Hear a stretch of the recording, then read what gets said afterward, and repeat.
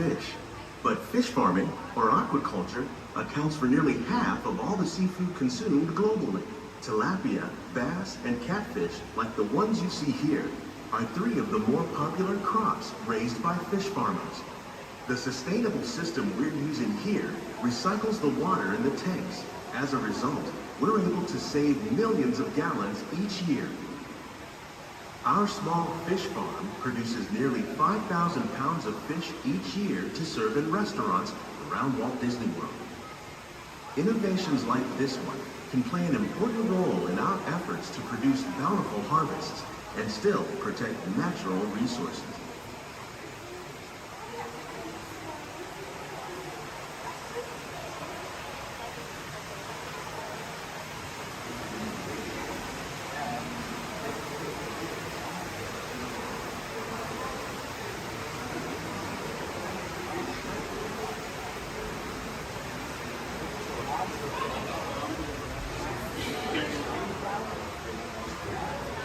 While there are more than 50,000 edible plant species in the world, most of us are only familiar with the handful that make up our everyday diet.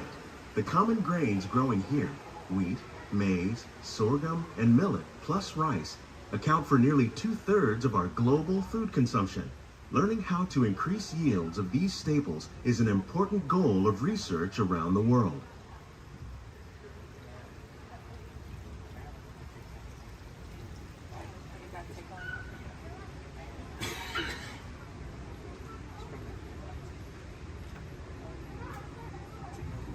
These plants are definitely on their way up.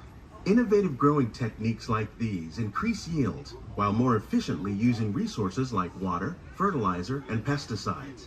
Another innovation at work here is our integrated pest management program.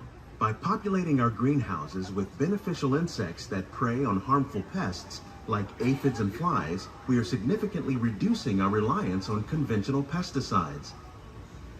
We're growing these crops using our nutrient film system.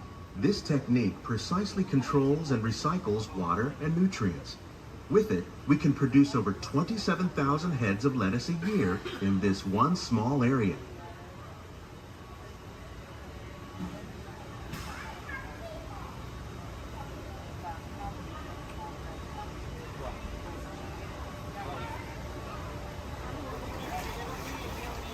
Some of our best ideas have been inspired by nature, like these fruit and vegetable trees.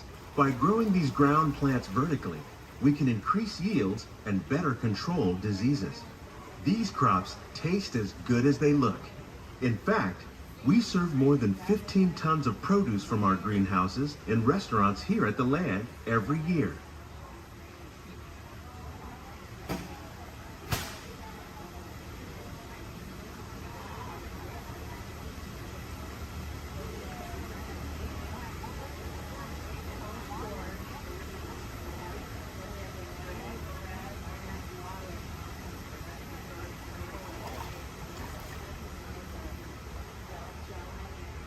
The future of agriculture may include innovative ideas like this vertical growing system. Plants grown in this way use a fraction of the space required by traditional growing methods. That saves water and increases production. The aquaponics system on your left combines hydroponics with aquaculture. The fish provide a natural source of fertilizer for the plants, and the plants help keep the water clean for the fish. It's another great way to produce more while using less. In our lab, Epcot scientists are working with the U.S. Department of Agriculture on a number of innovative projects. The goal of these efforts is to produce higher yielding and better quality plants.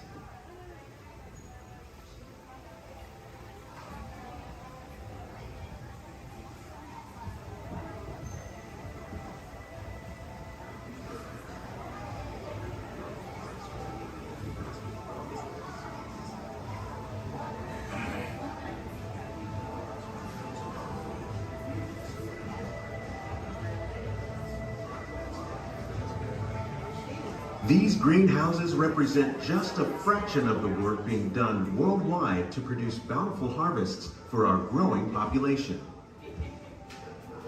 Scientists, Farmers and even backyard gardeners are doing their part to improve the quantity and quality of foods that we all rely upon.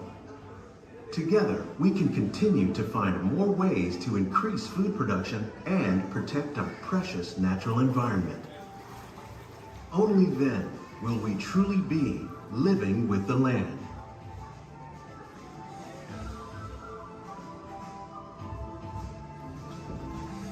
On behalf of Walt Disney World, we hope you've enjoyed this unique journey through our living laboratories. If you'd like a closer look, then check out the Behind the Seeds walking tour. It's a chance for the whole family to get up close and personal with the plants and growing techniques in our laboratories. Please keep your hands and feet inside the boat and remain seated until the boat comes to a complete stop.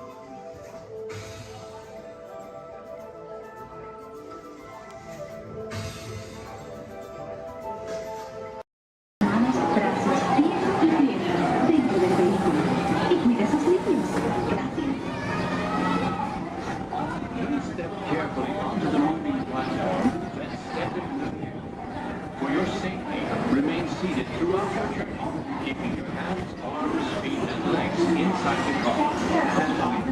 Supervise your trip.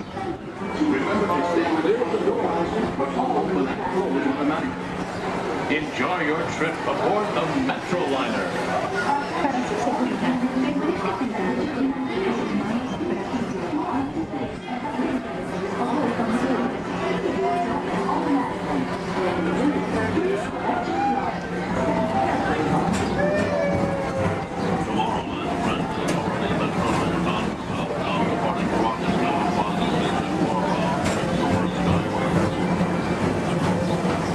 Welcome aboard, TTA travelers. We hope you enjoy Tomorrowland Transit Authority's Super Skyway.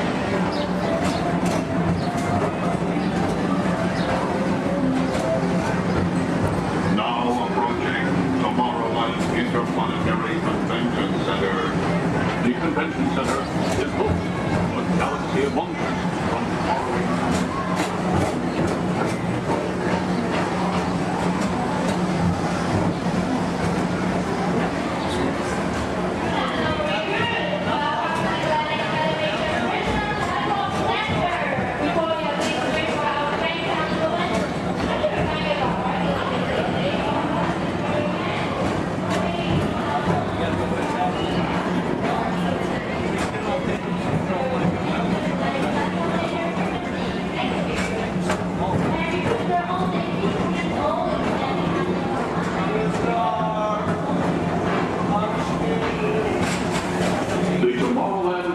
Metro Historical Society presents Walt Disney's 20th Century Vision for the Future.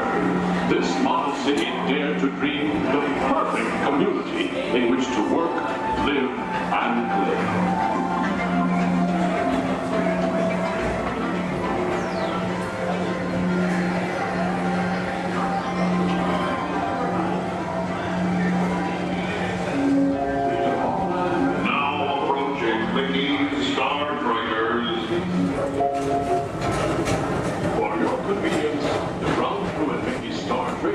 Will be glad to rocket ship to many planets in the galaxy. Hi there, Tomorrowland travelers. This is Mr. Johnson and Sky Eagle Hovercraft 1, bringing you the latest Tomorrowland traffic report. As usual, everything is perfect on Tomorrowland Superhighway. That's for you at DTA Center.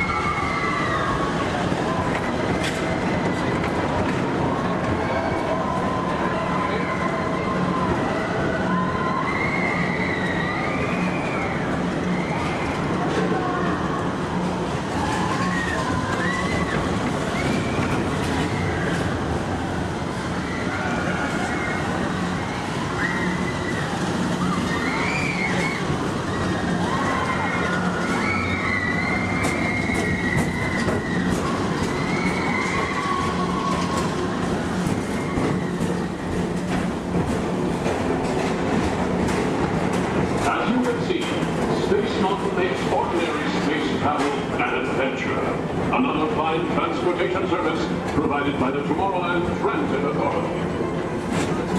Attention, all visitors from Galaxy M31. Please keep forward-facing tentacles clear of oncoming Metroliner vehicles. Thank you.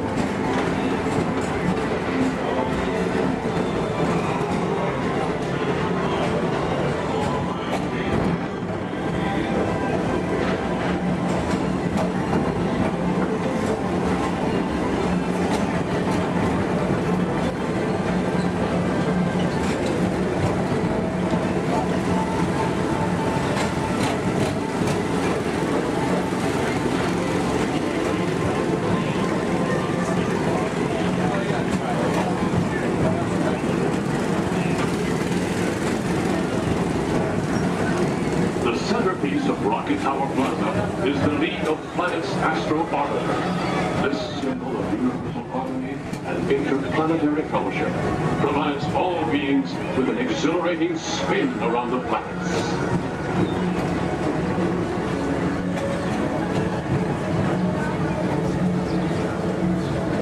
Blue Line passengers, for all your future travel needs, the TTA services all of Tomorrowland's outlying areas, including the personal rocket ship docking lot, and of course, perfect park acres. Paging Mr. Morrow, Mr. Tom Morrow. Your party for the Saturn has arrived. Please give them a ring. Now approaching Walt Disney's Carousel of Progress.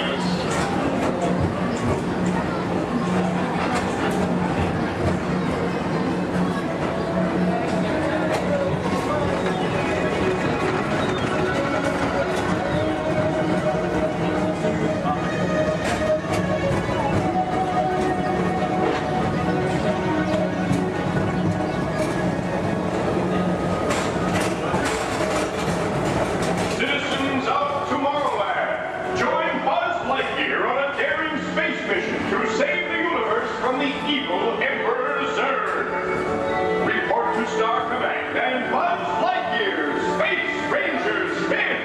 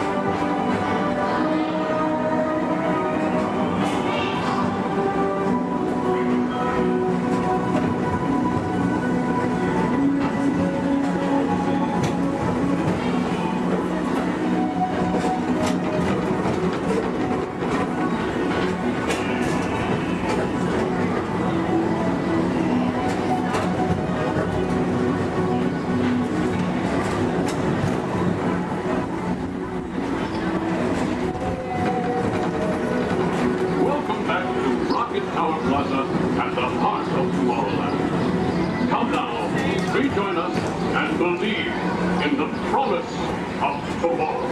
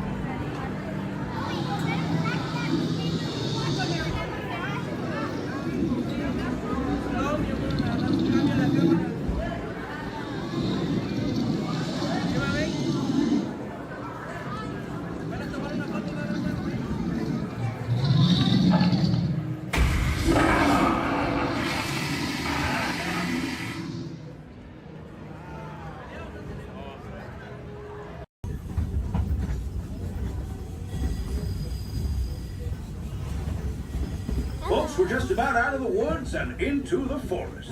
The enchanted forest of Fantasyland, where magic... Listen. Hear that? There it is! On that big metal snake! Oh, Peter, that's not a snake. It's a train. Train, huh? Well, I think it's finally time I trained my shadow to stay put! Come here! Hey! Get back here, Shadow! Shadow! Oh, Tinkerbell, we really must find some stronger thread. Told you it's enchanted, and not just the forest. From the tips of castle spires to the sands under the sea, magic and happily ever afters await around every corner in Fantasyland.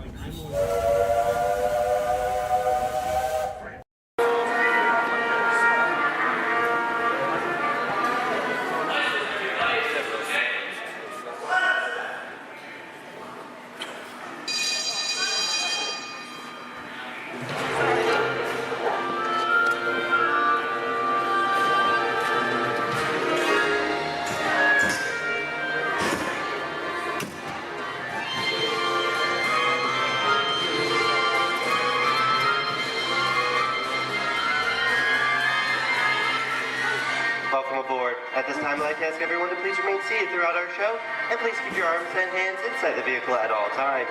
For the safety of our cast, we ask you please refrain from the use of flash photography and external video lighting. Now that we've taken care of business, let's talk about me. My name is Patrick, and I'll be your guide on this magical journey into the movies. It's the perfect job for me because I love movies. Is everybody ready? Yeah! Great, because it's showtime. Ready when you are, CB?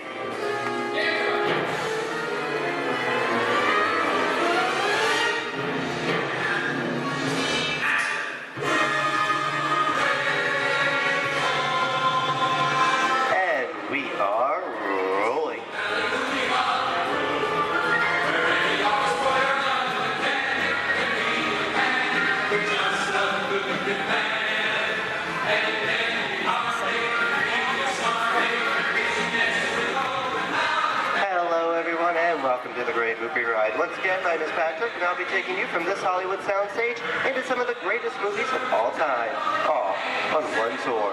But between you and me, this is no ordinary tour, because the Great Movie Ride brings these movies to life and puts you right in the middle of the action.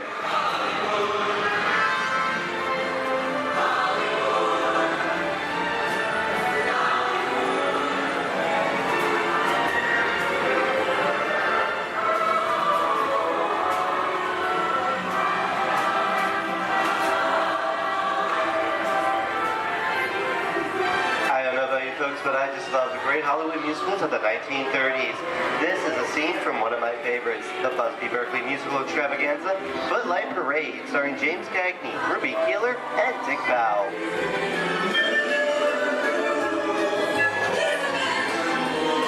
In 1952, Gene Kelly was Singing in the Rain with Debbie Reynolds and Donald O'Connor. Did you know that Gene Kelly co-directed this movie? Who can tell me what movie this is? That's right, it's Walt Disney's Academy Award-winning film from 1964, Mary Poppins, starring Julie Andrews and Dick Van Dyke. Julie Andrews won an Oscar for her portrayal of the nanny, who is practically perfect in every way.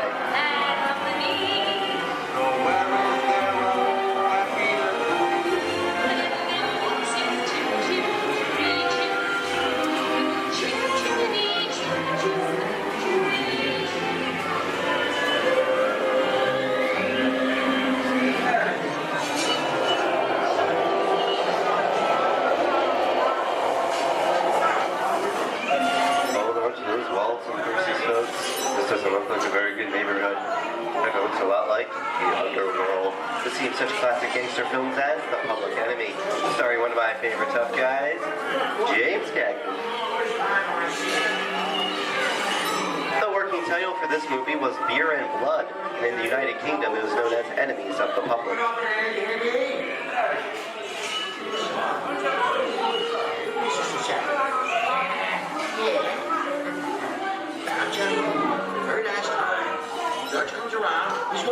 you need it, we're gonna check it. And you're gonna kick in with your jaw. If you don't, somebody's gonna drop by here and kick your teeth out one at a time. With me? I get you. Get down,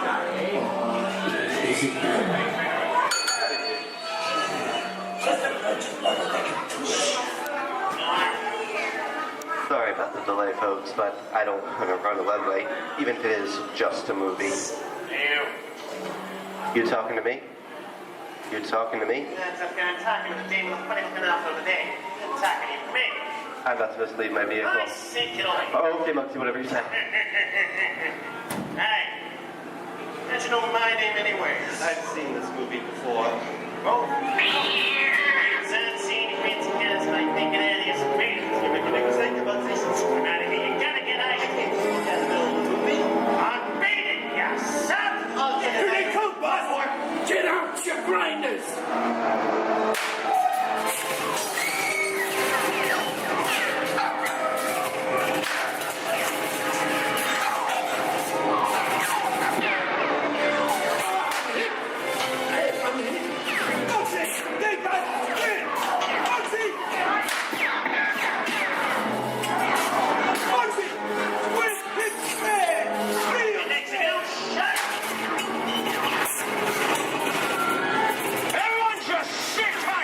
Running a red light against the law, I never break the law. Lady, watch this. No red light.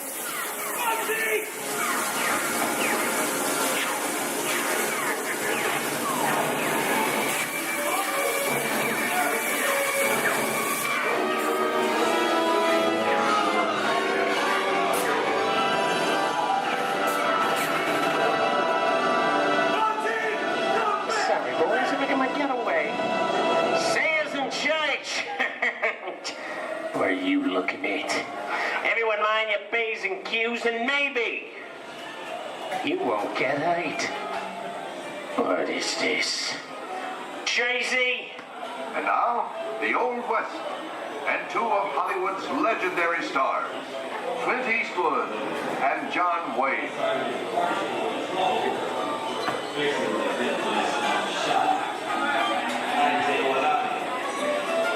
Go right ahead. That's what you're going to do. A long time ago, I made me a rule. Let people do what they want. Sleepy little bug. So, that's some mighty tough territory you're heading into, Pilgrim. I'd think about turning back if I was you. That is, if you want my opinion. Well, to make it clear, it's a perfect time for me to collect up all your valuables. Starting with the jewelry, going on to the cold hard cash. Perhaps work... Hey! It's the bank robber. Don't let him get... I don't like this neighborhood, Kappa! This is nuts. Nuts! Tell us I'm getting out of here. Go, little man. Get yourself up. Looking at this one. Easy on me. Can't get any worse.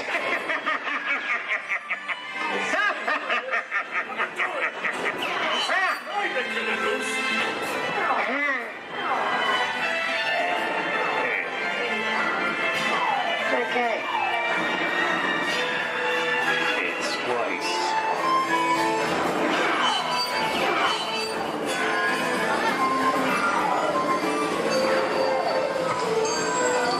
I don't know about you guys.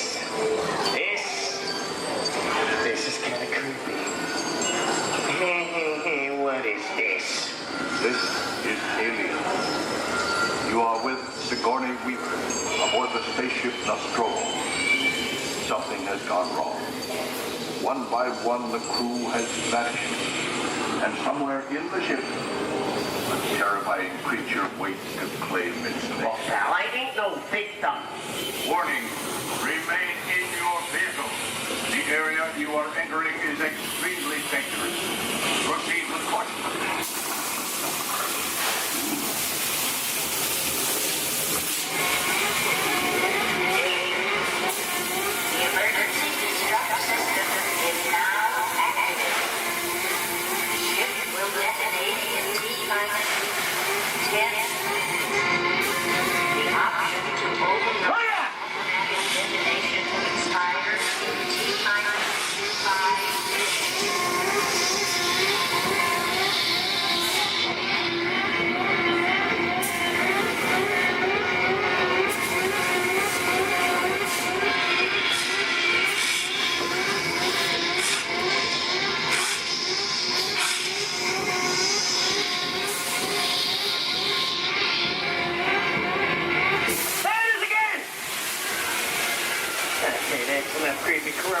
Monday, what?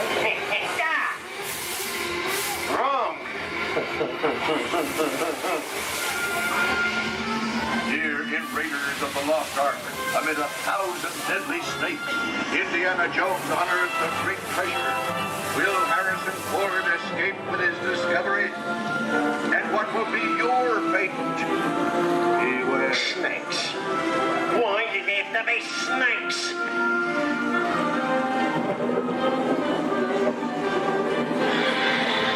The dust of 3,000 years lies up the stage in this ancient burial chamber. And on the chest, the great stone goblet. A priceless Get gem. over that chunk of ice. Time for me to get back to work. Don't nobody move while I go get the goods. I don't think they've noticed a few extra bodies around here. Know what I mean? But the jewel is guarded by a curse. And those who dare defy that curse must pay with their lives.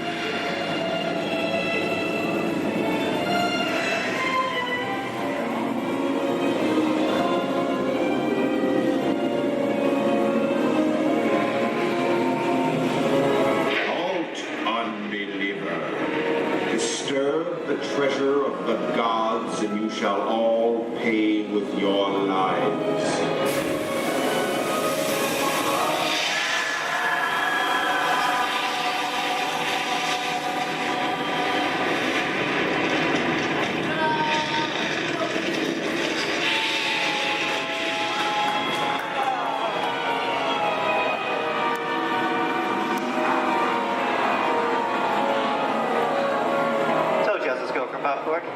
Well, that just goes to show anything can happen in the movies. Now, let's get on with the show.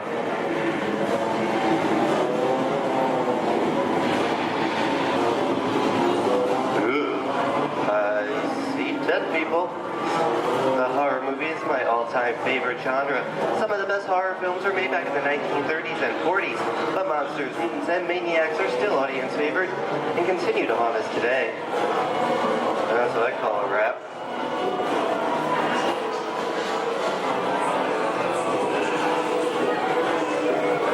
We are now entering the jungle home of one of the most beloved characters of all time. Now it's not George of the Jungle. Actually, it's Tarzan, portrayed here by Johnny Weissmuller. Over here we have Maureen O'Sullivan as Jane, and the lovely and talented Cheetah as herself.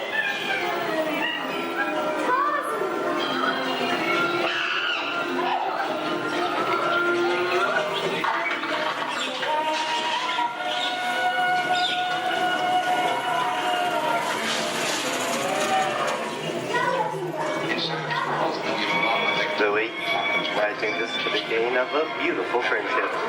Best last line of a movie ever. Humphrey Bogart and Ingrid Bergman in the classic romance, Casablanca. Always have plans. You didn't have it. You lost it until you came to Casablanca. You got it back last night.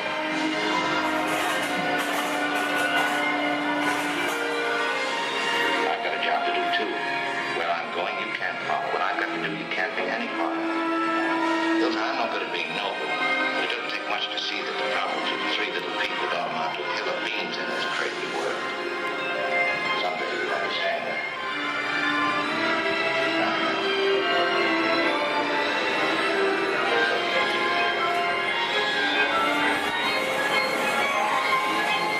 And here's one of my favorite movie stars, Mickey Mouse, in one of his greatest roles, the Sorcerer's Apprentice in Fantasia. The sorcerer in the sequence is named Yen Sid, which is Disney, spelled backwards.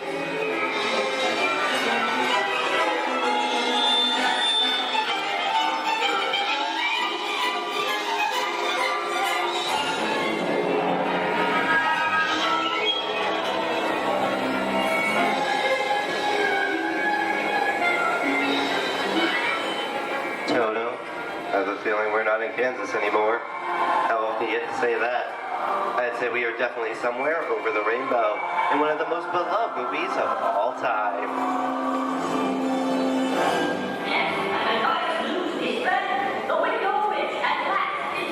The Wizard of Oz.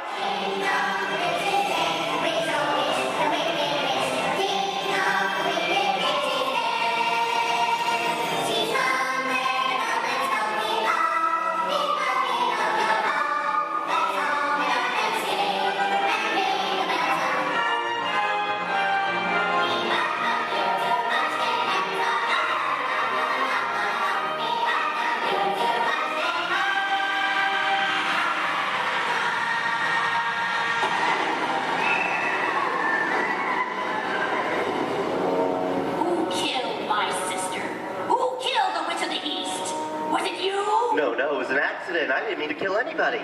Well, my little pretty, I can cause accidents too. Oh, rubbish. You have no power here. Be gone before someone drops a house on you, too. Very well. I'll bide my time. But just try to stay out of my way. Just try. I'll get you, my pretty, and your little dog, too. I wonder how we get out of here. What do you folks think? Which way should we go? Follow the yellow brick road. Follow the Yellow Brick Road? No, what I think of that. Bring along, folks. You know the way.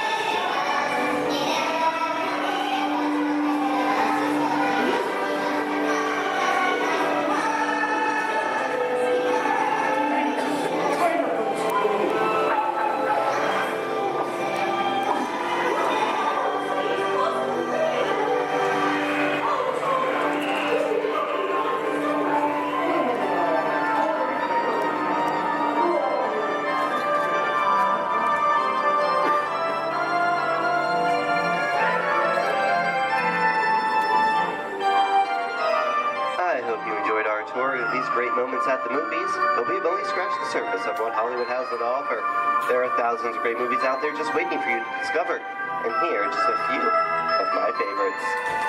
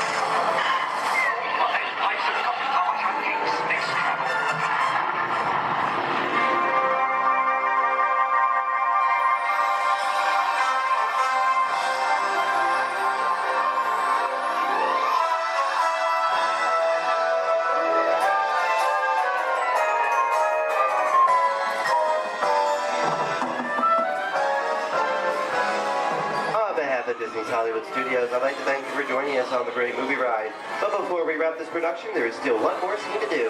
It's called The Exit. The action begins with remain seated till we come to a complete stop. Then gather all your personal belongings and take small children by the hand. When these doors open, rush dramatically to your feet and make a grand exit directly to the rear of your vehicle.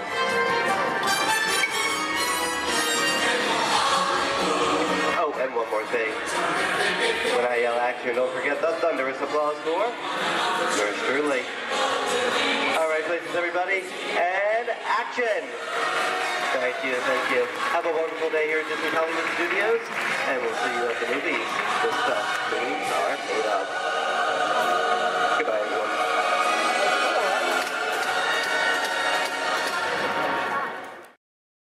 We are now approaching our one and only stop to the Mickey and Friends parking structure and the Pinocchio parking area. For your safety, we ask you please remain seated so the champ has come to a full and a complete stop. As soon as that happens, I'll instruct you to lower your head, watch your step, and exit to the driver's left-hand side, and the driver's left-hand side only. But until then, please do... Good evening, friends. Look around you. There is a special magic that flows through this land. A magic of fantasy, swirling with pixie dust, made more brilliant by the light that lives within you. It inspires us to wish upon stars, follow our hearts, and find our happily ever afters. Tonight, as we gather together under the spires of this majestic castle, our dreams ignite the magic to create a beacon shining out and celebrating 50 years of the most magical place on earth.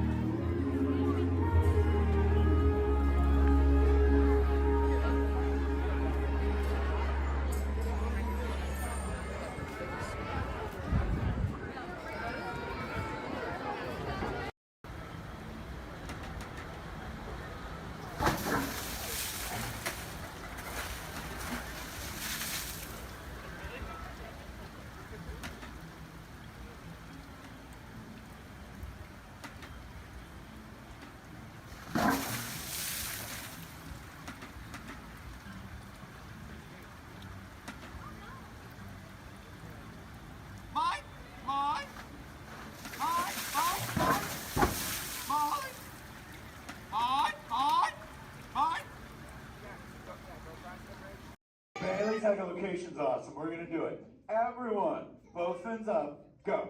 Okay, sub-level, really good. Back bench, solid. Grandma, in the corner, this is where we put our fins up. Good job, Grandma. Good job. Fins up, eyes closed, go. How many fins am I holding up now? No, you gotta go. Yeah, you so totally rock.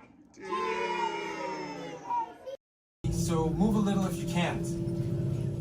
Before we send you into the link chamber, let's watch this piece by Dr. Ogden, who runs the program. Welcome, everyone. I'm Dr. Jackie Ogden from the Pandora Conservation Initiative.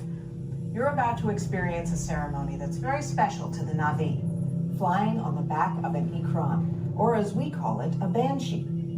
To the Na'vi, connecting to an Ikran and flying on its back is an incredibly important rite of passage they call Ikni Maya.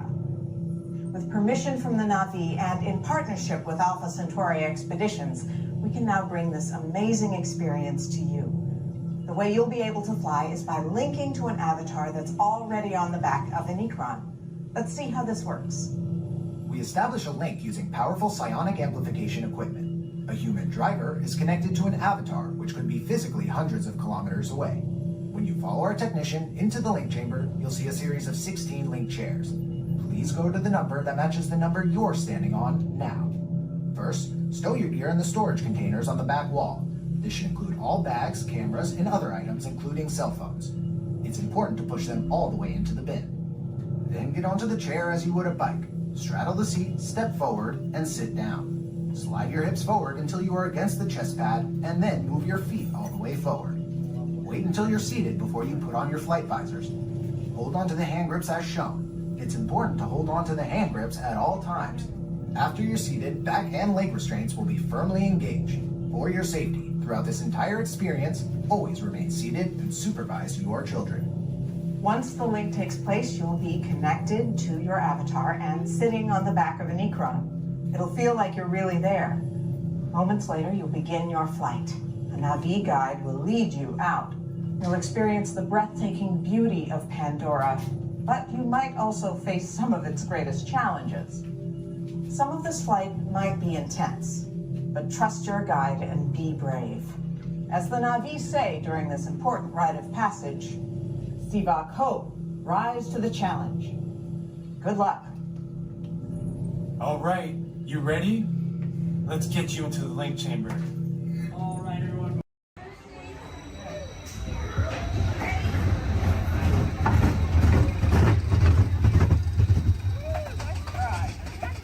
You better hold on to those ears or you'll lose them. I'm serious.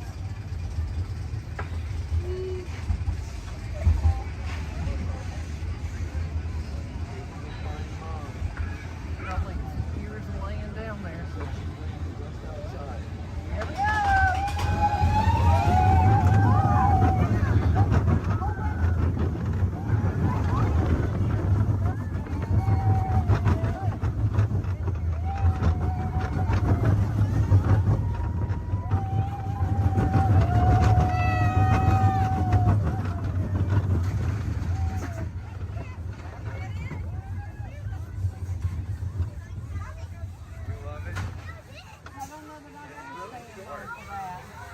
I bet you we need to come for 6:30. That way.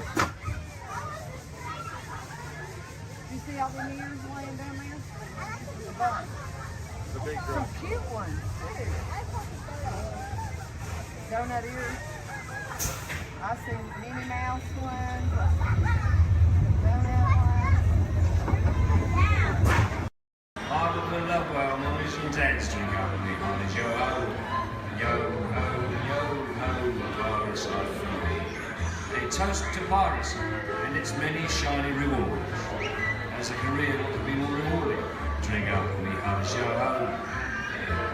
I humbly accept this magnificent treasure as my reward for a life of villainy, larceny, skullduggery, and lucidity. Me. Drink up with me, honey. Yo ho. Yo ho, virus life from me. I raise a toast to one of my many shipmates lost at sea. Salute, raise a mean. Drink up with me, honey. Yo ho. Rascals and scoundrels, villains and knaves, drink up with me, honey. Yo ho. The devils and actually really bad eggs. Drink up with me, honey. Yo ho. Drink up, lads. There's treasure enough for all. I shall take this paltry sum as a stipend to cover my expenses. Riches and jewels. Drink up with me, honey. Yo ho. Yo ho, yo ho, pirates love for me. It is true, I am a pirate, bloody good. That is bad. Drink up with me, honey. Yo ho. Rather foolish in so much gold just lying about hidden away. Some miscreant might be tempted to steal it, eh? Marauded, embezzled, and even hijacked. Drink up with me, honey. Yo ho. Hijacked. Ah, my feathery friend, you've a divine singing voice. Do got yourself a trinket, small one. Drink up with me, honey. Yo ho. Yes, 'tis a fine treasure. Those who have temporary climatic immediacies. Your journey, keeping your hands, arms, feet, and legs inside the car.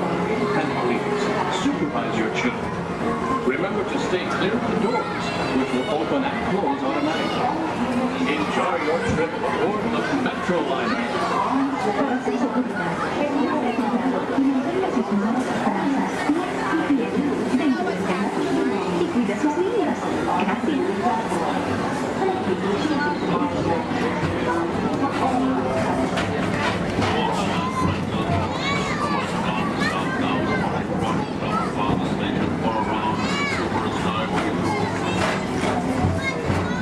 Welcome aboard, ETA travelers. We hope you enjoy Tomorrowland Transit Authority's Super Skyway.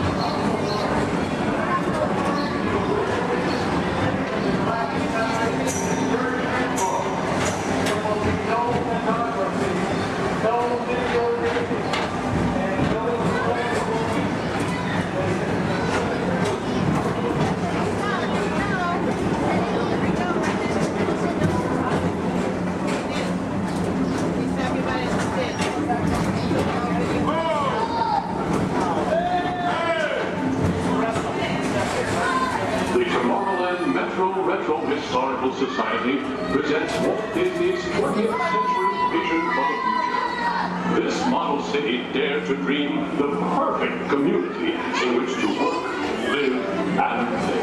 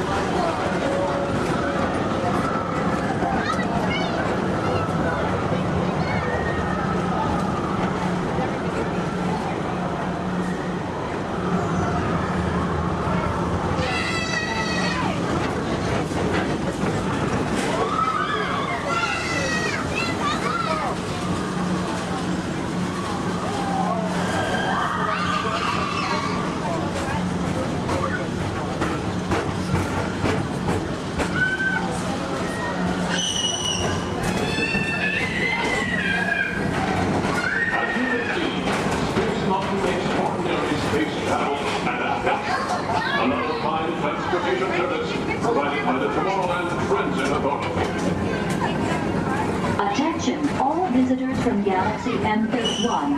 Please keep forward-facing tentacles clear of oncoming Metroliner vehicles. Thank you.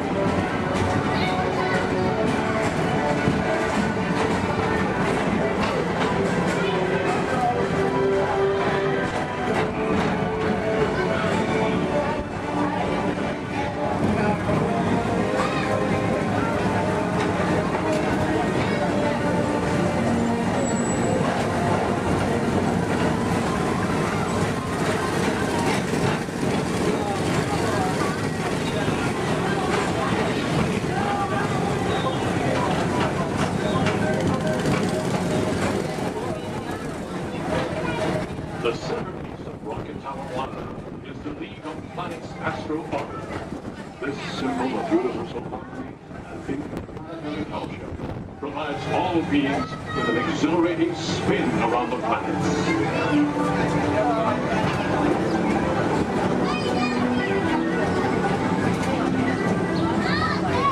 Remember, Blue Line passengers, for all your future future travel needs, the TTA services all of Tomorrowland's outlying areas, including the personal rocket ship docking lot, and of course, perfect parking, the latest Aging Mr. Morrow, Mr. Tom Morrow. Your party staff has arrived. Please give them a ring. Now approaching Walt Disney's Carousel of Progress.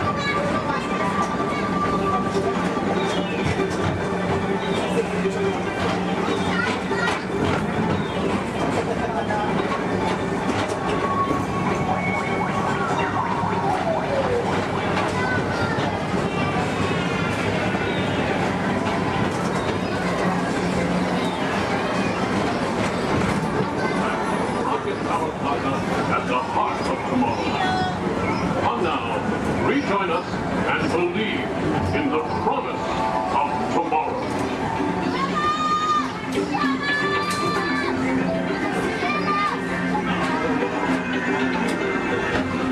Rocket Tower, final station.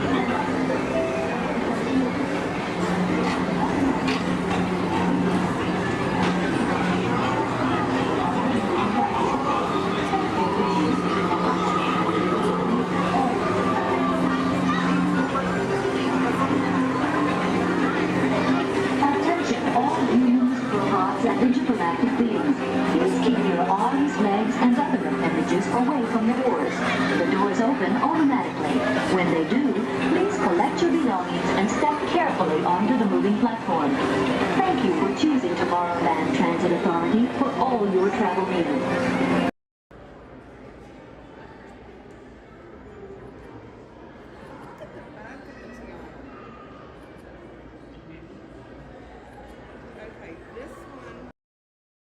To welcome you. While you're in town, be sure We interrupt this program for a special report. A child is on the loose in Monstropolis. A human child! If witnesses are to be believed, there has been a child security breach for the first time in monster history. We can neither confirm nor deny the presence of a human child here tonight. I tried to run from it, but it picked me up with its mind powers and shook me like a dog. It's true! I saw the whole thing! Happy birthday, Schmoopsy Poo! Oh, googly bear!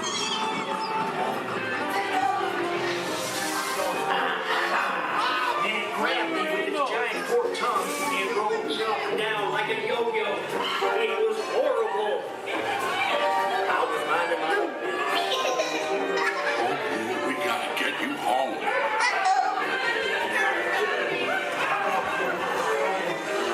There's a kid! A human kid!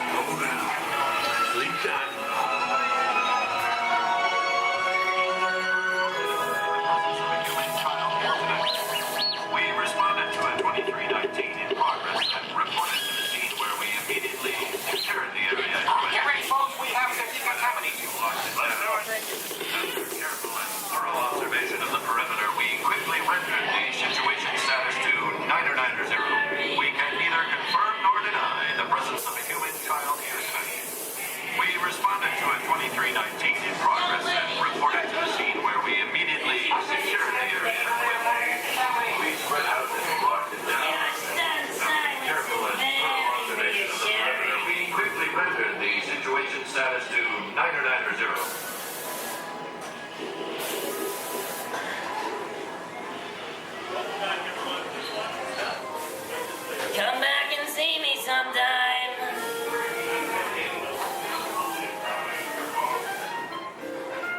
I'm watching you.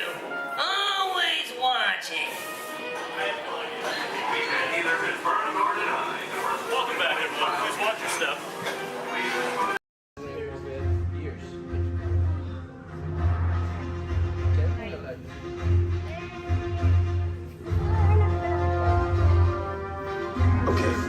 Take this corridor to the turbo lift, then head down to the escape pod base. Those droids are programmed to return you to Batu. Hurry and don't get caught. Lieutenant Beck will guide you. Recruits, for your safety, stay seated with seatbelts securely fastened. Keep hands, arms, feet, and legs inside the transport and supervise your children. Tell them it's a prisoner transfer. Did it work? Good. Now get a move on. There's a clear path to the turbo lifts at the end of the hallway. Turn right.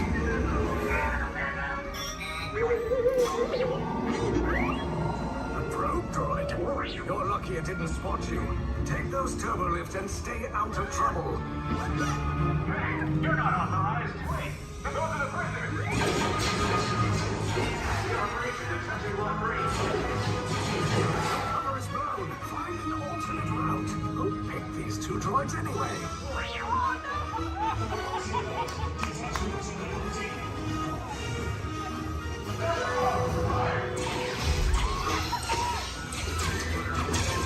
Take cover, recruits!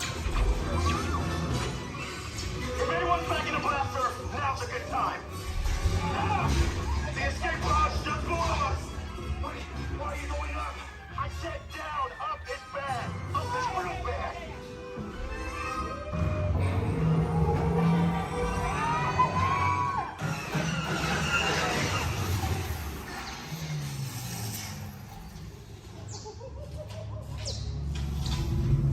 The resistance will attempt to rescue the prisoners. They have neither the resources nor the courage to engage us. You underestimate their conviction. Raise the shields! Shields? I see no evidence. Now! Sound the alarm! All personnel to their stations! Sir, the prisoners have escaped. How brave, but ultimately hopeless. There's nowhere to run.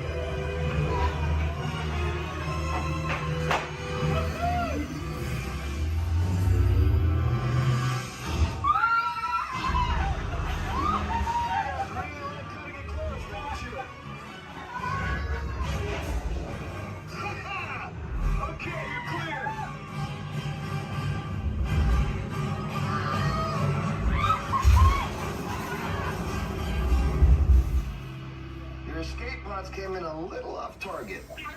Ground crews will meet you outside the wreck. All right, nice job, recruits. Not what you signed on for, but hey, you're resistance now. I think you have that authority. Right, Beck? Where's the lieutenant? I need eyes on Beck. 9-0, Stafford's pocket. More escape pods down in Sector 4. Verification pending from Key Command personnel. Where's the Lieutenant? Lieutenant back here. Back? You're alive. I should hope so. Great job, recruits. Thanks to your heroism, the location of the Resistance base is secure. Bravo! Yes, R5, you too.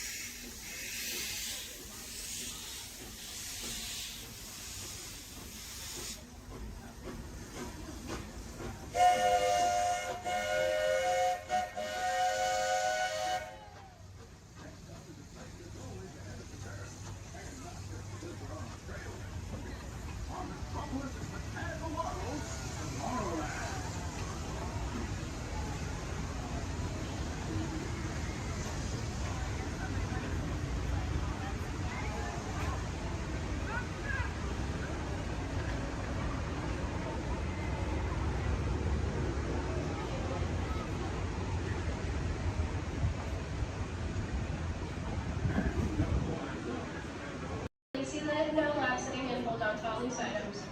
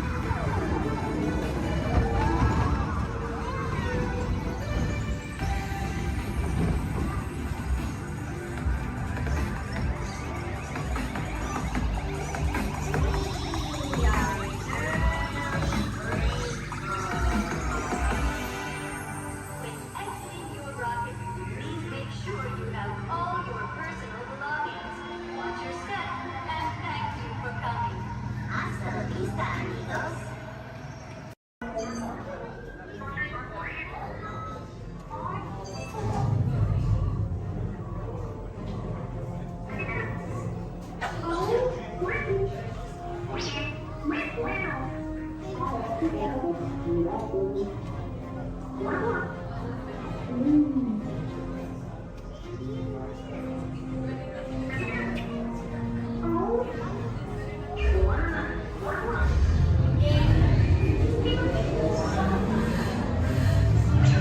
transmission from Ray.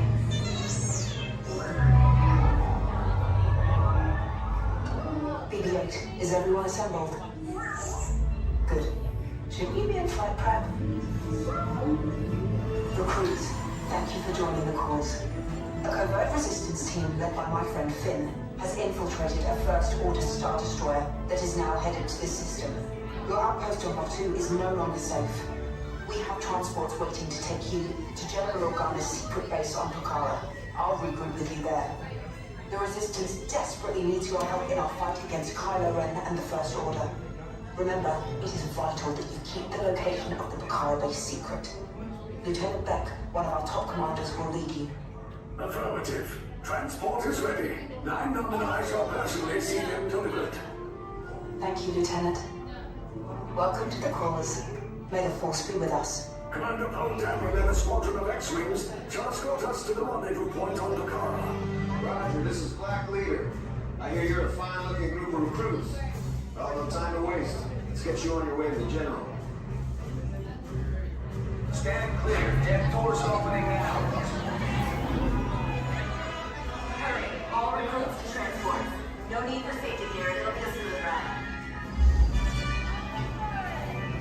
Ground crews, deck is in motion. Recruits crossing to transport. Initiate pre-flight sequence on Deck 3 for Pucara.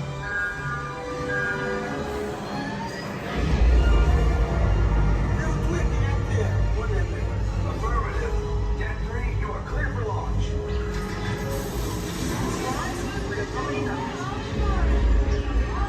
Pucara personnel, this is your final call on board.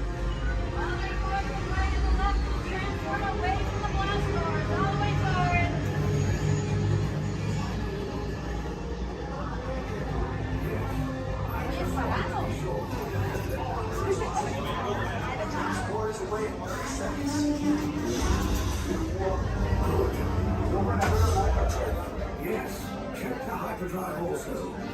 Transport take off in 20 seconds. Good. Airspeed sensor? Thank you, Nina.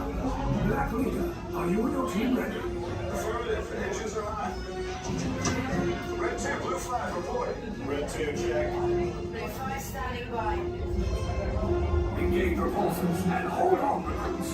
All ships, launch.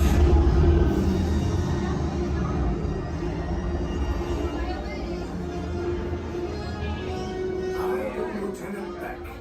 As you heard from Ray, I have been tasked with getting you to Pucara. Red 2, Blue 5, keep tight now. Let's get ready to make that jump to light speed on my mark. Black Leader, we're picking up an unusual signal. Are you spotting anything? Yeah, I see it. We'll check it out. BB-8, what do you got? There appear to be a number of small craft heading our way. Raise the shields. We got company. First Order TIE fighters. Reroute. Reroute. Red 2, Blue 5, we got a clear path so transport can make the jump. They're all over us. I'm hit. We lost Red 2, more incoming. Blue 5 taking evasive action. Try to shake him, Blue. I'm trying. We lost Blue 5. I'm gonna try to draw him away. Copy that. Get us clear so we can make the jump. Be ready. You won't have much time. Where are all those TIE fighters coming from? Star Destroyers. Get out of there. We can't. We're caught in a tractor beam. It's pulling us in. Our hands are friends to make this a fair fight. Don't worry, I'll come back for you. Stay strong. Cargo vessel TR-141, identify yourselves. Prepare to be boarded. This is TR-141. We are a civilian vessel. By whose authority are we being detained? By the authority of the First Order, resistance scum. Now bring down your shields and prepare to be boarded. They'll want a location of our secret base. Tell them nothing. future of the Resistance is at stake. I have a bad feeling about this. Stand back from those doors. Attention, passengers of the TR-141. You have been identified as enemies of the First Order. You will disembark immediately and prepare yourself for interrogation. Proceed forward, now.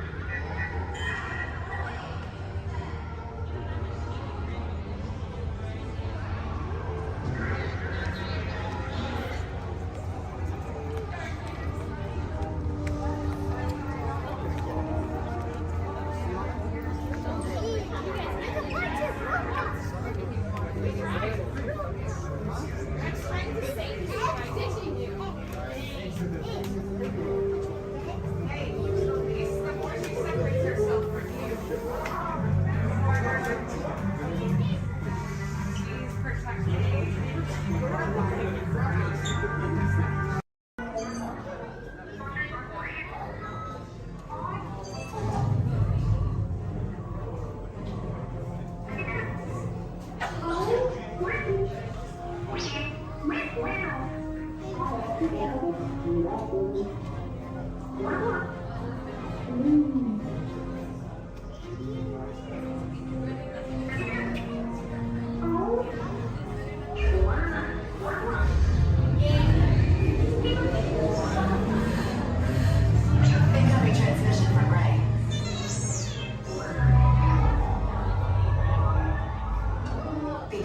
Is everyone assembled?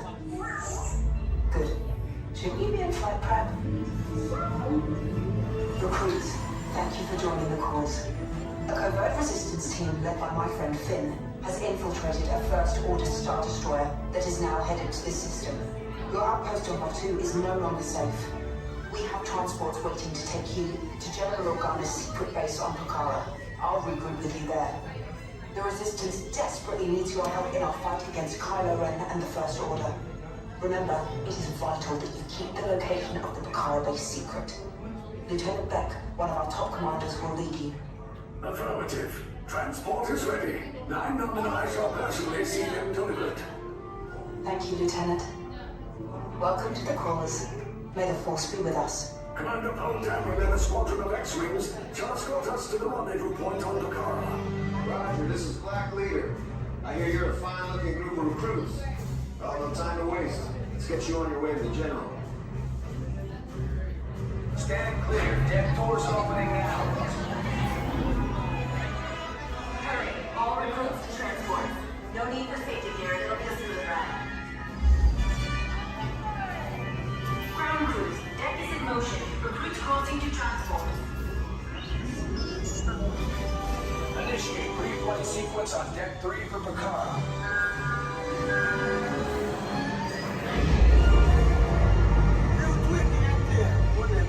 Affirmative. Deck 3, you are clear for launch.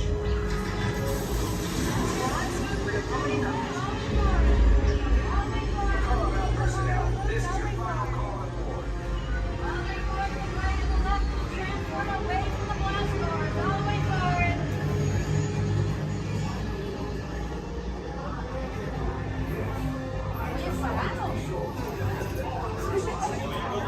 Transport is away in 30 seconds.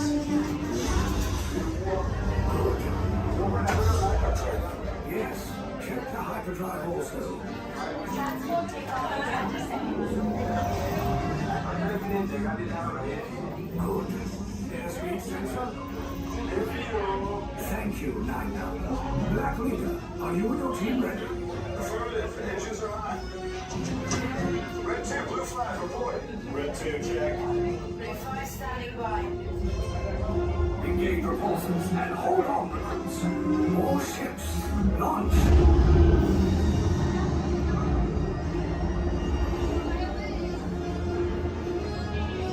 I am Lieutenant Beck.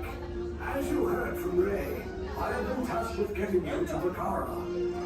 Red 2, blue 5, keep tight now. Let's get ready to make that jump to light speed on my mark. Black Leader, We're picking up an unusual signal. Are you spotting anything? Yeah, I see it. We'll check it out. BB-8, what do you got? There appear to be a number of small craft heading our way. Raise the shields. We got company. First order TIE fighters. Reroute. Reroute. Burn your blue flag. We got a clear path for transport. Make the jump. They're all over us. I'm hit. We lost Red 2 more incoming. Blue 5 taking evasive action. Try to shake him, Blue. I'm trying. We lost Blue 5. I'm gonna try to draw him away. Copy that. Get us clear so we can make the jump. Be ready. You won't have much time. Where are all those TIE fighters coming from? Star Destroyers. Get out of there. We can't. We're caught in a tractor beam. It's pulling us in. Our hands are friends and make this a fair fight. Don't worry. I'll come back for you. Stay strong.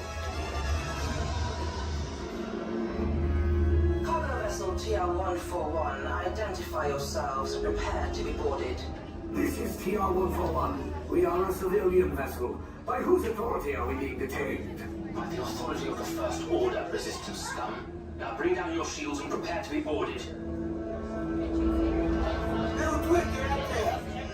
They'll want the location of our secret base. Tell them nothing. The future of the Resistance is at stake. I have a bad feeling about this. Stand back from those doors. Attention, passengers of the TR-141. You have been identified as enemies of the First Order. You will disembark immediately and prepare yourself for interrogation. Proceed forward, now.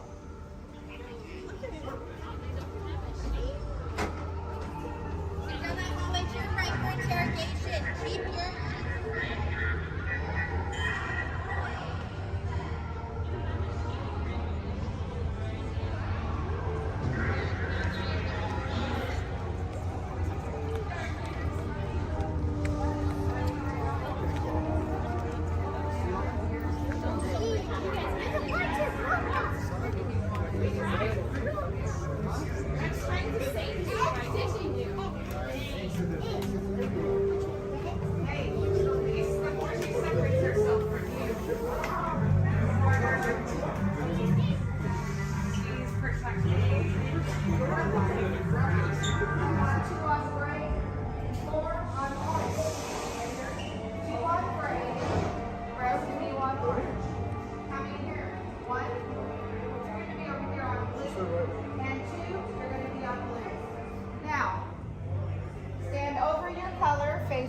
your shoulder to shoulder.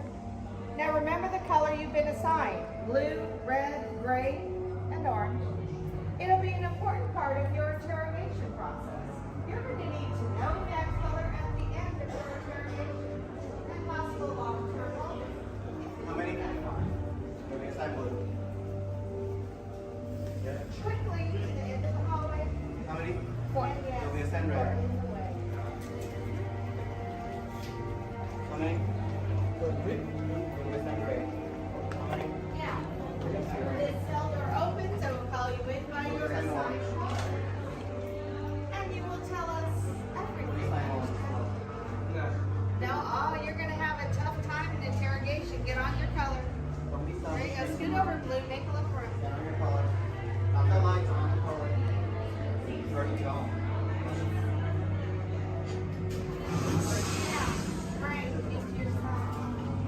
Everyone has been assigned a color. Look down and memorize it. Do not forget it.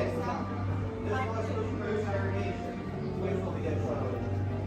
Now, is that your only speed? Slow. Let's move it along.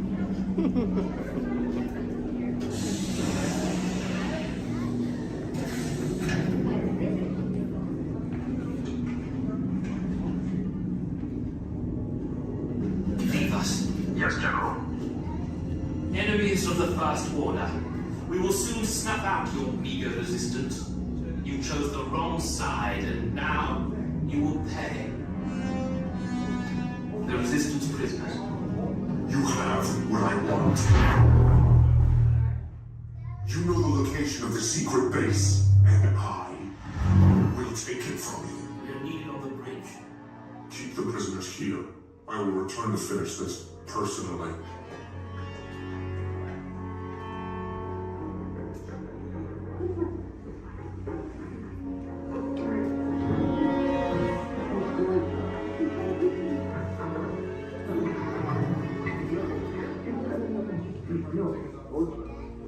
Alright,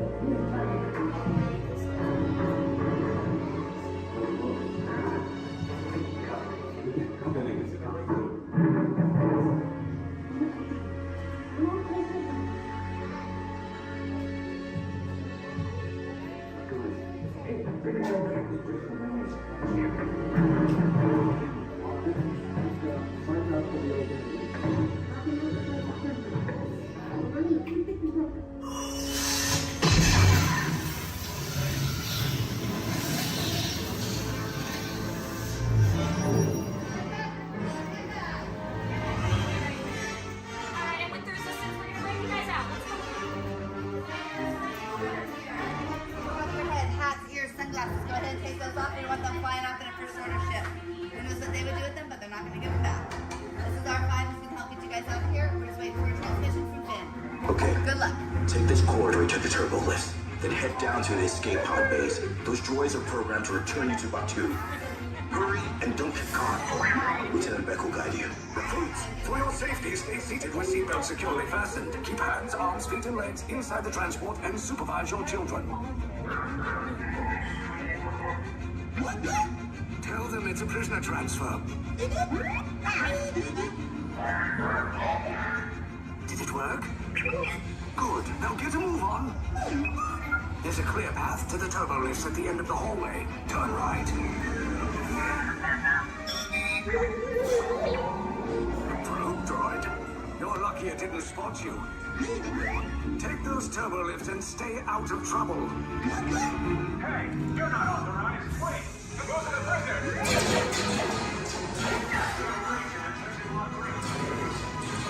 Your cover is blown. Find an alternate route. Who picked these two droids anyway? Detection approach. Prisoners will see nothing. Fire!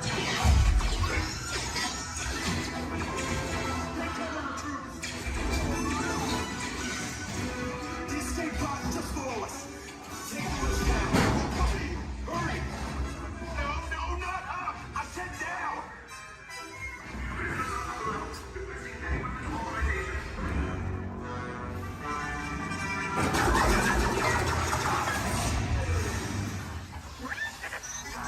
This does not look good. Try to find another way down to the escape pods. The Resistance will attempt to rescue the prisoners. They have neither the resources nor the courage to engage us. You underestimate their conviction. Raise the shields! Shields? I see no evidence. Sound the alarm! All personnel to their stations! Sir, the prisoners have escaped. How brave, but ultimately hopeless. There's nowhere to run.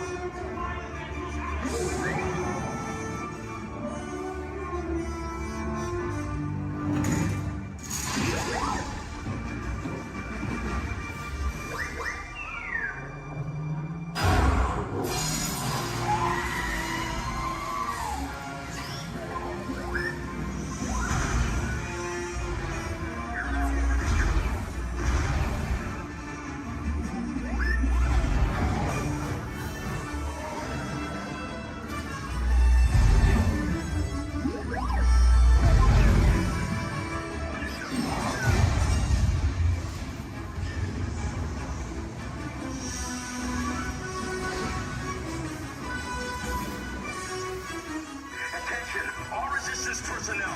Abandon ship. I repeat, abandon ship. This destroyer is about. There's no escape. You will tell me the location of the secret base, and then I will destroy you and the Resistance.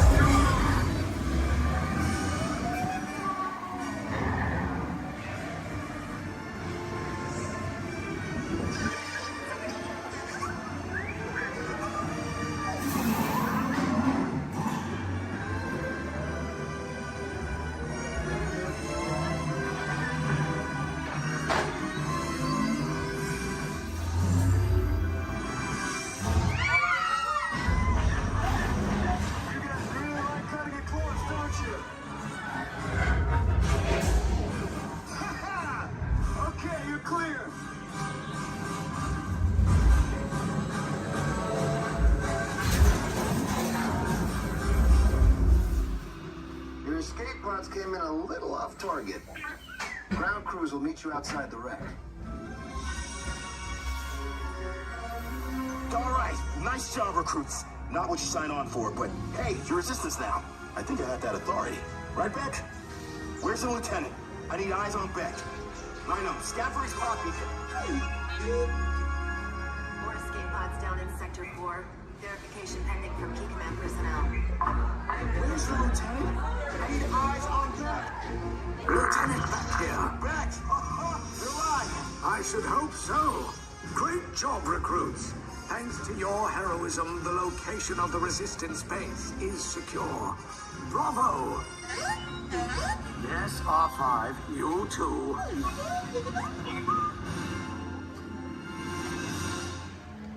Wait, just kidding. No, we have to stay here for a little longer. If you look up ahead, you're gonna see a dock on your left. You're gonna see another dock on your right there. We like to call those a ferry dock. I know, exciting. Now, if you look a little further, you're gonna see some skips up there in khaki. We like to call those a ferry door. I know, it's great stuff, guys. It's great stuff. All right, now you know what we.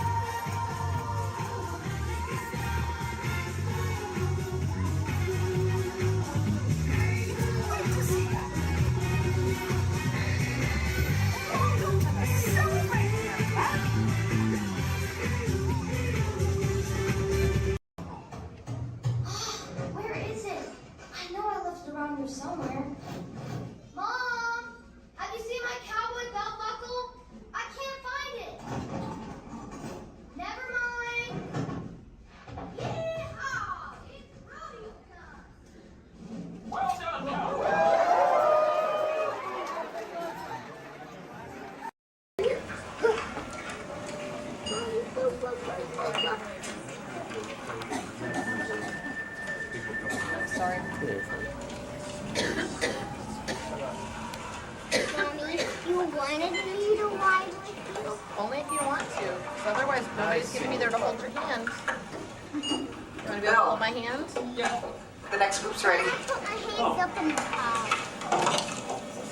You gotta get. Hi, everybody. Welcome to the test track. My name is Bill McHale. I'm up here in the control center. In just a couple of minutes, you're going to be out there on that track. But first, let's put together your test schedule. These are the same kinds of tests that are run at GM test facilities all over the world. Let's put up the 26-8 grade. You got it. Okay, we're gonna start you off on an accelerated hill climb. Now, these steep grades give us a chance to evaluate the effects of heat and stress on your engine and on the transmission. Twisted jar blocks. Let's put up the blocks, German and Belgian. Next, your vehicle is going to go over a variety of rough road surfaces. These are designed to test the integrity of the suspension and the chassis. It's gonna get a bit bumpy. Yeah.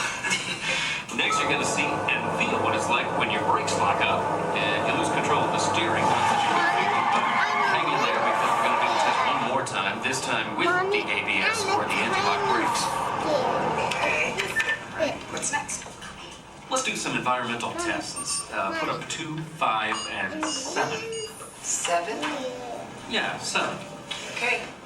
After that, we're going to subject your vehicle to some extremes in temperature, as well as corrosive conditions to see how it handles nature's worst. And finally, we'll take you out for some handling runs. Off-road the corner. Let's do the corner. I'm going to send you through some hairpin turns, and then we'll take you out and do the high-speed loops. And depending on how your vehicle and you hold up, we'll even throw a few surprise tests in there. Surprise test? Yeah. Pick one. Now, if this whole routine seems a bit extreme, you're absolutely right. That's what a test track is all about.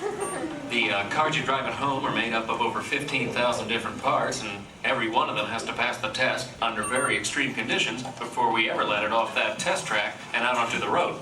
Now, as you can imagine, safety is a big concern of ours, so we're going to insist that you buckle up your safety belt securely. You'll be glad you did. Oh, we're ready. Y mantenga sus manos, brazos, pies y piernas dentro del tren. Cuide a sus pequeños. Muchas gracias. Howdy, partners. For your safety, remain seated with your hands, arms, feet, and legs inside the train, and be sure to watch your kids.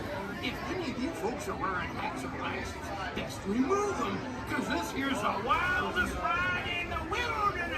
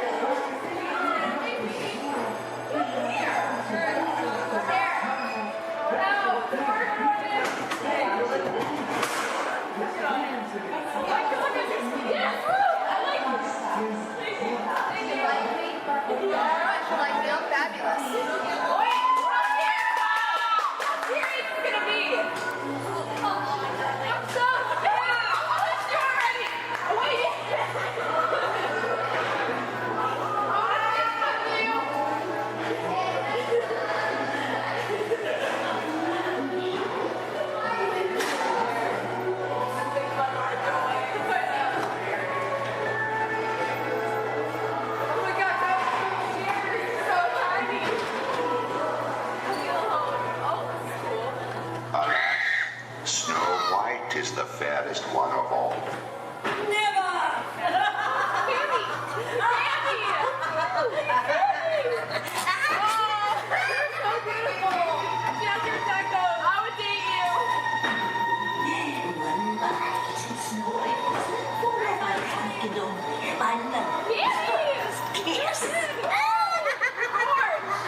Weak pieces, run away and never come back.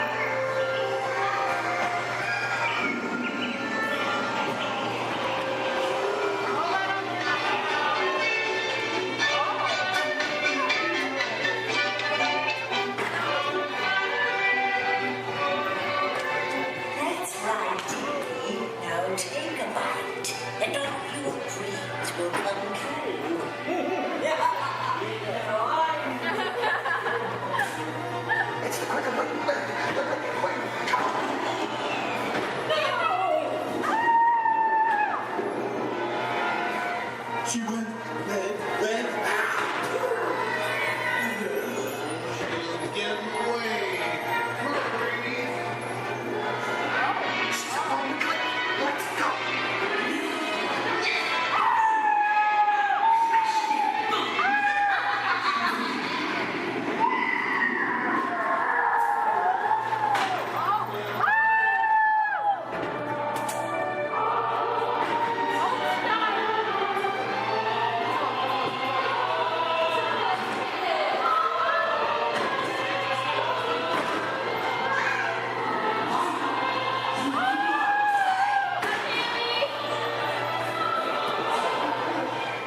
You to walk and get that movie star treatment, there you go, that you know you deserve. And you know what, you might look and see. This could be the start of something wonderful.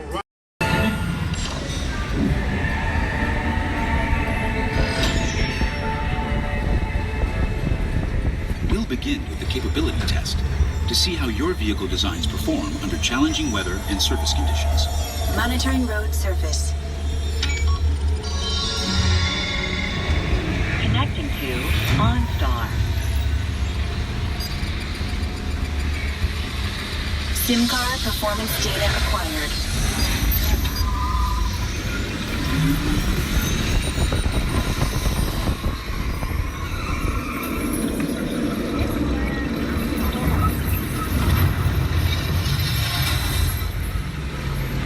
Let's see how your designs hold up now. Commencing SIM car off-road and extreme weather sequence.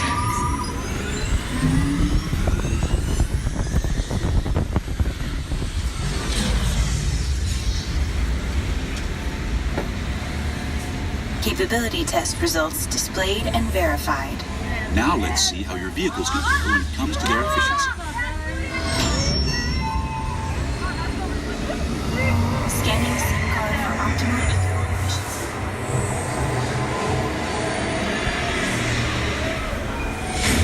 Gauging eco-scan for aerodynamic efficiency.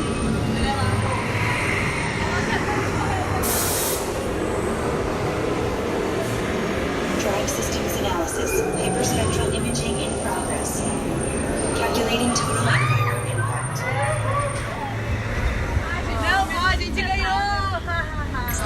Commencing responsiveness test. Okay, the responsiveness data is now being synchronized.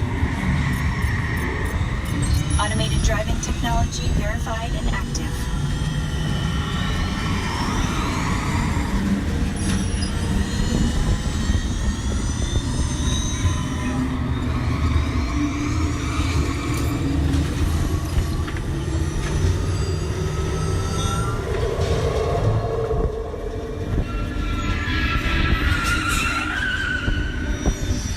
Crash avoidance technology disengaged. Displaying responsiveness data. Here comes the final test. Energizing for power test.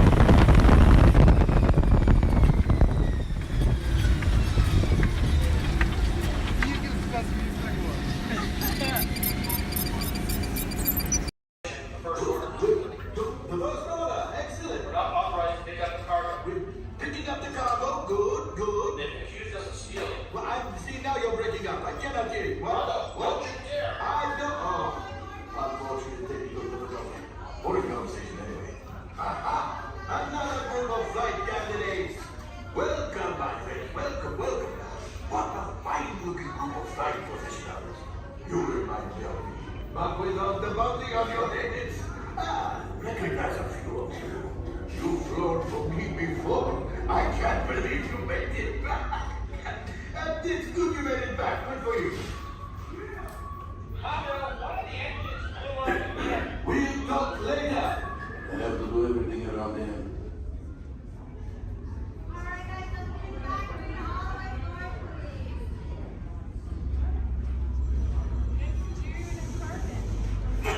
Yes. Hello, my friends. I am Hondo Onaka, and this is Onaka Transport Solutions. Today, I am offering the opportunity of a lifetime. I need flight crews to transport this valuable merchandise across the galaxy. Pilots to navigate, engineers to operate the ship, and gunners to defend the shipments. And that is where you come in. Oh, the Millennium Falcon. Oh no, for some very fast and very profitable expeditions. Chewbacca, my fine furry friend. Yes, as we agreed, you let us use the ship. We'll get you the supplies you need. It's a win-win. You help the resistance, I get all the profits. What? No, the First Order will never know we were there. Okay, time to go, so, bye-bye. We're gonna go before he changes his mind. Move along, my friends.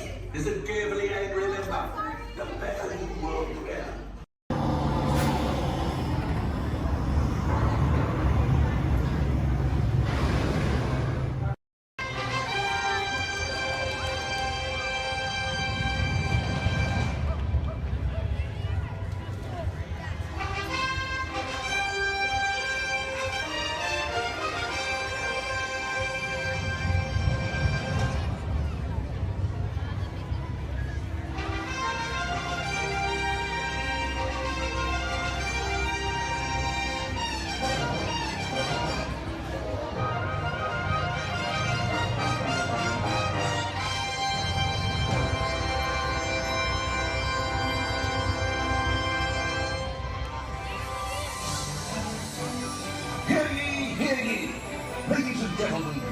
and girls, welcome to the Magic Kingdom. You are warmly invited to join Mickey Mouse and his Fantasyland friends for a magical celebration in the streets. Dreams will come true, hearts will soar, and you will become a part of the magic. For the time has come to take your places and prepare to welcome the wondrous and wonderful Disney Festival of Fantasy Parade!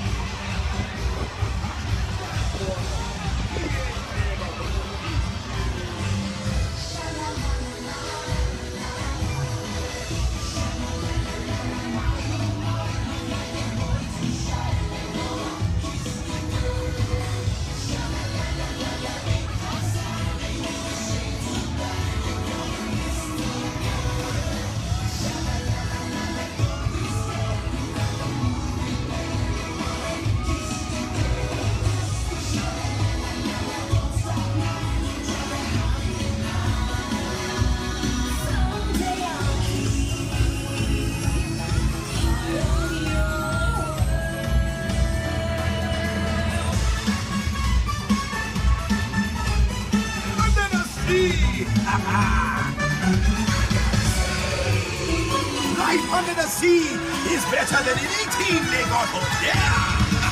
Under the sea, with the sun.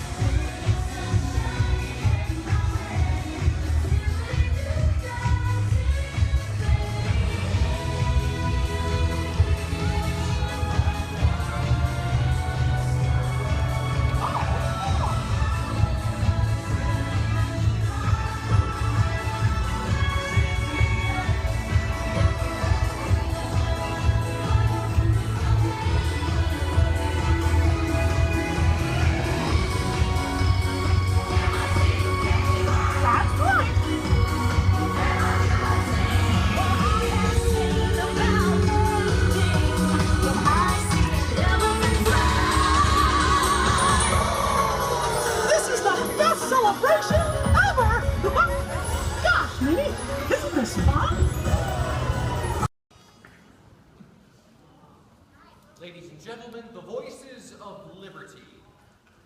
Strike up the band, strike up the band, strike up the band, strike up the band, strike up the band, strike up the band, strike up the band.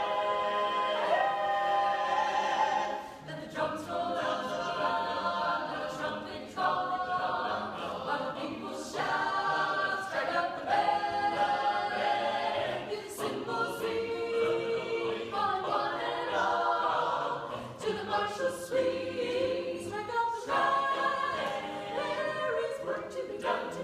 There's a prize to be won. Come, you son of a god. Take your stand, come on and take your stand. On the line, gay boy, come along, let's go. Hey, leader, strike up the band, strike up the band. Come on and hear, come on and hear. Alexander's ragtime band. Come on and hear, come on and hear. It's the best band in the land. They can play bugle call like you've never heard before. So natural that you want to go to war.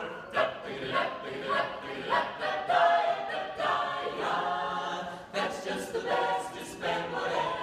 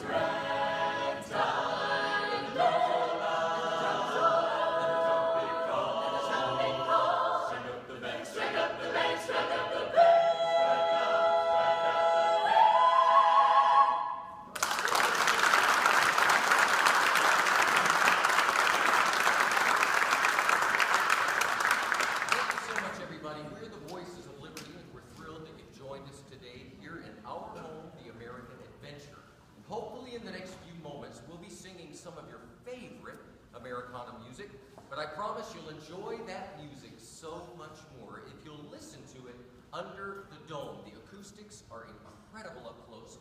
So while our singers take a step back to give you lots of room, come on up to the edge of this red circle all the way up here. You guys can just a little closer. Especially if you're underneath the balcony, you'll really enjoy the music so much more up close. Have a seat on the floor so those folks behind you in wheelchairs or sitting on benches can enjoy the show.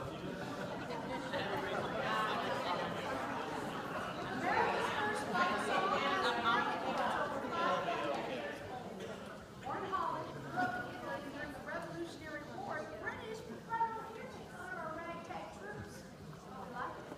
We liked it so much we sang it in every camp and battle, and we turned it into a song that the British later regretted. In fact, during the war, one British general was quoted saying, "I hope I never hear that song again." But he did at Yorktown when the British Army surrendered to General George Washington. Yankee Doodle, keep it up.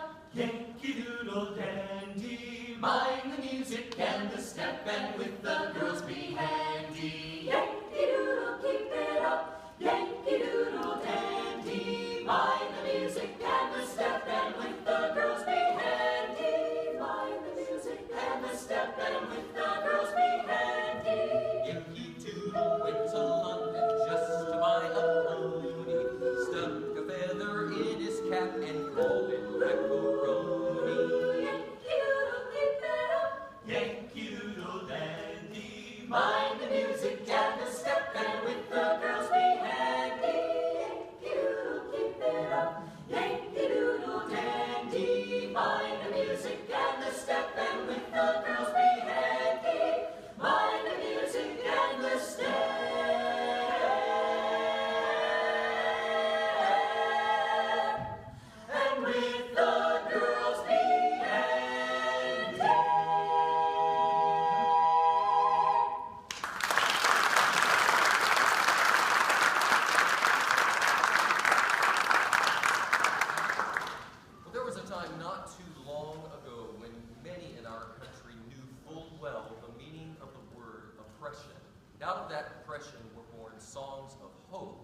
songs of a better day.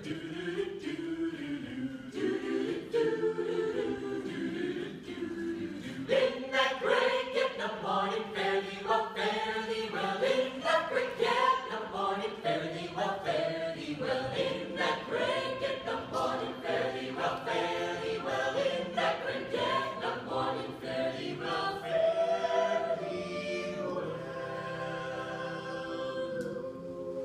Sometimes I feel like a motherless child. Sometimes I feel like a motherless child. Sometimes I feel like a motherless child.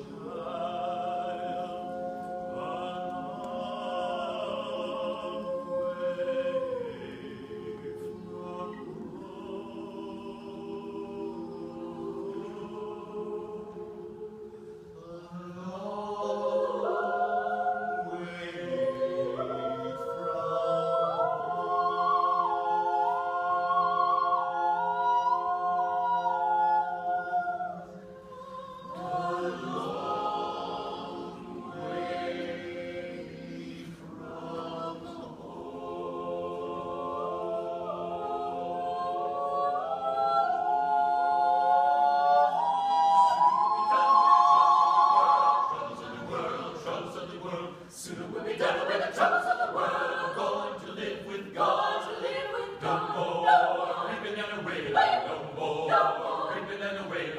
No more reaping and a wailing. I'm going to live with God. To live with God. Soon we'll be done with the troubles of the world. Troubles of the world. Troubles of the world. Soon we'll be done with the troubles of the world. I'm going to live with God. Going to live with God.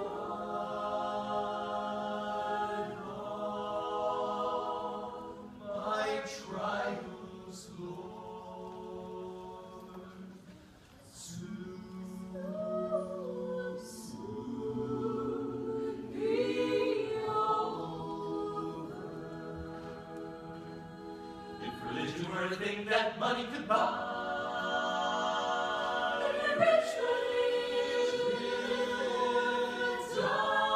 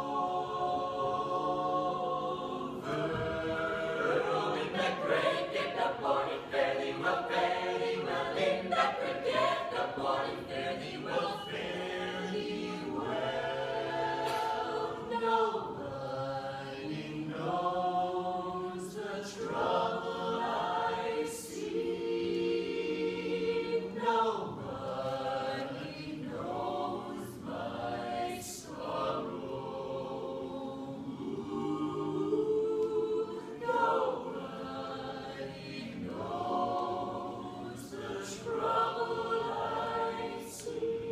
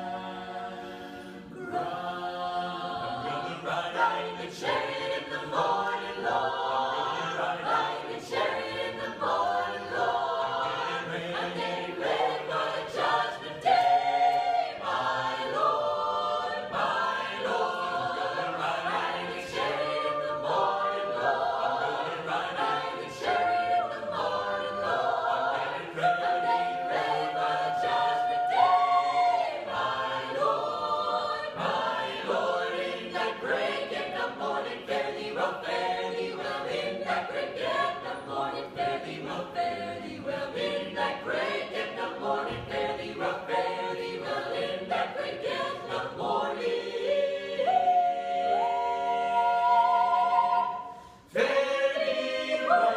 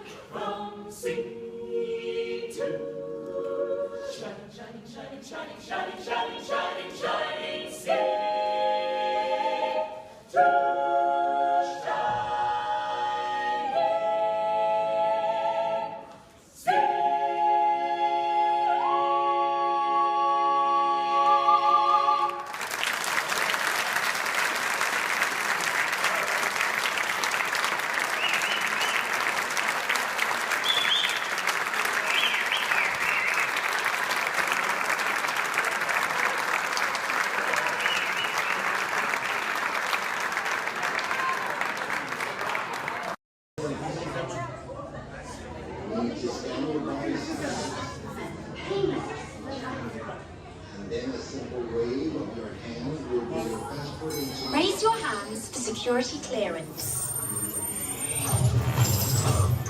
And presto, the doors open for you. I now present to you Tannelier Tavon's private office.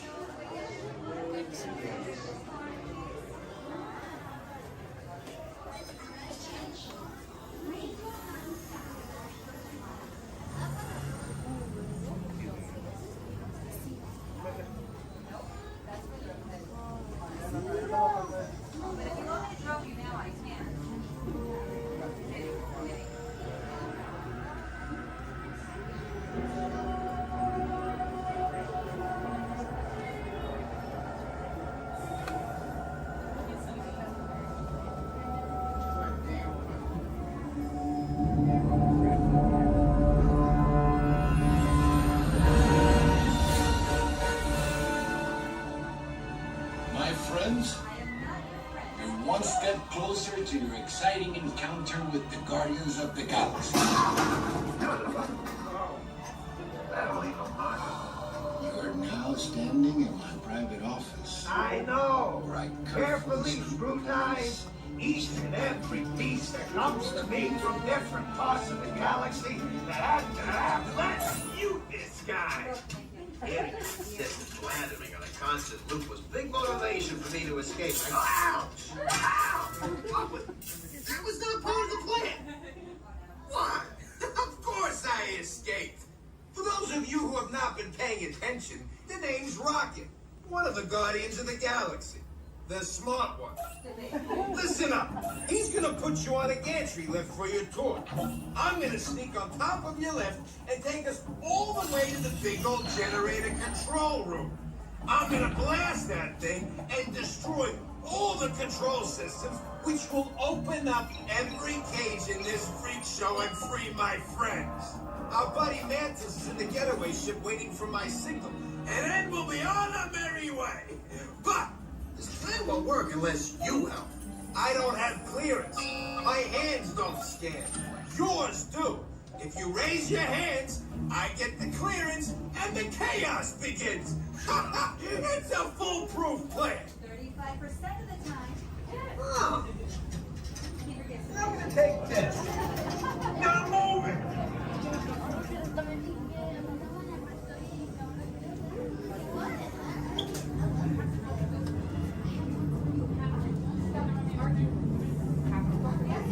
There you go.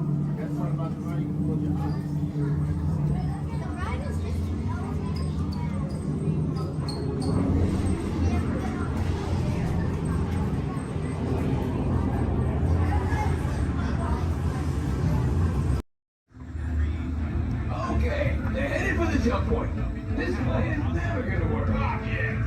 Well, okay, I'm locked onto your vehicle. We'll be right behind you. Nothing to worry about. Unless we cannot stop this unusually large man, we are likely doomed. Good luck. You're gonna need it.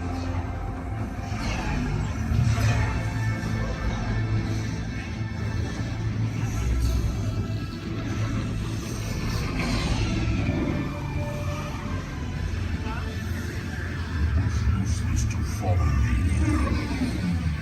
What is that noise? Boys, no one's gonna stop rock and roll from existing. What have we done? What have we done? I think we done rock.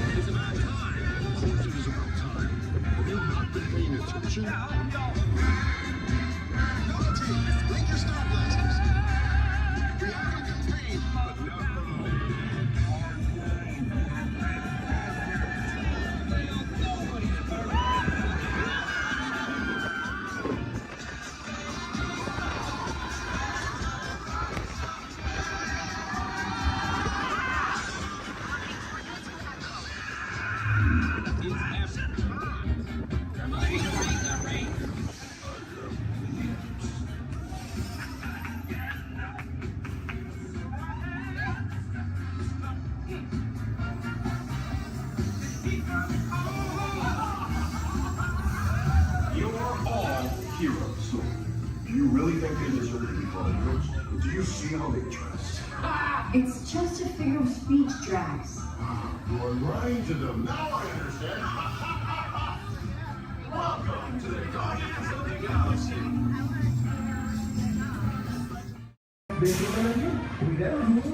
Here we go!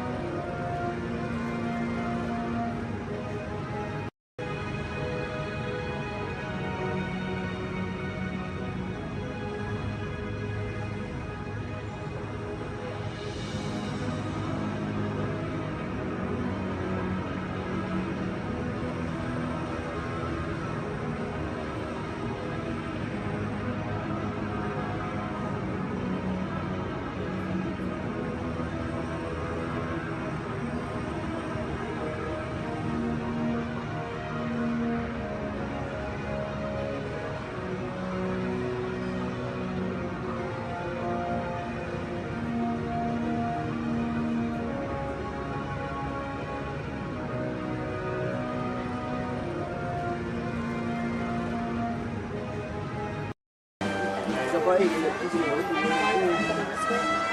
folks, we'll be on our way out to Sleeping Beauty's Castle Center Park. Please remain seated. Your engine.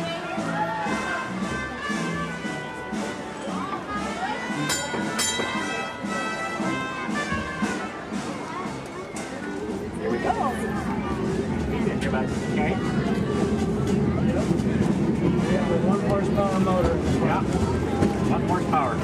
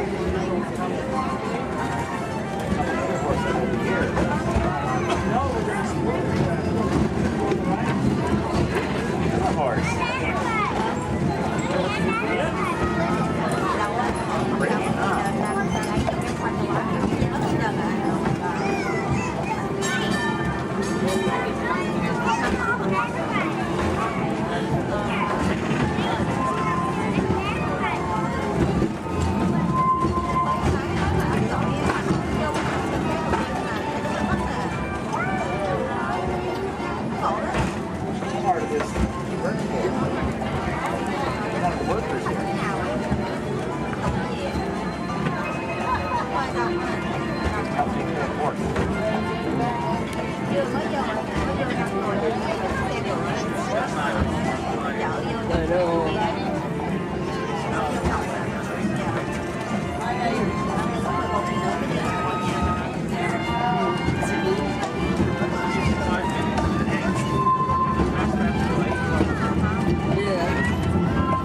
one only has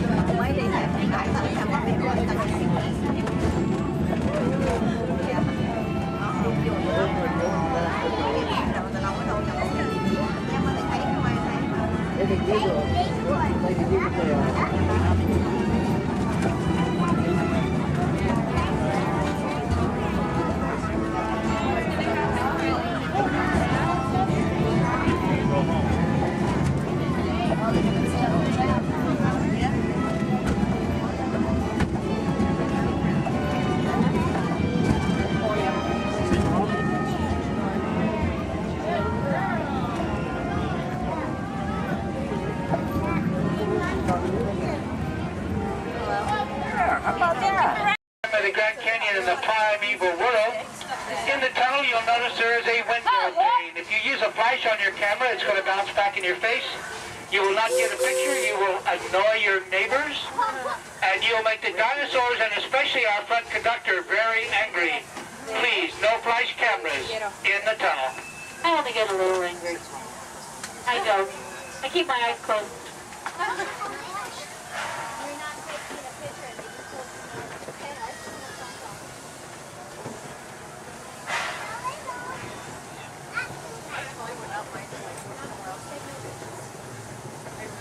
To those joining us, welcome aboard. The next leg of our journey will take us along the rim of the Grand Canyon. It's a mighty long drop to the canyon floor. So for your safety, stay seated with your hands, arms, feet, and legs inside the train. Be sure to watch your kids and no flash pictures, please. Para su seguridad, permanezca sentado y mantenga las manos, brazos, pies y piernas dentro del tren y cuide a los pequeños. Por favor, no tome fotografías con flash.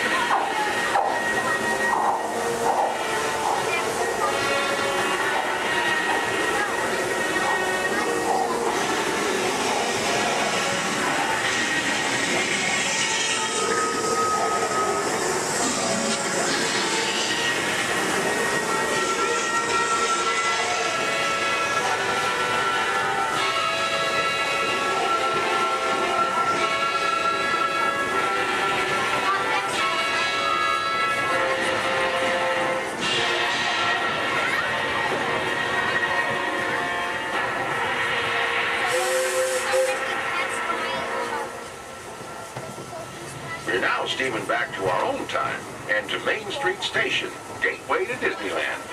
If you'll be leaving us here, stay in your seat till we come to a full stop. And remember to gather all your personal belongings, including the young'uns if you got any, and step carefully from the train. I'd especially like to thank those of you who've been with me for the Grand Circle Tour of Disneyland. We surely hope you enjoyed your travels with us and that you'll come back and see us again real soon. For those of you traveling on, we'll be on our way again in just a few minutes. This is Main Street Station, Main Street, USA.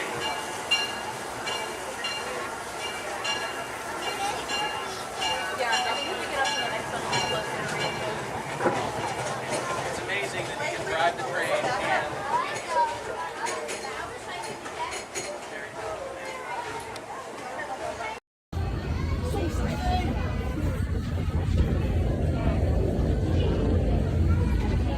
Thanks. What'd you say? Yeah, you did? Oh! So I said, like, no. I knew so. Motion tracking, assigning individualized color profiles, web shooters calibrating. Woo! You there, Spider-Man? Yeah, where are you? On our way. Okay, please sit back and enjoy your ride until we reach speed and disaster. Wait, I thought you were a Postal Exponential Major. Yeah, disaster sounds right. I'm not here today.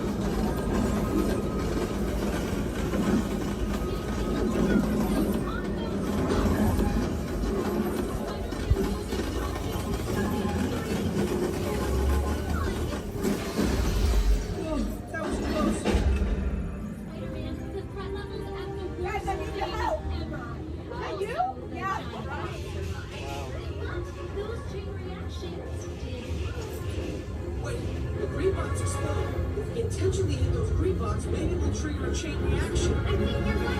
That should stop it.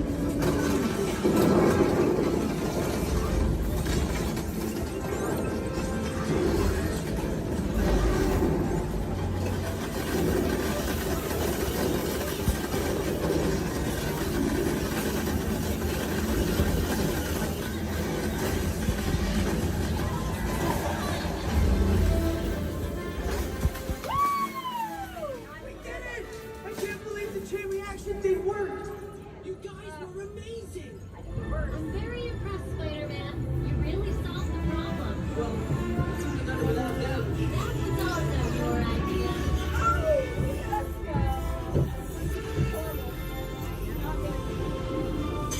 Dang it!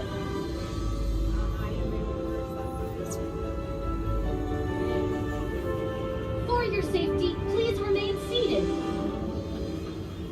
We failed. I did better this morning. Jackson's been so good. My arms are tired. Reinforcements, remain seated inside the transport.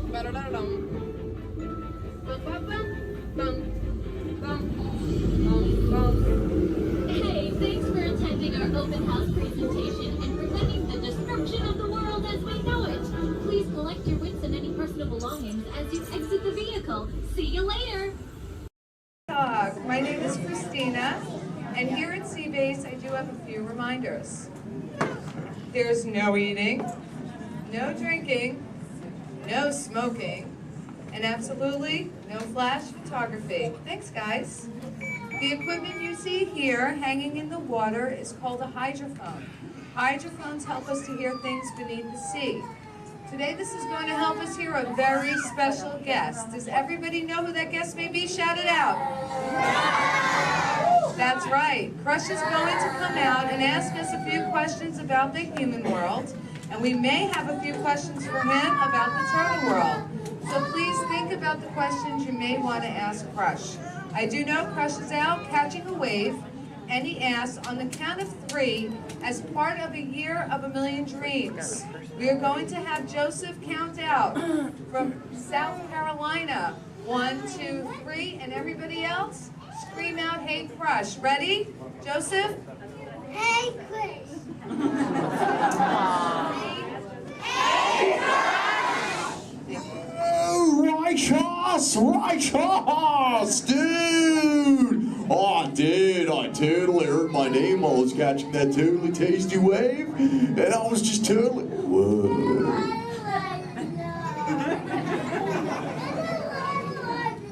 Check out all of you human dudes in the human tank.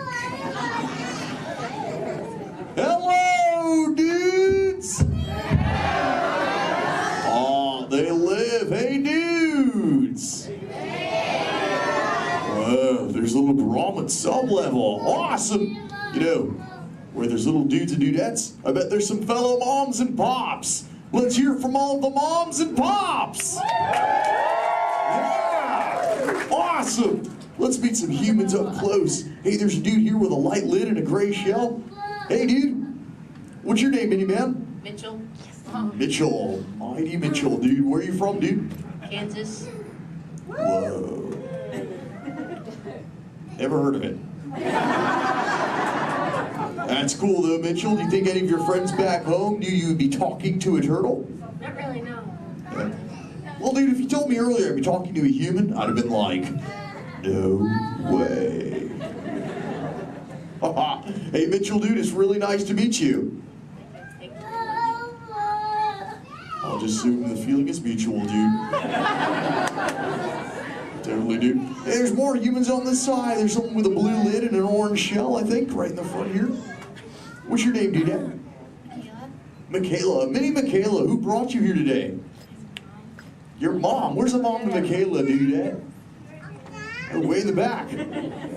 Sorry to get stuck with the cheap seat. Standing room only, dude. Sorry. Hi, name's Crush. What's your name? Shelly.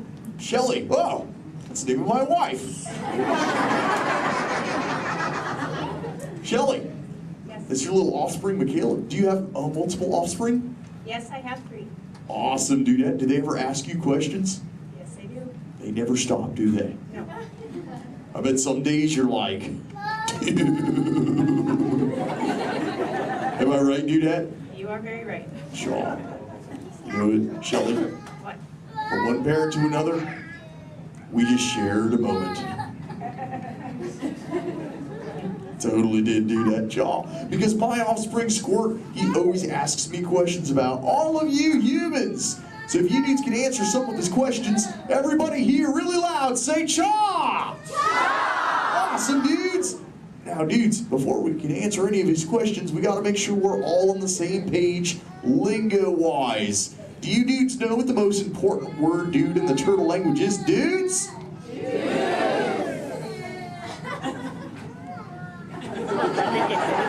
That's right, it's totally dude!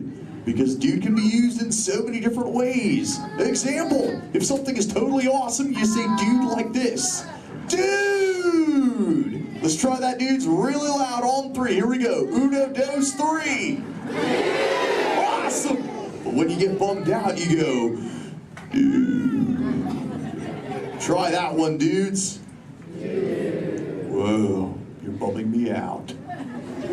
But no worries, dudes. If something is bogus, yet semi-humorous, you say dude like this.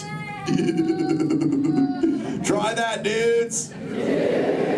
Dudes, you are totally talking turtle. And here's Squirt's question numero uno. He saw some humans at the beach and he came back to me. He said, Dad, what is up with humans? What do you dudes do when you're at the beach? Shout it out, everybody! Oh, you swim, dudes! How many humans here swim? Raise your fin if you're a human that swims, dudes. Lots of human swimmers here today, dudes. Most excellent. There's even a dude sitting on the front row bench on the corner of this side. He's wearing a white shell. Where are you going? There he is. What's your name, dude? Brian. Brian, dude, you swim? Yes. Awesome. Brian, when you swim, do you prefer to swim real fast or to take it easy and take the turtle's pace? The turtle's pace. Turtle's pace. No shame in the turtle's pace, right, Brian? No shame. Awesome, dude. Hey, Brian, I've got a question for you, dude. All right. Does this look familiar? Yes. I'm Brian. Yes. Awesome, Brian. Thanks for your help, dude. Hey, dudes. I just realized I am the only one here asking questions. Does anyone have a question for me, dudes? Raise your fins, and I shall try to find you. Who's got questions, dudes? Let's go up front near the center. There's a dudette wearing a white shell. Right up front here.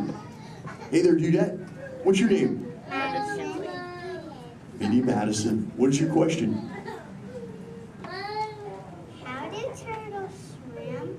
How do we swim? Well, we got these awesome flippers that push us through the water, Madison. It's totally awesome. In fact, a sea turtle like me can swim up to about 20, 25 miles an hour. And that's like, whoa. Totally, dude, chaw. Hey, if you dudes want to see how fast that is, say chaw! Awesome, dudes. I'm going to swim so fast, you'll be like, no way. And I'll be like, oh, way. All right, dudes. I'm building up the speed now. Here we go, dudes. Check it out. Right. Whoa, dudes, that was bogus. Yet semi-humorous. What do we say, dudes?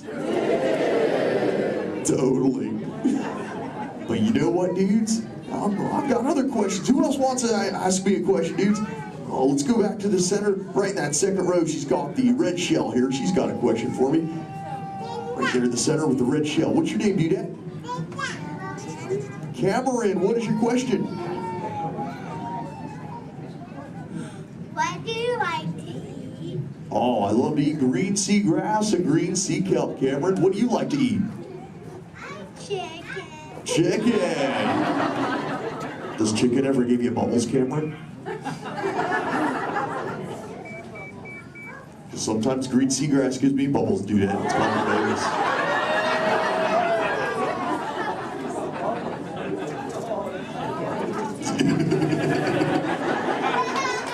Sorry about that, dudes. Who else has a question for me? Whoa! Let's go over towards this side near the center. He's got the dark shell in that second row. Really dark shell in the second row, sub-level. What's your name, dude? Well, Cameron. Another Cameron? Interesting. Guess they're running out of names in the human world. Well, Cameron, dude, what is your question? What is it like in the water? Oh, wet. Cameron, have you ever, what? How do you ever feel in it? How do I, wet. What? Have you ever been in the water, dude? Yeah. How do you feel in it? Good. Good. Oh, awesome. Well, oh, and wet. Well, that makes sense. Cameron, dude, what do you wear in the water? What you're wearing now? No, I wear a swimsuit. Oh, a swimsuit, Cameron, dude. Check it out, dude. Squirt said this is called a swimsuit right here. Check it out, dude. This is what Cameron wears. Awesome, dude. That's what you wear, right, Cam? No, it's a boy wear. It's what? It's a boy wear. This isn't for boys?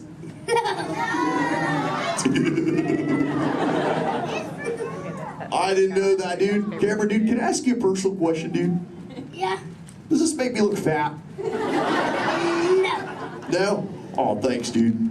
Cameron, dude, remember, when you get older, you'll find that will always be the correct answer to that question. Totally.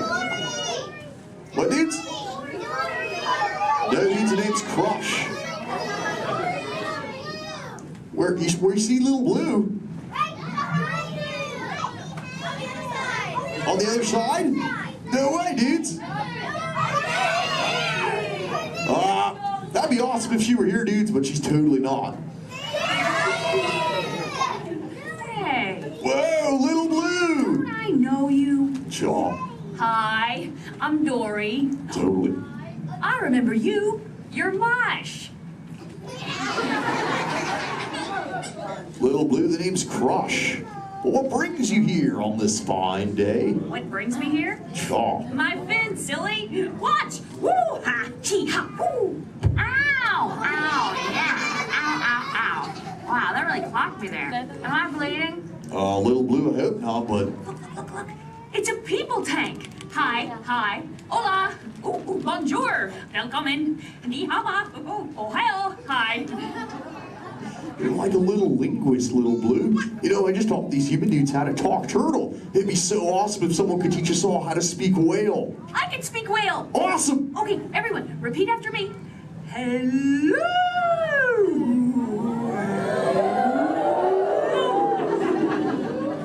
That sounded pretty good, dude. Let's try it all together real loud. Hello.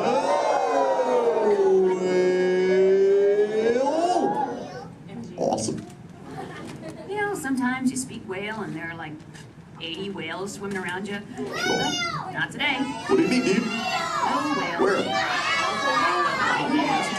You see one behind me?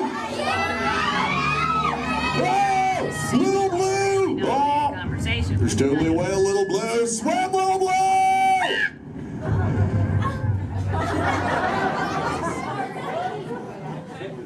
Tell the whale to go away. Help her out, dudes, and say, go away, whale.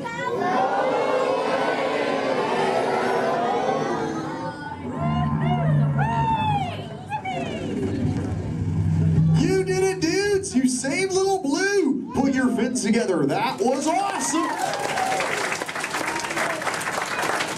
You so totally rock, dudes. You know, I could hang out with you all day, but I have to make sure Little Blue is okay. So before I go, remember, do not fight the current. Learn to ride it, and it will totally take you where you're meant to go. And little dudes and dudettes, do the Crush Men a big favor. Keep using that word dude for the rest of the day. Your parents will love it. Bye-bye, dudes. Let's give it up for Crush!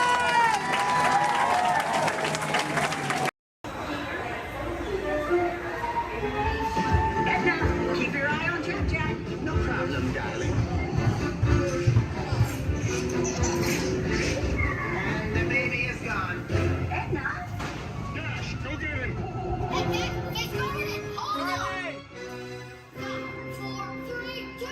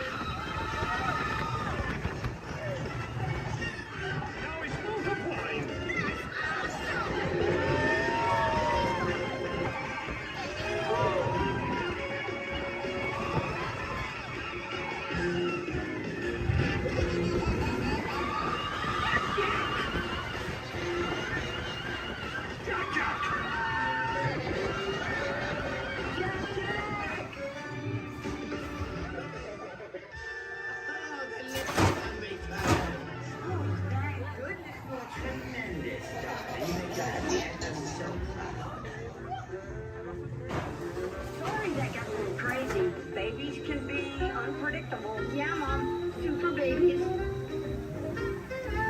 Please remain seated until the coaster comes to a complete stop. Remember to gather your belongings.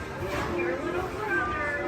And safely exit your vehicle. Have an incredible day.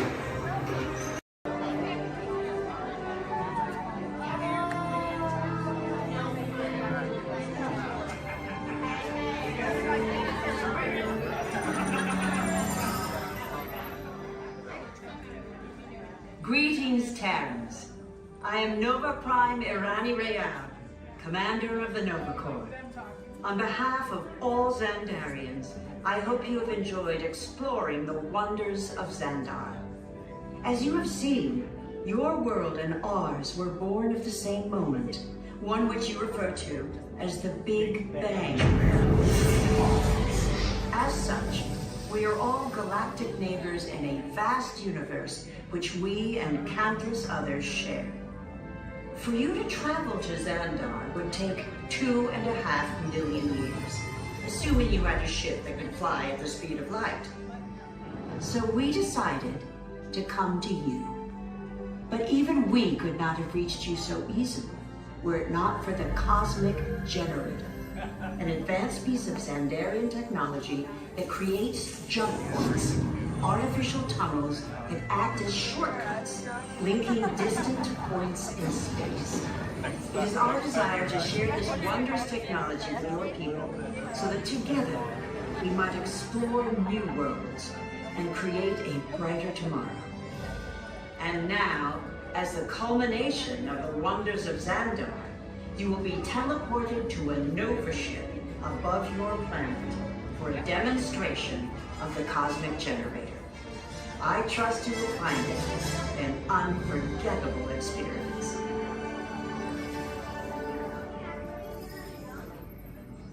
Welcome, people of Epcot, Epcoters, Epcotians, citizens of Epcot.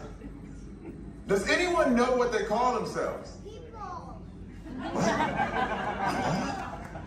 Someone needs to tell me when I'm on. Welcome, Epcot Terrans. I am Centurion Tal Merrick, and we're just about ready to teleport you up to the ship for the demonstration. As you're about to enter a secure Nova area, I must ask you to put away your Terran communication devices at this time. Recording of any type is strictly prohibited. I am very serious about this. Now, please step forward into the chamber. You're gonna love this. You're on! That was the best. That was like probably highlight. You're on! Someone get that guy back. I should warn you that we have never teleported Terrans before. But since your molecular structure is very similar to Xandarians, it should work. It'll work. So long as you are standing inside the lighted ring. You do not want to know what happened last time someone did not stand where I told them to, okay? Stand by for teleportation. Here we go.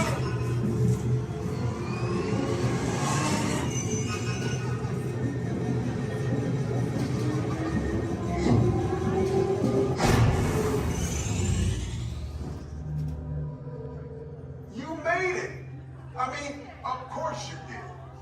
Nova Prime, they're ready. Excellent. What you see before you is the Cosmic Generator.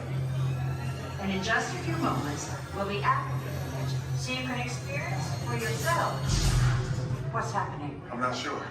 Our power's out.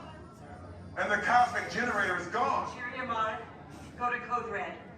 Prepare the fleet. And call the Guardians. Now. There is no cause for alarm. Turn off that alarm. I've got an important transmission coming in. Hey, what's up, Nova Corps? Our Cosmic Generator has been stolen. What? How? Why didn't we think of that? That thing's gotta be worth a fortune. I am Groot. Good question. Yeah, who do you think took it? Perhaps that really big man outside your ship. Oh, that is a big man. I need to alert Nova Prime. I'm watching Terrans. His species has failed. Wait, whoa, we didn't even know there was a test. He's got the cosmic generator. He's creating a new jump point. Jump point to where? It's some kind of mutant jump point. He's going back to the dawn of time. Dawn of time, why? To erase the error. Well, that doesn't sound good. Your time is over. Wait, what do you mean? What do you mean that's so vague? The jump point is closing.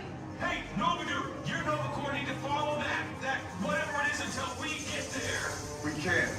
Our power is down, and I've got to get these Terrans onto evacuation shuttles. I got it. I reprogrammed the shuttles to follow them through the jump point. Wait, what? Look, they're our only chance of keeping track of that whack job until we get the cosmic generator back. Piece of cake. Wait! There's King. Where's this King? The odds are impossible, Yep. but it's our only shot. Good luck. Are you sure you can control it? Come on, it's me. We got this. We're all toast. First there was King, now there is toast. This plan is making me so hungry. Terrans, listen up. We need to make our way to the evacuation shuttles now. We'll follow with the plane and get our power. How'd you know my name, anyways? Well, leads on seeing your fancy cars about to get out of here, so beat it. You're making a big mistake there, Monkey. I said spermatic, you gonna get what I can't just walk down the middle of a movie. Go on, beat it, just son. Here they come, Bust! Get out your grinders! I'm gonna go by Mr. Osborne.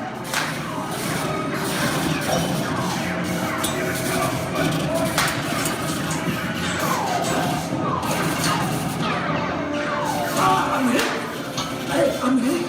Foxy! They got spin! Foxy! Foxy! Let's hit the man! Real again!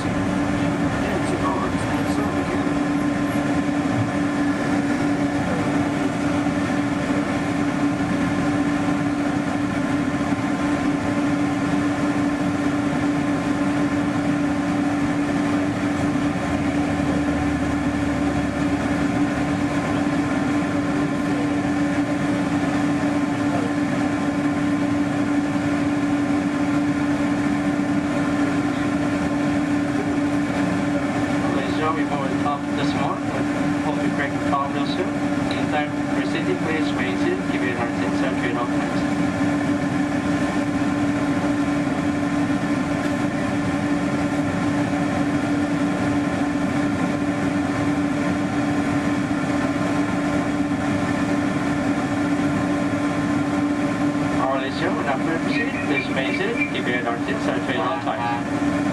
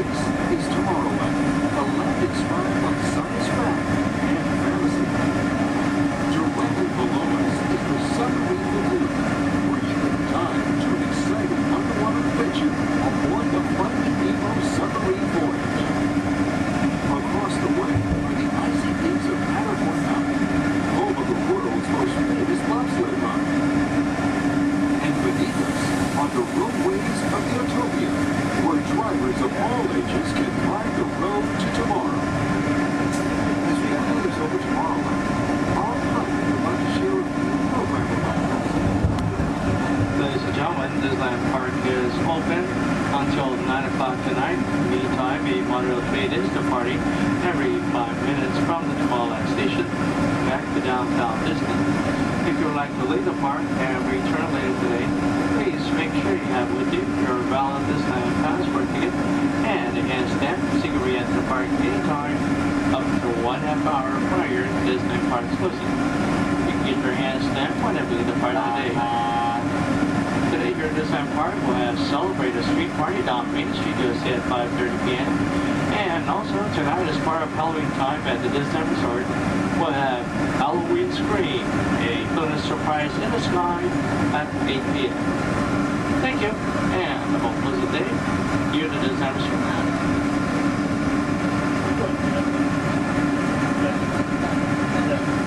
Just into the right of the train are the sparkling gold spires of one of Disney's most beloved attractions. It's a small world. Beyond it is the wacky world of Disney's classic cartoon characters, Mickey's Toontown. We're now riding alongside the happiest kingdom of them all, Fantasyland, home to Pinocchio, Snow White, Peter Pan, and other storybook characters.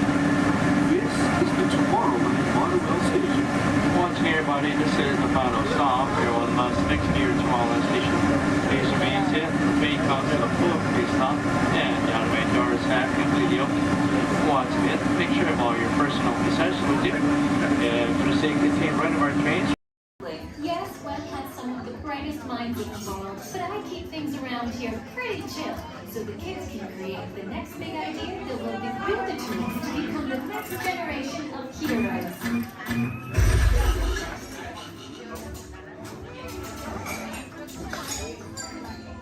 We hope you have a great time on your visit to the Worldwide Engineering Brigade Open House.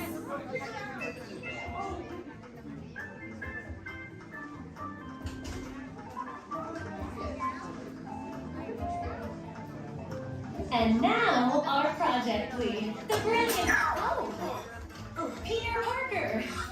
Hey, what's up? I'm Peter Parker. And here at Web, we get access to some pretty awesome tech, like vibranium from Wakanda, or this crazy alien juice stuff. We have Kim particles and Star Tech. It all helps us develop really cool stuff, like these spider bots, for example. Check it out. They have this really cool self-replicating feature. Because? This is awesome. Buddy, you can stop doing that now. But anyway, you guys are here today to help us test the Web Slayer vehicle. Using onboard tech, you will be able to sling webs just like my buddy Spider-Man. Peter, your presentation is getting away from you. Yeah, I'm aware of that, Sharon. If you could just initiate the safety protocols, it'd be great. Problem with that, So anyway, Peter. if you want to sling a web, all you gotta do is sling your arm in the direction you want to shoot the web, and that's it. It's awesome. Peter, your spider bots are continuing to replicate and are consuming everything in their path. They seem to be stuck in self-recognition mode. If you could just handle that for me, please. On it. Contacting Mr. Stark. Don't call Mr. Stark! Don't call Mr. Stark. Sorry, you shouted. Could you just call someone else? Ask them to do it. Okay. Contacting Spider-Man. Here. I'm gonna go find Spider-Man for us all, because he's around here somewhere. Okay, goodbye. Spider-Man! As you may have noticed, the spider bots are locked in that awesome self-replication mode. In spite of what you see, they were created to be robotic helpers that can break down raw material and create all kinds of useful tech. But because they are stuck in self-replication mode, the spider bots are currently consuming everything in sight and multiplying at an alarming rate. If left unchecked, my calculations predict this will lead to the devastation of the entire Avengers campus. That should be safe until Spider-Man gets here, as long as they don't get into the alien fluid. This is now a bigger problem. Activating threat level protocols. Hey guys, what's up? I hear you have no problem. I'm here to help. You made it. Great. Threat level is at exponential danger. You might need some help. Perhaps I'll call the Avengers? Don't worry, everyone. I got this. Okay, everybody. Open house is canceled. Wise idea. And I could use some help. Yes, you could. Sharon, prep the slinger vehicle. Already on. Everyone head to the slingers and we'll team up to stop the spider bots before they destroy the campus. It's easy. Okay, we have a plan. Please move quickly through the doors and down the hall to the slinger vehicle bay. Your open house demo has been upgraded to a high-stakes mission to save the... Welcome to the Avatar program. Soon, you're going to have a chance to undertake an amazing Navi rite of passage, flying on the back of this powerful animal called an Ikron, or as we call it, a Banshee. The way you're going to do this is by being matched to something called an avatar. And I'm here to help you guys get ready. But first, we have to scan you for Pandoran microparasites. Alright everyone, stay on your number and move your arms a bit. Okay, start scan. I'm ready. You've all got them. But don't worry, they're very common around these parts. Let's start the decon. Initiating GMR decon. Stay still over your number, you're not gonna feel a thing. You're doing great. You're almost done here. They're all clear. Great. Now let's go over how all this works. Like I said before, you're going to be matched to these things called avatars, which look a lot like the Navi. They're created by blending human DNA and Navi DNA. Once we match you to an avatar, thanks to a special link chair, your mind will be able to control that avatar. Using avatars to fly this way was all figured out by my boss, Dr. Jackie Ogden. She leads our science team, which is part of the Pandora Conservation Initiative, and we're here in the Valley of Moara studying banshees and their environment. Over a generation ago, this enormous company called the RDA created a lot of damage to the area through their bad mining practices and conflicts with the Navi. Just like on Earth, it can take decades for ecosystems to recover. One way to understand what's going on with an ecosystem is to study what are called keystone species. These are animals like tigers, jaguars, seals. The banshee is one of these important animals. Okay, to get you flying on a banshee, we need to find each of you an avatar. Let's prep the genetic sampling. I'm on it. Okay, first we need to find the compatible match of your genetic material with the genetic material of one of the avatar bodies that we already have. Once we do that, you'll be able to link to that avatar and fly. Help us out and move around a bit. Almost. Yes, got him. Now, let's find you your avatar matches.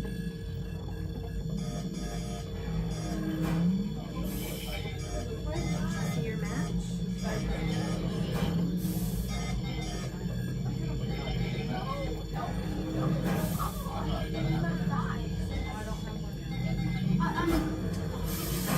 All right, you've all been matched with avatars.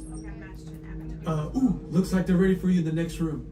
When the door opens, please go inside, all the way in, and stand over the same number that you're standing over now. And I'll see you in there.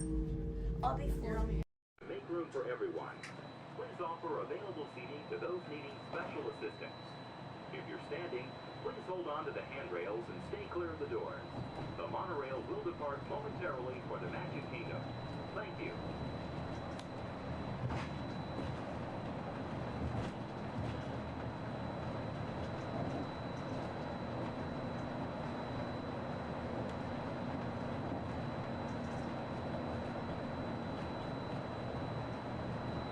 Welcome aboard the Walt Disney World Express Monorail, our highway in the sky to the Magic Kingdom. For those of you standing, please hold on to the handrails to start our journey and stay clear of the doors. For the comfort of others, no smoking, please. Thank you. We're circling the Disney-created Seven Seas Lagoon. Rising from the Magic Kingdom on the opposite shore is Cinderella Castle. You can also see Disney's Mountain Range, Big Thunder Mountain, Splash Mountain in Frontierland, and Space Mountain in Tomorrowland. To the right-hand side on the shores of Bay Lake is Disney's Wilderness Lodge, which contains a pair of the National Forest Service lodges built in the West during the early 1900s. Also on Bay Lake, you can enjoy a natural setting at Disney's Fort Wilderness Resort and Campground. More outdoor recreation can be found in River Country, Disney's version of the old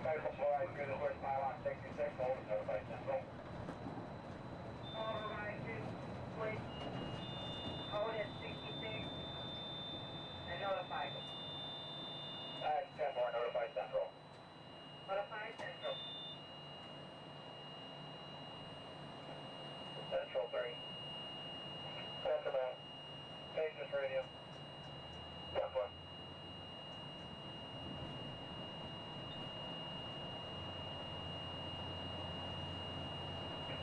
Monorail 3 contemporary. 3 by. Channel 4 please. Yeah, far right.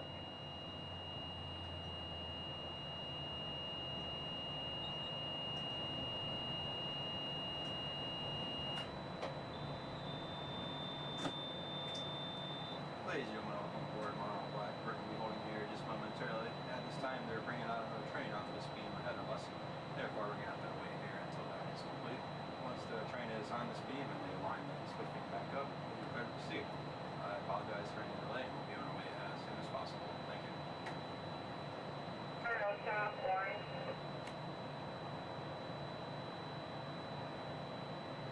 Stop by.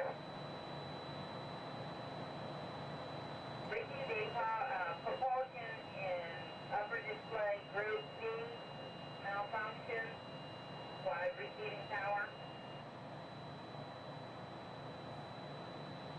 10-4, will your train move? 10-4, both groups are picking up. First aid off previous. 10-4, proceeding on previous.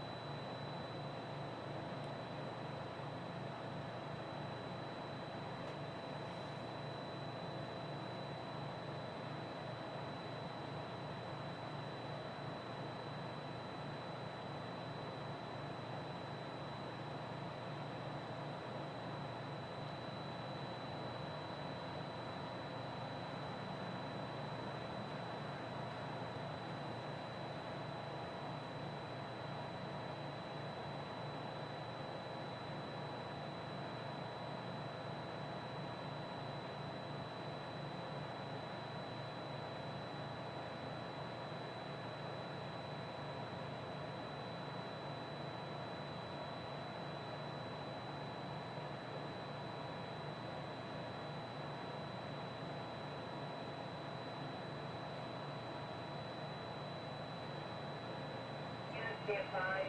Orange is 10-7, fur line 10-8.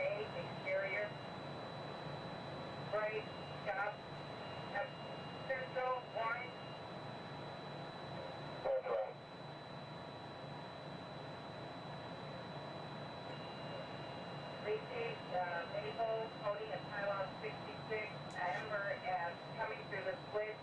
I have 80, 85.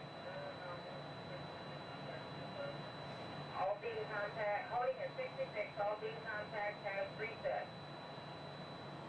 22 radio, Kingdom, green for normal visual. 23 radio from Kingdom. Green 4. Vessel stop. Take away.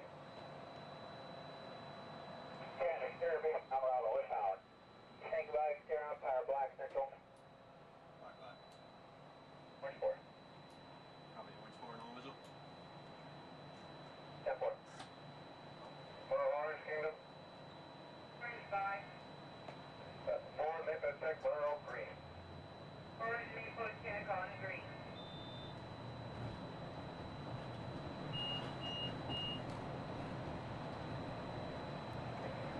That's 23 hours.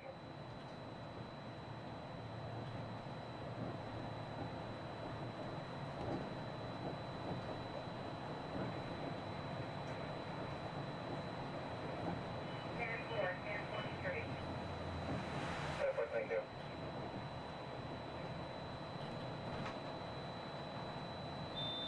Contemporary ground Floridian.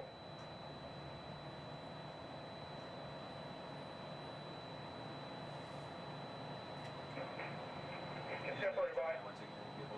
Disregard. Right onto the switch. Vessel is going to Polly. Perform any few tests that we do every time they bring it 10 out. 4, thanks for advising. Contemporary clear. Probably going to be holding one more time if that.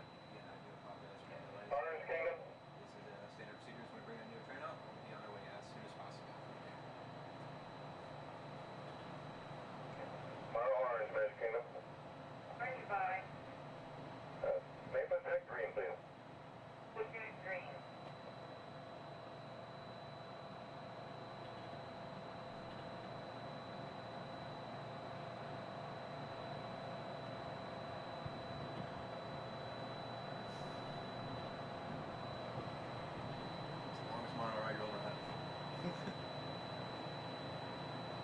Well, the fun thing is I had the rest of my group on the boat there, and I was telling them I might beat them. That's them on the boat? Yeah. They're gonna beat you. Hey, Mom, look over by the Contemporary. Central orange.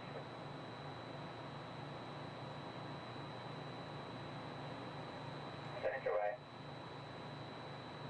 Coding in at pylon 68 with red maple. Good docking. Yeah, I know. I'm the black one rail in front of the Contemporary. Yeah, 4 maple clear, no wiggle. Full clear, normal visual. Well, they can't go far without me anyway. I got the tickets.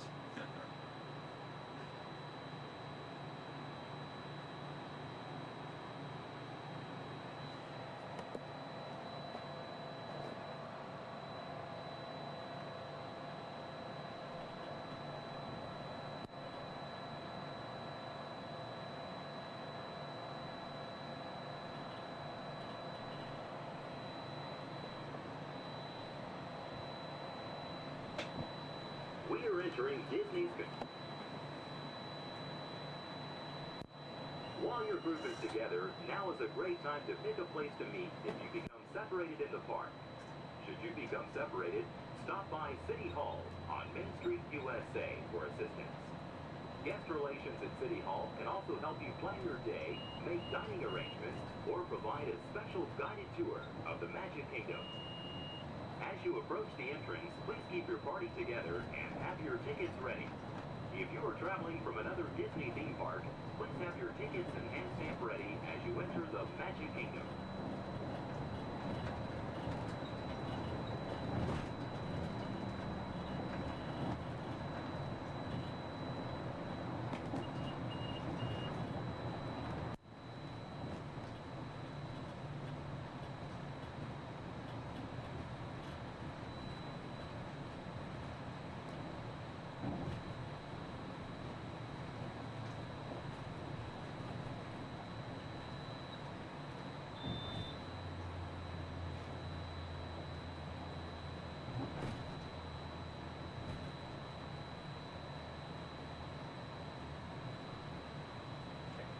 Central Magic Kingdom.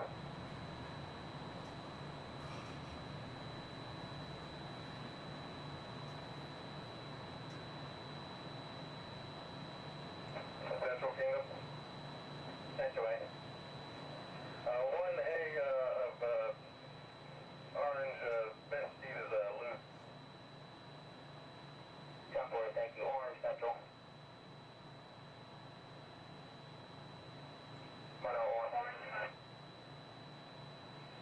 All doors closed. Kiosk on notify status.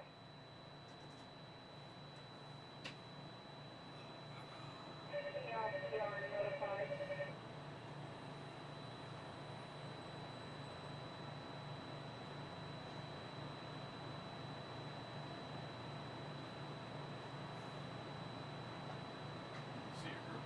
Yep.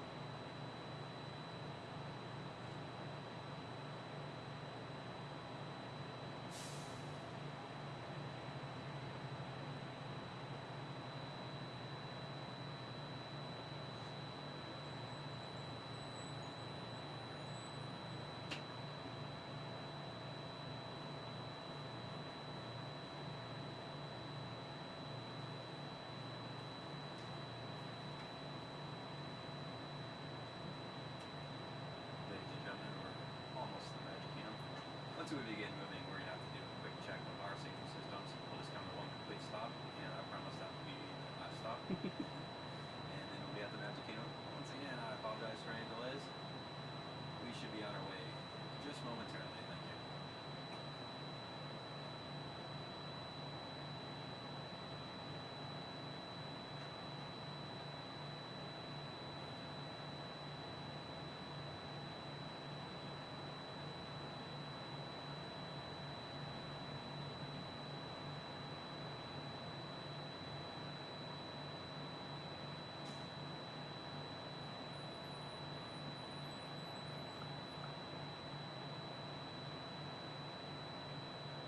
South Central, Monorail Orange, Gap 1 radio check, have you reached? That's two, I mean. 2 also. Reset complete. Propulsion has cleared up in the upper display and monitoring. Temp or nominal? It's for normal visual.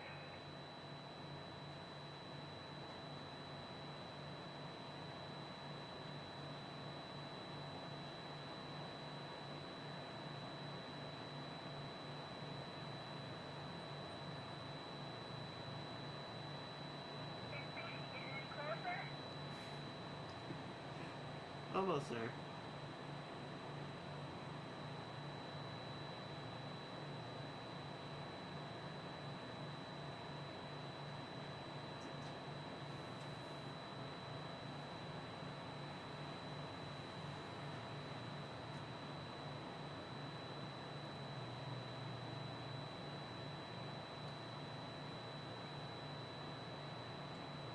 Central 3, hand unit radio check.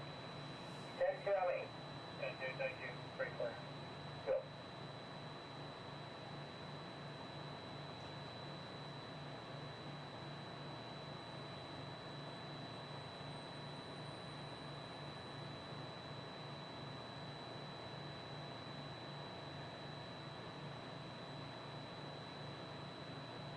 Black, Magic Kingdom. Black 566. And 4-4, make the cars. Maple Circle.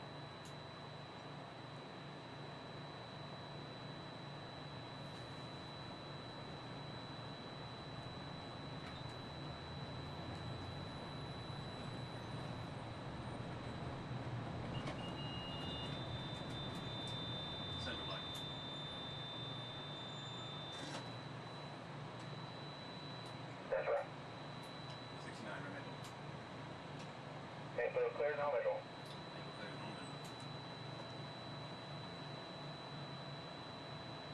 Orange Central. 69. Reverse Maple check. Maple check.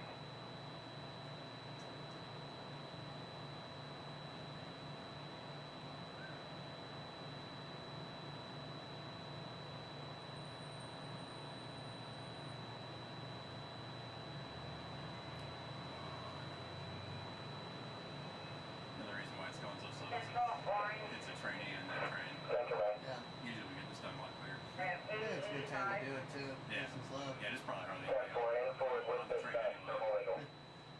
Forward with dispatch, normal vehicle.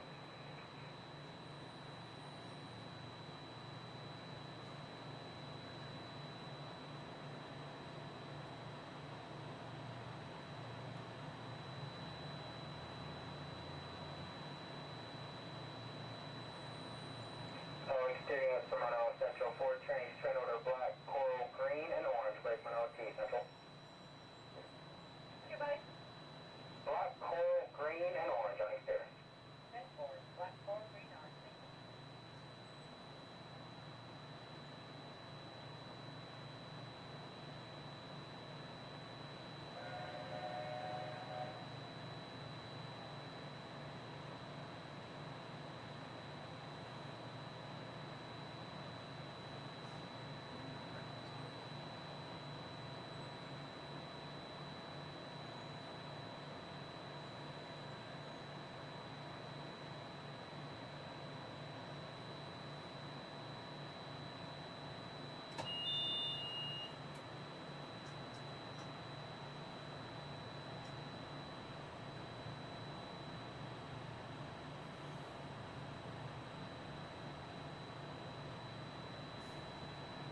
Better pull out fast enough or she's gonna make a liar out of me. If she doesn't, I gotta pop stop one more time.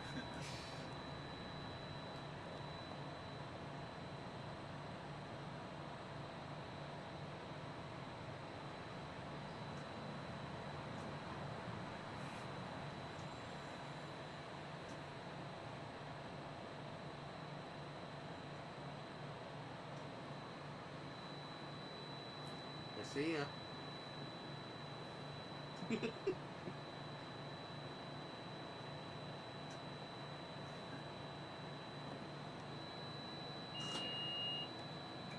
Ladies and gentlemen, we are approaching our station at the entrance to Main Street, USA, gateway to the 7 themed lands of the Magic Kingdom. Smoking is not permitted at the Magic Kingdom except in designated areas. Please consult your guide map or ask a cast member for the location of designated smoking areas. If you are standing, please hold on to the handrails and stay clear of the doors until the monorail stops completely and the doors open. Ladies and gentlemen, this is the Magic Kingdom Monorail Station. On behalf of the cast of the Walt Disney World Resort, we'd like to welcome you to the Magic Kingdom.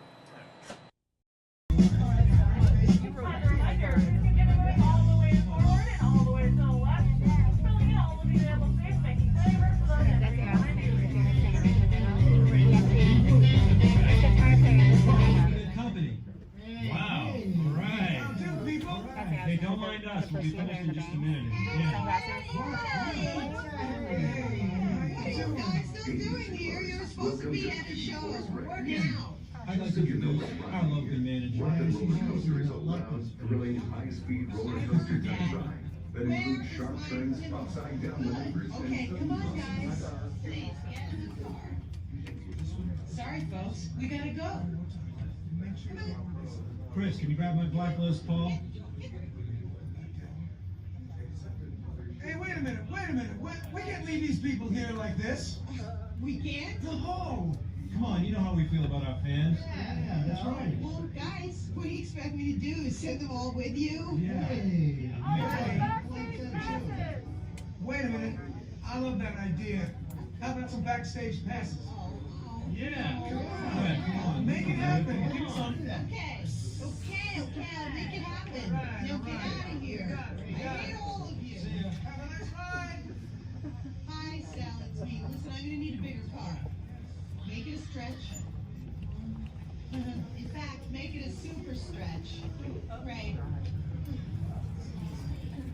Okay, folks, the show is all the way across town, but I got you a really fast car. Okay, wait, it's out in the alley. Congratulations on those backstage passes. Now please, walk this way out of the alley, keeping up with that party in front of you. As a reminder, masks must fully cover your nose and mouth and be worn as you exit the building after our kickoff.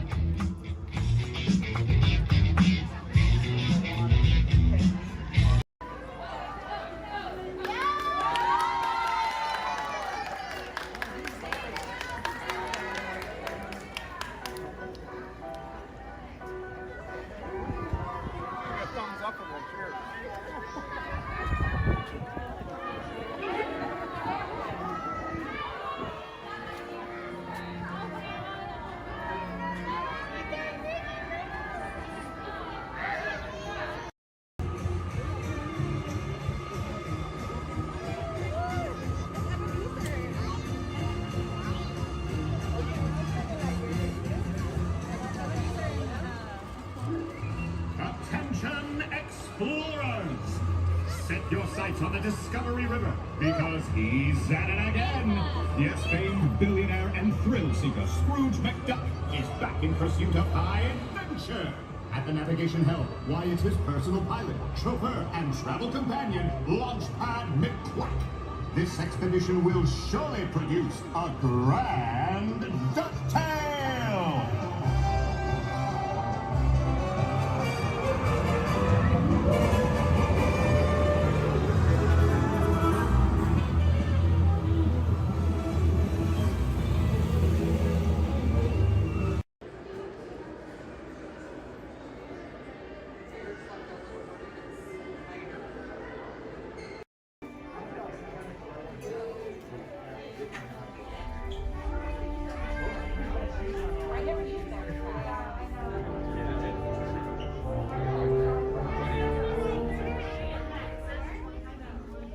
Hello and welcome to Soarin'. My name is Patrick and I'll be your chief flight attendant today. We'll begin boarding in a few minutes, but first I'd like to acquaint you with some important safety information. When the doors to your flight open, please take a seat and store all carry-on items in the under-seat compartment. This includes cameras, purses, hats, and of course, these little beauties. Next, fasten your seatbelts, inserting them into the buckle on your right. If smaller aviators don't measure up to the height indicator on the seat, just put the belt through the loop in the center strap before buckling it.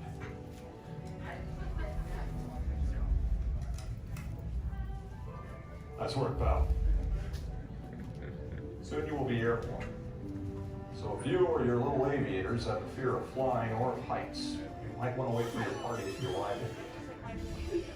Okay, let's review. That is seat belt, carry-on item, safety strap, fear of heights, keep your hands and arms inside at all times. Anything else? Yeah. Have a nice flight. Alright, my friends, we're gonna load row 3, followed by 2, then 1. Row 3, please follow me. 2, you're gonna follow 3. 1, you're gonna follow 2.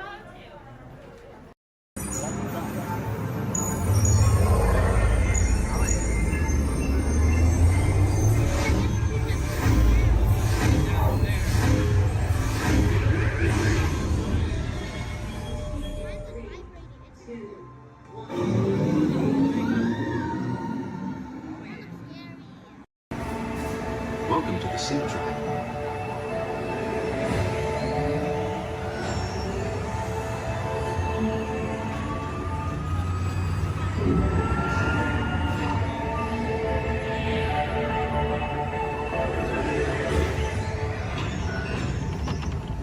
We'll begin with the capability test to see how your vehicle designs perform under challenging weather and surface conditions. Monitoring road surface. Connecting to OnStar. SIM card performance data acquired.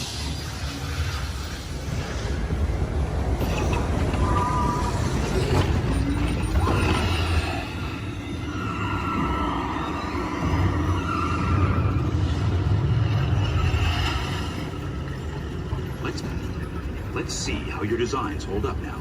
Commencing sim car off-road and extreme weather sequence.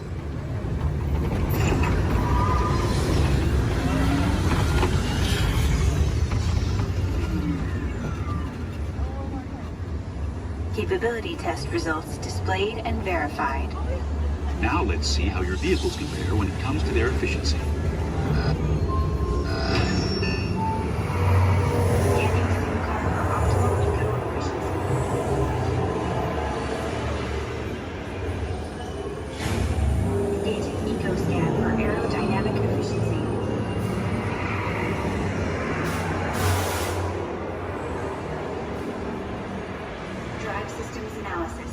Spectral imaging in progress. Calculating total enviro impact.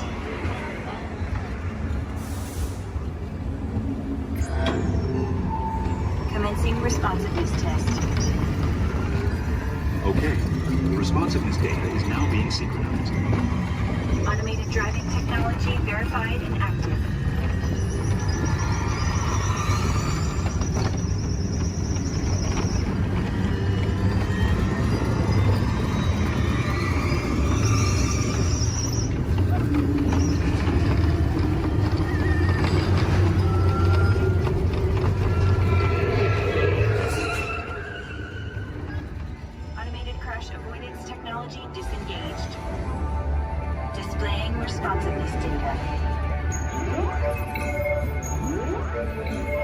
Here comes the final test. Energizing for power test.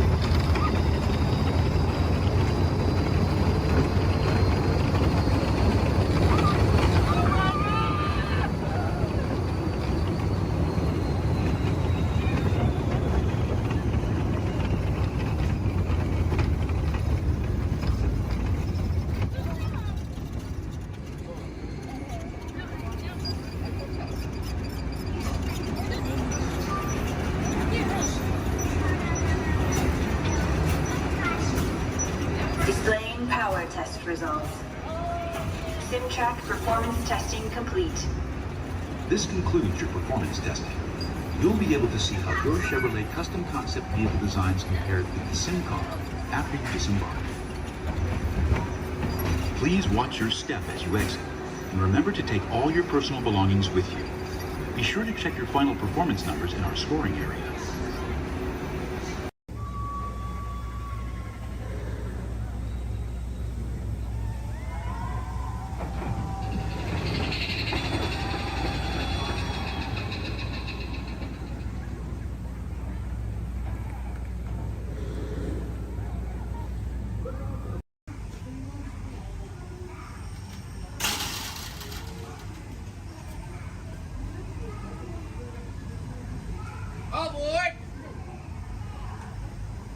For those of you just joining us, welcome aboard Excursion 3 on the Disneyland Railroad. For your safety, please remain seated at all times, keeping your hands, arms, feet, and legs inside the train. Please supervise all children, making sure they are seated away from the train openings, either fully on a lap or on a bench. Our next stop will be Main Street, but before that, we will travel into the tunnel ahead and journey through the Grand Canyon and Primeval World. While you are more than welcome to take as many photos and videos as you'd like, we do ask that you please turn off all flash photography, video lighting, lighted toys, and accessories, including any lightsabers, light up ears, bubble wands, buildings, and many more.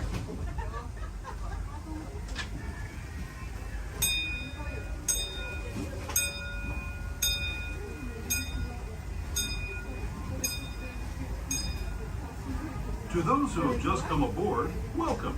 The next leg of our journey will take us from the fantastic world of the future to the breathtaking beauty of nature's own design, the Grand Canyon.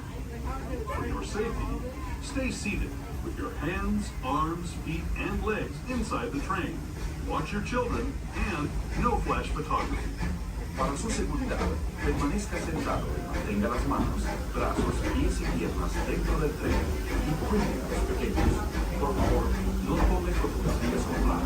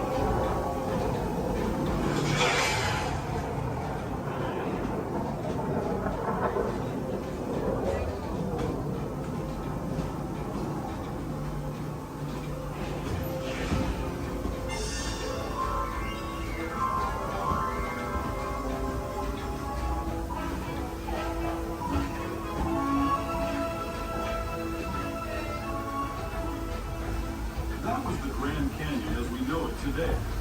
But it wasn't always this way. Now, let's travel back in time, way back in time, to the first of the primeval world, land of the dinosaurs.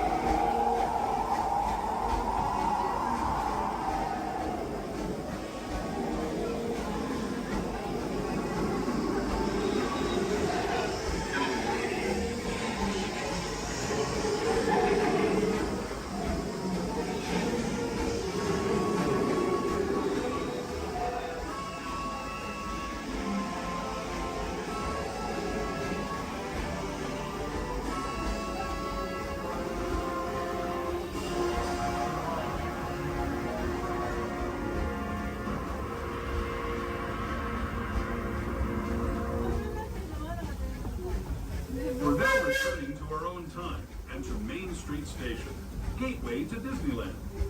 If you're leaving us here, stay in your seat until we come to a full stop. Remember to gather all your personal belongings and step carefully from the train. I'd especially like to thank those of you who've been with me. As we make our way back to Main Street Station, please remain fully seated until the train has come to a full and complete stop. As a reminder, Main Street Station has stairs. There are no ramps or elevators, so if you got late on the off or stand wheelchair, only the stage reach the very bottom of the exit stand. This will be your stop for the down to Disney District Park exit and of course Main Street.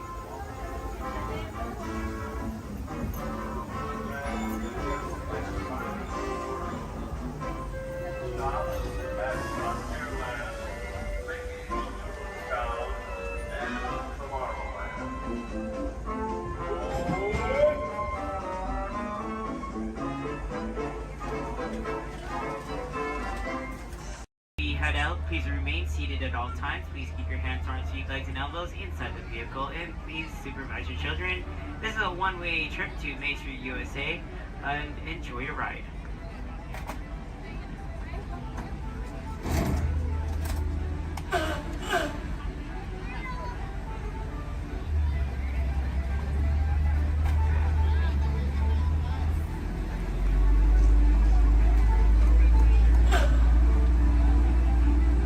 On your right-hand side is Sleeping Beauty Castle, your gateway to Fantasyland.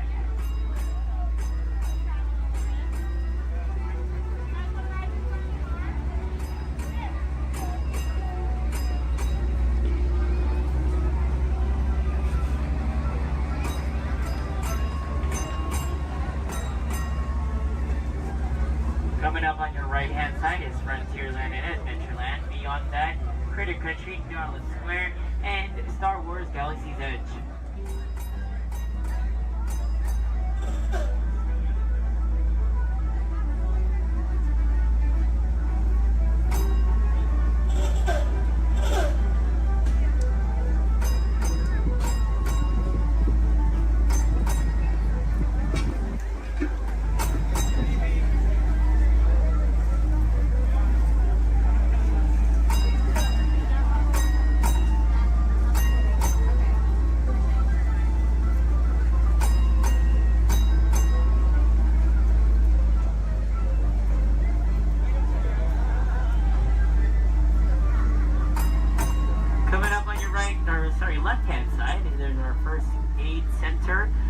Baby Care Center and our Lost Child Center.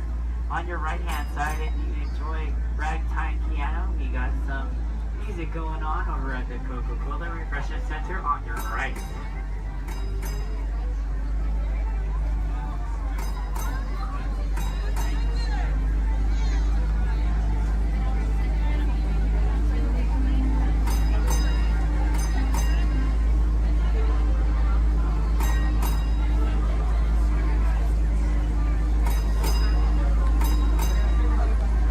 If you get hot later, on your right-hand side is our Dips and Girl ice cream parlor. And on your left is Market House, where you can find our Starbucks coffee and tea. Beyond that is our locker station.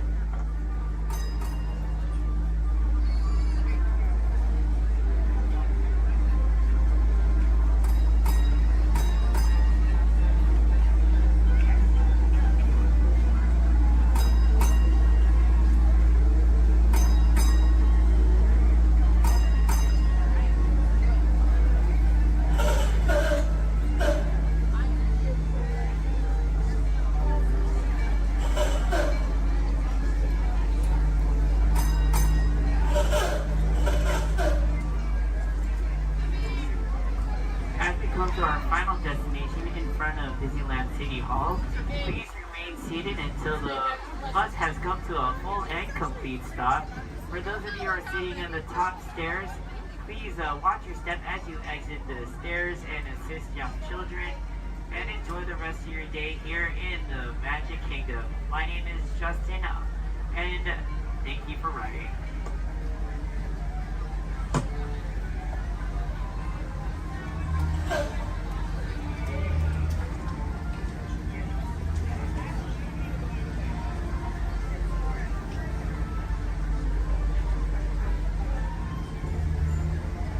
Thank you. Please remain seated, folks. I do need to park like right over there. Yeah. Please remain seated, folks.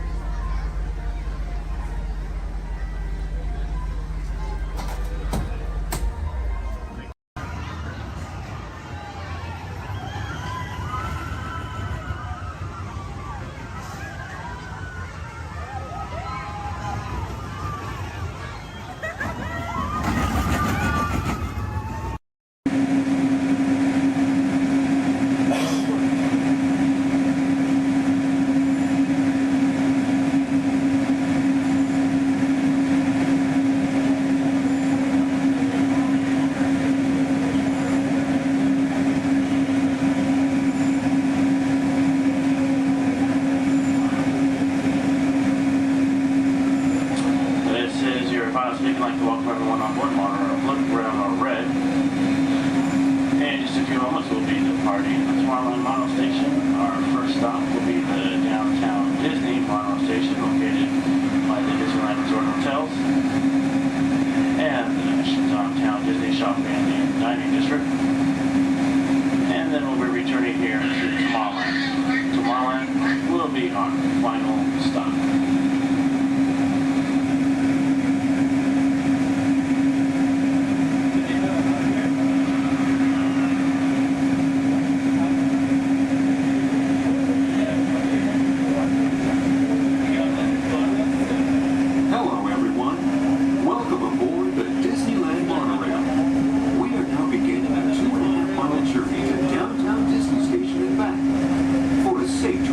Remain seated, keeping your hands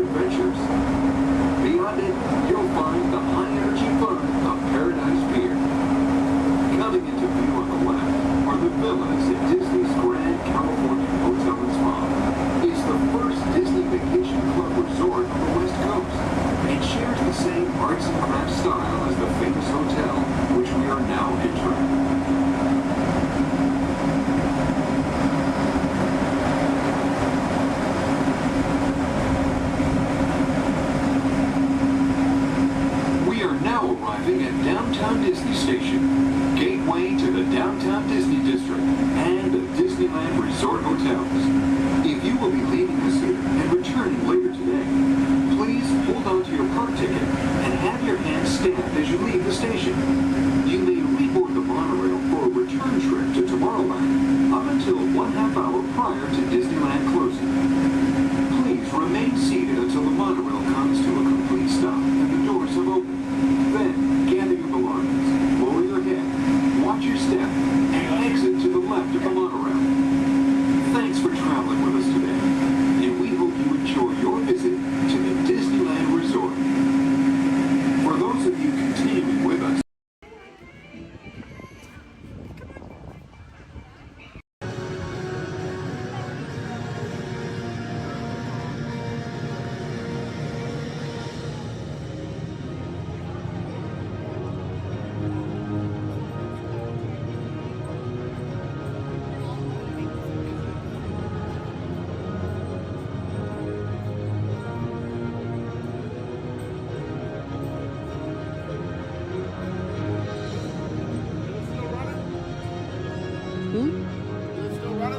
No. For your safety, please remain fully seated. No lap sitting and hold on to all loose items.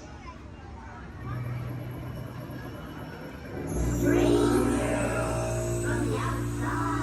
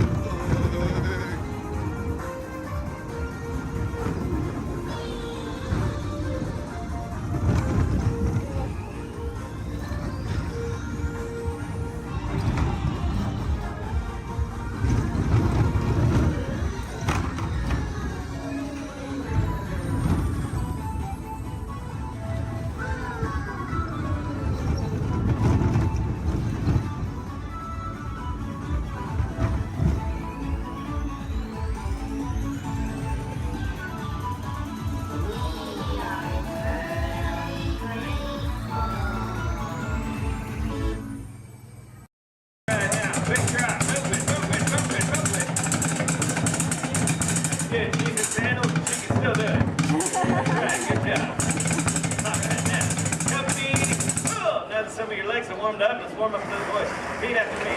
I don't know, but I've been told. I don't know, but I've been told. Company halt, that was sloppy and pathetic. You can do better than that. Give him a little progressive inspiration. All right, let's get it together now. I don't know, but I've been told. I don't know, but I've been told. Better. Army green's worth more than gold. Army green's worth more than gold. Playtime's almost never done. Playtime's almost never done. Join our squad and have some fun. Join our squad and have some fun. Have fun. Well done, soldiers. Give yourself. Speaking of which, it's time to check in with Andy's room. Men, make yourselves look busy. Come in, Motherbird. This is Alpha Bravo. Come in, please. This is Sheriff Woody. This is Motherbird. Back here in Andy's room. My reads are loud and clear. Can you hear me? Sure can, Woody. Sir, we have good news to report. We've located an entire platoon of potential plastic play toys. Whoa! Hold your horses there, soldier. Fun and play are serious business. So make sure they're trained before you send them to Andy's room. Sir? Yes, sir. Standing by to initiate Operation Playtime. Over. Now remember, whenever Andy comes into the room, they gotta be able to freeze. Like I bet your men are doing right now. Sir? Yes, sir. Over. All right then, carry on. This is Sheriff Woody saying, hey howdy hey, and over and out. mentioned, becoming a toy requires a very specific set of skills. For instance, you need to be able to freeze whenever Andy, or anyone else for that matter, enters the room. They cannot know our secret toy business. Next, we will commence Operation Freeze, but first, my men will demonstrate. Put your hands together. Come on, Playtime's all about having fun now.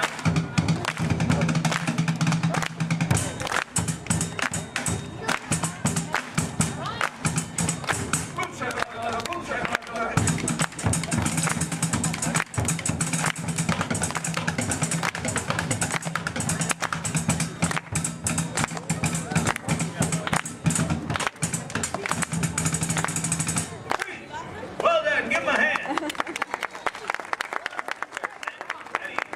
This operation, I need a front line of volunteers right on up here across this way. Come on up.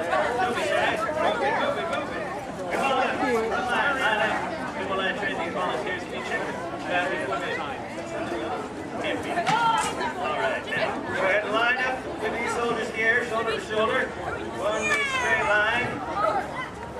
Very good. Now give me an about face. That means turn around.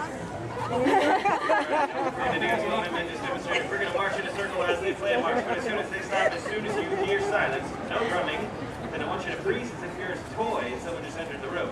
So first, let's set you up with a good toy pose. Let me think here, something maybe we all know. Let's make it simple. First, I want to see you pose like a big, mean teddy bear. When I yell freeze, show me a big bear pose. Ready? Freeze! Very good. Now, as I mentioned, while my men play, we will march in a circle, following me this way, and as soon as they stop, I want to see you frozen. Then take it away. Back this way. Here we go. Marching. Get there, buddy. All right. Very good. That's a good marching line. I'll tell you that. Now, let's get that down. As soon as they stop. That was pretty good. Let's try it again. This time, let me see you frozen like an action figure. Maybe your favorite action sports star. Think your favorite sport and then pose like you're playing it. Right? Following me this way. Here we go.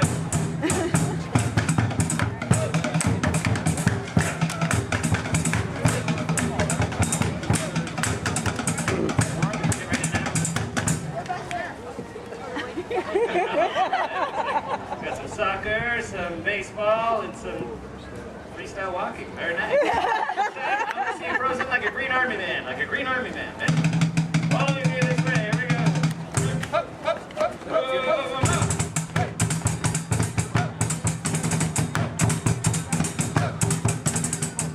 Taking your army man poses.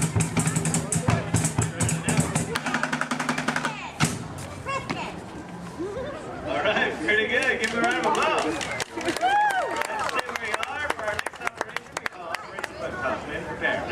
What we're going to do is practice something that is very important to Green Army men and women everywhere, and that is target practice. You must have your aim home at all times. You never know when you're going to need it. So, for Operation Bucktops, you will be presented with a target. This red barrel here is to be filled with monkeys.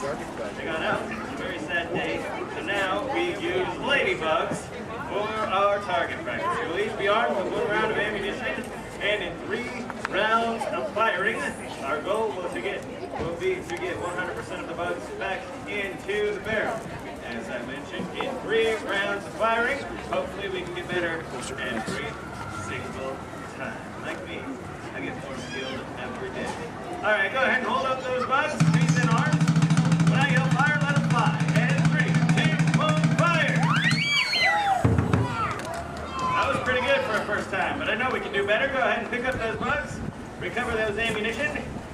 Remember to observe the rules of playtime, share, play well with others, and be safe. All right, now, freeze and arms. Let's try round 2. See if we can do any better.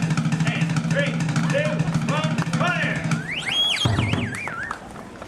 That was a little better that time. We're getting closer to 100%. Let's try the 3rd and final round of firing. As I said, our goal is to get 100% of the bugs into the barrel. I have faith in you.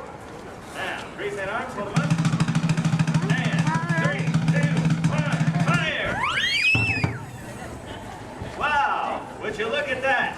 All 100% of the bugs made it into the barrel. Give him a big round of applause. Well done, men. Mission accomplished. You're dismissed. Go ahead and fall into formation as you were. Great work. You all make my plastic heart pump cry. All right, we have one final operation, which we call Operation Play 12 without the train for this operation. We will practice playing 12 with others. That's right, and I need 2 volunteers celebrating the birthday. I see one right over here. Debbie? Come on up. Come on forward, and you too. Come on up, Savannah. Debbie, go ahead and stand right here for me. Savannah, fall in next to Debbie. Right in line with my men. There you go. Give them a round of applause. They're going to be honorary members of my drum corps. That's right. You're going to be playing on these, which are recently acquired from the Rockstar Canvas playset. They're not mine. Go ahead and hold on to those. Now, what's going to happen is my men are going to play a march, and any time they may stop and point at you like this. Go ahead and take a look at what they're doing. And when you see them do that, I want you to hit that tambourine 2 times like you mean it. Try to do it together right now. Good job. Yeah, you can hit a little harder than that. There you go. Perfect. Now, just take your cue from my man and 1, 2, 3, 4.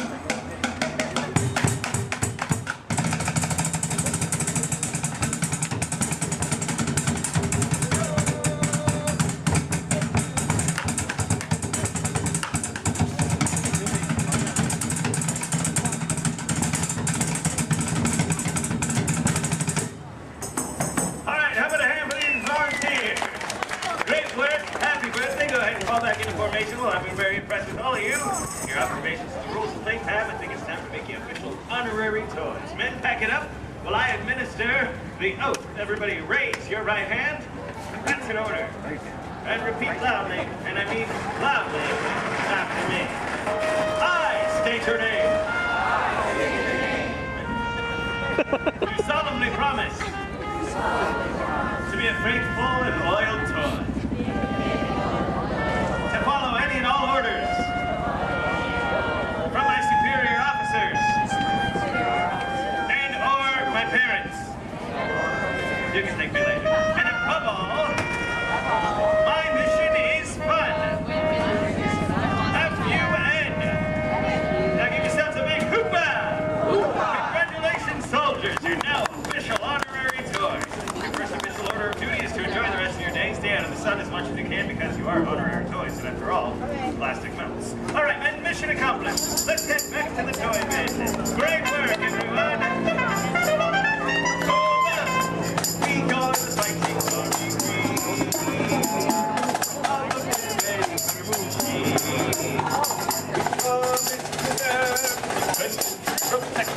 Our room that's filled with toys, as you'd expect. No machine's ever been before.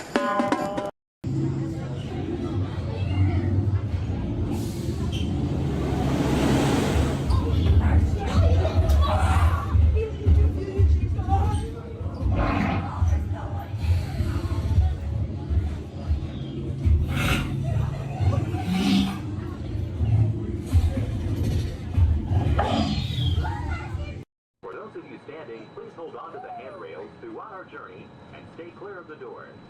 For the comfort of others, no smoking please. Thank you. As we turn south, you can catch a glimpse of the spires of Space Mountain in the Magic Kingdom. Nearby is Disney's 8th-ranked contemporary resort. Oh no. Oh no. Oh no, no, oh no, no, no, no. Look at.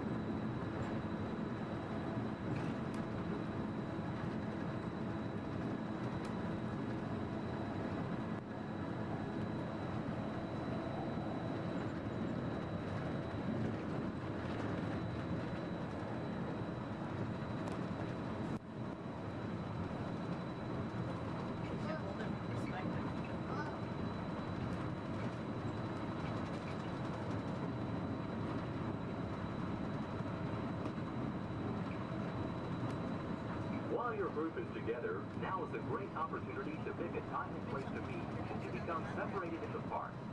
If you should need any assistance, please go to Guest Relations, located in Interventions East. Guest Relations can also assist you in making dining arrangements, provide special tours of Epcot, or make other suggestions for planning your visit to Walt Disney World.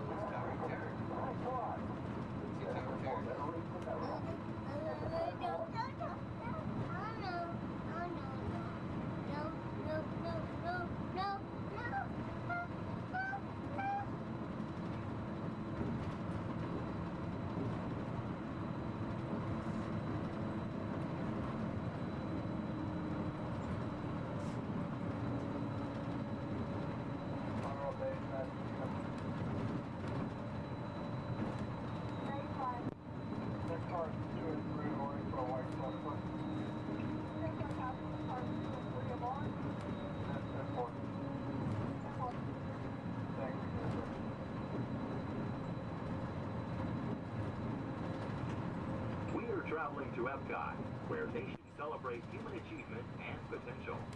Its 300 acres are divided into two worlds, Future World and World Showcase. Future World offers fascinating explorations into realms of energy, transportation, and imagination.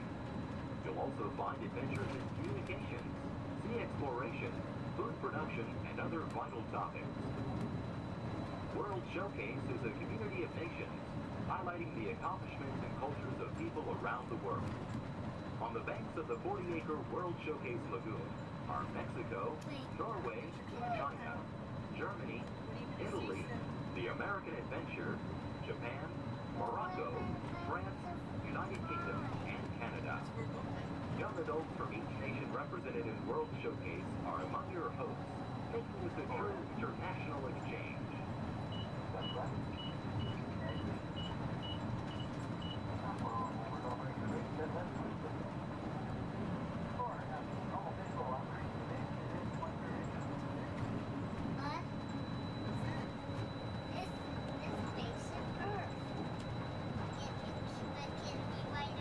Beyond the trees ahead and to the right-hand side of our forward motion is Spaceship Earth. This 18-story geosphere marks the entrance to Epcot. Inside Spaceship Earth, time machine vehicles take you to the evolution of human communication, from a distant yesterday to the dawn of tomorrow.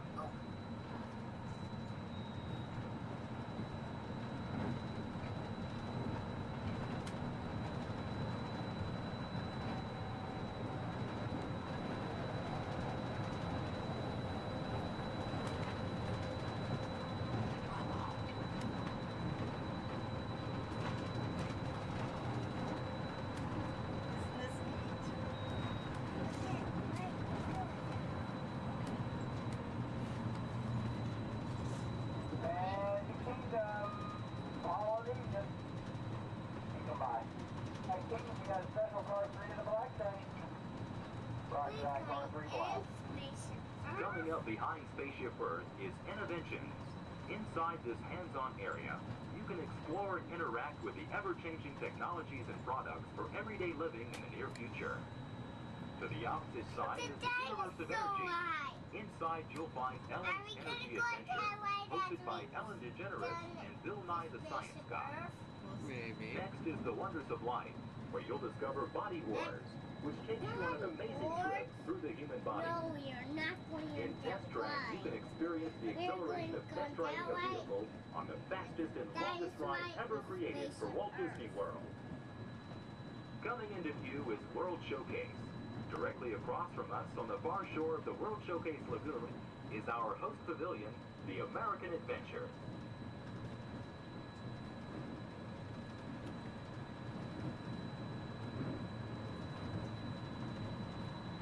I'm still thirsty.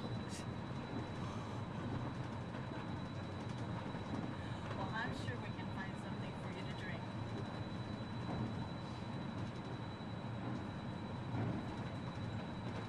The glass pyramids are the gateway to your journey into imagination. Inside you can find the 3D adventure, Honey, I Shrunk the Audience.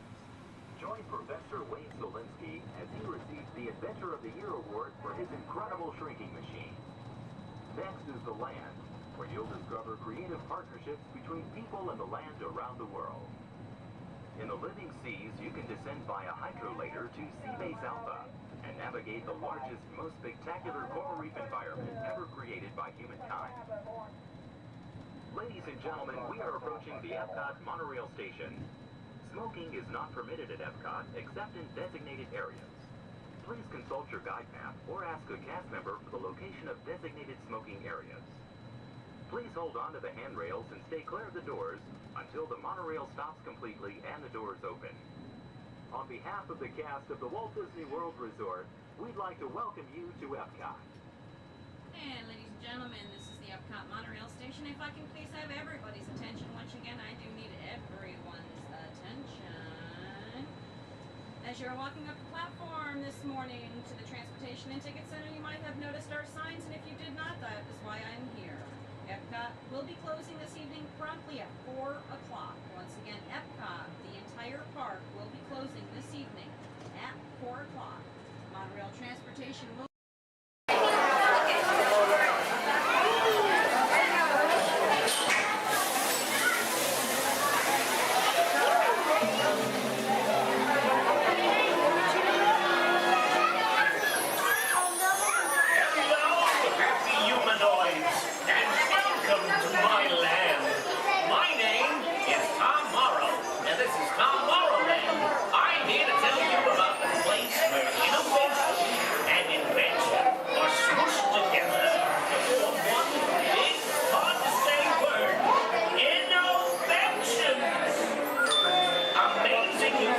that is going to make your life better. But dreaming of new stuff, making it reality, are two different things, believe you me. Who could ever forget the old plastic house? Robot butlers? Pop-up kitchens? The personal jetpack? And my old-time favorite, the flying thingy. Are you thinking? Well, they seem like here in Tomorrowland, as I call it, the stuff you're about to see is routine, it's real, it's actual, everything is satisfaction. Okay, that's enough of that simony, and please, no more of that doo-dah. We've got a new cast of entertaining interventions waiting in the wings, ready to be discovered by you. Ain't tomorrow grand? And now, a bright new world of innovations for your daily living, and it's coming to your doorstep in 3, 2, 1. There's a great big world of innovations, shining in our lives in every way, and the great big beautiful tomorrow, because tomorrow's happening today.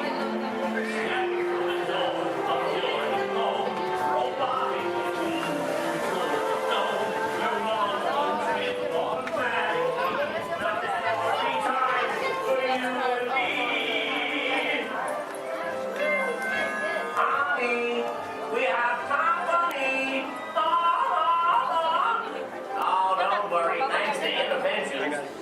Unexpected company is a snap.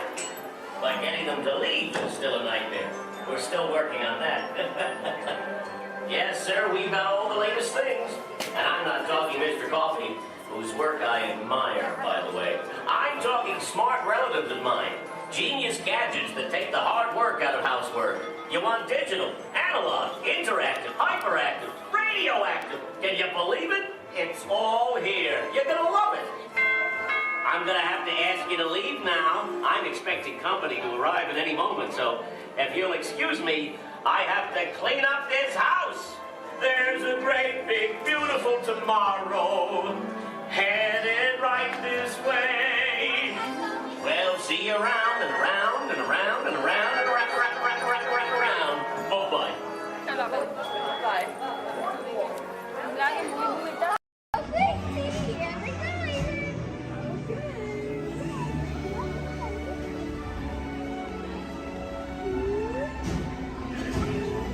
Are we going around? I find that toy!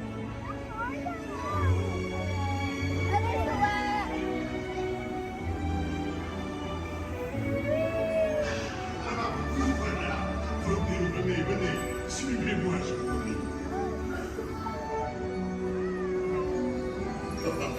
The chef family is waiting for you. This way. Qu'attendez-vous?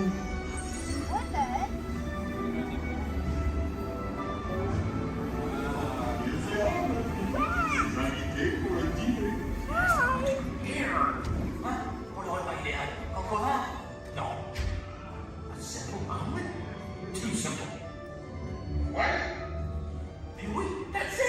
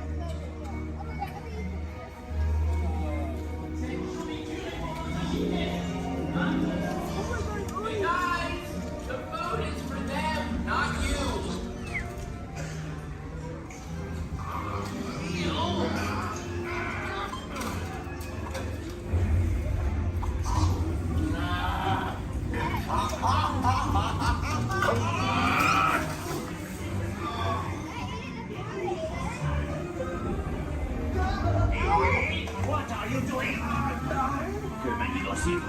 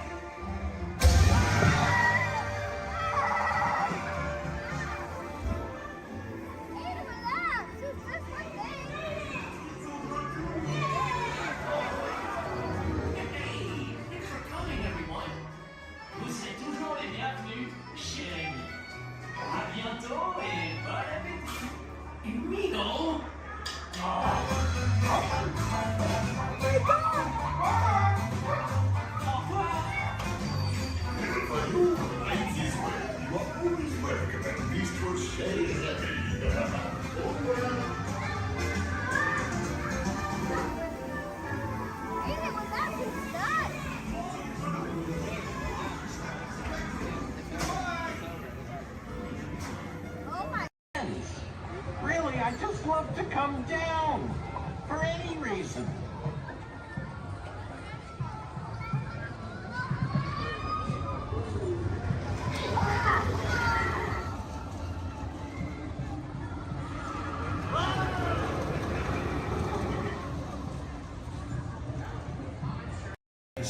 is fine in autumn. There's nothing like the breeze and the falling leaves. A blue sky above, the one that you love. I saw a scarecrow smiling, winking his eye. As we were walking by, I caught him. Then he looked my way, said enjoy your day. It's the magic that can happen when it's autumn. Changing leaves of red and gold, all is in the air. You can see it on every autumn street. And you can find that someone warms your heart every time you meet. You should remind them that you find them positively sweet.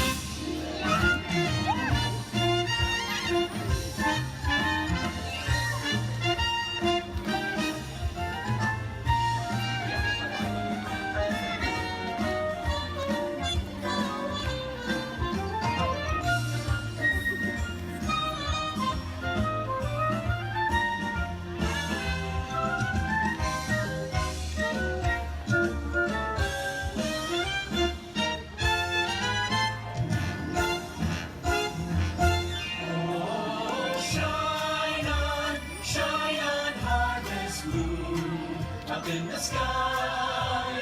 I ain't had no lovin' since January, February, June or July. Snow time ain't no time to stay. Outdoors it's good, so shine on, harvest moon for me and my gal.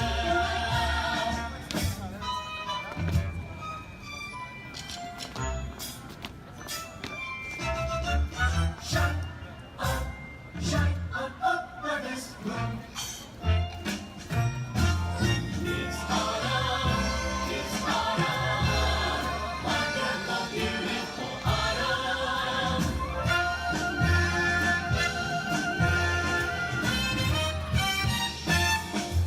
Let's take another hayride under the trees. It makes me smile from top to bottom, because that autumn chill gives me such a thrill.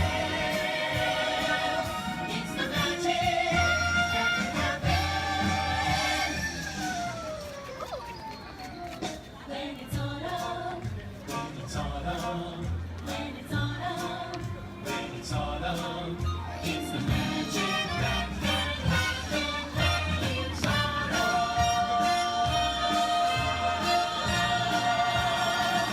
When it's autumn.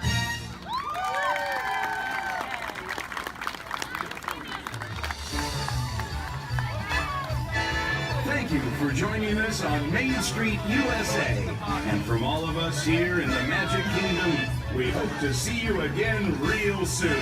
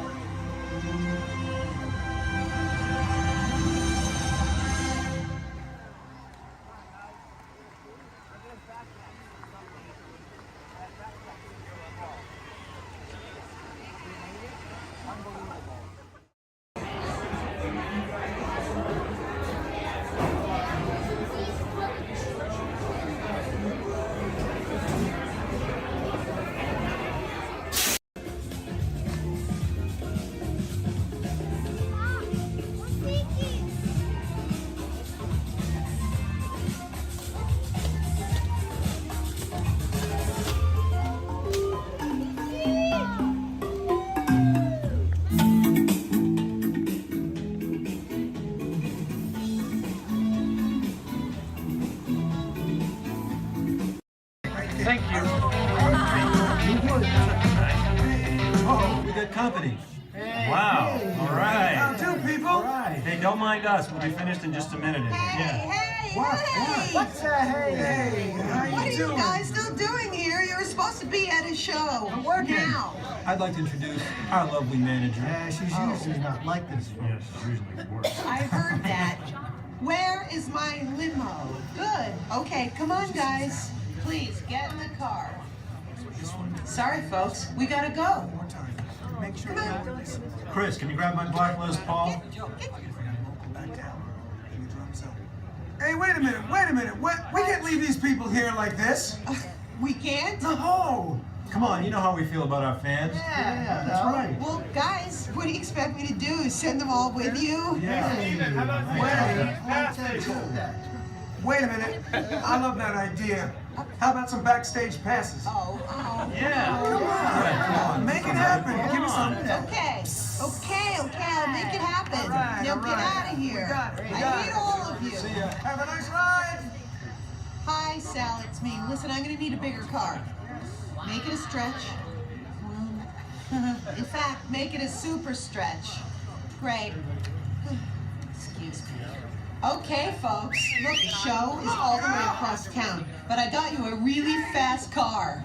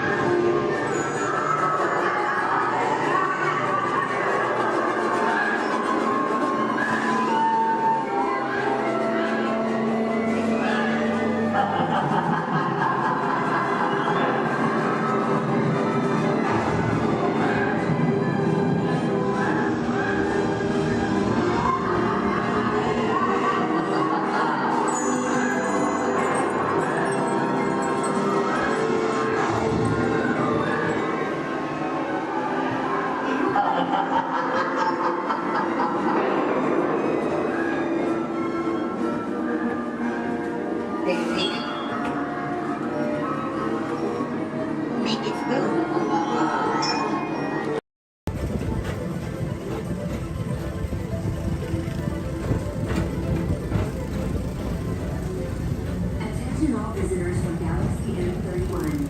Please keep forward-facing tentacles clear of oncoming vehicles. Thank you.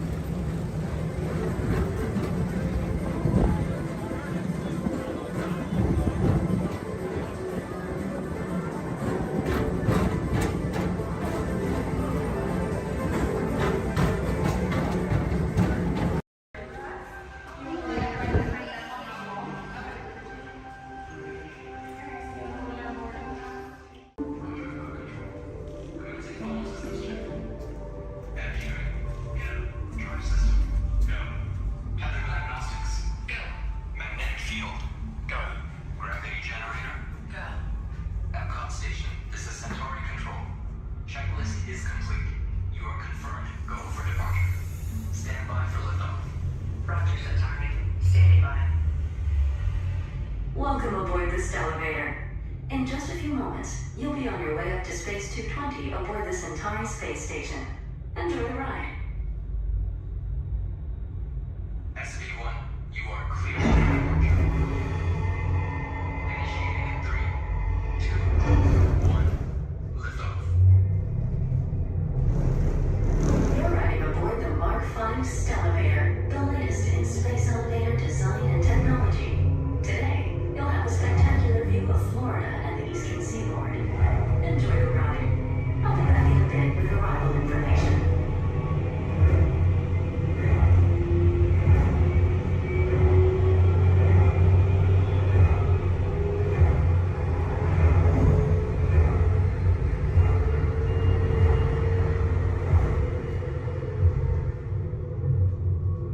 SP1, we are on our final approach.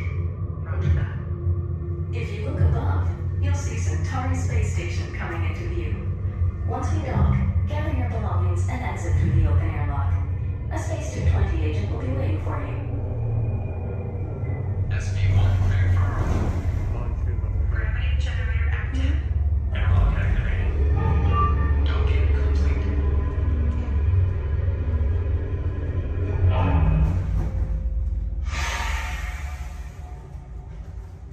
Welcome aboard. Where we go down? Yeah. Give me one moment. You guys are gonna head right down this way. Somebody should meet you there. If there's nobody, oh, there is somebody. Okay. Head on down. Thank you. All right, guys. Woo. Is it okay? Good. We're safe.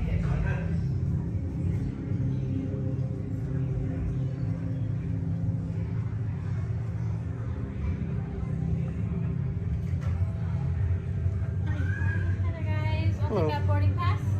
And what's the last name? Nice. Alright, for Joffrey? Yes. Alright, you guys can call me. How was the trip up today? Was it good?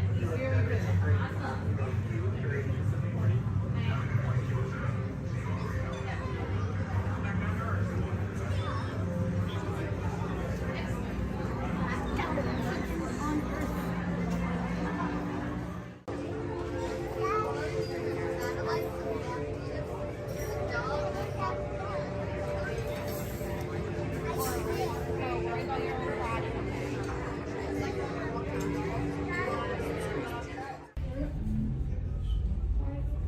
SV2, you are cleared for departure. Initiating descent in 3, 2, 1. Your journey back to Epcot will be a smooth and quick one today, so enjoy the ride.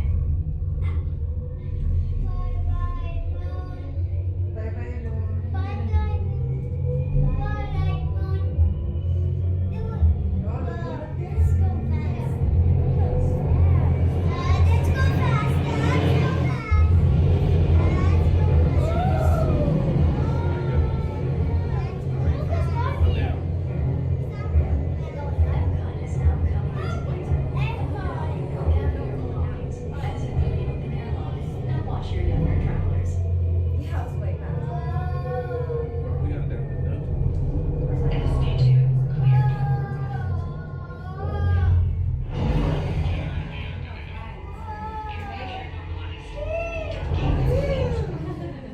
We hope you enjoyed your visit to Space 220 and look forward to seeing you again The soon. ground is on this in the sky.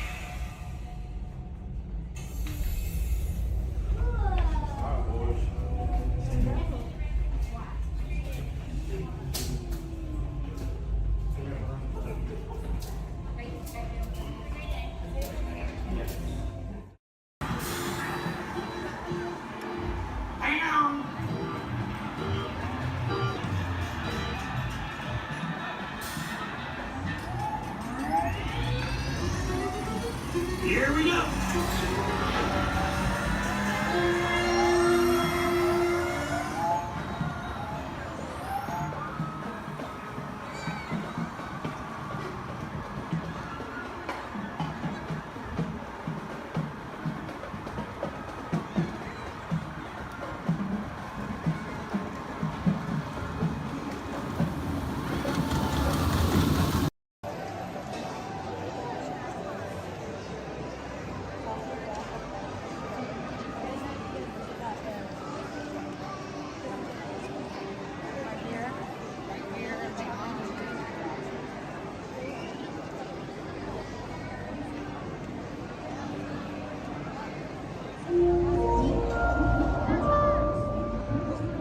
Attention marine life explorers.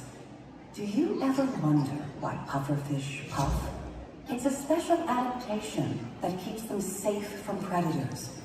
Thanks to elastic-like skin that stretches easily, puffers inflate their stomach when they're scared or threatened, and some are even covered in spines that ward off danger.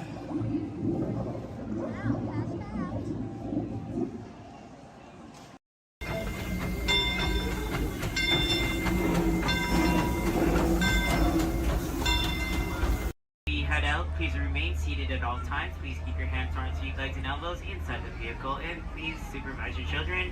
This is a one-way trip to Main Street, USA. And enjoy your ride.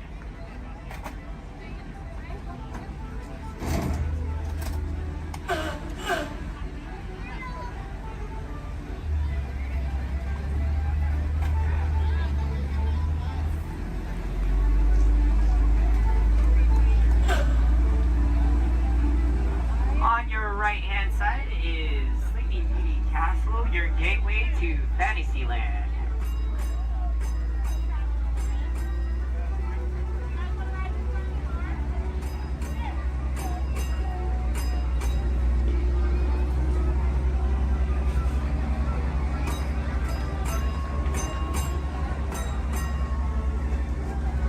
Coming up on your right-hand side is Frontierland and Adventureland. Beyond that, Critter Country, Darling Square, and Star Wars Galaxy's Edge.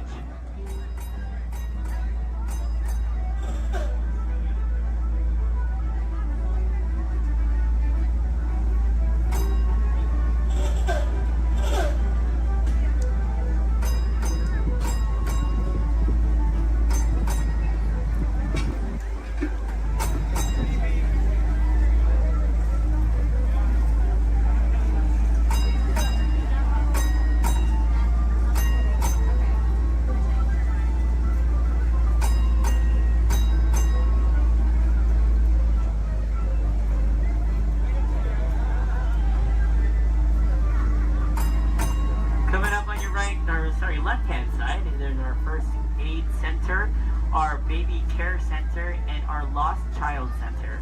On your right-hand side, if you enjoy ragtime piano, we got some music going on over at the Coca-Cola Refreshment Center on your right.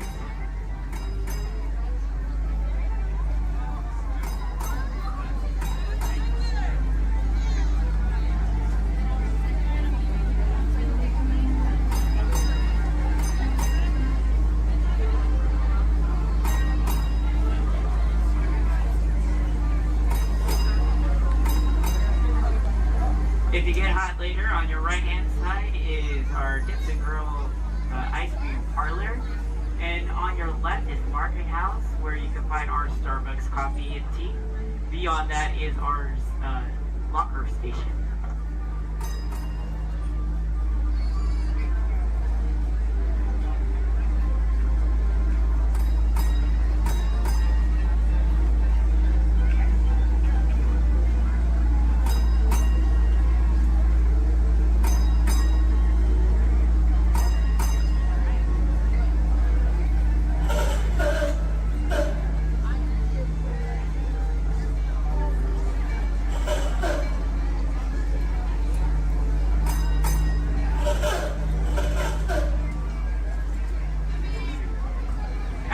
To our final destination in front of Disneyland City Hall. Please remain seated until the bus has come to a full and complete stop. For those of you who are sitting in the top stairs, Please watch your step as you exit the stairs and assist young children. And enjoy the rest of your day here in the Magic Kingdom. My name is Justin, and thank you for riding.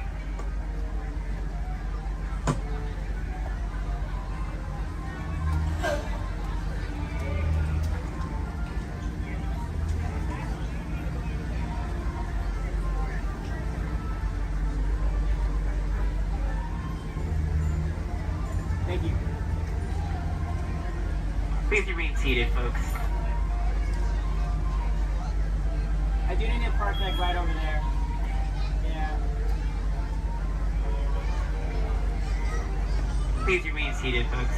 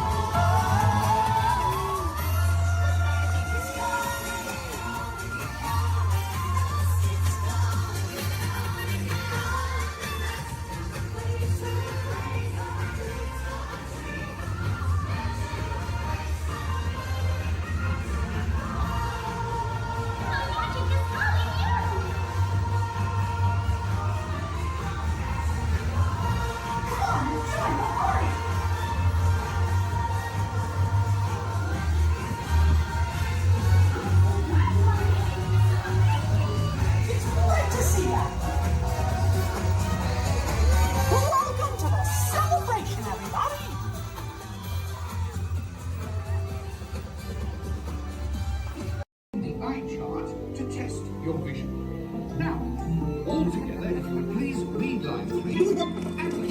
With FIGMENT, you can see things differently. Sure, you can see with your eyes, but imagine what you could see if you used your imagination. Follow the bouncing figment. One spark of light can light your fancy. Your mind sees more than what your eyes see. Your sense of sight can make your fancy fly. There's more to sight than meets the eye.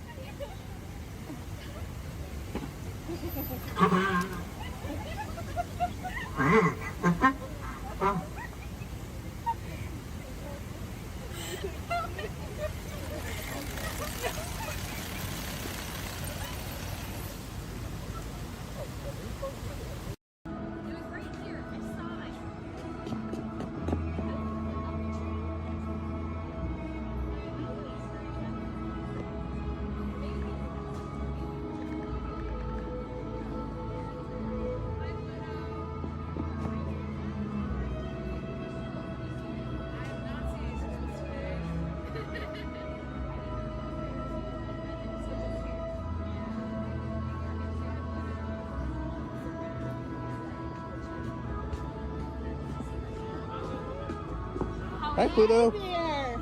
Now you don't chase those cats up those trees. Oh, no, we don't chase little cats. No. We're big friends of Pickers. We love him. He's the best. We're out looking for some treats, so have you guys found any? Or maybe you have some Pluto? Nope, haven't seen any treats yet. Yet? Okay. I'll keep an eye open, though. It's a promise you'll let us know if you find I will any? certainly let you know. Perfect. Pinky swear. There you go. Thanks, Red. You're welcome. Bye. Welcome home, you are.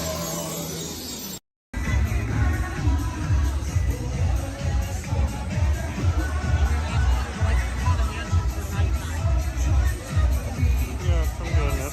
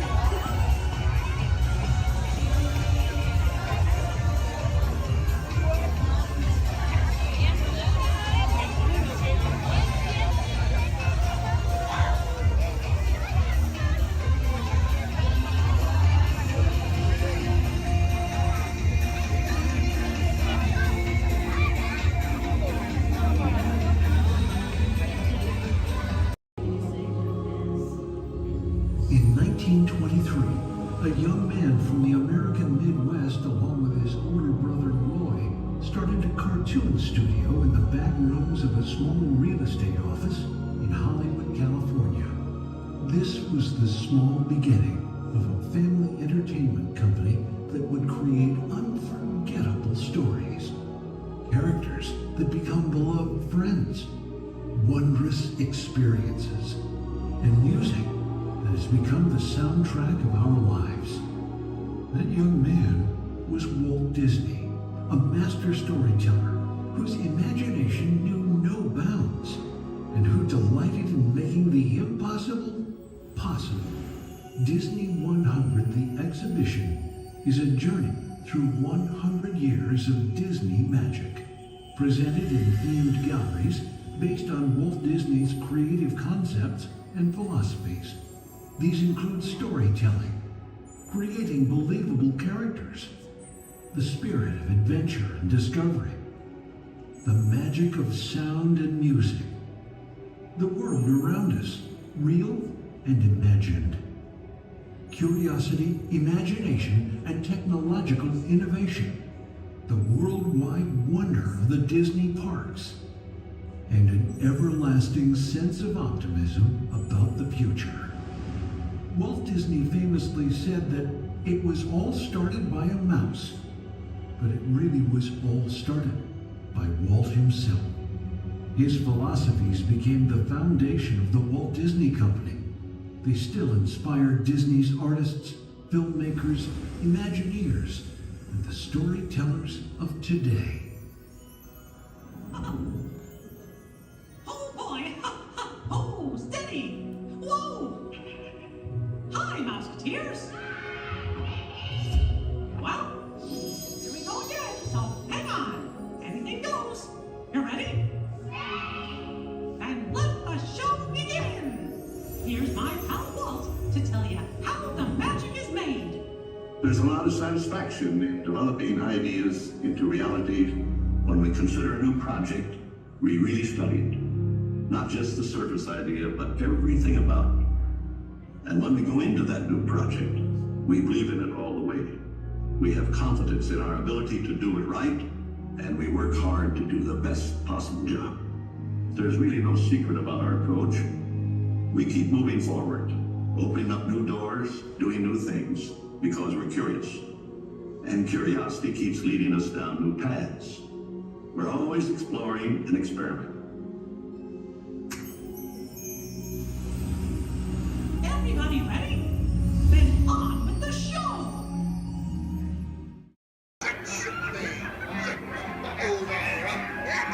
I'm not sponging for rum. It be gold I'm after. Strike your colors, you brazen wench. No need to expose your superstructure.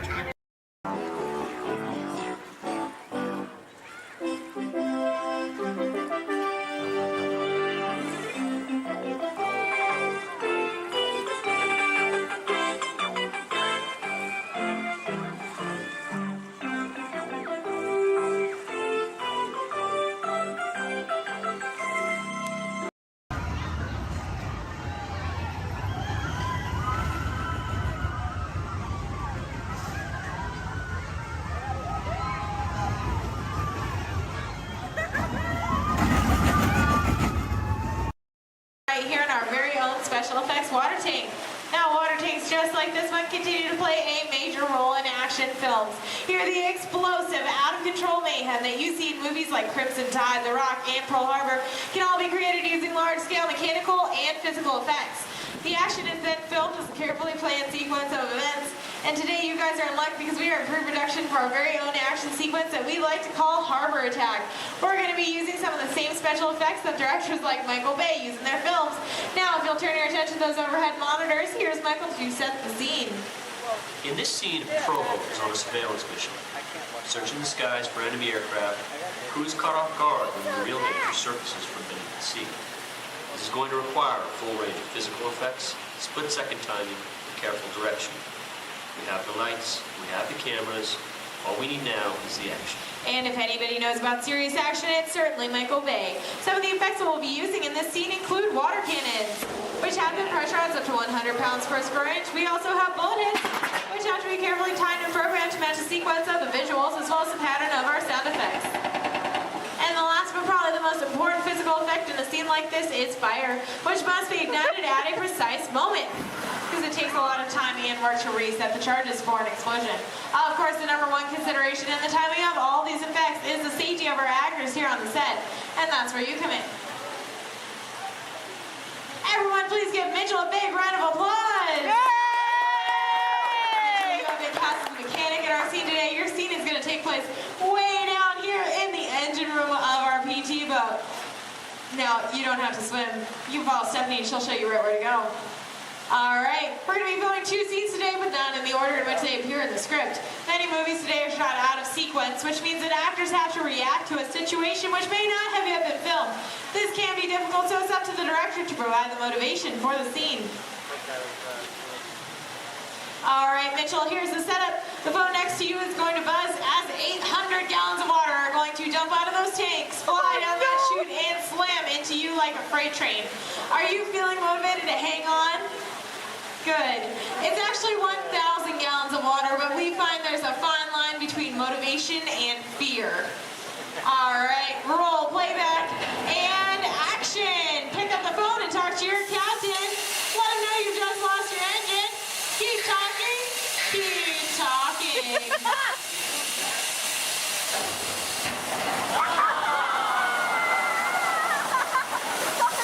And cut! Everybody give Mitchell a big round of applause. Alright, Mitchell, you were fantastic in that last scene. Now I have one more acting task for you to do. I need you to sit there in that blue chair, stare dramatically out at the audience, and act dry. We're going to give you a couple minutes to work on that. Well, let's add that shot into our next scene, see how it all ties together in the final sequence. Our next scene takes place on the deck of our PT boat, and here's Stephanie to introduce the rest of our brave crew.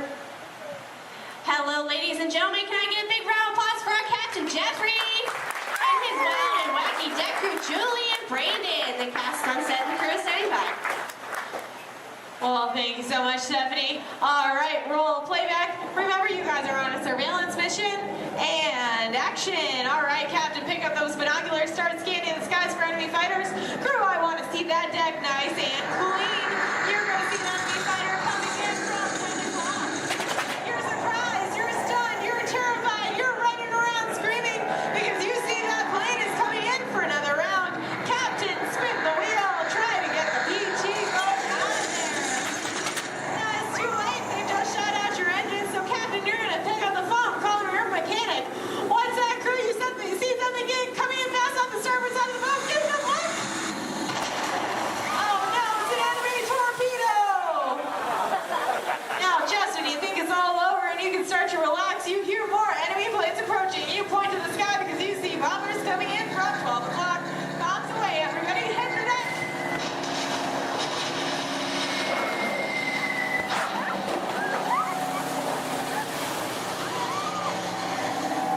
Now, you have survived that aerial attack, but then you see 2 more torpedoes headed fast off the stern. Lucky for you, they pass right underneath the boat, but unfortunately that means they're headed straight for our audience. Point to the audience and yell, "Look out!"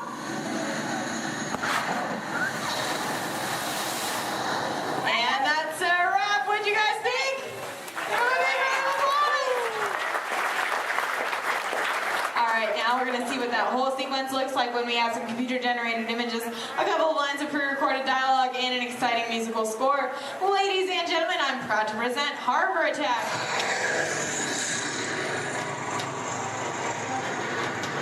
It's not one of ours.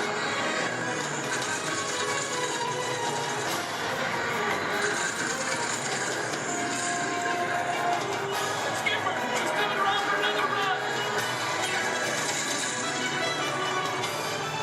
Engine, report. Both engines are gone. Torpedo, up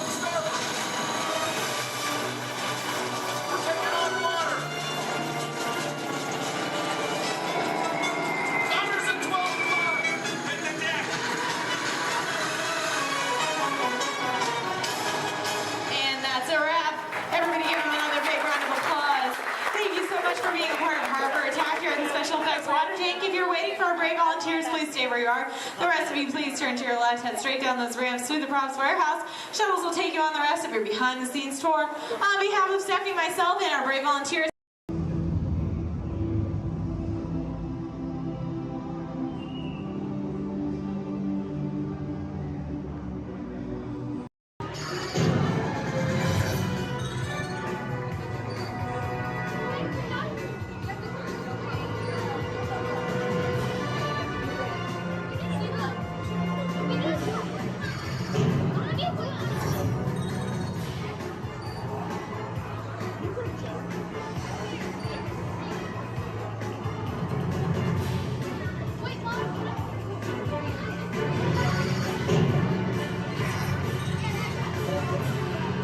Prison transport launch in 12 Archelian weeks. Hold on, people. Stand here. Glad you made it to the Flight Bar Florida Tourism here with us today. New MIB recruits. Warning. Warning. Warning. 10 seconds to planetary implosion. 8, 7, 6, 5. Planetary implosion averted. Have a nice day. Have a dull moment around here, folks. Many of you may be wondering, are resident aliens really that common here on Earth? After all, how many antennae does one see in a day? And that's precisely the point. Because when they get here, they look like this. Then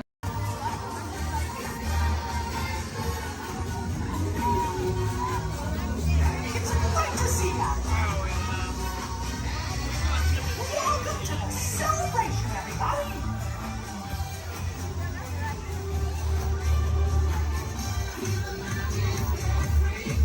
Hi, Walt.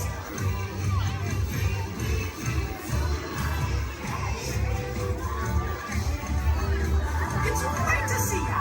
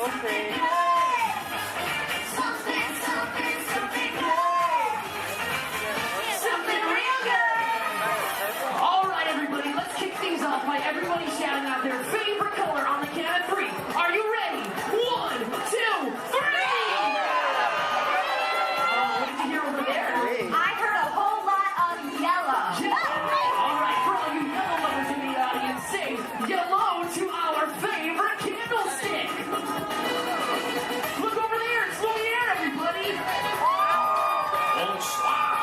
Is this where they're throwing the party? It sure is, and who better than you to brighten up the festivities? Madame and Monsieur, it's so good to see you. All right, put your hands together for Lumiere, everybody.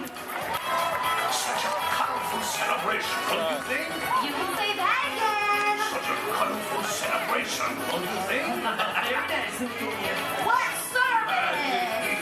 I love this song. Okay, now whose favorite color out there is orange? Anybody? Well, gee, I sure wish I knew somebody orange who could kick this party up a notch. Well, I know somebody, and I'll give you a hint. He's orange and black, and he loves to bounce. That's right, it's not a tiger, it's a tiger! It's time for a little bouncing. All right, everybody, now's your chance to get bouncing! There ain't nothing can bounce like the trigger. And that baby, you. Keep on bouncing. All right, we've got yellow, we've got orange, now we need somebody green! Oh, don't stop. Peter Pan. No. Who's the other kid? Alex. Jiminy Cricket. Picture somebody larger and a little more round. Just picture a big billiard ball with one eye. Did somebody say there was a party? Ladies and gentlemen, it's Mike Wazowski. I knew I liked you the moment I laid an eye on you. Oh, thank you, thank you. We would have nothing if we didn't have Oh, you're very excited. you. Okay, friends, everybody shout out another color so we can bring in another one of our Disney pals. On three, ready? 1, 2, 3. Lavender! All right, what did you hear this time, Emily? Oh, I heard red. Red! Oh yeah, this is one red hot crowd. Okay, who's got 6 legs, lives under the sea, and has a merman for a friend?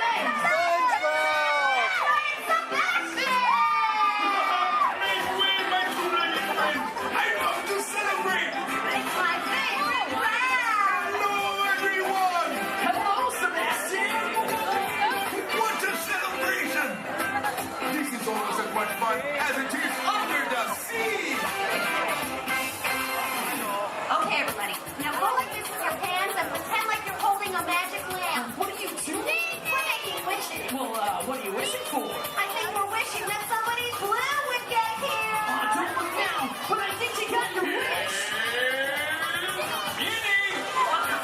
Genie, wouldn't be a party without you! That's right, Mr. Blue himself.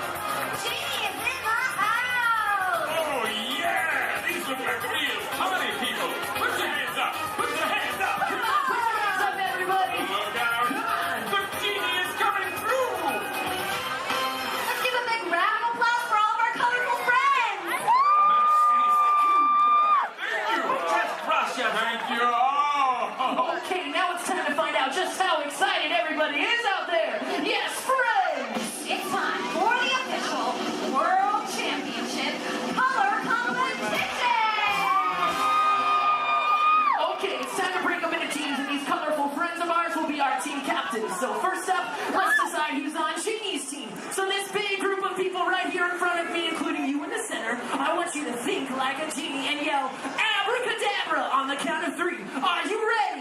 1, 2, 3! Oh, come on, I said like a genie really loud this time. Ready? 1, 2, 3! Great! You guys are now Team Genie. Blue is the bomb. Oh, really? We'll see about that. Everybody back here hanging out with Mike. Let's collect some scream power. I want to hear a big green team scream on 3. Ready? 1, 2, 3. Fantastic! You guys are all now Team Wazowski. Good job, everyone. I'll be keeping my eye on you. Eye, get it? Yeah, we get it, Mike. All right, now everyone around Lumiere, I want you to throw your candlesticks up in the air and wave them from side to side. And make a little noise. Come on, guys. Oh, you can be louder than that. Come on. All right, you guys are now Team Lumiere. Well, see, I am touched. All right,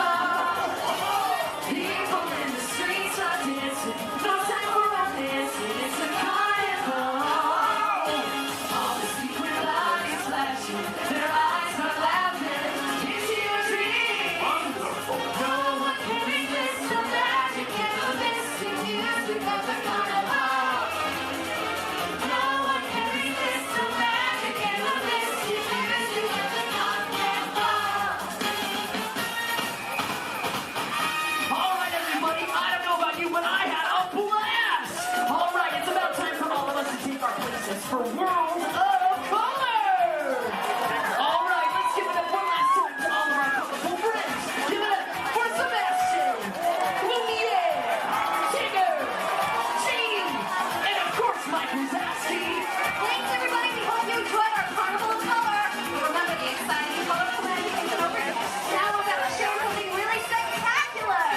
Something good. Something good. Fun, people. Something good. Thank you. Real good. Something real good. In just 15 minutes. Too much last night, so bear with me. Tej left me alone today, so yeah, that's pretty much it, you guys. In just a moment, these doors will be closing, and okay, so yeah, you guys want a tour of the war room? Okay, so basically, we've got some monitors over here. My name is Jamie, by the way, you guys. Oh, and there is Tej. Jamie, the buses are here. Okay, what do you want me to do with them? They're just staring at me. Should I send them now? Dom's calling. I got this, Jamie. Okay, great. Dom, what up? Tej, just got a heads up from Hobbs. The FBI is about to raid your location. Man, they always ruining our fun. For real. It gets worse. They're leading Owen Shaw right to your door. Shaw? That cockroach we beat down in Spain? What's he got to do with this? Everything, right? Nothing yet. And let's keep it that way. Get those people on those buses. You need to start plugging out right now. And get that turbo truck ready. I'm sending Letty there to pick it up. I'll call Letty. I'm on it. Never mind then. Hobbs needs our help. He needs our team. Spread the word. Spread the word, you guys. But keep it in our family. Never mind. Don't listen to me. And keep it quiet. Just keep it in the room. Oh, the other bald guy's It's calling. Hobbs. Hobbs, my man. What up? Sorry, Brother Tej, no time for chit-chat. I just sent you a brief on FBI agent Novak. Has Toretto filled you in? Yeah. He wants us to get everybody over to the party at Sullivan's. Sounds like a plan. That party is a ready-made diversion. Keep it going. We need to discuss how you're going to get all those civilians out of there without tipping off the FBI. Crazy. Okay, hold on. Let me get everybody squared away, and we'll talk offline. Copy that, Tej, and let everybody know. Shut off your cell phones. Don't listen We to don't him. want Shaw tracking your He's locations. overreacting. Just put it on silent. Okay, Jamie, Yeah. you heard the man. I heard him. It's about to go to a whole nother level. Crazy. Send everybody to the loading dock. All right, you guys. We heard him. Have fun. If anything happens, my name isn't Jamie. Okay? Peace.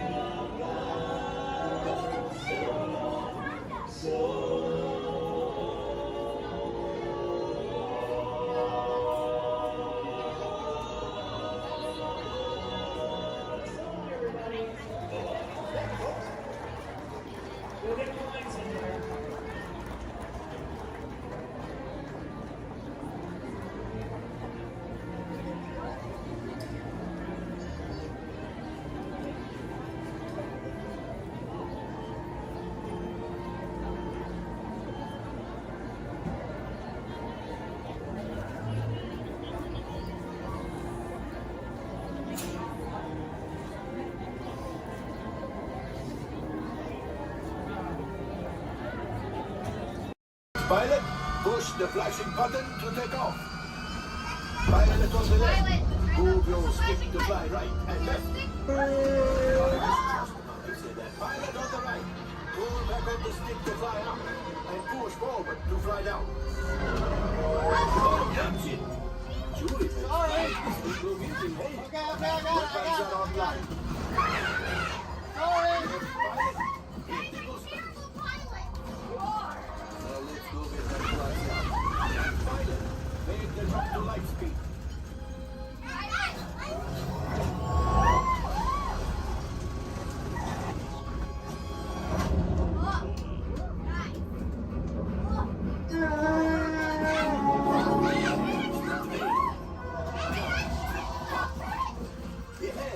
Yes, keep shooting.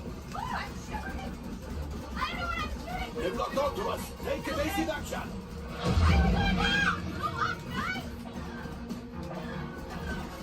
Gunners, we need to defend ourselves. Open fire. Gunners, blast away. Blast. Ah, there it is. After that plane.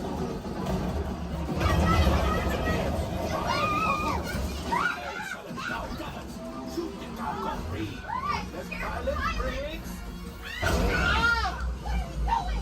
I can't stop! That could have been much worse.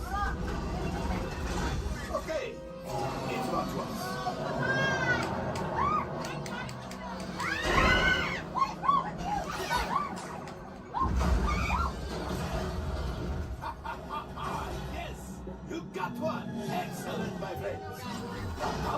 ship. Well, I gravity go. You see, just as I promised, my friend. Now that the resistance has ready, they put something from Bungo. Pilots, line up behind the train so we can harpoon that last guy. Gunners, shoot the train. Engineers, realize closer. Cargo's breaking free. Keep shooting. Yeah, my friends. Yes. We got the coaxium. I will grab it. You keep up to the train.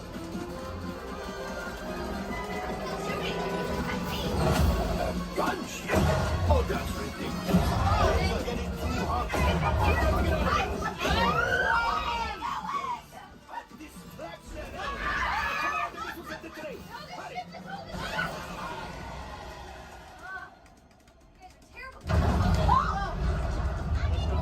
Coming down.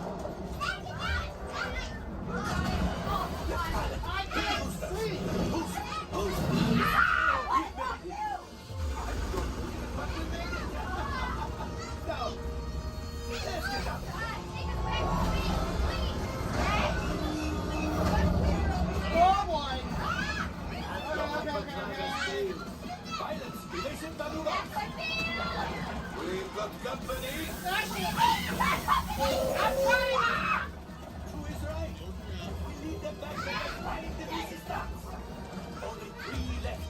He's the last. Watch out!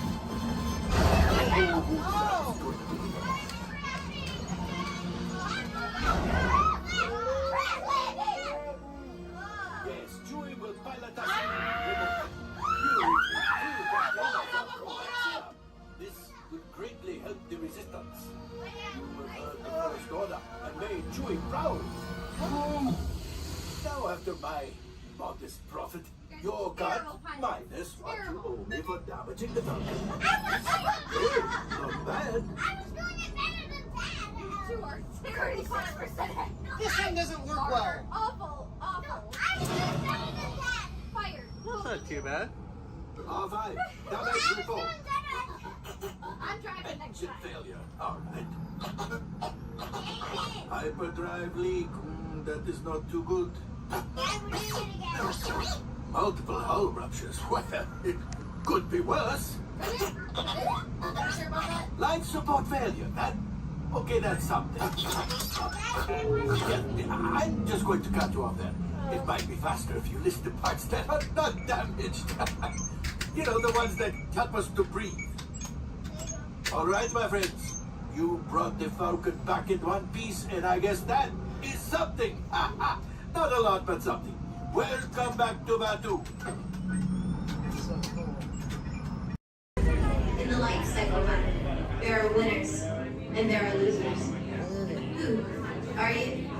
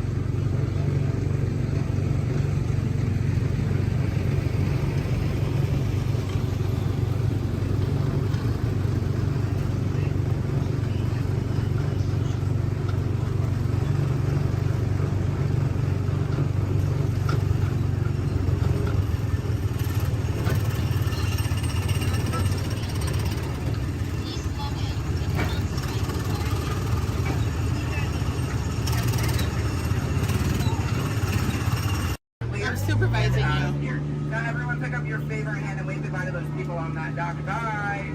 Goodbye. Yeah, you're never gonna see them again. But you don't know them, so why would you see them again, right?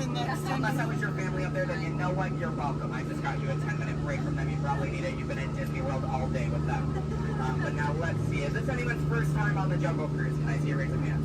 Perfect. Me too. Is this anyone returning to the Jungle Cruise? Can I see a raise of hands? Perfect. I can't wait to be a sore disappointment for all of you and exchange a lot of awkward eye contact has already started. How beautiful. But hello everybody, welcome in. My name is Skipper Kevin. First name Skipper, last name Kevin. I'm going to be your best friend, guidance counselor, dance instructor, tour guide, dragon slayer. And if you don't laugh at my jokes, I'm going to be your swimming instructor. I said that just for you. I said that just for you because I knew you were going to interrupt me. Yeah, thank you so much. I really do appreciate it. Wow. But now here we are in the Amazon rainforest. If you look over to your left-hand side, you're going to see what I like to call an inspiration ball. I call it that because the longer you stare into it, the more it's going to inspire you to go. Oh, deeper into the jungle, of course. Yeah, I don't know about you guys, but that certainly does look like inspiration to me. So much that I now feel inspired to take you guys into the Congo River. So why don't we see how far this boat can go? Okay, I'm glad of you if you did not like that. Don't worry, my jokes, they don't get any better yet. So buckle up, we're going to have an amazing time together. And if any of you have not seen the Jungle Book or you'd like to see it again, don't worry, it's right over there in 3D and the box set edition. Yeah, it really was the bare necessities here in the jungle. Oh wow, this is awkward. I'm sorry guys, I was trying to throw you a surprise party, but it looks like no one's here. I can't see anyone. Canoe? Yeah, I cannot. It really is an either-or situation if you get what I'm trying to say. I even brought out that giant python snake. I just would not recommend getting too close to him. He will develop quite a crush on you. It's what I like to call a constricting relationship. It never ends well. What in the jungle? Oh, sorry. I hope that did not alarm anyone. Those are just my roommates. Yeah, looks like they got into the explosives, but I'm sure they were just trying to find the bananas. They do find them very appealing. Yeah, they kind of go ape over them actually, but you know, I think we should make like a banana and split. So we're now gonna head down the Nile River, which is the largest river in all of the jungle. It goes on for Niles. And Niles. And Niles, thank you. And if you don't believe me, you are in denial. Disbelief. I bet you believed you had that one. No. Yeah, you did. I heard you say it. But if you look right there, everybody pay attention to this super cool, super rare. It's honestly an African bull elephant. You could even say it is a once-in-a-lifetime opportunity. You will never see one of those again in your entire life. A twice-in-a-lifetime opportunity. You will never see one of those again. How majestic that is to common African elephant. Okay, but now here we are on our African belt, which has some of my favorite animals on it. If you look up behind those boulders, you're going to see those tall-necked cheetahs. Right here in the front, those are the ones that killed Mufasa. Over there, we have the scary-looking chickens. Look at all those chickens. And then we have that beautiful pride of lions protecting that sleeping zebra. Yeah, who am I kidding? I can't lie to you guys. That zebra's dead. Those lions are chowing down on some lunch right now. But kids, don't worry. I like to call that zebra plastic. There's lots of trust issues here in the jungle, I know. Wow. Okay, this is not something you see every day. Wow, alright. So, are you all looking like that's what you normally see on a Saturday afternoon? That's concerning you guys. I'm a little nervous now. I don't know about you guys. I don't think I have ever seen that many rocks on the beach before. Yeah, there's like, what, 200 rocks up there? Maybe 300 rocks, but then again, I'm not a geologist, so what do I know? Yeah, but what I do know is we're not going to look above the rocks. That just sounds like a lot of paperwork, and I hate paperwork, so instead we'll ignore it and hope it goes away. Yeah. Oh my goodness, there they are. Those are my friends who are going to go to that surprise party. We have Old Smiley and Ginger. Just be careful, Ginger snaps. Yeah, she is one tough cookie. And I'm not sure why, but my jokes, they kind of get crummier from here. I guess it's just the way the cookie crumbles. I don't really understand. It's unfortunate. But behold, straight ahead, we do have Schweitzer Falls, named after our famous and beloved founder of the Jungle Navigation Company, Dr. Albert Wow. Yeah, don't worry, if you didn't get that, we're going over it later. Yeah. So I really hope you know how to swim, and if you don't know how to swim, stop being dramatic. Stand up, the water's only 3 feet deep. Yeah, it's really not that difficult. But if you guys are starting to wonder, Skipper Kevin, how on earth did you land your job here? I'd like to say it's plain to see. Yeah, I took a crash course, which was half off, and you know, I've been winging it ever since, but that's kind of the tail end of that story. There's not much to it. And now it does look like we are entering a hippopole, and I need everyone to be very careful. These do look like some dangerous animals. In fact, you could even say they are some hungry hippos. So if you guys could do me a favor and hold on to your marbles, I'm on long time ago. That's why that boat's halfway underwater. Oh no, I'm just kidding. The legal team tonight can't keep saying that. That's gonna get me fired.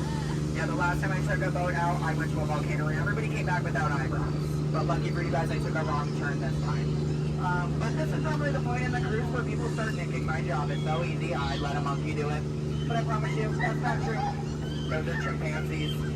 Yeah, there's a very clear difference between the two. Just don't ask me what it is. I have no idea, and I didn't think we'd actually see any, so that's kind of crazy. But lucky for you, I do have a very fun fact about monkeys. So apparently, humans eat more bananas than monkeys. But I don't know if I believe that, because I don't know the last time I ate a monkey, do you? Yeah, that's bananas. And don't worry, if you don't get that joke, I'll give you about 10 seconds. I get it. You're a late bloomer, you just need a moment to digest that one. You're welcome. Yeah, so please take your time. And it is now the moment that we have all been waiting for. It is the amazing, the colossal, it is the eighth wonder of the world. The backside of water! O2H! O2H! Alright, I got a few chemistry notes on board. That was the reaction I was hoping for. Everyone else, don't worry, I only tell those jokes periodically. It just gets me in my element sometimes, you know. I did have a joke about oxygen and potassium. You could say it's okay. Yeah. I also had one about sodium, but no, you guys don't look interested. So instead, we're going to head down the Mekong River into the ancient Cambodian shrine. If you've never been in there before, be careful. There is a 10-foot drop. So make sure your seatbelts are buckled left to right and tug on that yellow strap. Yeah, if you're looking for your seatbelt, you can't find one, hold on tight. Let me know how that goes for you.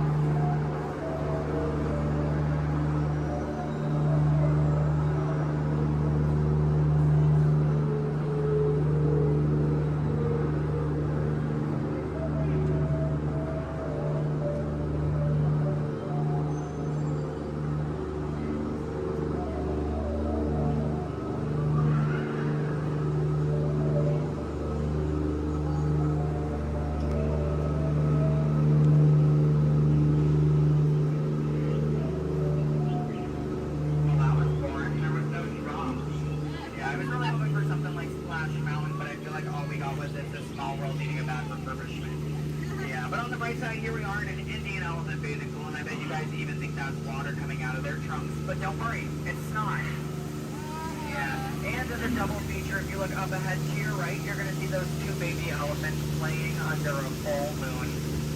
Yeah, I bet you don't see that very often, do you? No, I'm just kidding. Don't answer that. If you do see that often, I don't want to know why that's weird. Please keep that to yourself, okay? But you know, since we are here in the jungle and there are plants everywhere, I'd really like to take a moment and show you guys some of my favorites. So, that one.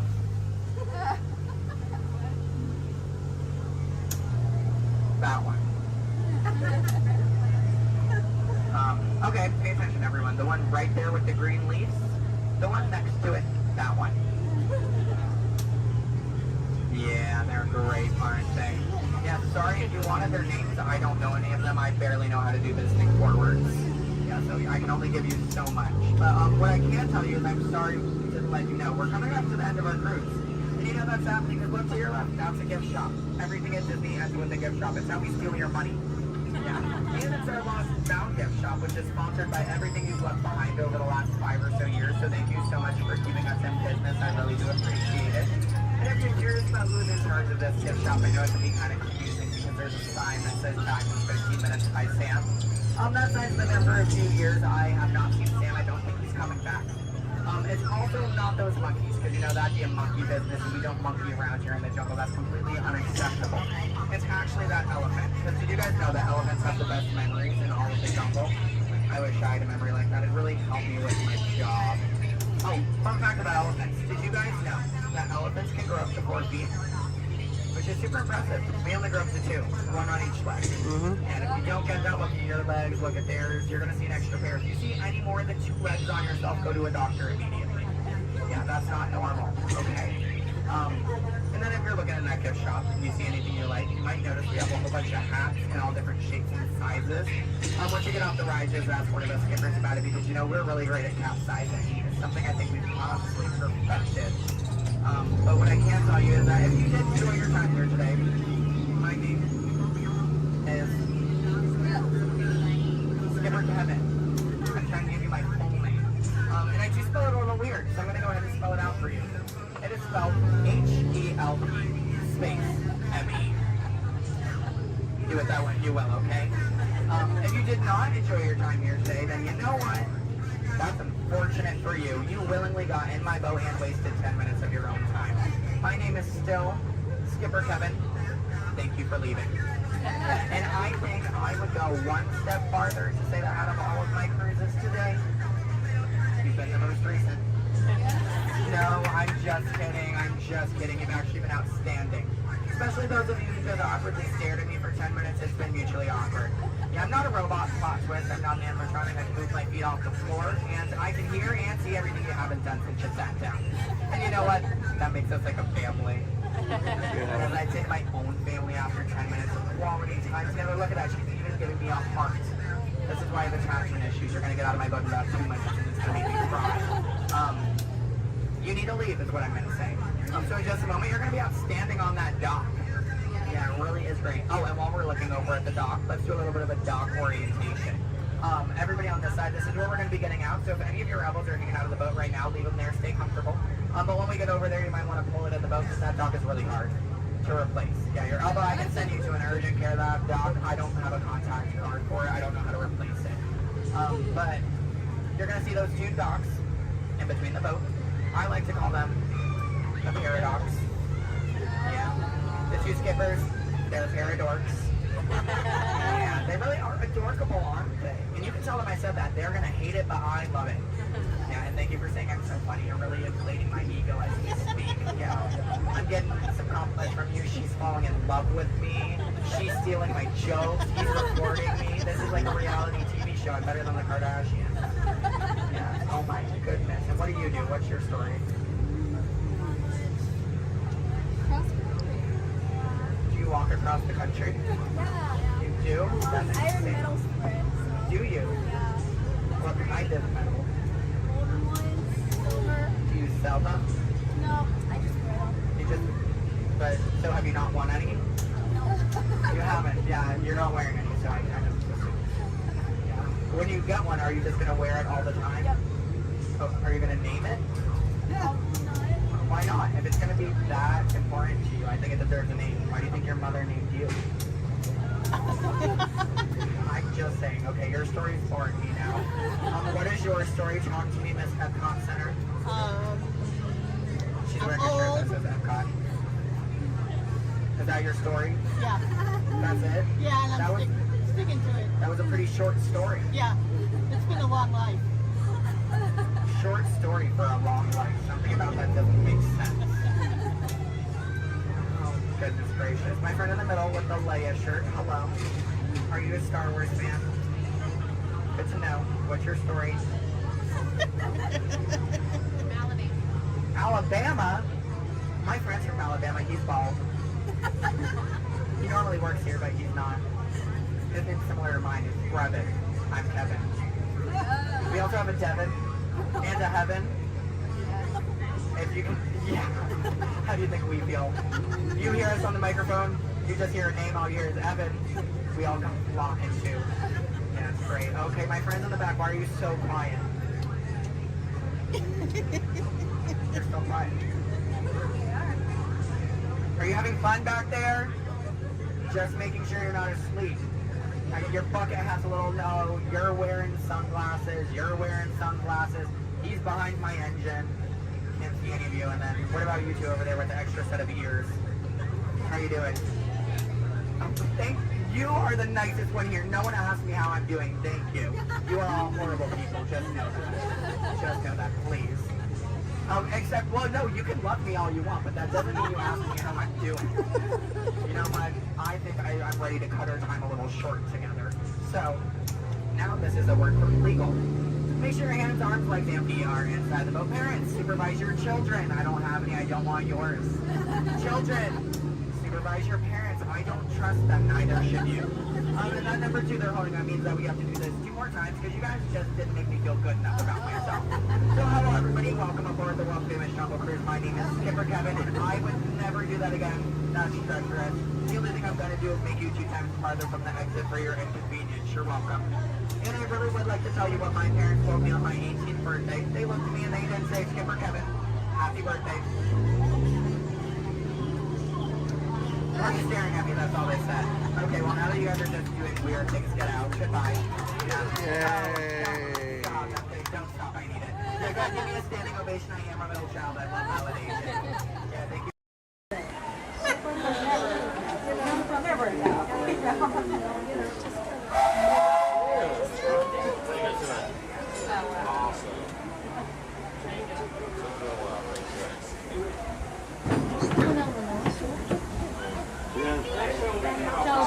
Dito sa Twitter country.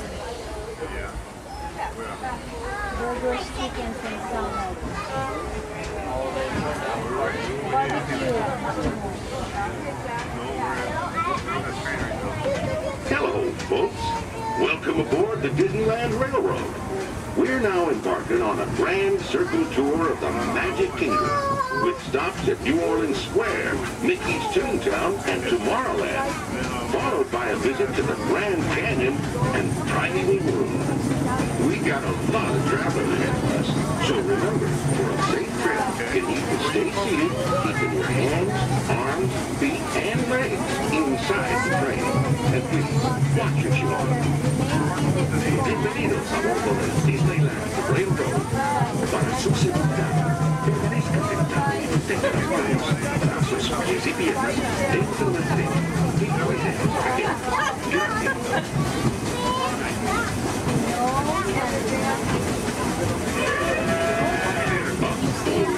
Did you folks hear that? Sounds to me like we've reached the wilds of Adventureland. You just might run into a lot of savage critters out there, including lions and tigers and tiki birds. Everybody must be on the lookout. You never know just what may show up. We're approaching our first stop.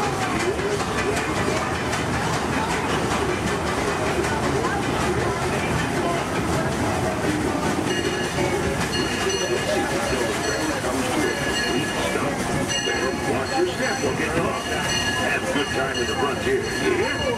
For those of you continuing on with us, we'll be resuming our trip in just a moment. This is New Orleans Square. Take a drink.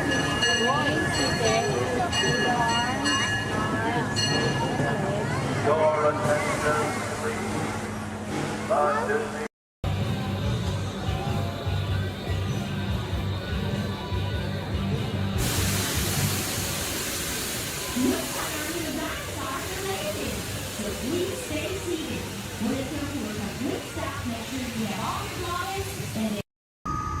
Welcome aboard the Walt Disney World monorail at Epcot. For those of you standing, please hold on to the handrails throughout our journey and stay clear of the door. For the comfort of others, no smoking, please. Thank you. As we turn south, you can catch a glimpse of the spires of Space Mountain in the Magic Kingdom. Nearby is Disney's contemporary resort.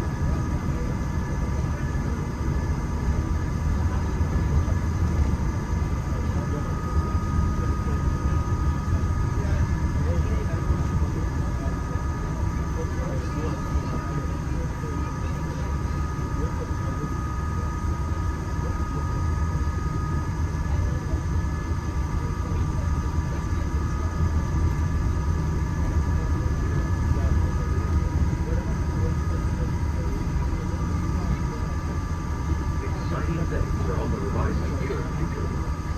Whether it's rocketing back to the big valley with the Guardians of the Galaxy, or exploring a hundred cities built on the power of water, these worlds are sure to inspire.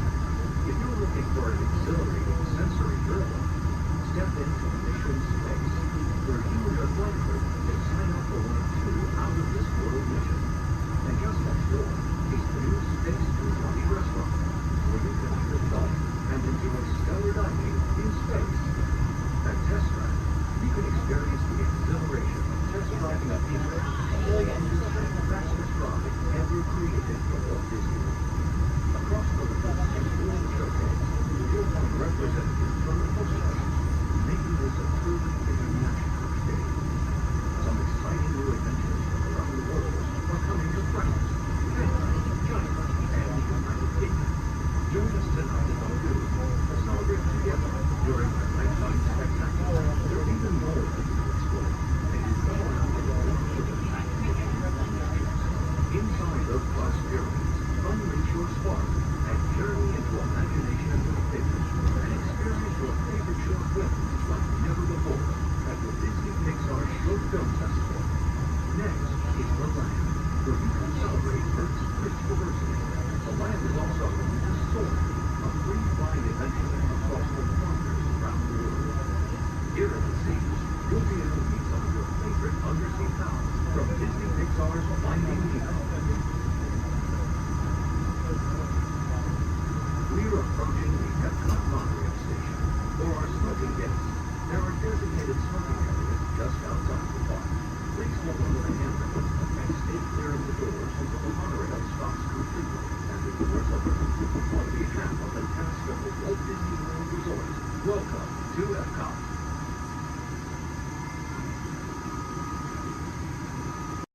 At the center, Goofy in the left, Minnie in the right, and your happy driver in the bus, Carlos. We want to give you a very warm welcome to Walt Disney World. Welcome, everyone. If you are ready, give me a big yes. Yes! All right, you ready?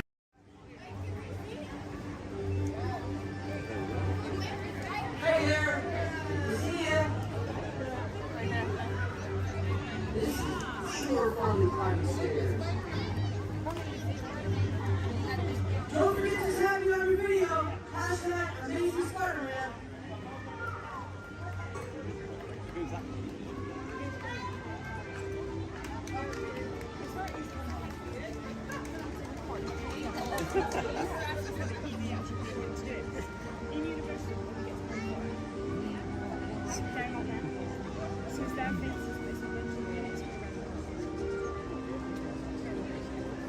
Hey everyone! Looking good down there! Wow, this is a friendly neighborhood.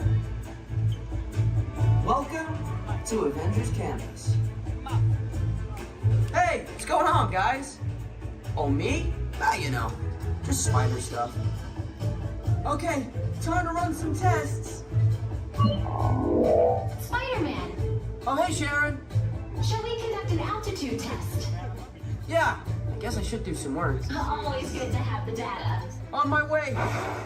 Just need to find a clear path and something to swing from.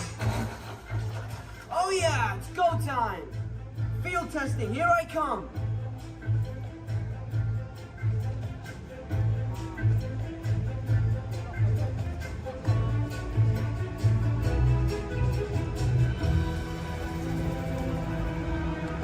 Time for some field testing.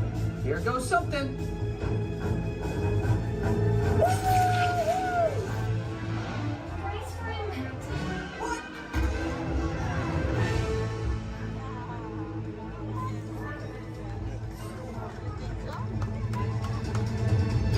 I'm good. That was less vague than accurate. Woo! Sure. Did you get that? I got the data. Okay.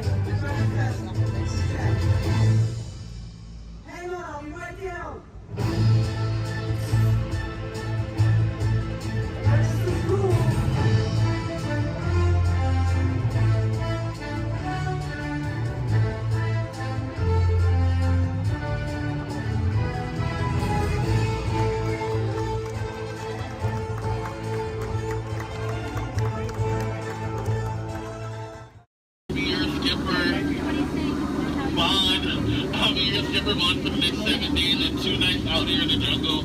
But before we go any further to increase our chances of fun and survival, please keep all hands, arms, legs, and feet inside the water at all times, and please remain seated. Oh, and watch your children. Because if you don't, the crocodiles will. Yeah, they have an excellent daycare. So now we start off on top of the Amazon River. It's the home of some of the most beautiful butterflies. Did you guys know that their wingspan can grow from 12 inches to a whopping 1 foot? Yeah, we call them the rulers of the jungle. True monarchs for you. And now we come upon Inspiration Falls. We call this Inspiration Falls because the longer you stare at it, the more it inspires you to go. Like deeper and deeper into the jungle that is. Can everyone say ooh? No, everyone say well, that sounds like inspiration means that we're going to keep on traveling. Well, we're not just crossing different rivers, we're actually crossing into another continent. We're now on the Congo River in the deepest, darkest part of Central Africa. Ooh. I didn't say ooh. Now, if you guys have not seen it before, there's a Jungle Book. You might get it because it's like a book in the jungle. Never mind. So now up ahead, we have a pygmy welcoming party just for you guys. Everything's been full swing. Everyone should hear, as you tell from the music, that no one is here. I cannot see anyone. Canoe? No? Okay. Don't worry. My pet python is here, but don't look him in the eye. He can develop quite a crush on you. The relationship can be a little restricting, but we're not going to get wrapped up in that, okay? We're going to stop at my base camp just to grab a couple of things we need for this journey that would happen. Oh, great. They do this all the time. They throw all my stuff everywhere. They break my dishes, and now they even flip my Jeep. I really wish they would have flipped my house. I would get a better return on it. Well, anyway, we're in the Nile River. The Nile River goes on for Niles and Niles. You make a left, it goes on for a couple more Niles. But if you don't believe me, then you must be into... No. Just believe for disagreement. Come on, guys. Anyway, this is the African elephant. One way you can tell it's an African elephant is because of its big floppy ears. So you guys get the second way you can tell they're African elephants.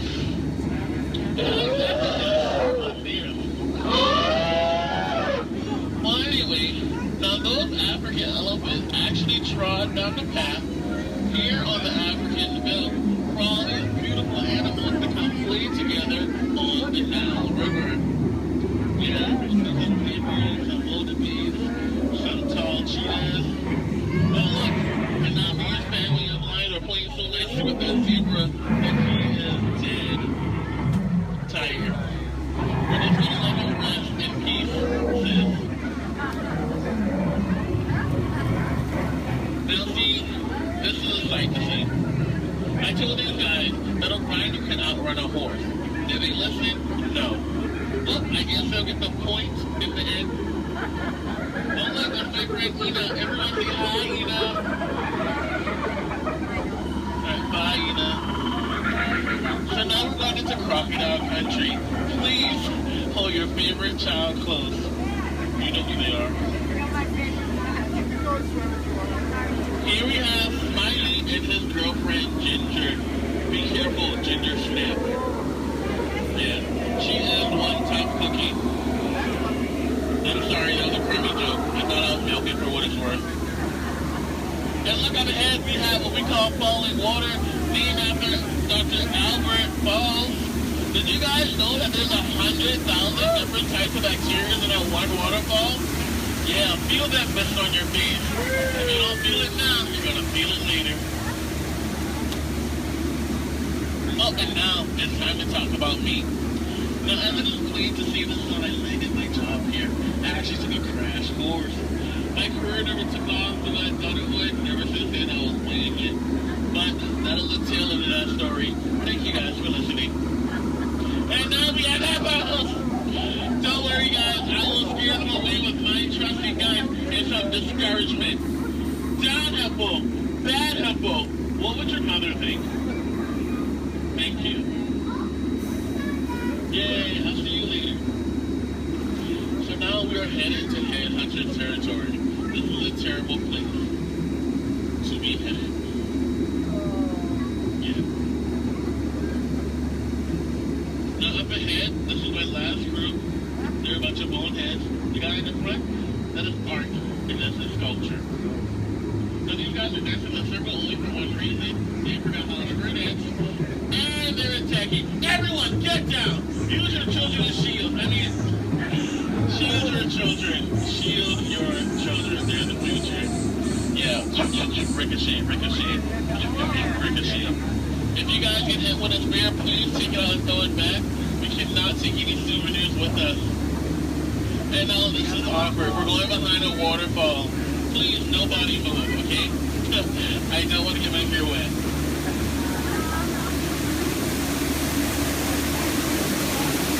Now that bacteria. That is actually the backside of water, also known as O2H. So now we're on the heart of Cambodia, on the Mekong River. Apparently, there was an earthquake, because now this temple looks a little... They do have their trunks on, and a lot of you guys may think that's water coming out of their nose.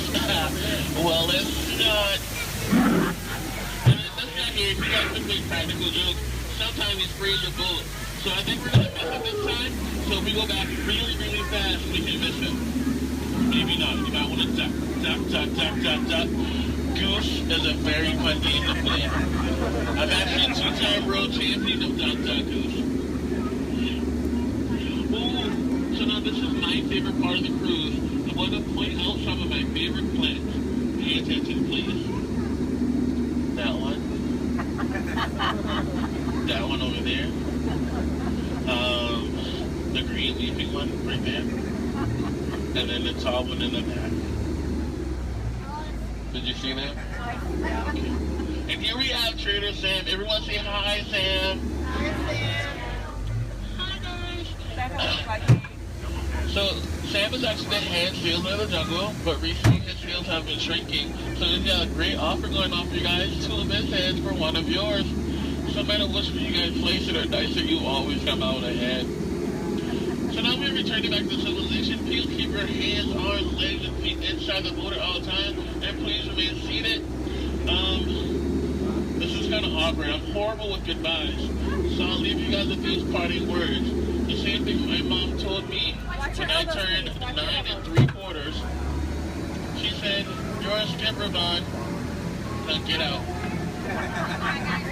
Oh, please watch ahead and watch your step. If you miss your step,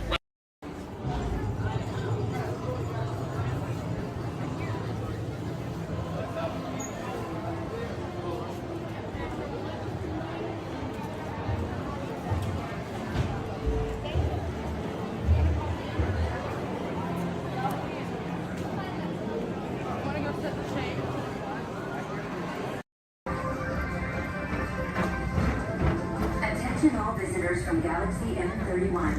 Please keep forward-facing tentacles clear of oncoming vehicles. Thank you.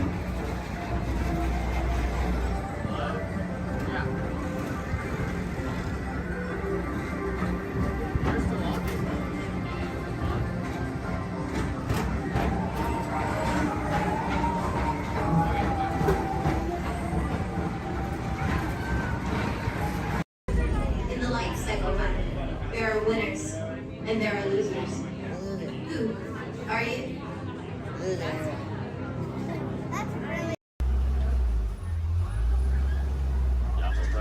Orlando, I'm going to be your guide today.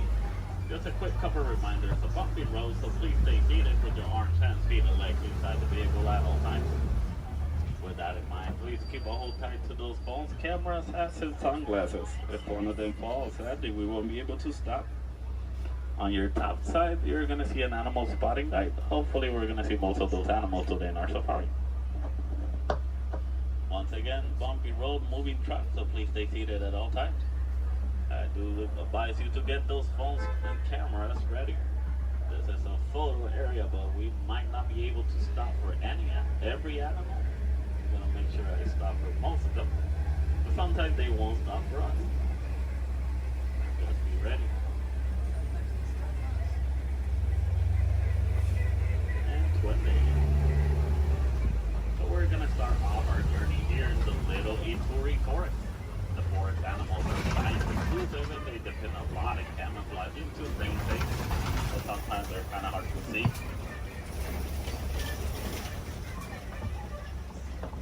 here on the right side, we're gonna see an okapi. Even though the okapis have zebra-like pants, they're actually related to giraffes. It wasn't until 1901 that okapis were discovered. Before that, they used to be thought as a myth. And much like the giraffes, okapis also have those long tongues that are gonna help them reach tall places. And only the male okapi is gonna have ossicones. Ossicones are basically the same type of horns that giraffes have, but it's made out of their own skin, so it doesn't count as a horn.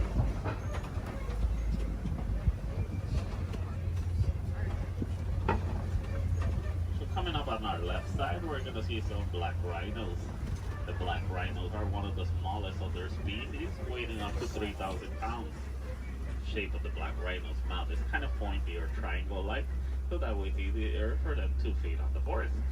It's also a nice way for them to, also a nice way for us to identify the rhinos.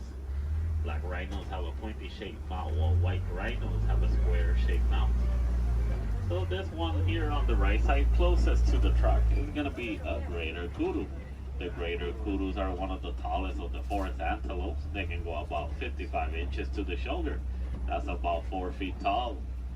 That greater kudu doesn't have any horns like the one in the picture. It's because this one is a female. Only the male greater kudu is gonna have horns. Behind the greater kudu, we're gonna see some bongos. Bongos are also known as the ghosts of the forest because they're rarely seen. The shape of the bongo's horn is twisted and it goes all the way towards their backs. So that way it's easier for them to travel around the forest without getting stuck. So as we start exiting the little Ituri forest, we're gonna head all the way towards our Safi River. Rivers and water spots are great areas to see some of the wildlife that lives near the water.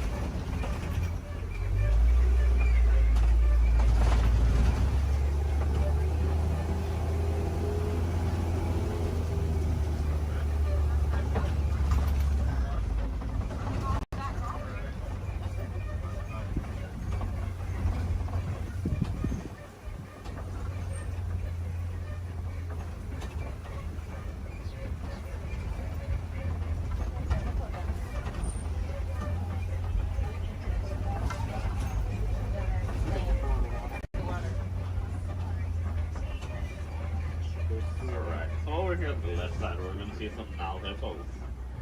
The male Nile hippo can weigh up to 5,500 pounds. They're nocturnal animals, so they're going to be more active during the nighttime. Most of their daytime they're going to spend underneath the water, but they do need to come back for air every 8 minutes.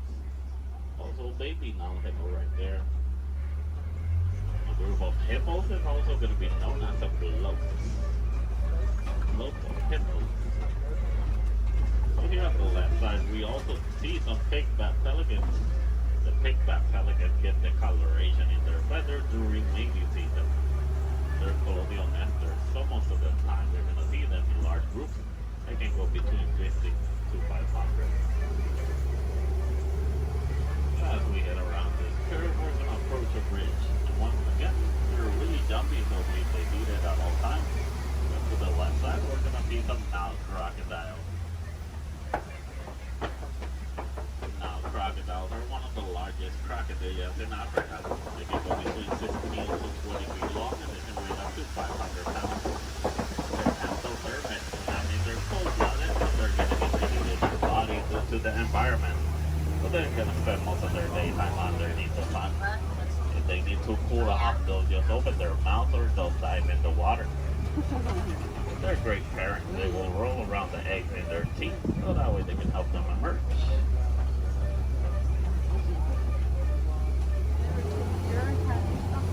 As we exit the Safi River, we're going to head all the way towards our savannah. Savannah is going to be a large plain and a great area to see most of the animals in Africa.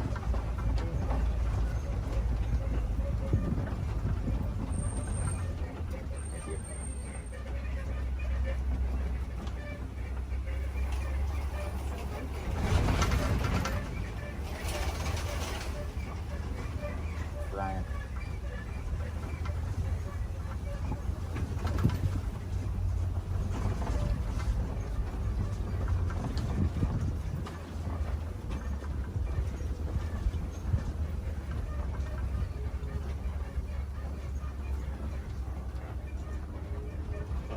see the savanna ecosystem is going to be a large plain of grass with tall trees and a lot of termite mountains. Each ecosystem is going to be unique and shaped by the animals that live on them. Between savanna, deserts, rivers, mountains. Most of the animals will actually use the termite mountains as fast crashers. Some of the smaller species like springboks will stand on top of them so that way they can have a better view. Here on the left side we do see a pack of African wild dogs. The African wild dogs are also known as painted dogs. They're part of the canine family. A difference they share with wolves and dogs is that they only have 4 toes. But they're a great pack of successful hunters, hunting up to 90% of the food they eat. But verbalizing, the African wild dog won't bark or howl. They'll actually make a squeaky sound that sounds similar to squeaky toys. Here on the left side, some Ankoli cattle. Ankoli cattle are also known as the Watusi cattle, named after the clan that domesticated them. They're a sign of wealth in Africa, where both male and female will have those huge, majestic horns that can go up to 6 feet long. Even though those horns are big and they look kind of heavy, they're actually honeycomb inside. They use the inside of those horns to move blood up and down, so that way they can keep themselves cooled off. Over here on the left side, we also see a sable antelope. Sable meaning brown, they're also the emblem of the Harambe Wildlife Reserve. They're the only type of antelope that in a fight or flight situation they'll stand their ground and they will fight. As you can see, the shape of their horns goes all the way towards their backs, so that way it's harder for predators to jump on them.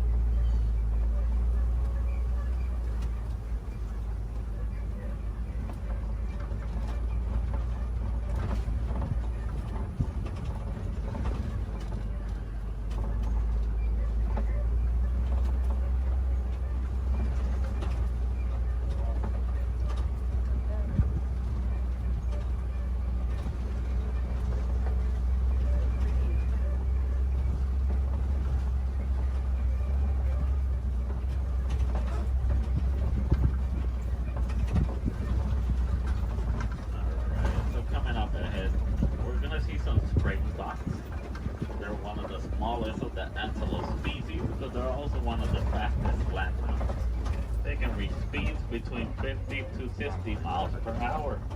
And as their name implies, the springboks. They're great jumpers.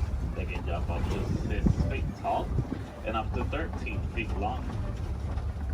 Behind the springboks, we do see some wildebeest. The wildebeest are the second largest grouping of mammals, second only to us humans. Wildebeest is a translation from the African word wild beast.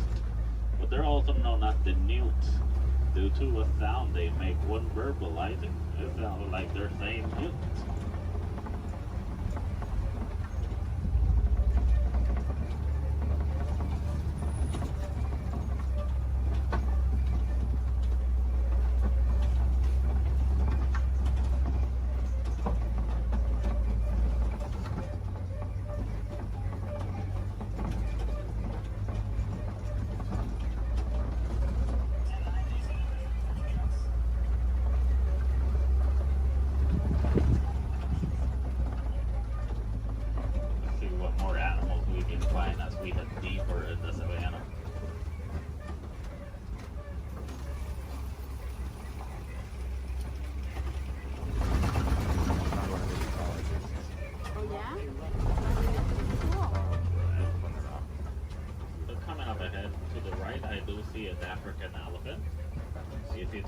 Due to their huge size. Also, the shape of their ears look like the continent of Africa. They like to flap around those huge ears back and forth so that way they can keep themselves cooled off, basically like a giant pair of fans. Also to the left side, mandrills. And the mandrills are one of the largest species of monkeys. Male mandrill can weigh up to 100 pounds while the female can weigh up to 35 pounds. They also have a special pocket in their mouths where they can store food and snacks for later, just like squirrels. So the elephants will also throw dirt on top of their backs so that way the dirt will block them from the sun and also from bugs. They're huge animals with a huge appetite, eating up to 300 pounds in just a day. So a nice easy way to identify a male elephant is because male elephants, whenever they reach adulthood, they like to go on their own. And sometimes they'll join other elephants and they'll form a group known as a bachelor.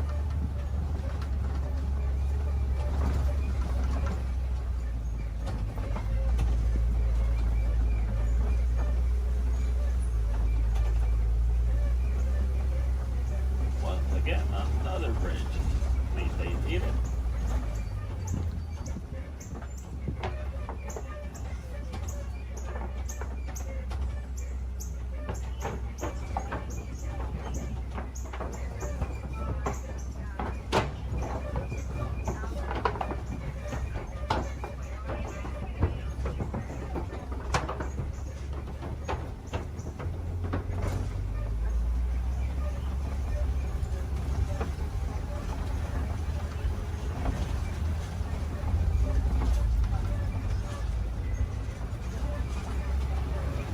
So here on the right side, we're going to see some markings on those red clay pits.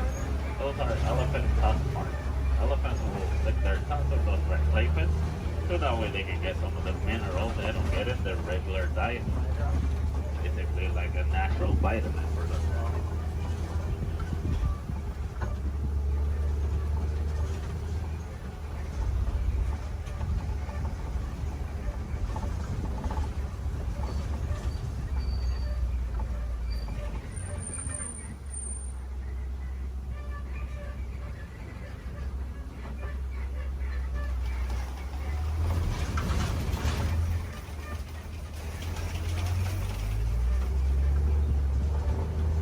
Also here on the right side, we do see some trees that look like they're upside down. They're known as upside down trees, but they're also known as the tree of life. The real name is the baobab trees. And baobab trees can go leafless up to 9 months of the year, so that way they can store inside of them thousands of gallons of water. Some of the animals will actually try and reach that water, like elephants will stick their tongues on them.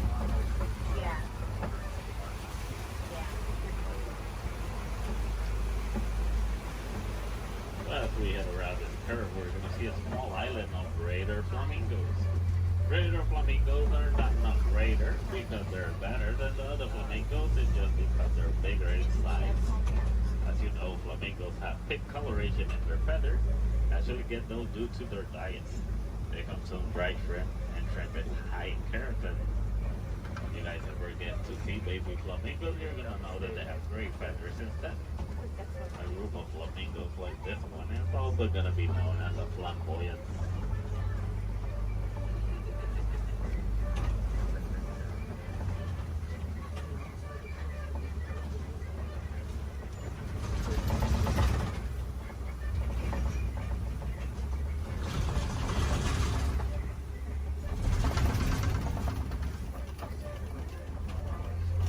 Coming up ahead, we do see some white rhinos.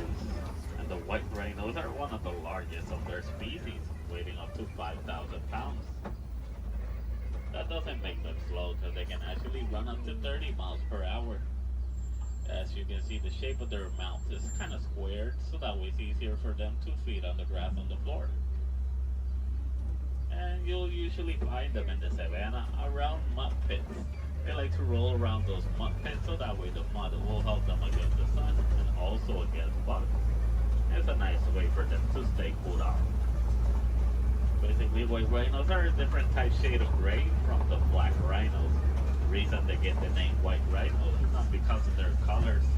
It's actually a mistranslation from the African word white. That means wide as in bigger.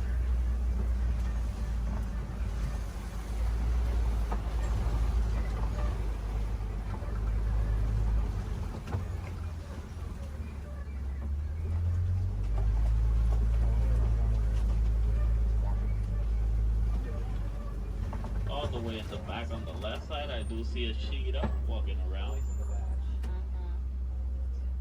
Cheetahs are one of the fastest land mammals. They can reach a speed from 0 to 60 in about 3 seconds. There's also another one laying on the grass all the way in the back. But with that in mind, the cheetahs are built for speed, not power. So after running so fast in such a short amount of time, we're gonna need a couple of hours to rest their energies. And cheetahs are also diurnal big cat predators, so that means they're more active during the daytime.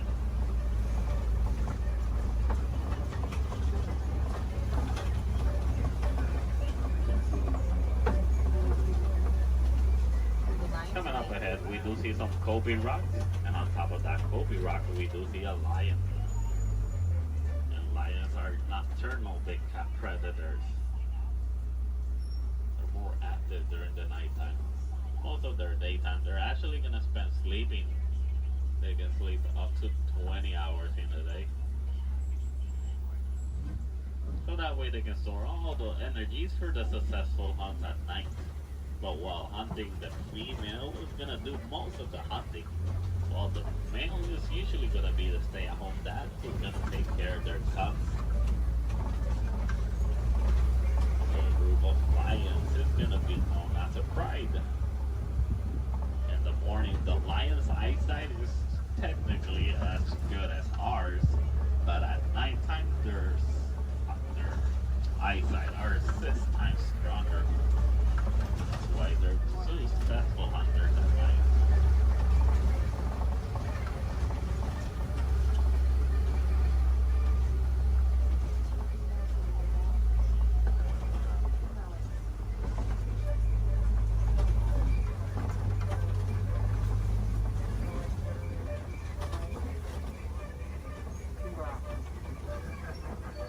So coming up ahead, we're gonna see some warhogs. One behind that tree. We're gonna, there it is. And warhogs are one of the largest burrowing mammals. They like to make burrows like those in which they will sleep on facing outwards, so that way they can see anything that's coming toward them. They're super close relatives to domesticated pigs, and they can run up to 35 miles per hour.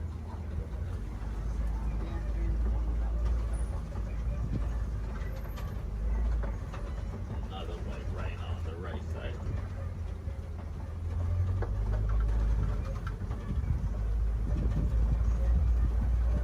So as we start exiting our savannah, we're gonna head all the way towards the Warden's Post. Warden's Post is gonna be a great area to see how both humans and wildlife co-live in harmony.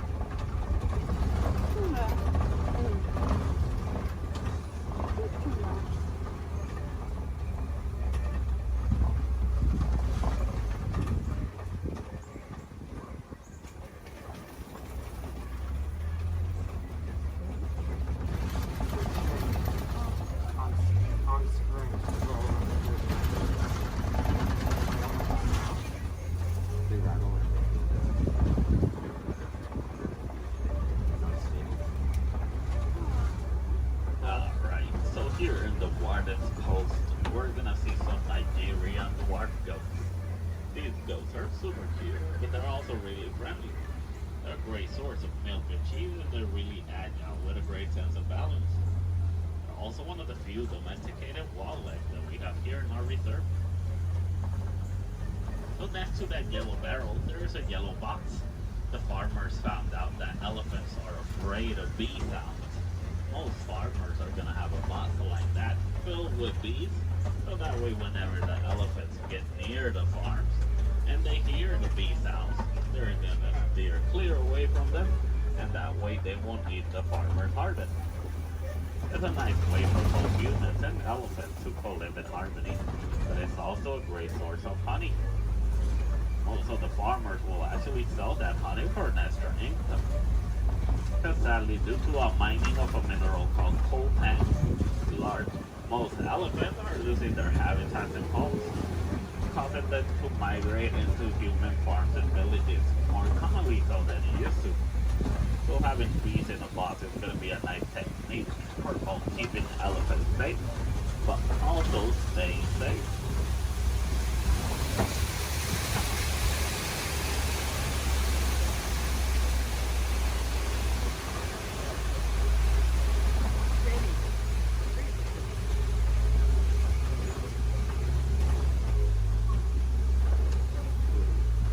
As we start reaching the end of our safari, I just want to let you guys know, if you want to see more animals and learn more more about them, I do advise you to visit Gorilla Falls Trail. It's a nice 20-minute pathway that will take you all the way to meet a family of gorillas, while meeting more animals, learning more about them, and also more about conservation. If you're really lucky, you might even get a better close-up view of the hippo through a glass. Also, while here in Harambe, we have the Rafiki's Planet Watch. The Wildlife Express train is going to take you all the way towards Rafiki. Well, you're also going to meet a couple more animals. You might even get to pet some of them in the Domesticated Pet Center. We have an animation studio where you might learn how to draw a couple of our animals. Super cool. And we also have an animal clinic. Any chance we need to take care of one of our animals, you guys can actually see the process through a glass. It's super cool. It's got nice AC, but it takes about a whole hour to complete. So you gotta plan ahead. The last Wildlife Express leaves at 4:30. Sunday Sana work.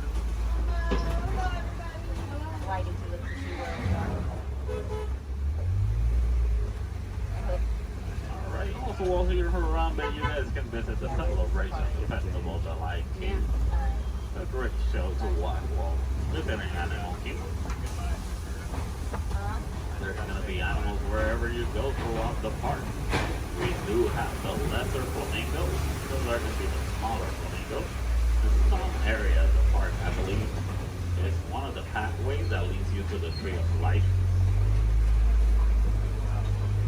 If you go all the way towards Asia, they're going to see a similar walking trail to the Gorilla Falls, but it's going to be known as the Maharashtra Jungle Trek. Over there, you're going to meet some of the Asian animals like Komodo dragons, tigers. Also super cool to visit while you're in Animal Kingdom. So for the Gorilla Falls, once you head out of the truck and you head down the ramp, if you go to the left side, you're already on the Gorilla Falls Trail. Keep going around, enjoy your time, see more animals. If you go to the right, you're going to go back to the village, where you can see the entrance towards Rafiki.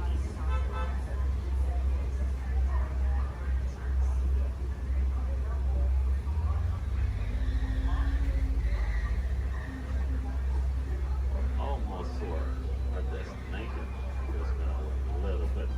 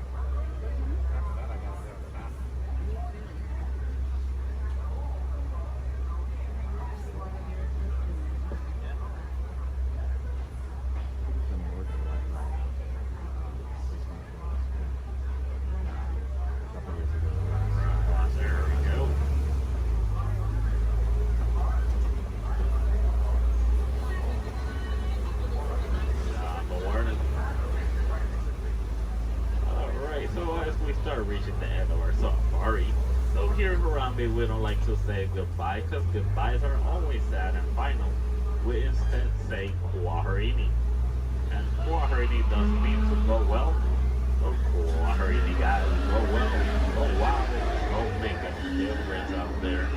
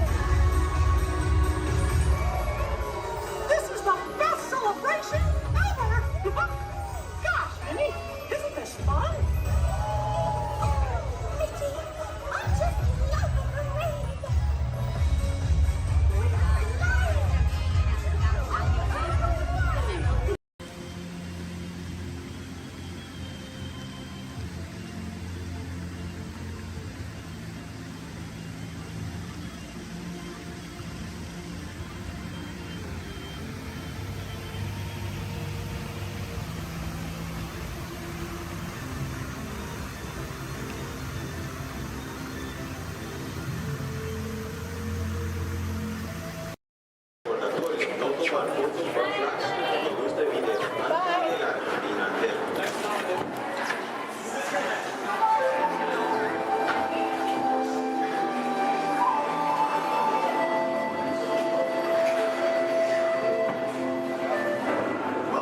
voyage of discovery and awareness. The richness, the diversity, the often surprising nature of living with the land. Our journey begins as dramatic and sudden changes are sweeping over the land. An approaching storm may seem violent and destructive to us, but to nature, it's a new beginning in the cycle of life.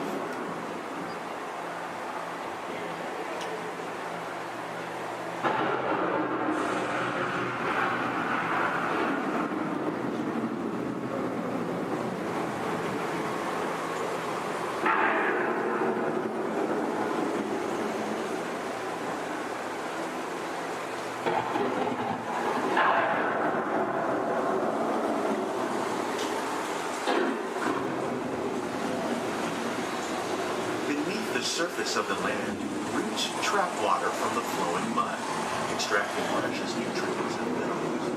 These elements, when combined with sunlight, create the diverse living systems of our planet.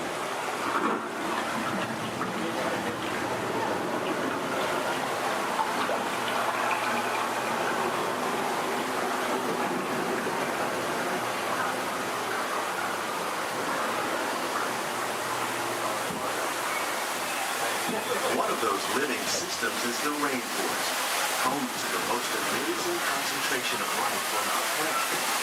These dense and beautiful forests cover only a tiny portion of the Earth's surface, but they contain more than half of its planet environment.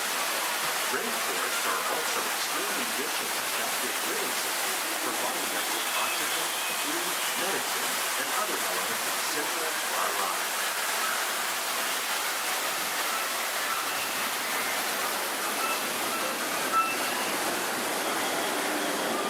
In the desert, nature has created a very different, no less beautiful living system. And while this arid landscape may seem lifeless, it is very much alive. The plants and animals that have learned to survive in these harsh conditions make use of what little water they can find and avoid the scorching. The American prairie once appeared as desolate as the desert, but over time, rainwater and nutrients gradually penetrated the hard surface of this land. Even the hooves of the mighty buffalo helped create the rich soil that would one day become home to the American farm.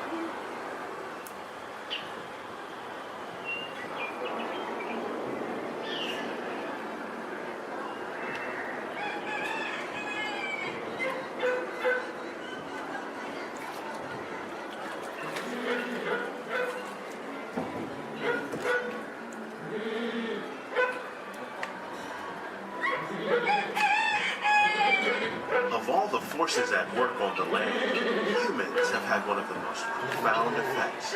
The need to produce food for a growing world led to the enormous use and sometimes overuse of the land. In our search for more efficient ways to grow food, we often fail to realize the impact of our methods.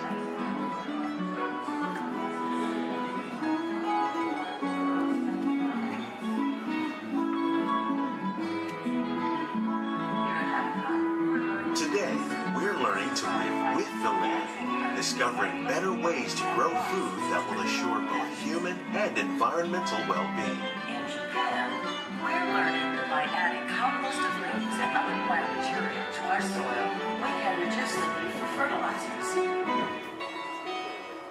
In farmlands across America, we're learning that by plowing under vegetation containing natural fertilizers, we can enrich the soil without the use of chemicals. In Saudi Arabia and Mexico, we're learning to produce food on desert seacoasts by developing and planting crops that thrive on saltwater. Here at Epcot, we're learning to reduce the need for pesticides by using natural predators like ladybugs and wasps to control pests.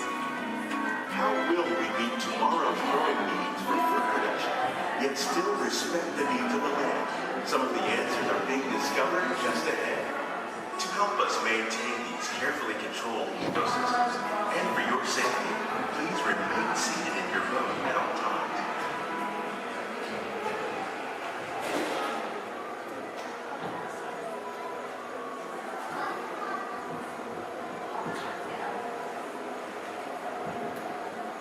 Welcome to our living laboratories, where scientists from Epcot and the U.S. Department of Agriculture are exploring innovative ways to produce bountiful harvests now and into the future.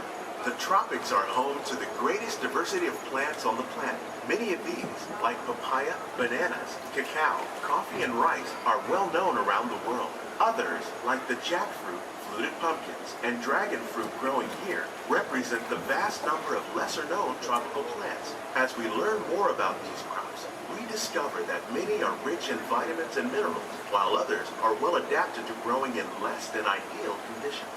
For instance, the fluted pumpkin thrives in the poorest soil conditions of Africa. With its edible seeds and leaves, the pumpkin could become an important staple for areas where other crops don't grow easily. The unique-looking dragon fruit is actually a member of the cactus family. The fruits are high in vitamin C, rich in antioxidants, and have a light, sweet taste. The fruit originated in Mexico or Central America, but is already becoming popular in Asia. It could become a source of important nutrients for people living in many areas of the world. These and many other lesser-known crops may one day be as popular as the bananas growing on both sides of the boat. More than 28 million tons of bananas are eaten annually, making it the most popular fruit in the world.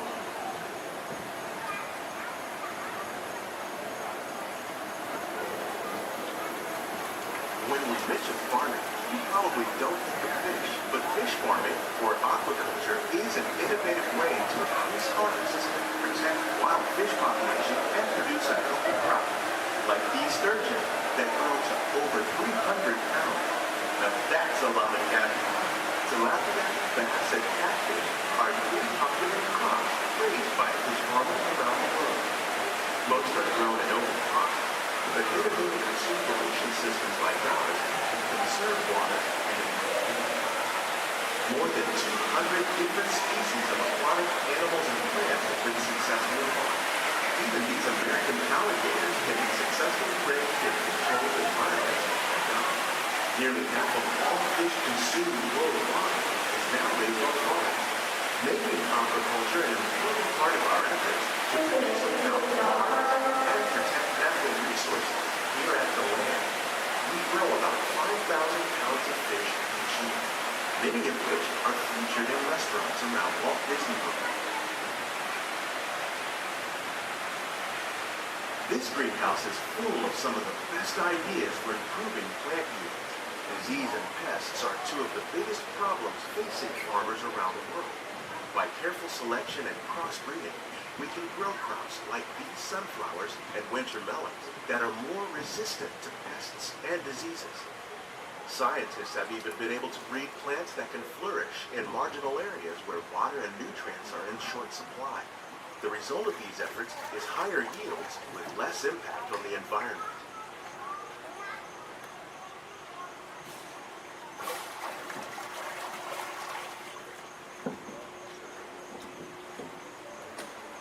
These plants are definitely on their way up.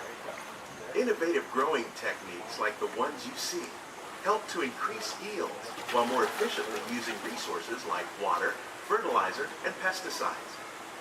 We're growing these nutritious sweet potatoes above ground.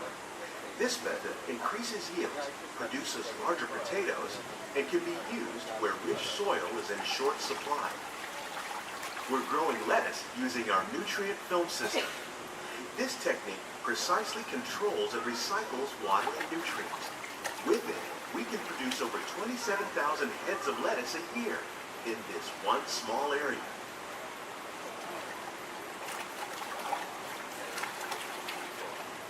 Here's something you don't see every day. Tomatoes growing on trees. These plants were originally developed by Chinese scientists. Tomato trees live longer and produce many more tomatoes. One of ours lived 16 months and produced over 32,000 fruits. Much of the produce you see growing in our greenhouses is served in the restaurants here at the land.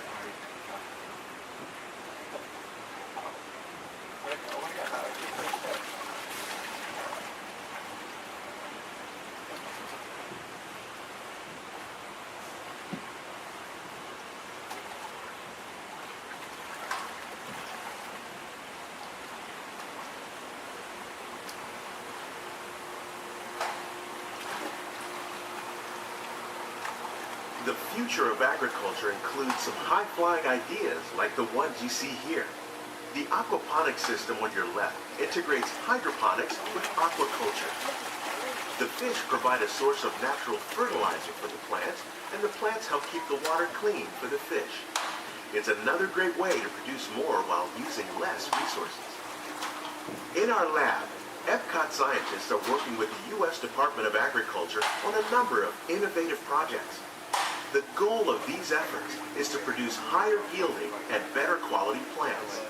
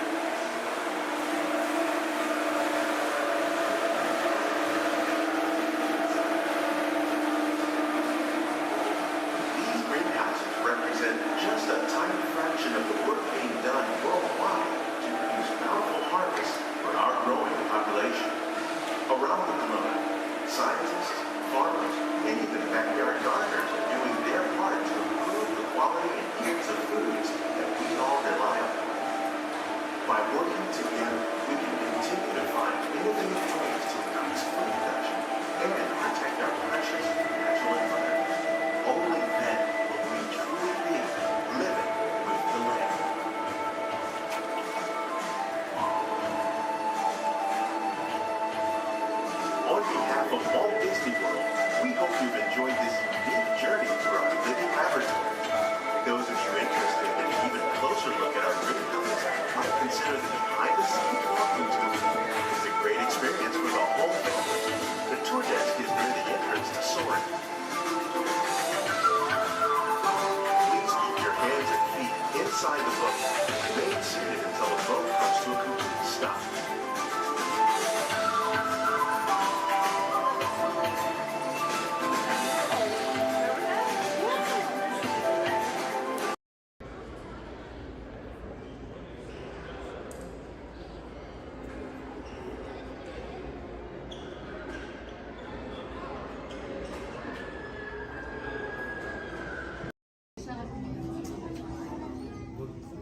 All right, everyone, for your safety, please do me a favor. Leave this center aisle clear and all side aisles clear as well.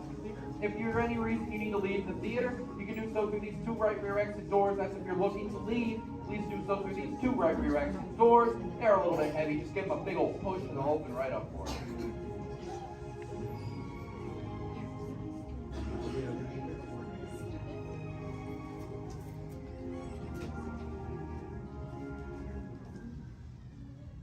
Welcome to Turtle Talk. My name's Andrew. Before we get started, there are a few things that I would like to go over with everyone.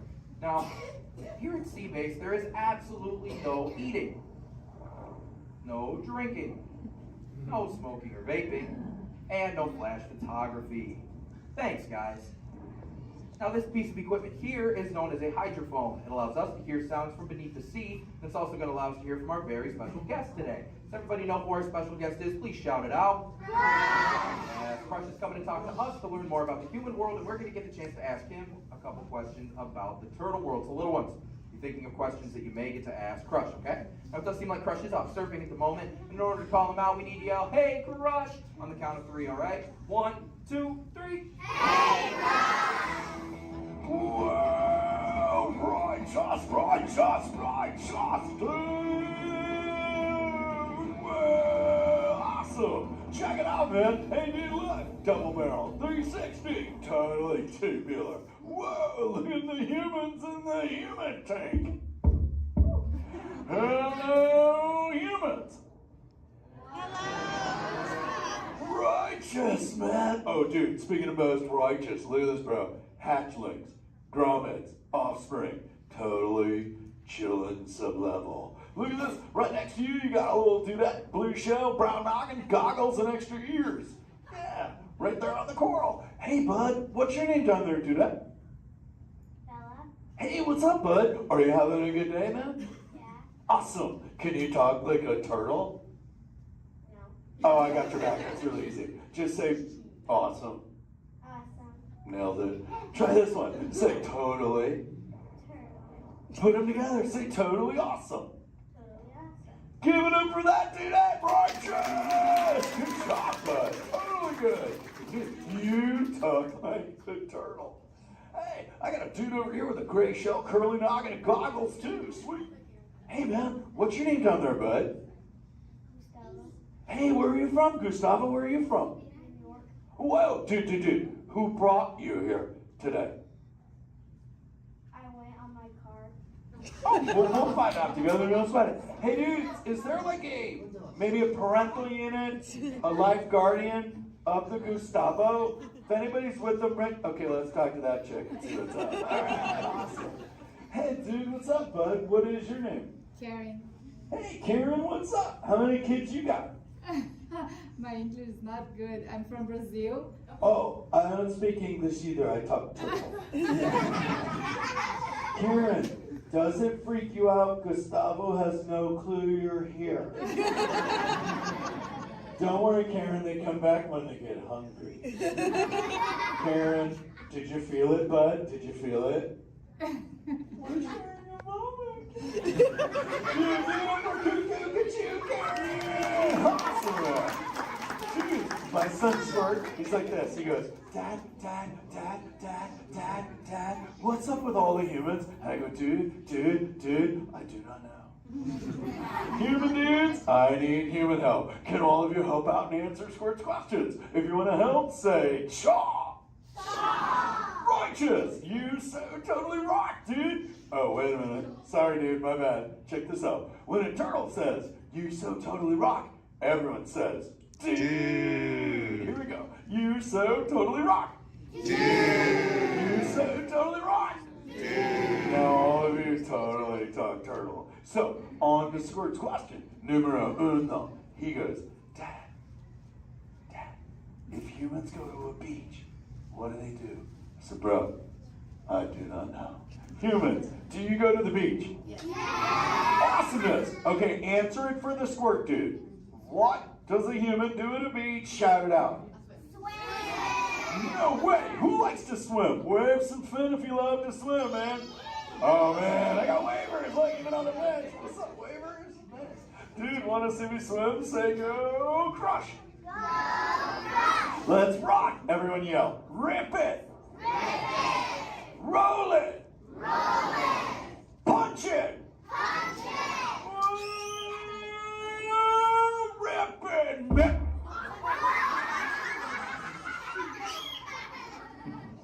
Hey, Crush, watch out for the glass. Hey, dude, thanks, Hank. How long has that dude been there?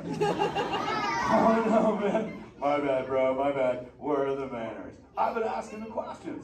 Dudes, do any humans have a question about being a turtle? Raise a fin. Hi, if you have a question about turtles. Cool. Got a chick over here, aisle style, red shell, brown knock, hanging loose. Hello, bud. What's your name? Hey, bud. What's your question? What turtles eat? Oh, dude, we're chowing green seagrass and green sea kelp. Big dudes, you're sitting on green seagrass benches. But check it out, Harper. We only eat green stuff, and so it actually turned us green. So, like, I'm green, and my kids are green, and my parents are green. Oh, and my wife's green, and my favorite color ever, purple. He's pulling your fin. It's green. Hey, there's a purple chick over here with like a jellyfish lid. Let's talk to this one on this side. Hey, bud, what's your name down low? Scarlet. Hey, cool name, Scarlet. What's your question? My name's not Scarlet. Oh, wait, what's your name? It's Charlotte. You don't have to tell me. Okay, what's your question, little bud? I didn't know what about. Okay. Hey, let's head over here. We got a little friend on this side. Looks like a light blue shell, brown noggin. Let's talk to this bud. Hey, what's your name, dude? My name's Marley. Hey, Marley, what's up? What's your question? What's your favorite food? Oh, dude, besides eating green seagrass and green sea cup, we totally chow on the jellies. Yeah, they're like so tasty. Hey, wait, Marley, do you eat food and sleep and stuff? Yeah. Do you know how to swim? Yeah. You're a turtle. Because all we do every day is eat, sleep, and surf. Hey, we got a bud by the bench. He's got a red shell curly noggin. Let's talk to that guy. Sweet. Hey, big man. What's your name, dude? Ezekiel. Hey, Ezekiel. What's your question, friend? How do turtles breathe? Okay, here's the deal. We have to go up every 15 minutes, bud, because I'm like you. I breathe oxygen. But here's the deal. We have to go up every 15. But when I sleep, Ezekiel, we can go in this little cave right there. See the green shell sticking out over there? We got to tuck under, and we can sleep 5 hours straight and absorb oxygen out of water when we're underwater. Who else has a question? This is kind of cool. Oh, whoa, dude, check it out. We got like a little friend chilling on this side by the bench. Looks like a grayish blue shell, brown knock, sitting on her own flips. Dude, what's your name over there, bud? Abby. Hey, Abs, what's your question, Abby? How many babies can a turtle have? Well, mommy turtles, man, they go to a beach, but it's the same beach every time. And they drop off like 90 to 100 eggs. But here's the cool part. When the sand is really warm, Abby, everybody is a dudette. And when it's cold, they're all dudes. So we say, dudes are cool and chicks are hot. This is awesome, humans. Hey, the Jelly Man. I was talking about you, buddy. Oh, Crush. Hey, man. I'm trying to get away from a turtle pile. Marlin, turtle piles are a celebration. Everyone yell, turtle pile!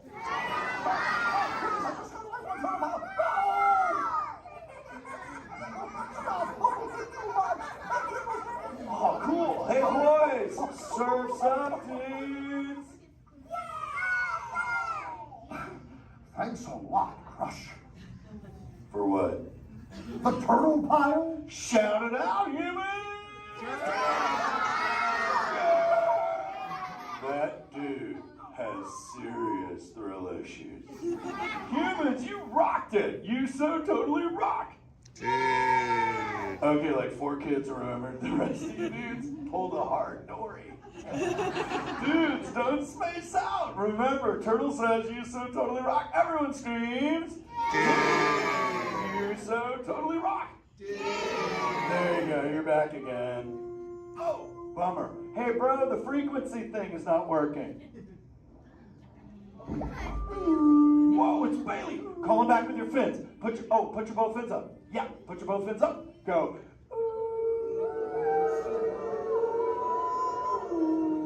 Crush!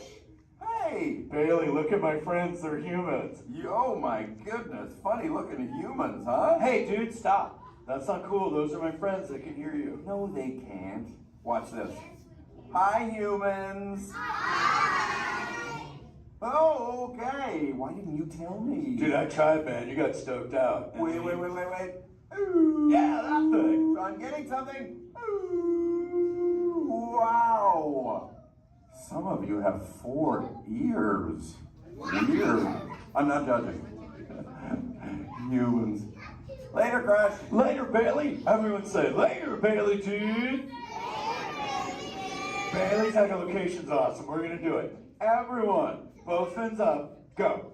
Okay, sub-level. Really good. Back bench. Solid. Grandma in the corner. This is where we put our fins up. Good job, Grandma. Good job. Fins up. Eyes closed. Go.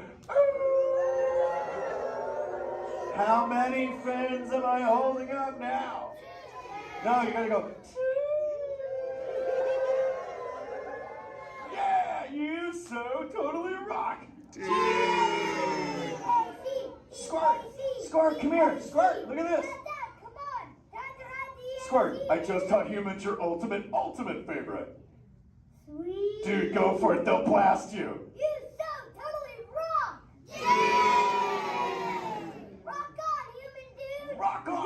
Walt. That's my son. I'm in a jam. Oh, wait, remember this thing. You gotta be good to the oceans. And the oceans will be good to you. And slap the fins together for my man Andrew. Rockin' the mic, man. Oh, righteous. Lovely. Use the word dude all day long. Because your parents will love you. Hey, Karen. You're welcome, Karen. Let's go! You so totally rock! Let's give it up for Frog. If you would like to learn more about Frog and his friends like green sea turtles, manatees, or sharks, you can do so up on the second floor of Sea Base. Now, little ones, don't move until your adult comes to get you. Adults, please collect your belongings, collect your children, head on up to those two right direction doors. Or if you're safety, please don't stand up.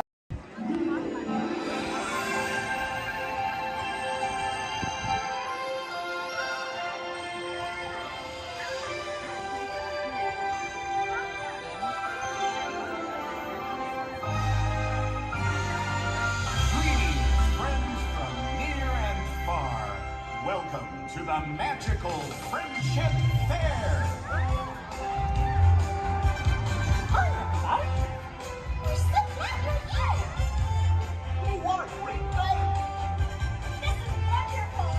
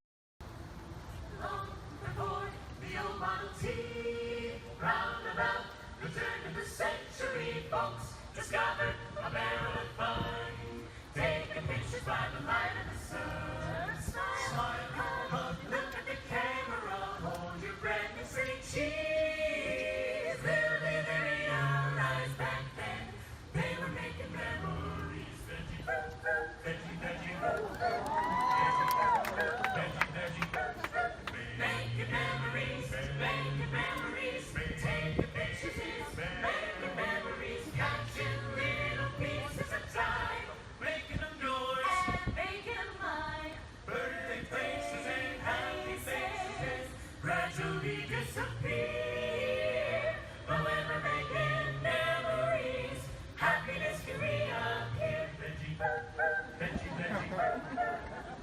Veggie, veggie, imagination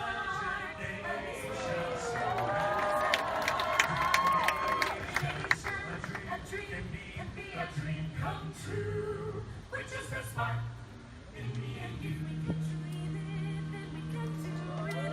Yes, we can. If we can dream it, then we can do it. Yes, we can. Yes, we can. And it will be a future filled with care for you and me. A world we all can share. For today holds the challenge to make this world a better place to be. New horizons for you and for me.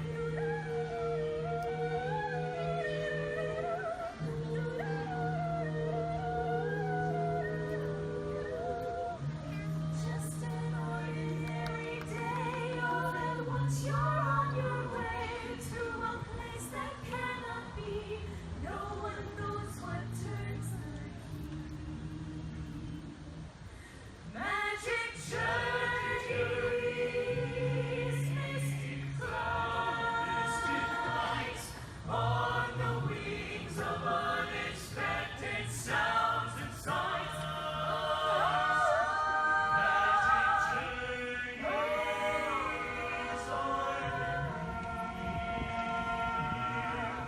Do they mirror what we think or sense or feel?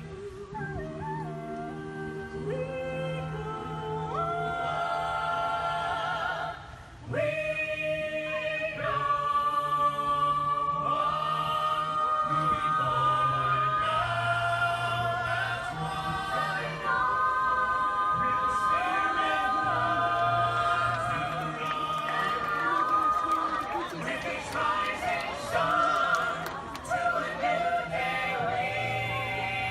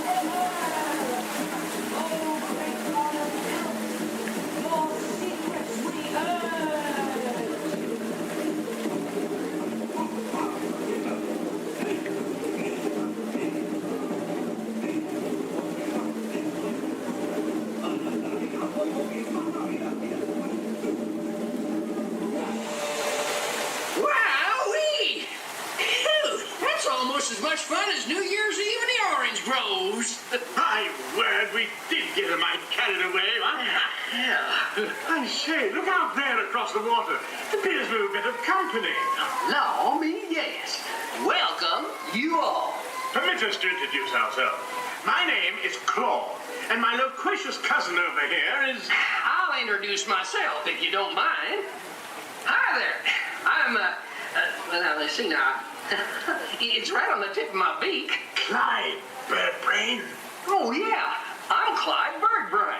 Yo, I say, perhaps you good people have never conversed with toucan birds before. Well, neither did we, till one day we discovered this magic sunshine pavilion. By Jove, yes. I remember just how it happened, many, many bird baths ago. There we were in an explorer's launch on a mysterious river in deepest Adventureland. Off in the distance comes the fierce roar of an African lion. And as we round a bend in the river, a huge bull elephant bellows forth in protest of our intrusion. Suddenly, the treetops explode in a frenzy of outraged birds. Oh, come, you can jolly well do better than that. I can jolly well do one at a time.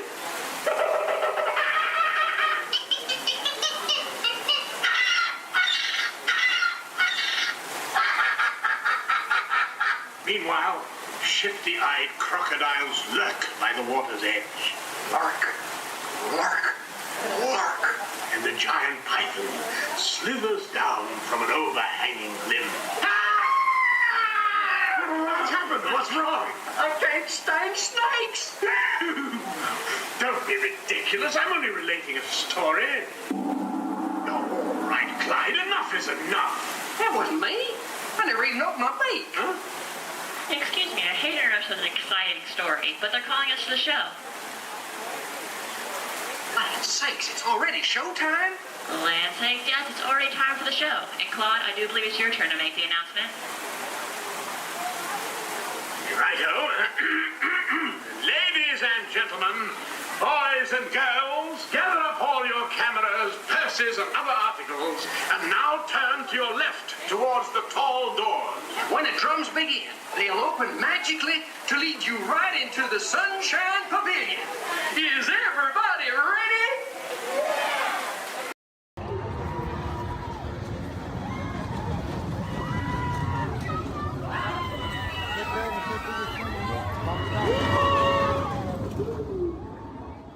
Every race to let us know what we need to get done back on the road. Spoiler alert, 9 times out of 10, it's either bodywork or a transmission.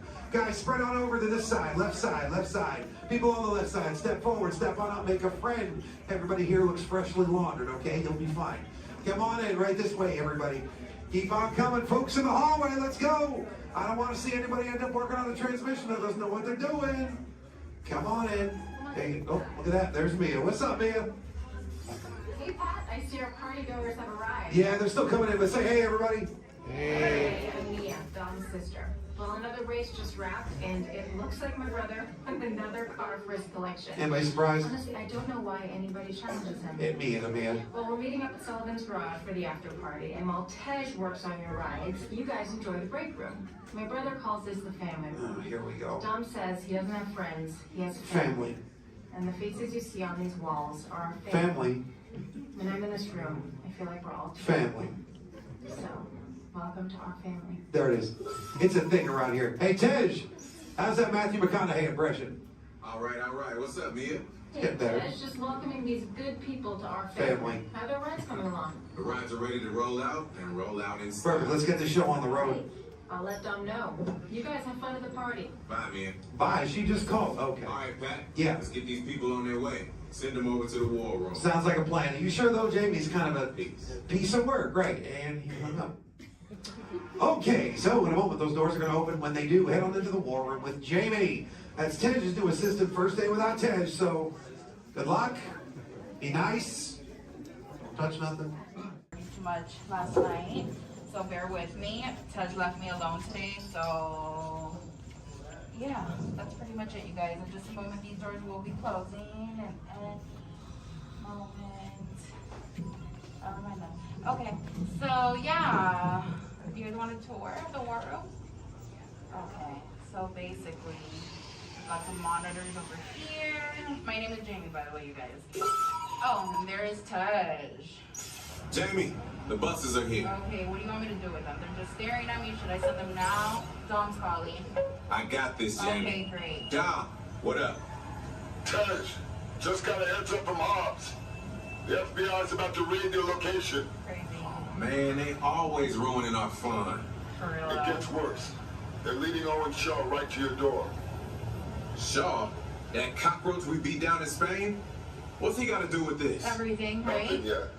And let's keep it that way. Get those people on those buses. You need to start plugging out right now. And get that turbo truck ready. I'm sending Letty there to pick it up. I'll call Letty. I'm on it. Never mind then. Hobbs needs our help. He needs our team. Spread the word. Spread the word, you guys. But keep it in our family. Never mind. Don't listen to me. And keep it quiet. Just keep it in the room. Oh, the other bald guy's It's calling. Hobbs. Hobbs, my man. What up? Sorry, Brother Tej, no time for chit-chat. I just sent you a brief on FBI agent Novak. Has Toretto filled you in? Yeah. He wants us to get everybody over to the party at Sullivan's. Sounds like a plan. That party is a ready-made diversion. Keep it going. We need to discuss how you're going to get all those civilians out of there without tipping off the FBI. Crazy. Okay, hold on. Let me get everybody squared away, and we'll talk offline. Copy that, Tej, and let everybody know. Shut off your cell phones. Don't listen We to don't him. want Shaw tracking your He's locations. overreacting. Just put it on silent. Okay, Jamie, Yeah. you heard the man. I heard him. It's about to go to a whole nother level. Crazy. Send everybody to the loading dock. All right, you guys. Well, you heard him. Have fun. If anything happens, my name isn't Jamie. Okay? Peace. Journey into the movies is the perfect job for me because I love movies. So is everybody ready? Great, because it's showtime. Ready when you are, CB.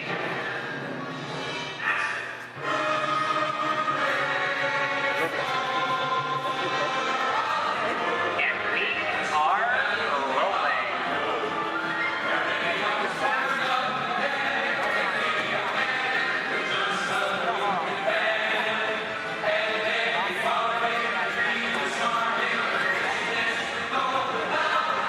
Hello everyone and welcome to the Great Movie Ride. Once again, my name is Michael, and I'll be taking you from this Hollywood soundstage right into some of the greatest movies of all time. All on one tour. And just between you and me, this is no ordinary tour, because the Great Movie Ride brings these movies to life and puts you right in the middle of the action.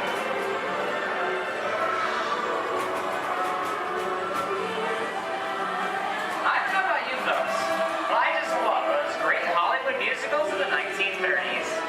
This scene is from one of my favorites, the Busby Berkeley classic Footlight Parade, starring James Cagney, Ruby Keeler, and Dick Powell. In 1952, Gene Kelly was singing in the rain with Debbie Reynolds and Donald O'Connor. Did you know that Gene Kelly co-directed this movie? And can anyone tell me what movie this is? That's right, it's Walt Disney's Academy Award-winning film from 1964, Mary Poppins, starring Julie Andrews and Dick Van Dyke. Julie Andrews won an Oscar for her portrayal of the nanny who was practically perfect in every way.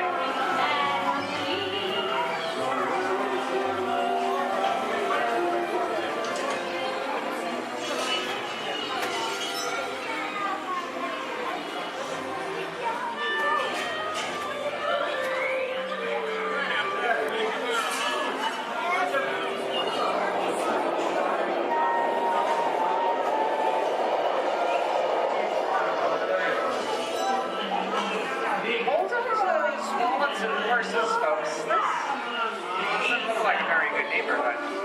In fact, it looks a lot like the underworld. Scene of such classic gangster films as The Public Enemy, starring one of my favorite tough guys, James Cagney. Even though Jackie is best known as one of the Open up and greatest hear me. he won his only Oscar for his role as the song and dance man George M. Cohan in Yankee Doodle Dandy. I'll tell you, very nice time. George comes around, he's going to leave you some beer. You're going to take it. And you're going to kick in with the dog. And if you don't, somebody's going to drop by here and kick your teeth out, squat and tie. You know what I mean? Somebody's coming. Somebody's coming. Get down. Oh, dear. Is it them? Yeah, just a bunch of rubber-necking tourists. Sorry for the delay, folks. I don't want to run a red light, even if it is just a movie. You talking to me? You talking to me? Oh, sweetheart. Talking to the dame in the funny-looking outfit over there. Yeah, I'm talking to you. I'm not supposed to leave my vehicle. I said get over here. Okay, Muggsy, whatever you say. Hey. How'd you know my name anyway? I've seen this movie before. You're making a big mistake here, Muggsy. I can't slug out and move a movie. Here they come, I'll go for some more work.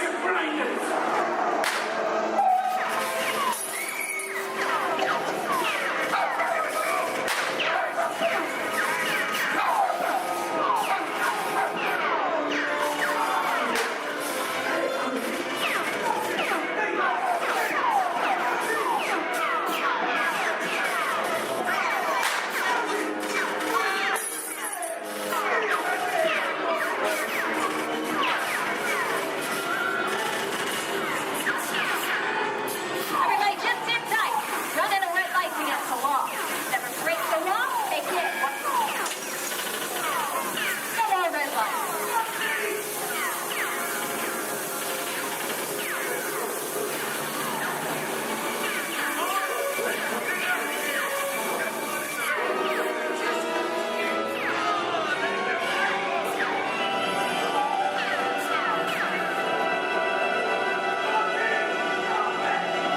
Sorry, boys, I'm making my getaway. I'll see you in change. Hey, what are you looking at? I'd everybody mind if he's accused, maybe you won't get hurt. Ah, must be the west side of town. And now, the Old West, and two of Hollywood's legendary stars, Clint Eastwood and John Wayne.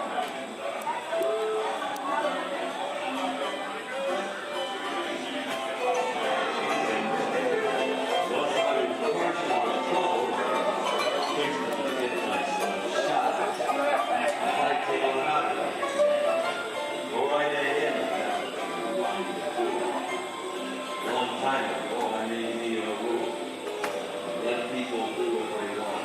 Sleepy little bug, ain't it? That's some mighty tough territory you're heading into, Pilgrim. I think about turning back. That is, one of my opinions. Reckon Now that we're in the clear, this is the perfect time for me to collect up all your valuables. We'll start with the jewelry. There it is. It's the bank robber. Don't let him get away. Look out, you're part this neighborhood, Copper. Drop your gun. You're under arrest. Nuts. It's nuts to this. Get out of here. Dig yourself up. Well, look at it this way. I can't get any woods.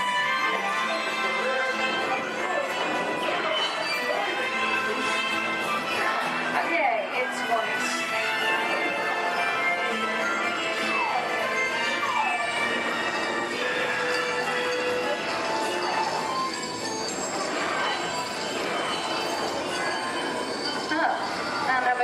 but this is kind of creepy. What is this? This is Alien. You are with Sigourney Weaver aboard the spaceship Nostromo. Something has gone wrong. One by one, the crew has vanished. And somewhere in the ship, a terrifying creature waits to claim its next victim. Look, Val, I ain't no victim. Warning, remain in your vehicle. The area you are entering is extremely dangerous. Proceed with caution.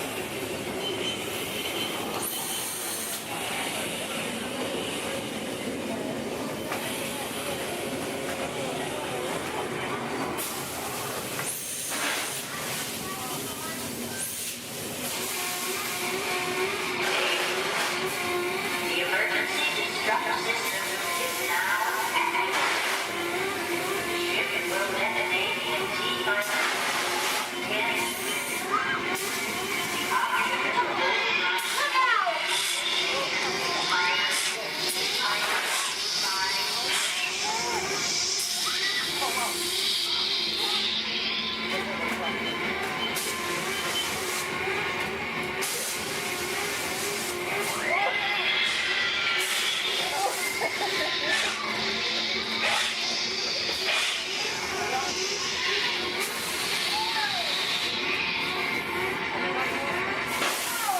he is again! Okay, that's enough creepy crawly things for one day, right? Wrong. Here in Raiders of the Lost Ark, amid 1,000 deadly snakes, Indiana Jones unearths a great treasure. Will Harrison Ford escape with his discovery? And what will be your Snakes. Why'd it have to be snakes?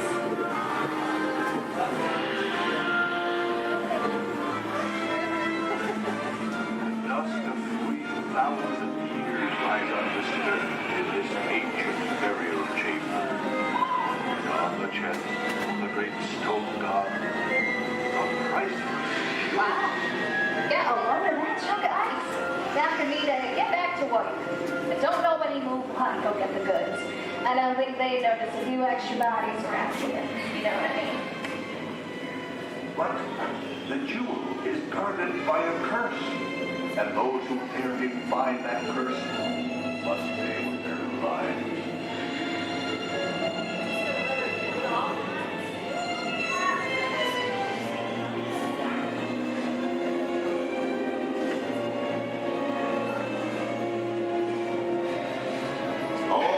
Unbeliever, disturb the treasure of the gods, and you shall all pay with your lives.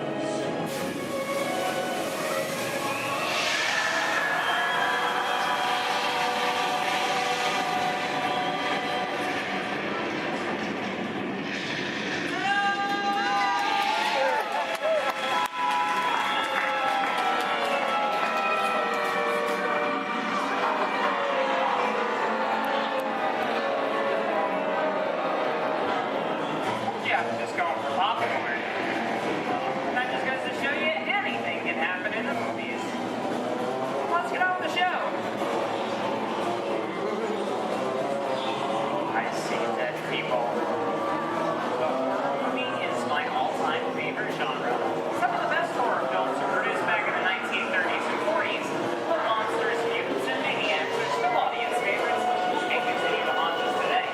Hollywood has produced dozens of other movies over the years, beginning with a silent version back in 1912. We're now entering the jungle home of one of the most beloved characters of all time. No, it's not George the Jungle, actually it's Tarzan. Presented by Johnny Weissmuller. There we have Maureen O'Sullivan as Jane and the lovely and talented Cheetah as herself.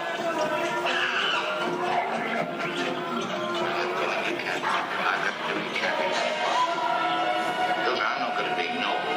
It doesn't take much to see the problems of three little people don't amount to a hill of beans in this crazy world. Someday you'll understand that. Louis, I think this is the beginning of a beautiful friendship. Best last line of a movie ever. On the Pringle Card, your favorite birthday, fantastic romance.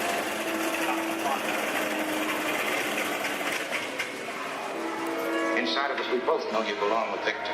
Part of his work, the thing that keeps him going. If that plane leaves the ground and you're not with him, you look better. Maybe not today, maybe not tomorrow, but soon. The rest of the while.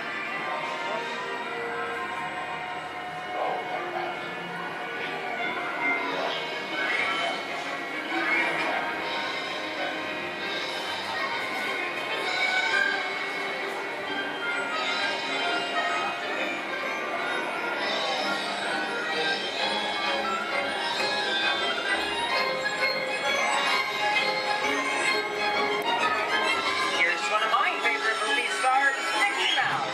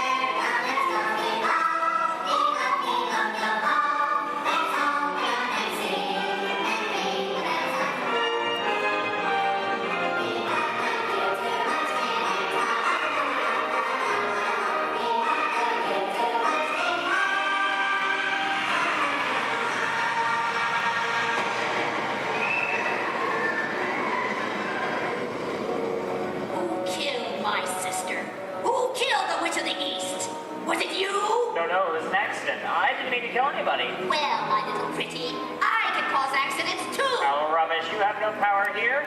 Be gone before somebody drops a house on you, too. Very well. I'll bide my time. But just try to stay out of my way. Just try. I'll get you, my pretty, and your little dog, too. I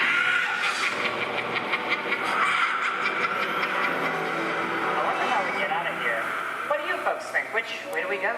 Follow the yellow brick road. Follow the yellow brick road. Why didn't I think of it? Sing along, folks. You know the words.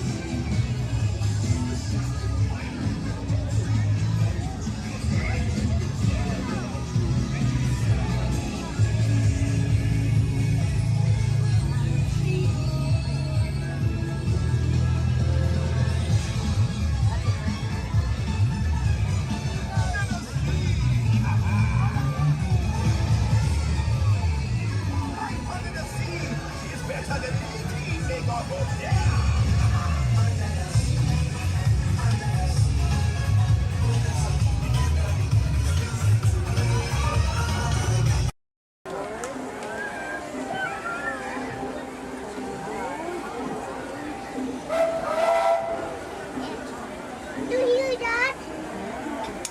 It's a choo-choo. Whoa!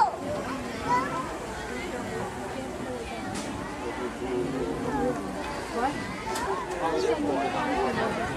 We're almost back. We're almost back and we want to get from the train to the monorail and keep the speedy. Hello, everyone. Thanks for joining us on the Disneyland Railroad. For a safe ride, remember to stay seated with your hands, feet, and legs inside the train. And please, watch your kids. ¿Qué tal, amigos? Y bienvenidos a bordo. Para su seguridad, permanezca sentado y mantenga las manos, brazos, pies y piernas dentro del tren. Y cuide a los pequeños. Gracias. As we steam on,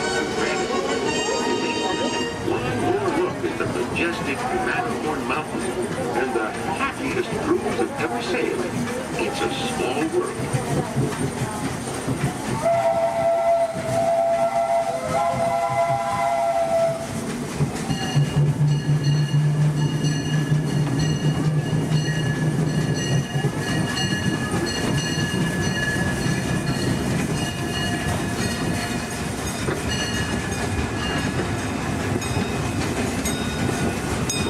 Ahead of us lies the future. Well, I guess we all know that. What I mean to say is, we're heading into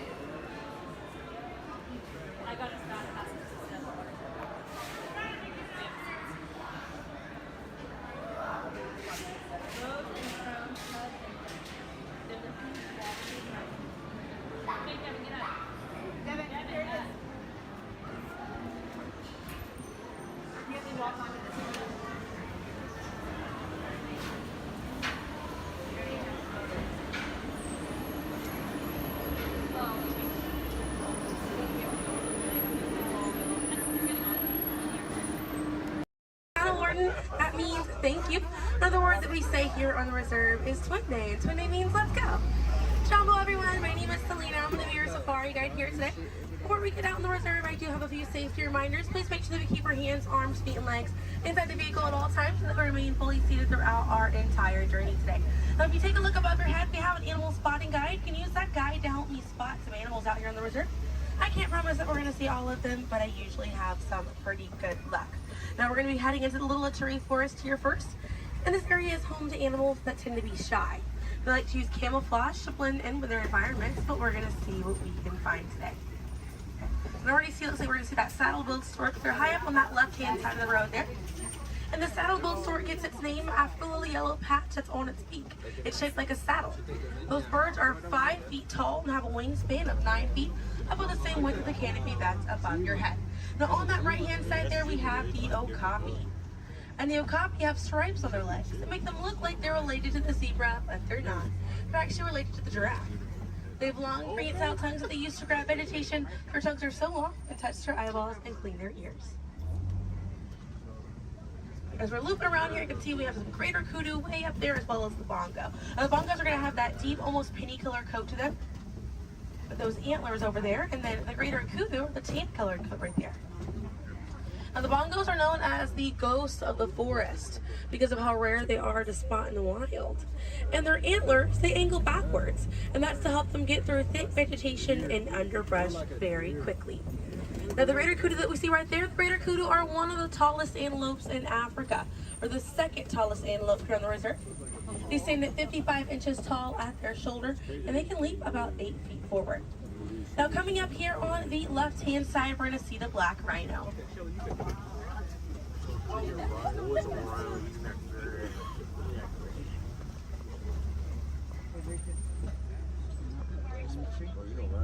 Now, black rhinos are the smallest rhino in Africa. They weigh about 3,000 pounds. Rhinos are poached or hunted for their horns. Some people believe that they have medicinal value, but they do not. Their horns are not valuable at all, made out of keratin. And that's the same thing that our fingernails are made out of. Really good view of that bongo there on the right-hand side as we're passing by here.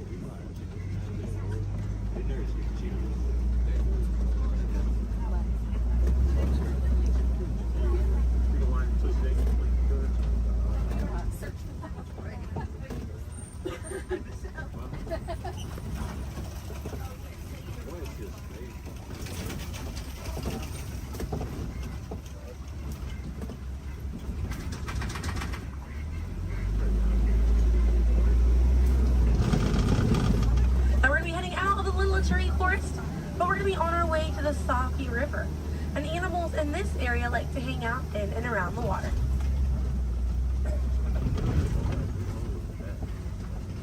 Now, coming up on the right-hand side, we're going to see some pink-back pelicans.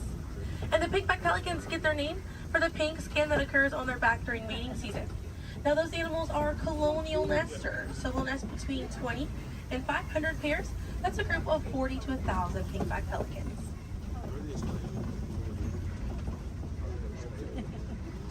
A view of the Savi River coming up on the left, and we have some Nile hippopotamuses.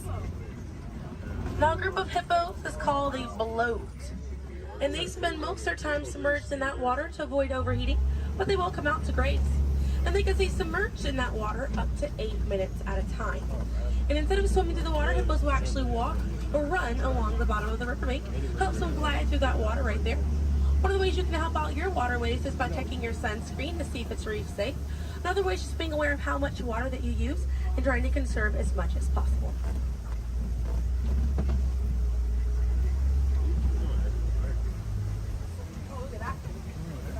Another one there, taking a nap on that left-hand side.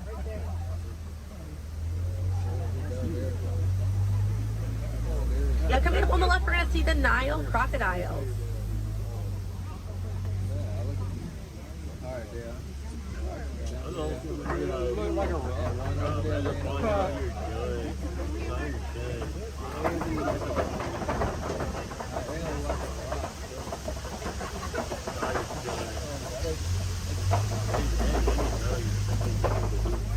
Now, the Nile crocodiles can eat half their body weight in one sitting, and they can go months without eating if food is scarce. Now, mother and father crocodiles are great parents, and they'll gently roll their eggs in their mouth. It softens up their shell, and it makes it easier for their babies to hatch. But we're going to be heading into the savannah now, and the savannah hosts millions of migrating animals every year. And it's home to Africa's most well-known animals, such as zebras and giraffes. I'm hoping that we'll be able to spot some today, but as we're getting out here, we have a pretty good chance to identify some animals with that animal spotting guide. We have lots of wide open spaces. So already see, looks like you can see the elands are out there. I'm wondering what other animals. I'm hoping it'll be a pretty busy day out there.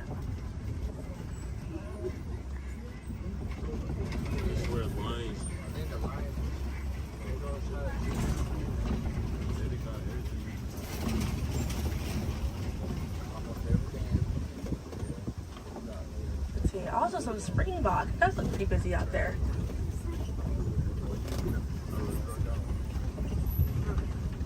So we're still looking around here. Keep an eye on the right. They're going to be past this kind of rocky area. It's a herd of wildebeest way back there in that pathway. And the name wildebeest means wild beast in Afrikaans. And they'll travel in groups of 1.5 million, and they'll go about 500 to 1,000 miles every year.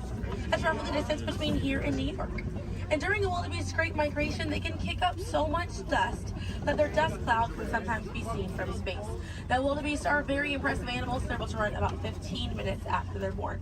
But this group of trees there on the right-hand side, they're all kind of pruned underneath to the same height, and that's about as far as those giraffes can reach. Like the vegetation on these trees all around this area here.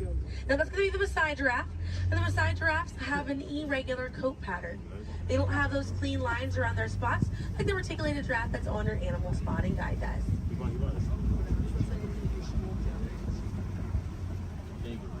Now on the left-hand side, we do have the African painted dogs. There might be a little bit more people once we're a little bit further up here. Now, African painted dogs get their name after their fur pattern. It kind of looks like they have paint on them. It's unique to each animal, and that's how they identify each other. African painted dogs are Africa's most successful hunters. They have a catch rate of 90%. Now, right here on the left-hand side, we're going to have a really good view of the Ankole cattle. We're going to sneak on by here. The Ankole cattle are the only domestic cattle breed that we have here on the reserve. They're in the bovine family, same family as buffalo and bison. And their horns right there, they grow about 3 to 4 feet in length, and they're filled with a honeycomb-like structure. It allows for blood circulation, and it helps keep them cool on hot days. Now, further back, that's a sable antelope in that back left corner. And the sable antelope are very special because of the symbol of the Harambe Wildlife Reserve, because of how courageous they are. So in a choice between fight or flight, the sable antelope will choose to fight, just how we should fight to protect these animals and the environment that they live in. And their antlers are angled backwards to deter animals like lions from jumping on their backs. And we have a really good view there of that Maasai giraffe. We're gonna have another pretty good view there on the right up ahead too. Maasai giraffes stand about 18 to 20 feet tall when they're adults, and when they're born around 6 feet tall. They have about a 6-foot drop the moment that they're born. And just like the okapi, they do have those long prehensile tongues that they use to grab vegetation. They kind of use like how we use our fingers to grab food.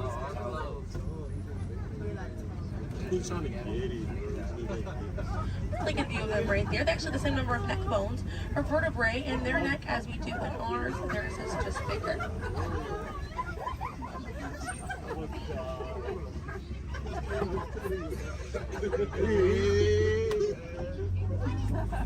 Group of giraffes is called a tower.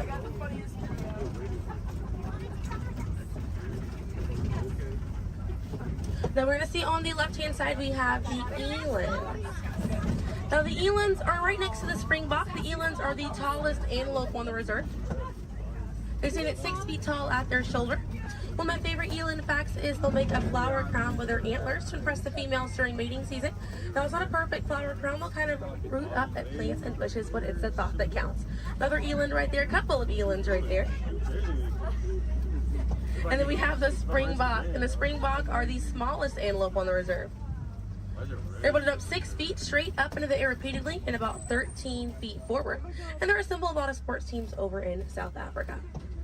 Now those elands right there, they can weigh up to 2,000 pounds.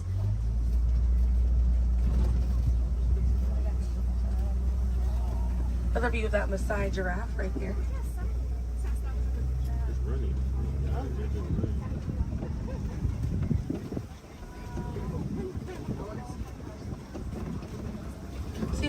have waiting around the corner for us, another Maasai giraffe there. But a bit big for these giraffes.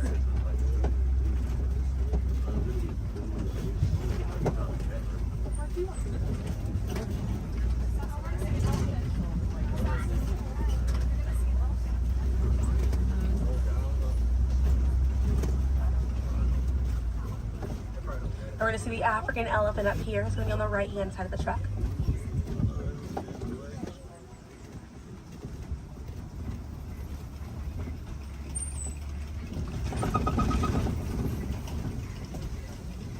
Really good view of that African elephant there on the right-hand side.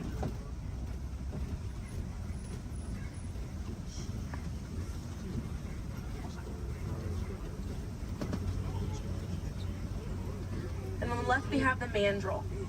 That's the male mandrill on the left. Lots to look at right here. Male mandrills weigh about 100 pounds. Females grow up to 30 pounds.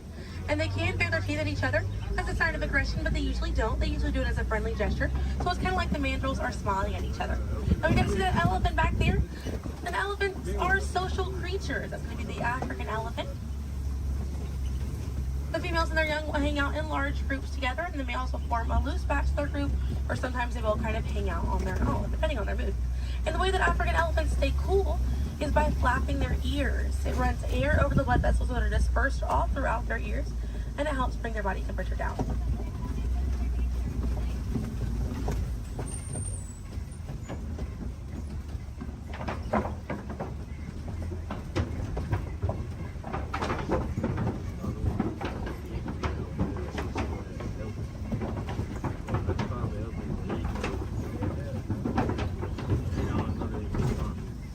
We're going to be looping around this area here. We have lots of red clay on this right-hand side. And if you keep an eye out, we're going to be able to see some tusk marks right around the corner here.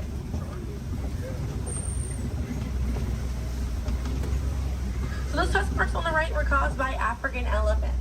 And they'll scrape up against that clay and they'll eat it. More elephants there on the left-hand side.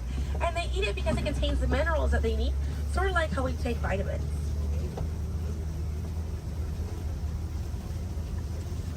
They're way off there on that left-hand side. They kind of look kind of tiny from here. We'll see if we can get another view of them a little bit further out.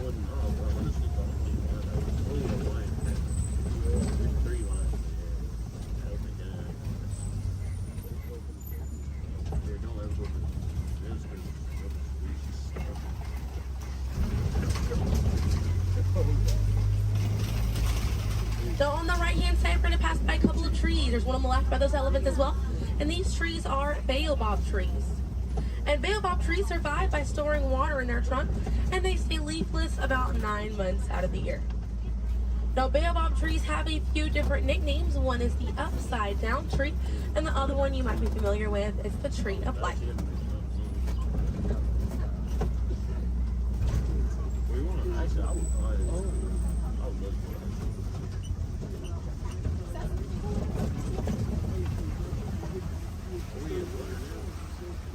And we're coming up here on a group of flamingos.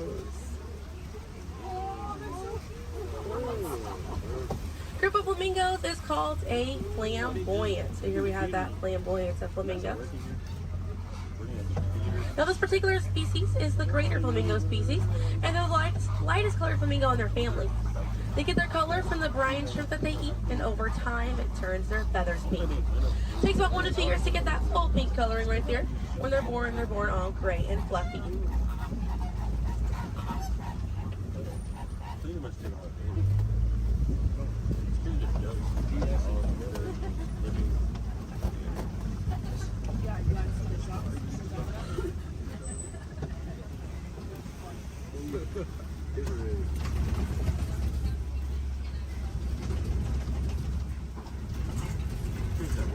We have some white rhinos right around the corner here. So they're going to be hanging out by a mud wallow on this left-hand side, and they'll use this mud wallow to cool off it.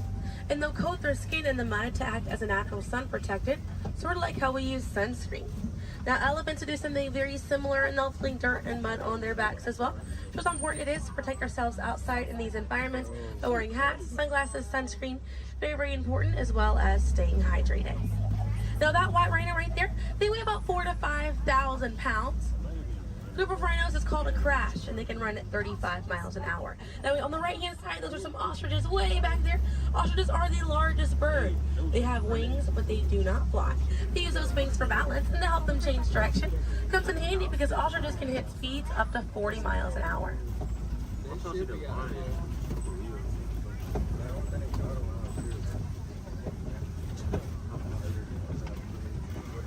You see some cheetahs right around the bend here.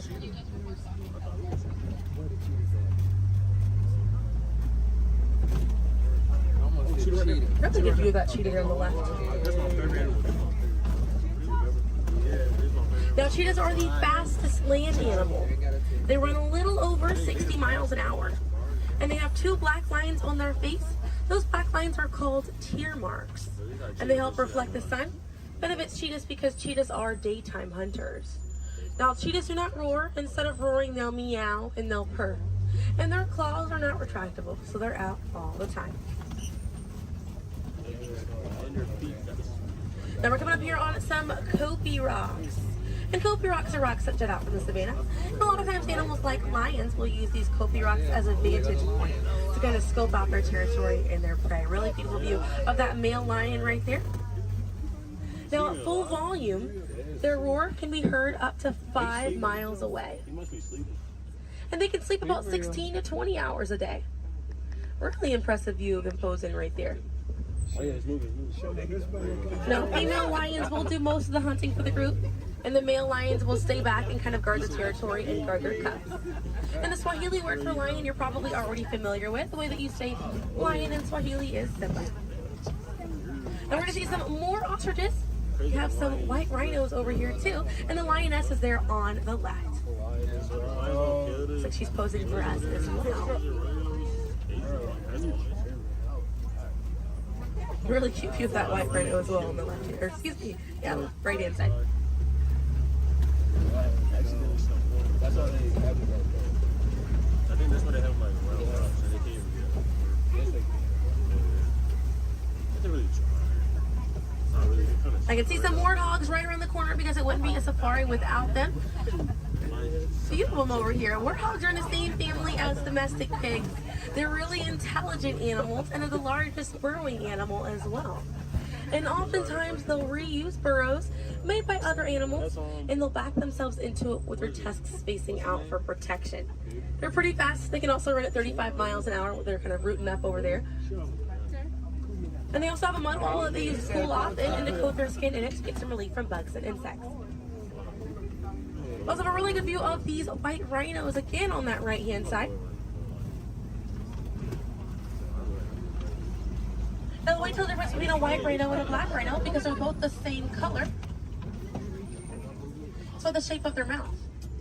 White rhinos have a wide mouth and black rhinos have a V-shaped or pointed mouth. Original word for white rhino was vite.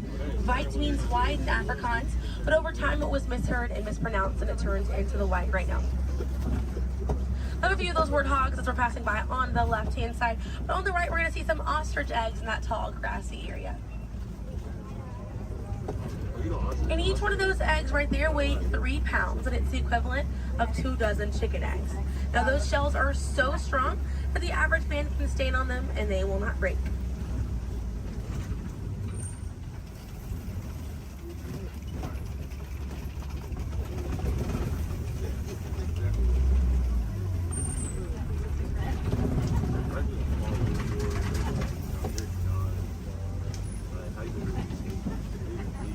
We're gonna see, looks like we have some Nigerian dwarf goats over here.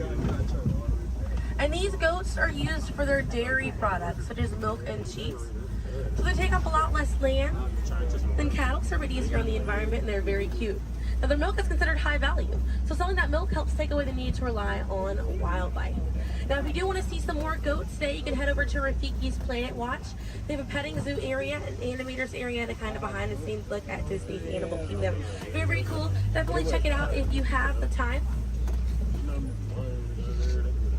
They have a conservation station over there, and inside that they do have an animal hospital as well. Pretty cool. It's going to be a train right away through the Wildlife Express. Those trains are going to start running at 9:30. The last train leaves at 4:30 today.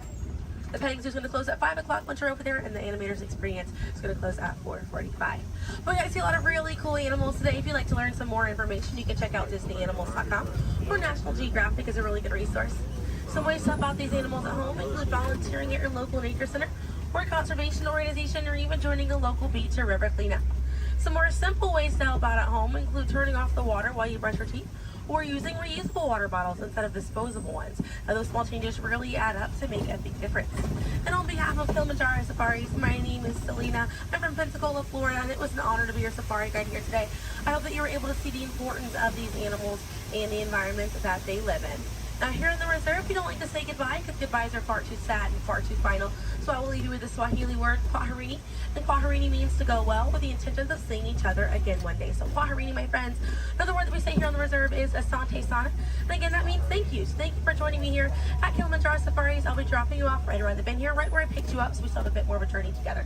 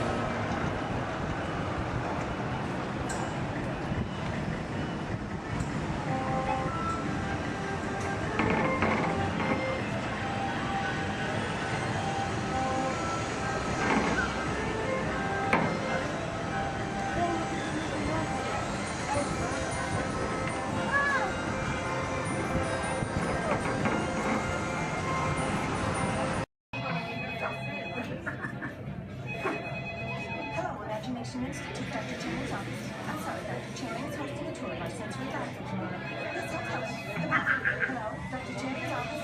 Hello, Dr. Channing's office. Hello, Dr. Channing's office. What's that? You can't control your imagination and it's running wild. Oh dear. Yes, I'll have him call you as soon as he's available. Hello, Dr. Channing.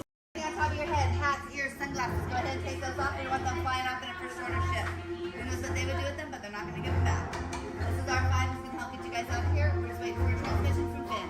Okay. Good luck. Take this corridor to the turbo lift. Then head down to the escape pod base. Those droids are programmed to return you to Batu. Hurry and don't get caught. Lieutenant Beck will guide you. Recruits, for your safety, stay seated with seatbelts securely fastened. Keep hands, arms, feet, and legs inside the transport and supervise your children. Tell them it's a prisoner transfer. Did it work? Good. Now get a move on. There's a clear path to the turbo lifts at the end of the hallway. Turn right. Probe droid. You're lucky it didn't spot you. Take those turbo lifts and stay out of trouble. Hey, you're not authorized. Wait, go to the prisoner.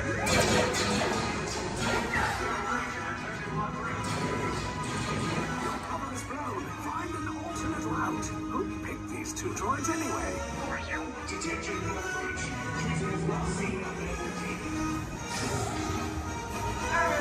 fire!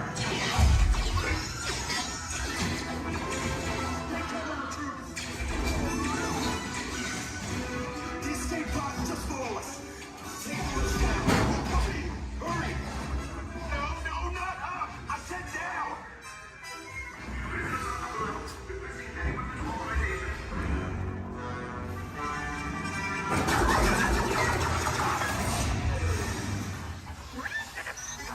This does not look good.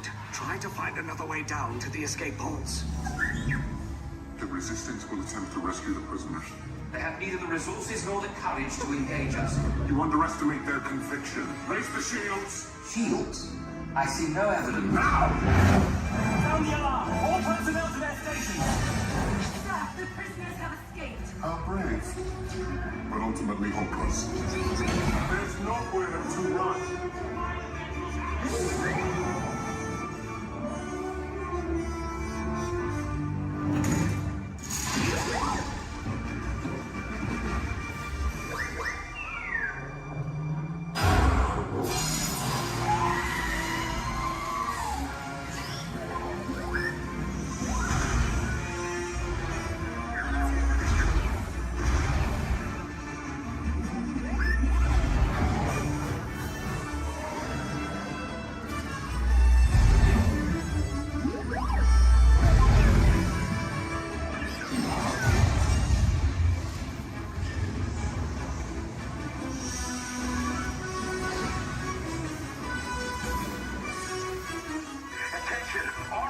Personnel, abandon ship. I repeat, abandon ship. This destroyer is about. There's no escape. You will tell me the location of the secret base, and then I will destroy you and the Resistance.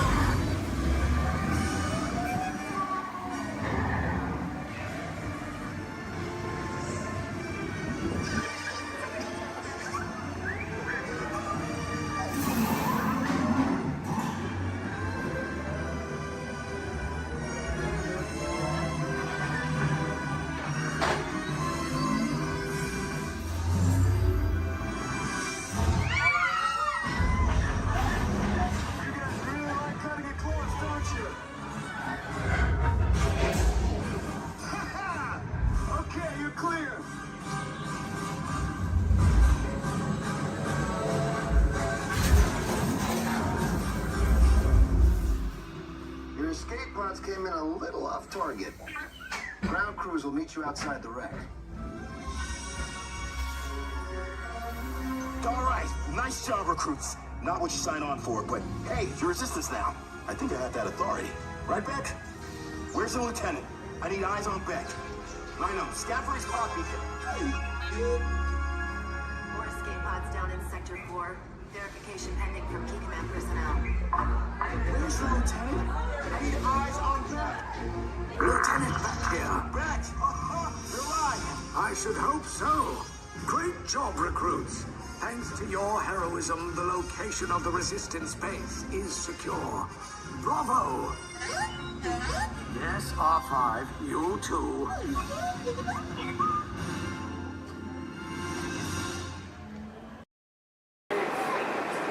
Please stand clear of the door. Or manténganse alejado de las puertas.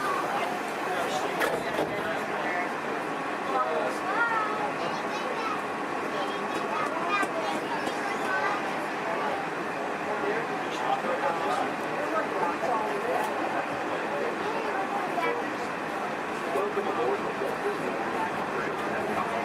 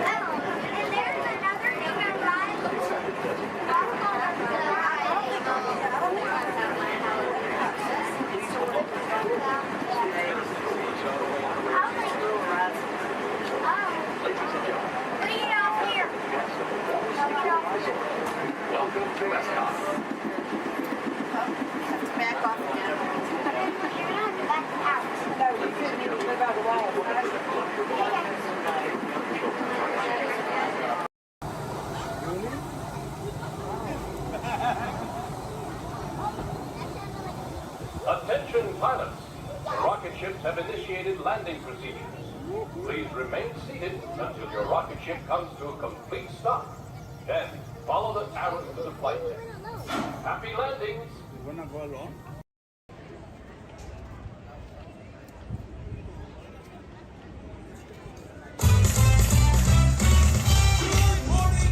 Everybody, welcome to the Magic Kingdom.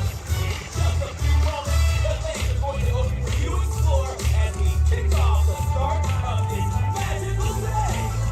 For 50 years, the magic of Walt Disney World has called out the people all around the world, and we're so excited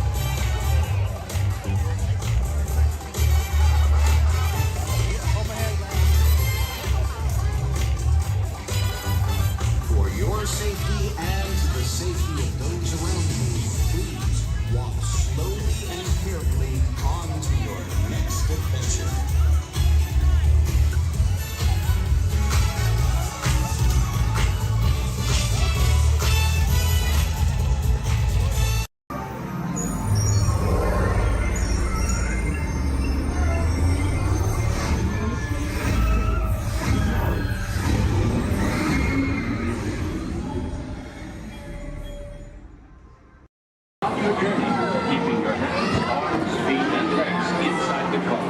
And please, supervise your children. Remember to stay clear of the doors, which will open and close automatically.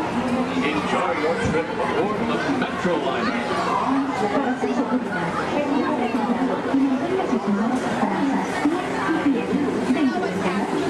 Cuida sus niños. Gracias.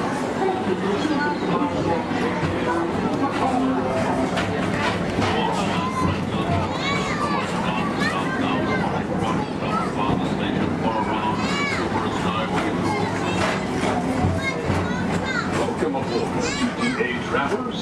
We hope you enjoy Tomorrowland Transit Authority's Super Skyway.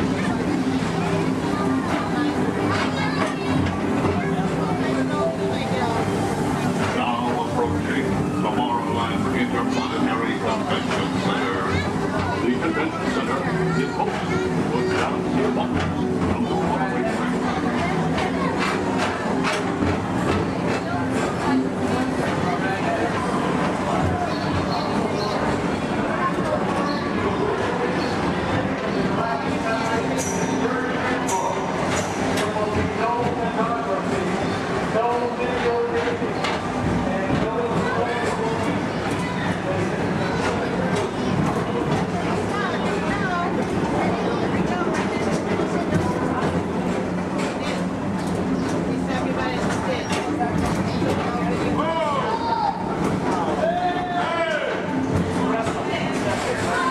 The Tomorrowland Retro Historical Society presents Walt Disney's 20th Century Vision for the Future. This model city dared to dream the perfect community in which to work, live, and play.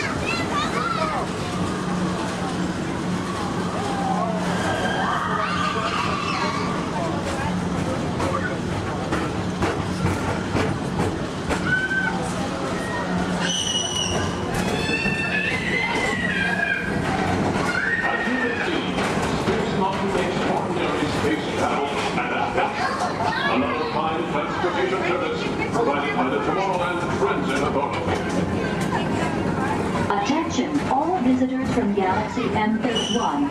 Please keep forward-facing tentacles clear of oncoming Metroliner vehicles. Thank you.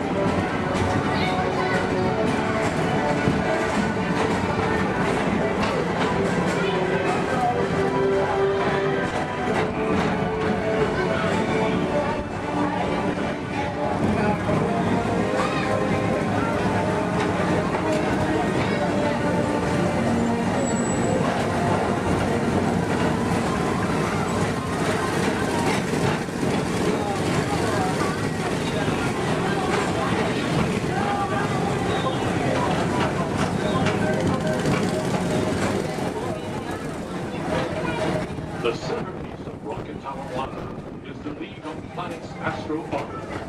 This symbol of universal harmony and interplanetary culture provides all beings with an exhilarating spin around the planets.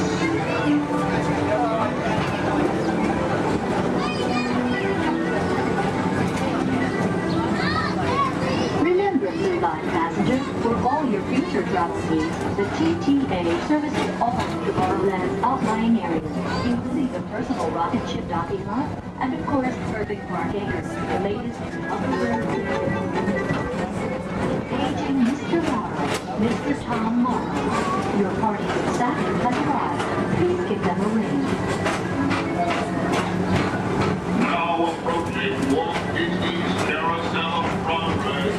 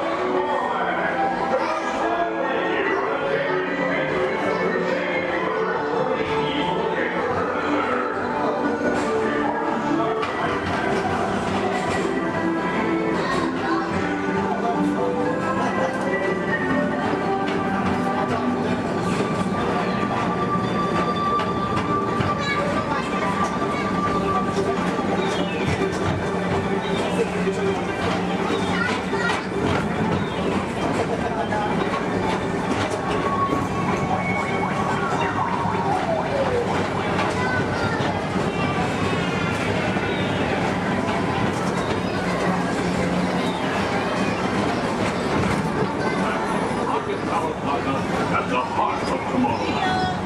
Come now, rejoin us and believe in the promise of tomorrow.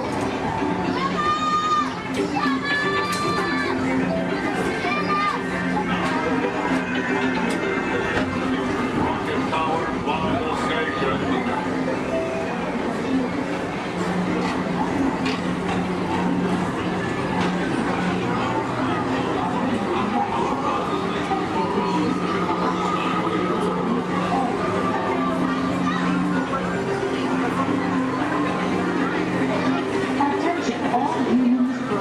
Intergalactic beings.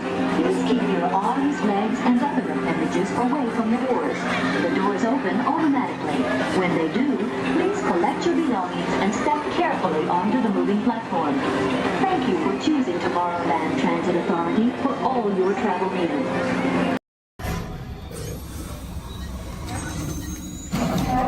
Engineers, automatic repair engaged.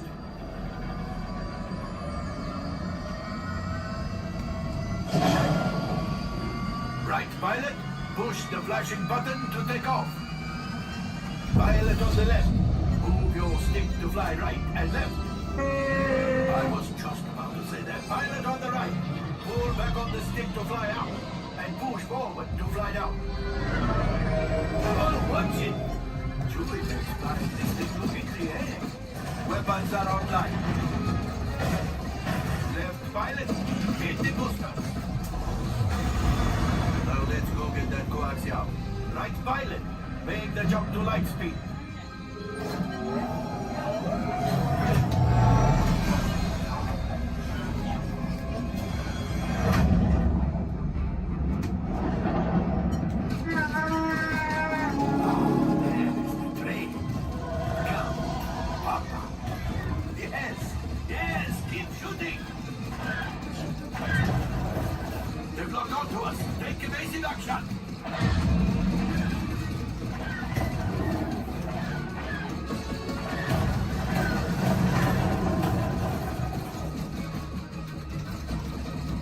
There it is, after that train.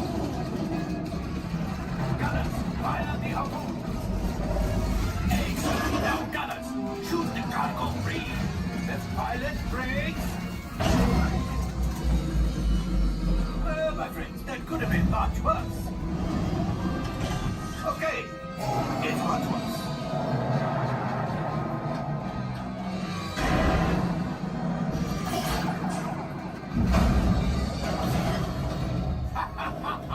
Yes, you got one. Excellent, my friends.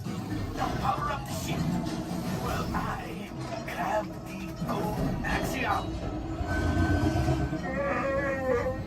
You see, just as I promised, my friend, now that the resistance has already, maybe a little something for Hondo.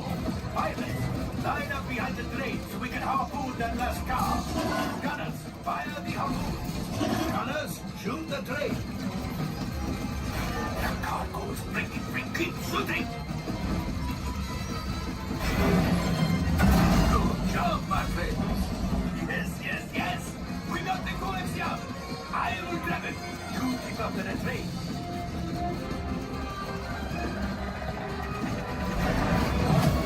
Gunship. Oh, that's ridiculous. Things are getting too hot. We've got to get out of here. A distraction. Fire the missiles at the train. Hey.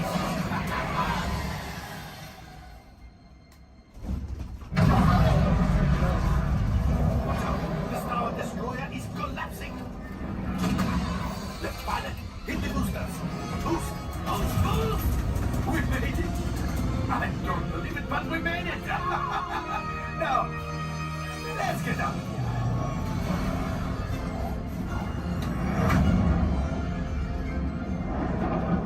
Great job, my friends. You retrieved 2 containers of coaxium. This will greatly help the resistance. You have heard the First Order and made Chewie proud. Now, after my modest profit, your cut, minus what you owe me for damaging the Falcon, is... Hey, not bad.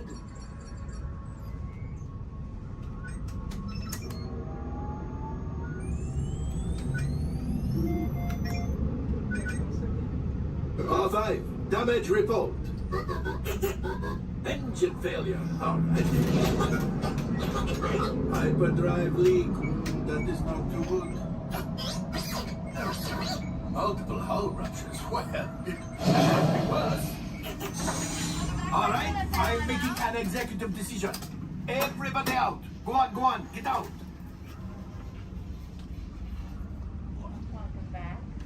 All available techs, we have a Corellian freighter that needs immediate transport back to the maintenance bay. This thing has seen better days. Better fix all that before the Wookiee sees it.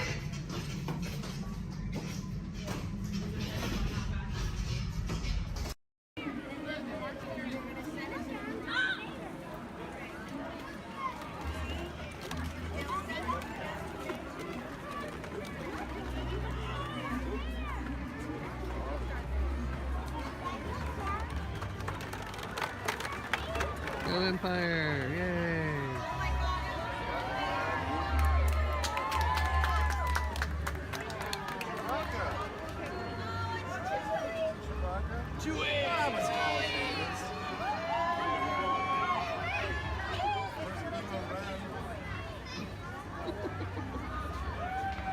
Hello, what's up?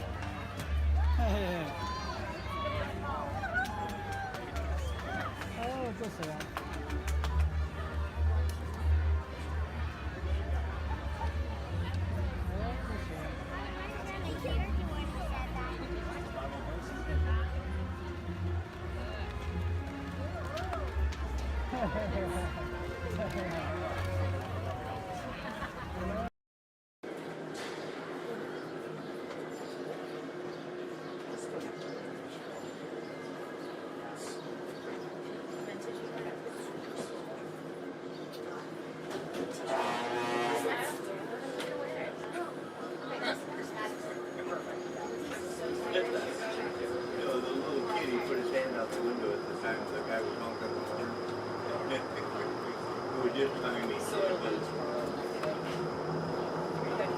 To those of you who have just joined us, welcome aboard the Disneyland monorail.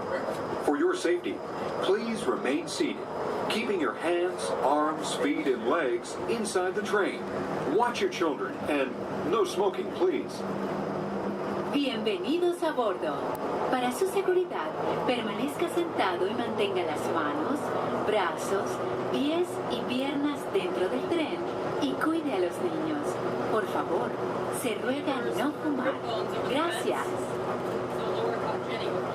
We're now en route to our final stop, the Tomorrowland monorail station.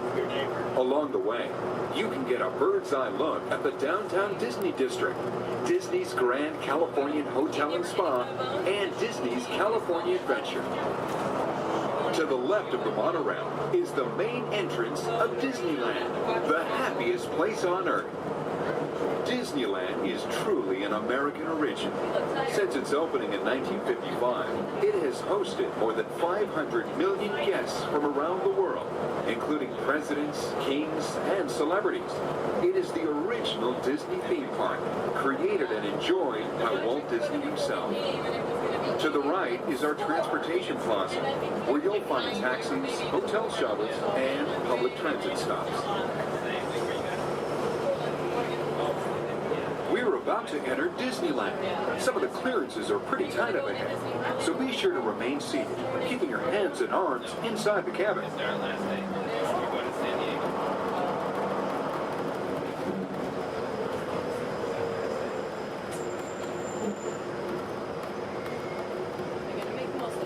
This is Tomorrowland, a land inspired by science fact and fantasy.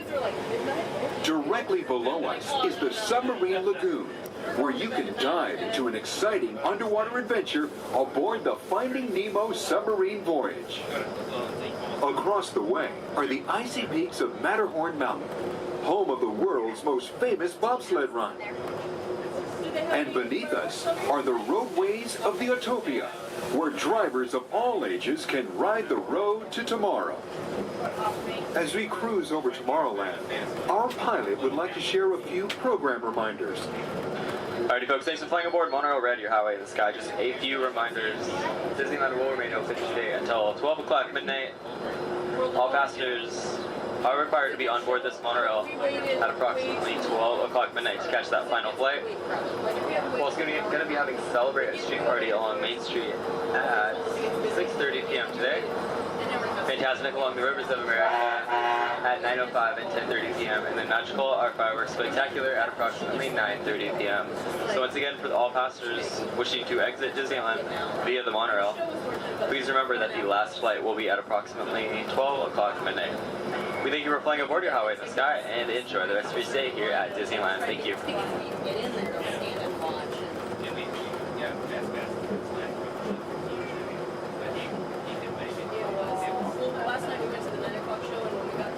Just ahead and to the right of the train are the sparkling gold spires of one of Disney's most beloved attractions. It's a Small World. Beyond it is the wacky world of Disney's classic cartoon characters, Mickey's Toontown. We're now riding alongside the happiest kingdom of them all, Fantasyland, home to Pinocchio, Snow White, Peter Pan, and other storybook characters.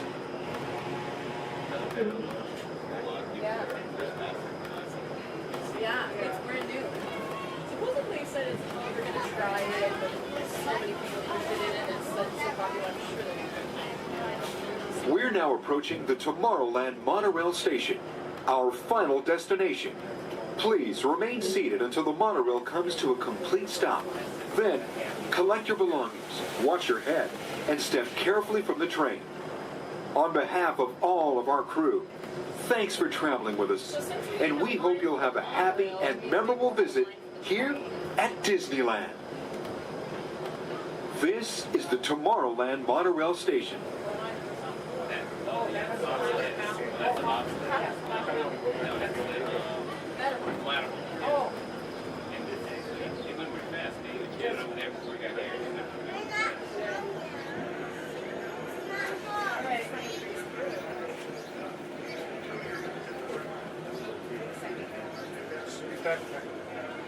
We did? Okay.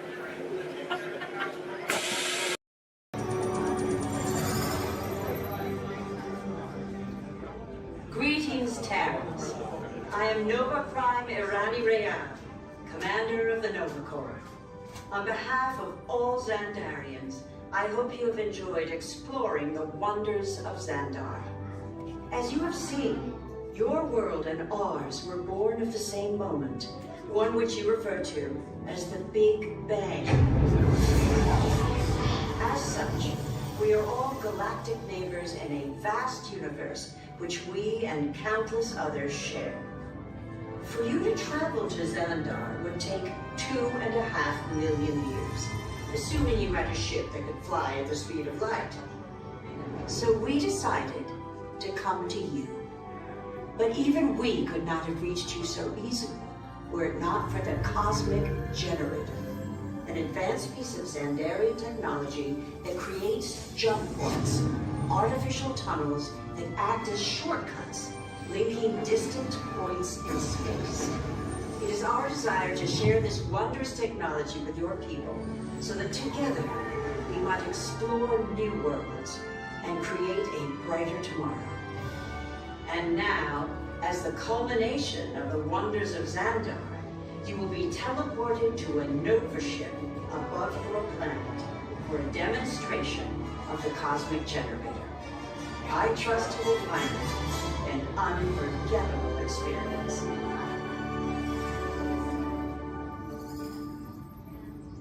Welcome, people of Epcot, Epcoters, Epcotians, citizens of Epcot.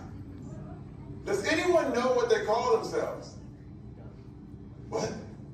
I'm on? Someone needs to tell me when I'm on. Welcome, Epcot Terrans. I am Centurion Tal Merrick, and we're just about ready to teleport you up to the ship for the demonstration. As you're about to enter a secure Nova area, I must ask you to put away your Terran communication devices at this time. Recording of any type is strictly prohibited. I am very serious about this. Now, please step forward into the chamber. You're gonna love this.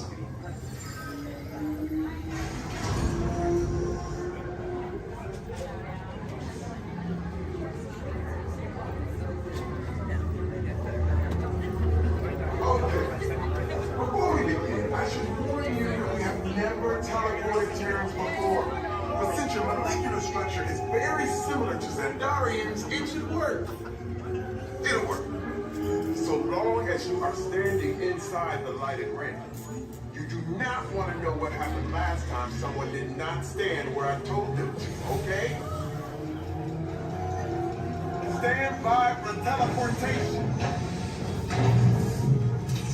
Here we go.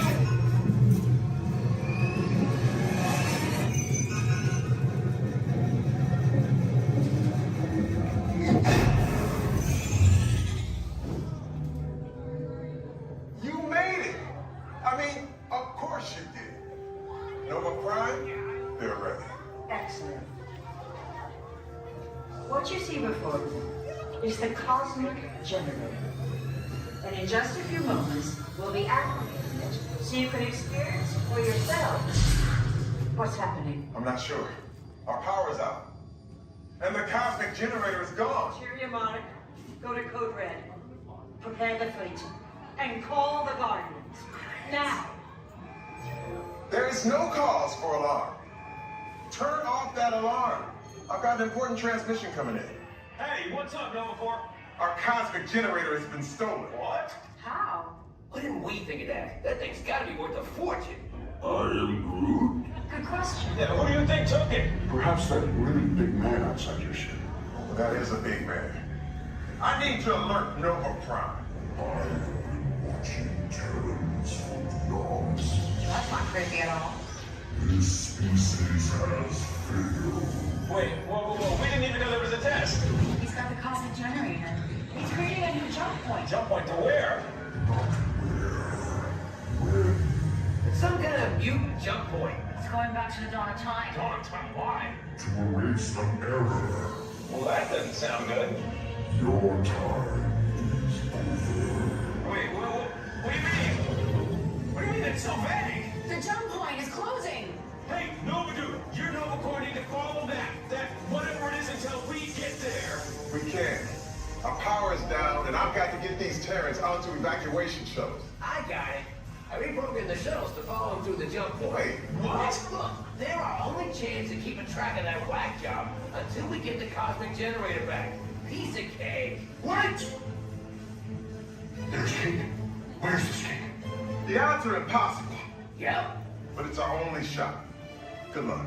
Are you sure you can control it? Come on, it's me. I got this. We're all toast. First there was cake, now there is toast. This plan is making me so hungry. Terrans, listen up. You need to make your way to the evacuation shuttles now. We'll follow the fleet when we get our power back. I mean, when we get our power back.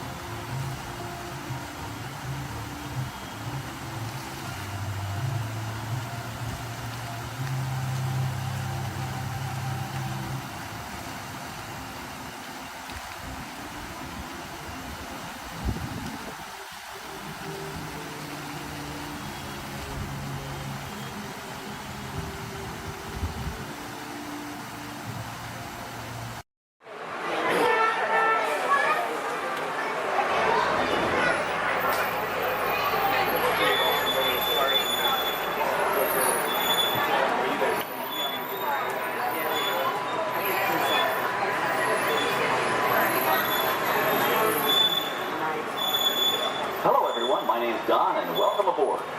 We're heading into the back lot of Disney's Hollywood Studios. This production area was built in 1988 as a Florida counterpart to the Walt Disney Studios in Burbank, California. We included sound stages, recording studios, high-tech editing rooms, all the tools needed to create movies, TV shows, and radio broadcasts. We've even got our very own water tower, too. It's up ahead on the left side of our shuttle. We call it the Earful Tower. It's inspired by the water tower Walt Disney had built for his Burbank studio in 1939. Our Florida tower stands a lucky 13 stories high, and we added our own creative touch, a giant set of Mickey Mouse ears.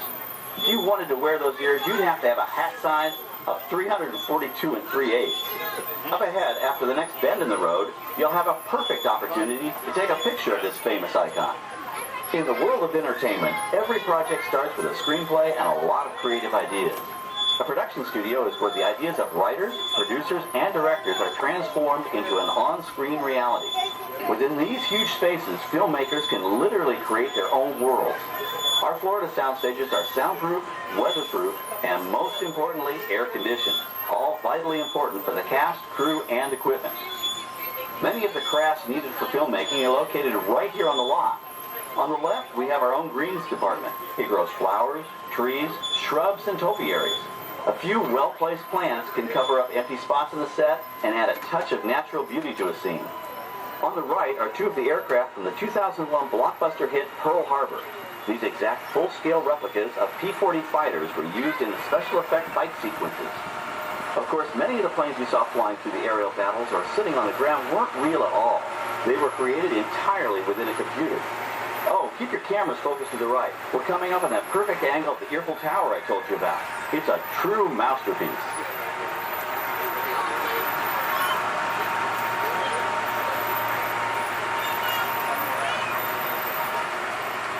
We're entering one of our most glamorous and colorful departments, creative costuming. Every star has to have just the right wardrobe, and it all begins here with a designer's sketch. Our team of designers, seamstresses, and tailors can turn 1.5 million yards of fabric into over 25,000 costumes every year. Many of these costumes will become part of the shows and attractions of the Walt Disney World Resort.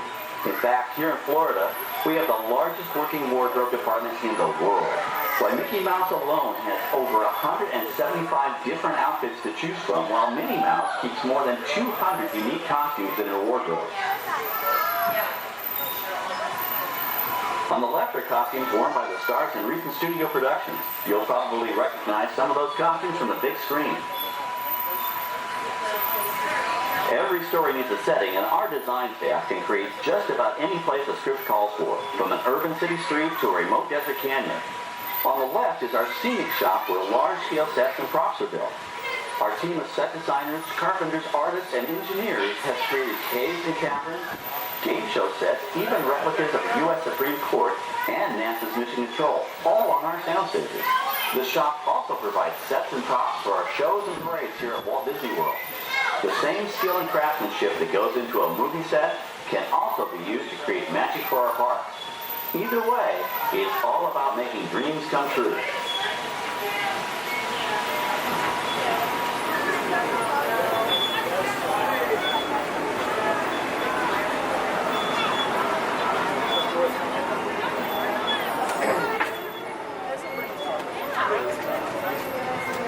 Now we're entering a zone we call the Boneyard.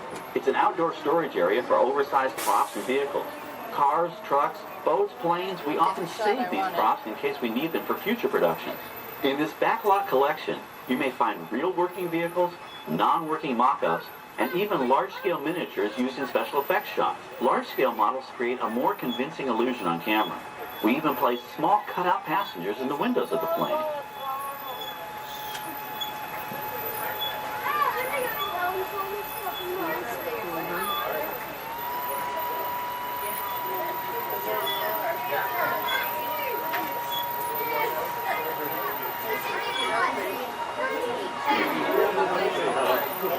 We're now passing by the sets for our Lights, Motors, Action Extreme Stunt Show. On the left, you may catch a glimpse of the Mediterranean fishing village that sets the stage for this thrilling attraction. We'll get a closer look at it soon, but for now, we're approaching one of the largest standing sets on our back lot. It's over on the right. It may not look like much from this angle, but it's pretty spectacular on the other side.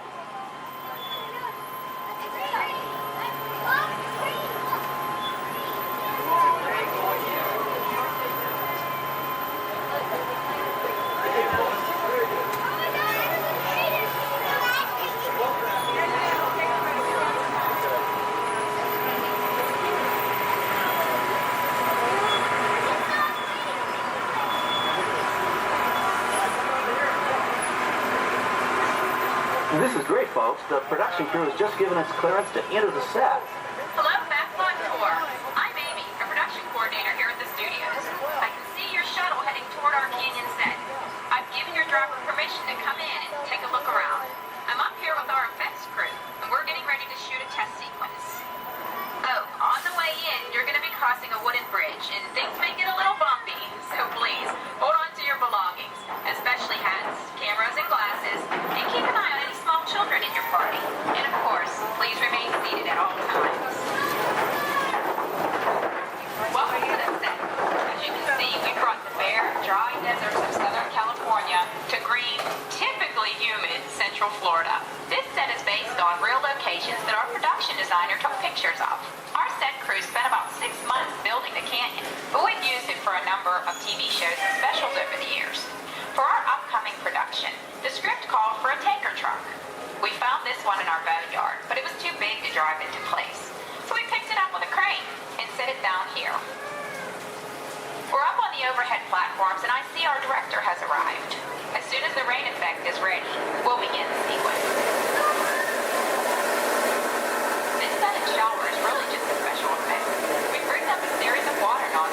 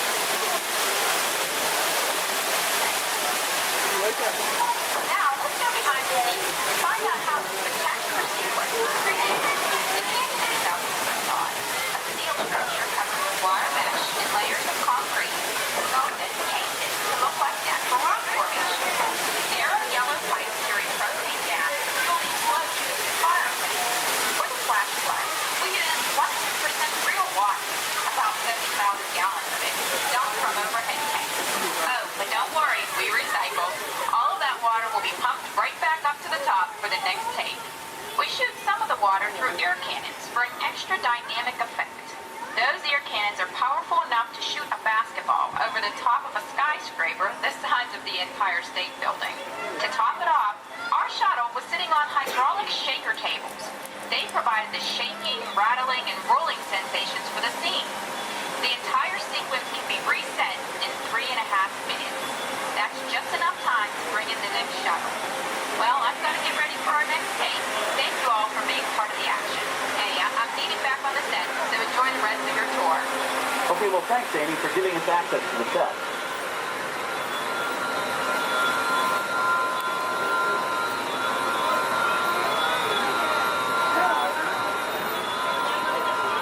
On the right, we have an authentic piece of Disney history. That Gulfstream 1 was known at airports across the country as November 234 Mickey Mouse, but we just call it the Mouse. In 1964, Walt Disney and his hand-picked team used this plane to scout locations for what he called the Florida Project. Soon, they secretly began purchasing thousands of acres of land, which became the Walt Disney World Resort in 1971. During the creation of the resort and later Epcot, the Mouse shuttled studio executives and Imagineers between Burbank and Orlando, making it the most used executive aircraft in the country. Appropriately, the Mouse retired here in 1992. As Walt used to say, it was all started by a mouse. In this case, the 234 Mickey Mouse. On our right, we once again sweep past the magnificent Mediterranean village of our lights, motors, action extreme stunt show. This high-octane attraction is based on the hit show from the Walt Disney Studios Park in France. In this action-packed production, you'll feel like you're right there on the set during the filming of a spy thriller, complete with custom-built cars, motorcycles, even jet skis. You'll experience the split-second timing, coordinated driving, and fiery special effects that make action movies a real blast.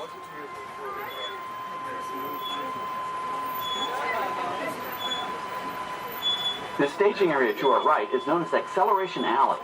Here, the custom-built stunt show vehicles rev their engines up to 70 miles an hour before making their high-speed entrances onto the stage for our lights, motors, action extreme stunt show. Of course, these are professional stunt drivers. We hope you'll enjoy their daring driving skills, but please, don't try them yourself.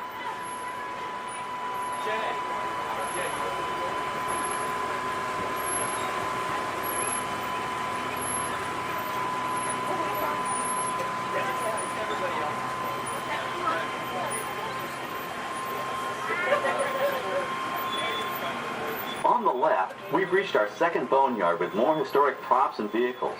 When we reuse older props in a new production, they're often refitted with custom parts and given a whole new color scheme. You might not even recognize them the next time you see them on screen. For instance, coming up is our friend Herbie the Love Bug. He went through a special demolition derby makeover. Those dents and dings were added on purpose, but he can be polished up as good as new for his next starring role.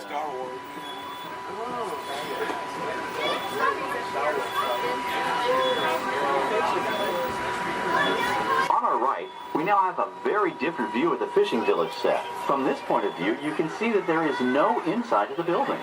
They are just false fronts or facades. In the movie business, set builders only create what the camera has to see. It's an old movie trick dating all the way back to the silent era. To add to the sense of realism and avoid the cost of set building, many of today's television shows and movies film on location in cities and towns across the U.S. But out in the real world, you've got to contend with noise, traffic, crowds, and various visual elements that may or may not belong in your film. Here on the backlot, we can avoid these problems because we created our very own flexible urban environment. Our Streets of America facades can stand in for a small town or a giant metropolis. As we come around the last corner on our route, you'll see the skyline of New York City in the distance. It's really a series of painted flats, expertly designed to fool the eye and the camera.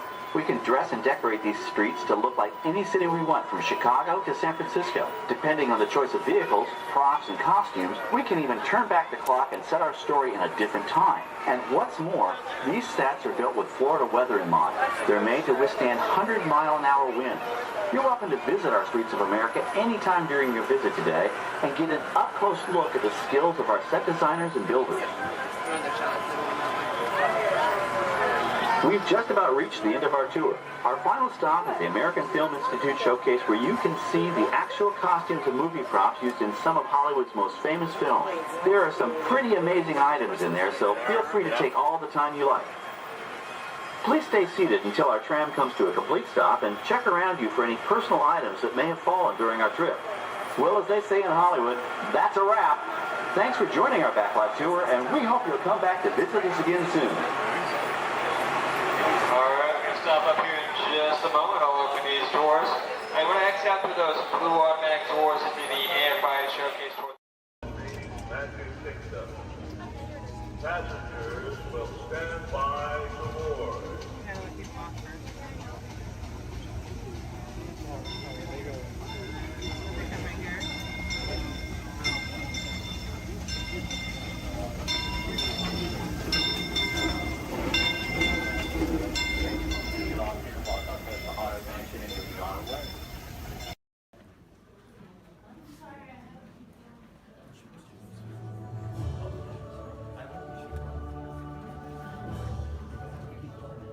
Hello, I'm Dr. Marsh, director of the Dino Institute, and I hope you enjoyed those quaint exhibits in the old wing. That's how dinosaurs have been presented to the public since the study of fossils began over 150 years ago. Today, that bare bones approach is about to become extinct. In a perfect blending of science and technology, the Dino Institute has created the Time Rover, an amazing vehicle that will literally transport you to the age of the dinosaurs. How? That's proprietary. But the result is a breathtaking journey through a prehistoric world where you will witness the most spectacular creatures to ever walk the earth. In a moment, you'll be going live to our control center for a comprehensive safety briefing, and then it's on to the tour that will convince you forever that the future is truly in the past.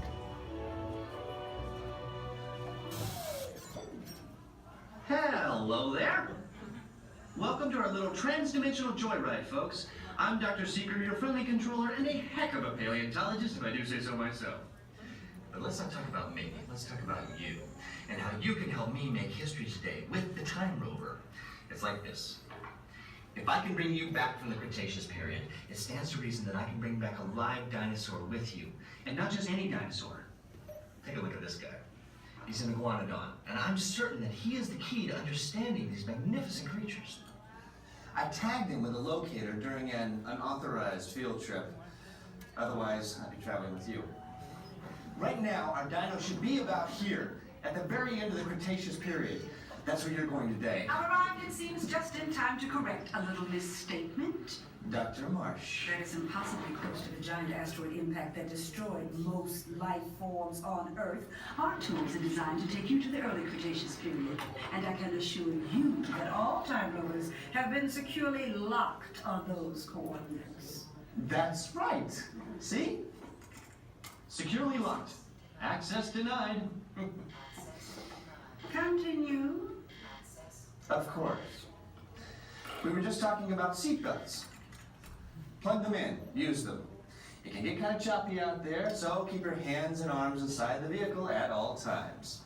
Flash photography? I wouldn't. It alters the homing signal, and that's not good. Oh, and one more thing. Those locked coordinates?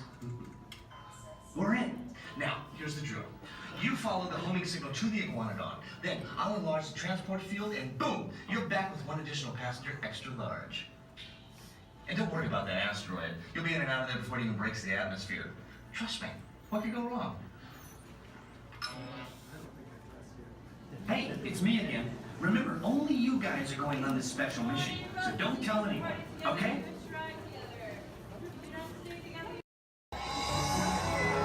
Oh gosh, it's great to have so many friends here. Now we can all dance together.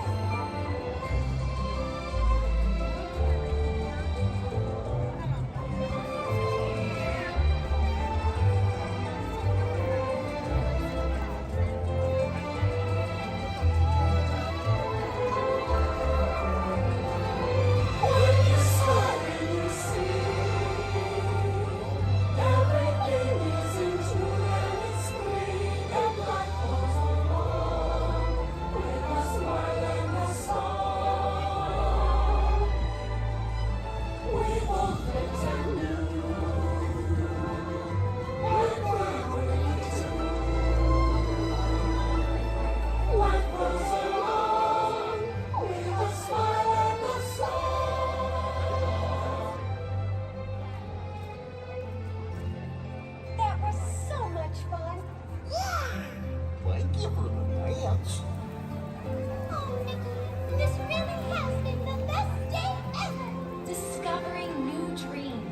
That's an adventure for sure.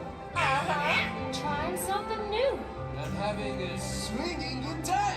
You bet. Finding the confidence to be true to yourself. That's right. Here's to all of us, old friends and new. Warm hugs for everyone. Oh, this is what I love about the Friendship Day. Wherever you are and wherever you're from, we're so glad you're here. The best is yet to come. Today we make history with our friends, family. We've just begun. Once in a lifetime, a chance to explore. The future is waiting, like an open door. I hope and a wish that all can go to the place we all belong. We're the one who lives here, you and me. We just need to believe, like a shooting star in your heart. Every dream, breaking free. It's a flame that you hold inside. It's a friendship that to unfold. We will celebrate where the magic feels like home.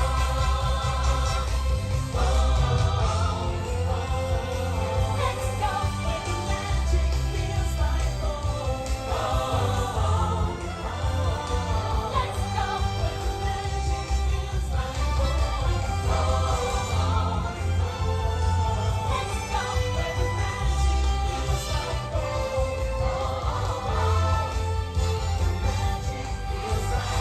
magic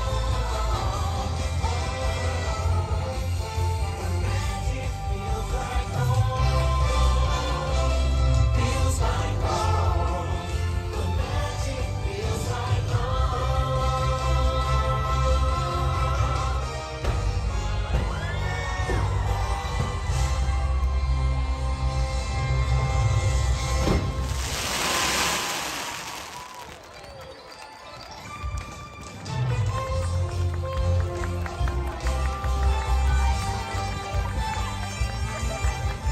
Thanks to all of you, old friends and new, for celebrating with us today. See y'all real soon.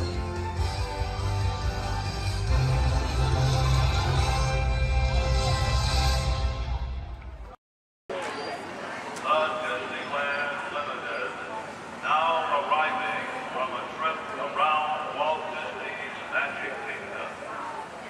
Passengers will stand by to board.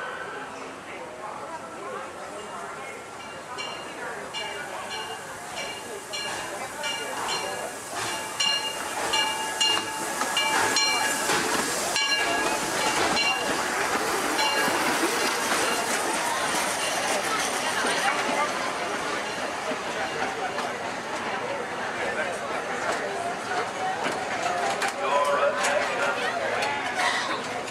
The Disneyland Limited, now.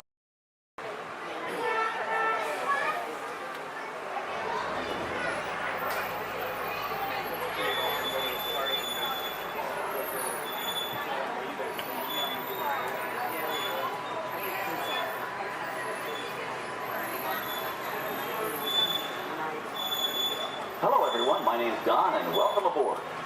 We're heading into the backlot of Disney's Hollywood Studios. This production area was built in 1988 as a Florida counterpart to the Walt Disney Studios in Burbank, California. We included sound stages, recording studios, high-tech editing rooms, all the tools needed to create movies, TV shows, and radio broadcasts. We've even got our very own water tower too. It's up ahead on the left side of our shuttle. We call it the Earful Tower. It's inspired by the water tower Walt Disney had built for his Burbank studio in 1939. Our Florida tower stands a lucky 13 stories high, and we added our own creative touch, a giant set of Mickey Mouse ears. If you wanted to wear those ears, you'd have to have a hat size of 342 3/8. Up ahead, after the next bend in the road, you'll have a perfect opportunity to take a picture of this famous icon. In the world of entertainment, every project starts with a screenplay and a lot of creative ideas. A production studio is where the ideas of writers, producers, and directors are transformed into an on-screen reality. Within these huge spaces, filmmakers can literally create their own worlds. Our Florida sound stages are soundproof, weatherproof, and most importantly, air-conditioned. All vitally important for the cast, crew, and equipment. Many of the crafts needed for filmmaking are located right here on the lot. On the left, we have our own greens department. It grows flowers, trees, shrubs, and topiaries. A few well-placed plants can cover up empty spots in the set and add a touch of natural beauty to a scene. On the right are two of the aircraft from the 2001 blockbuster hit Pearl Harbor. These exact full-scale replicas of P-40 fighters were used in the special effect fight sequences. Of course, many of the planes you saw flying through the aerial battles or sitting on the ground weren't real at all. They were created entirely within a computer. Oh, keep your cameras focused to the right. We're coming up on that perfect angle of the Eiffel Tower I told you about. It's a true masterpiece.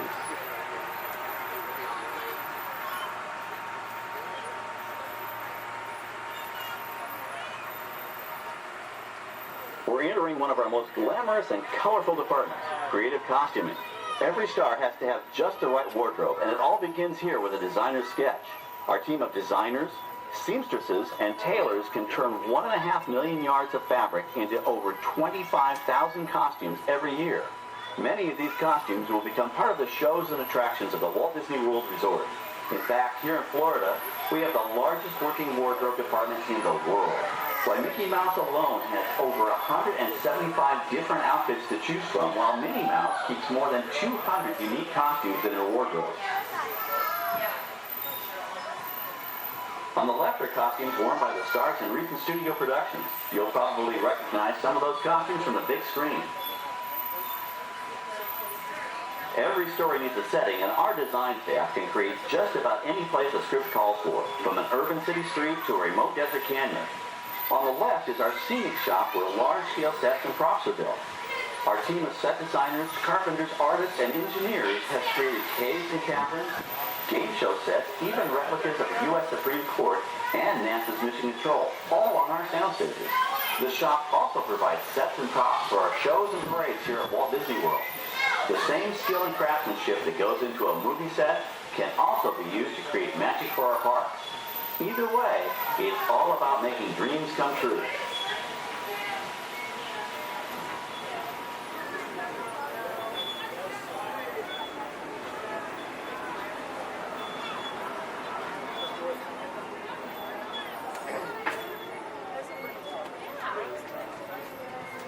Now we're entering a zone we call the Boneyard. It's an outdoor storage area for oversized props and vehicles. Cars, trucks, boats, planes, we often save these props in case we need them for future productions.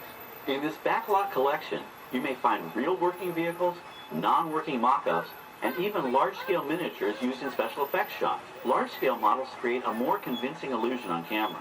We even place small cut-out passengers in the windows of the plane.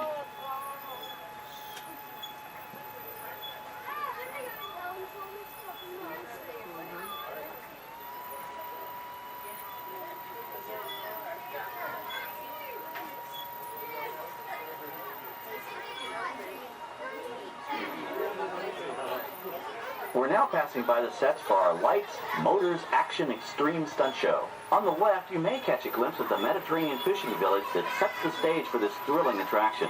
We'll get a closer look at it soon, but for now, we're approaching one of the largest standing sets on our back lot. It's over on the right. It may not look like much from this angle, but it's pretty spectacular on the other side.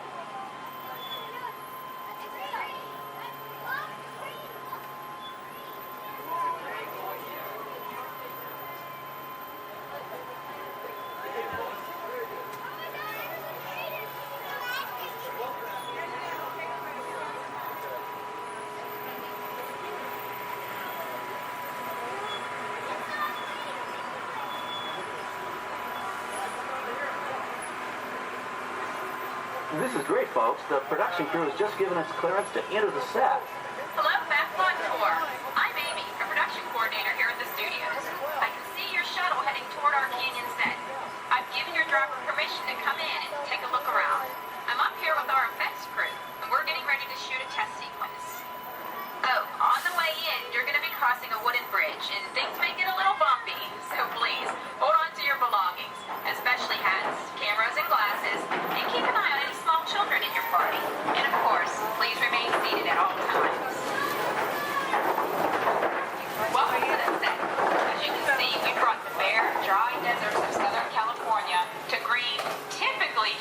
Central Florida. This set is based on real locations that our production designer took pictures of. Our set crew spent about 6 months building the canyon, but we've used it for a number of TV shows and specials over the years. For our upcoming production, the script called for a tanker truck. We found this one in our boneyard, but it was too big to drive into place. So we picked it up with a crane and set it down here. We're up on the overhead platforms and I see our director has arrived. As soon as the rain effect is ready, we'll begin the sequence. This set and shower is really just a special effect. We rigged up a series of water nozzles just above your trim. The water sprays in a crisscross pattern to create a sense of depth.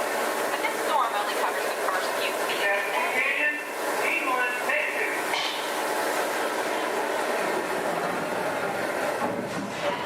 Okay, it's showtime. Everybody stay seated. Hang on to your belongings and watch your children.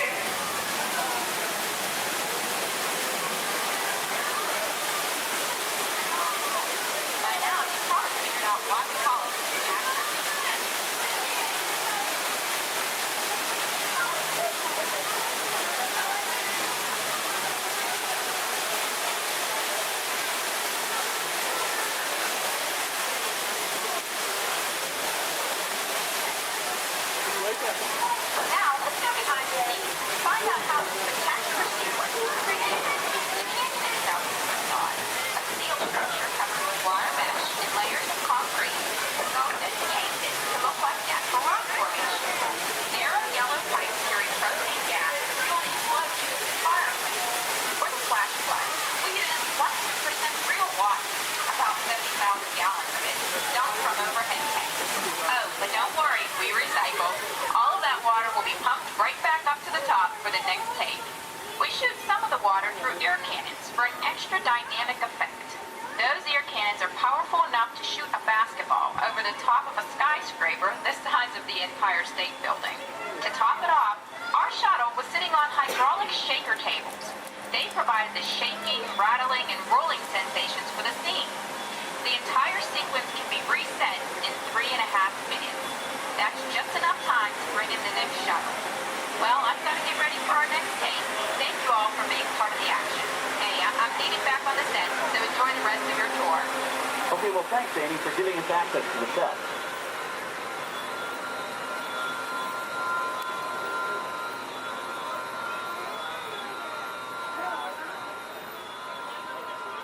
On the right, we have an authentic piece of Disney history. That Gulfstream 1 was known at airports across the country as November 234 Mickey Mouse, but we just call it the Mouse. In 1964, Walt Disney and his hand-picked team used this plane to scout locations for what he called the Florida Project. Soon, they secretly began purchasing thousands of acres of land, which became the Walt Disney World Resort in 1971.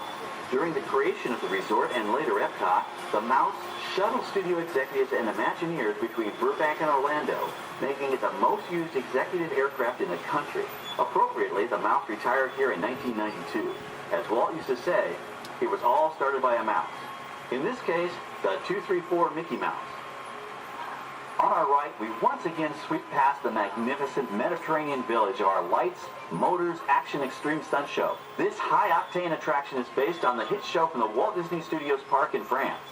In this action-packed production, you'll feel like you're right there on the set during the filming of a spy thriller, complete with custom-built cars, motorcycles, even jet skis. You'll experience the split-second timing, coordinated driving, and fiery special effects that make action movies a real blast.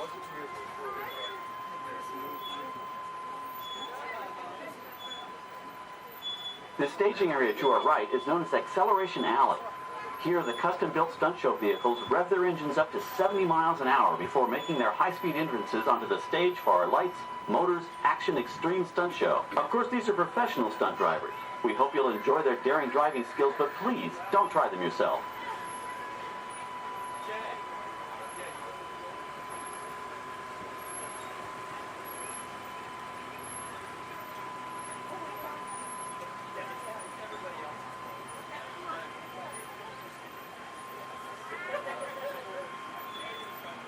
On the left, we've reached our second boneyard with more historic props and vehicles. When we reuse older props in a new production, they're often refitted with custom parts and given a whole new color scheme. You might not even recognize them the next time you see them on screen. For instance, coming up is our friend Herbie the Love Bug. He went through a special demolition derby makeover. Those dents and dings were added on purpose, but he can be polished up as good as new for his next starring role.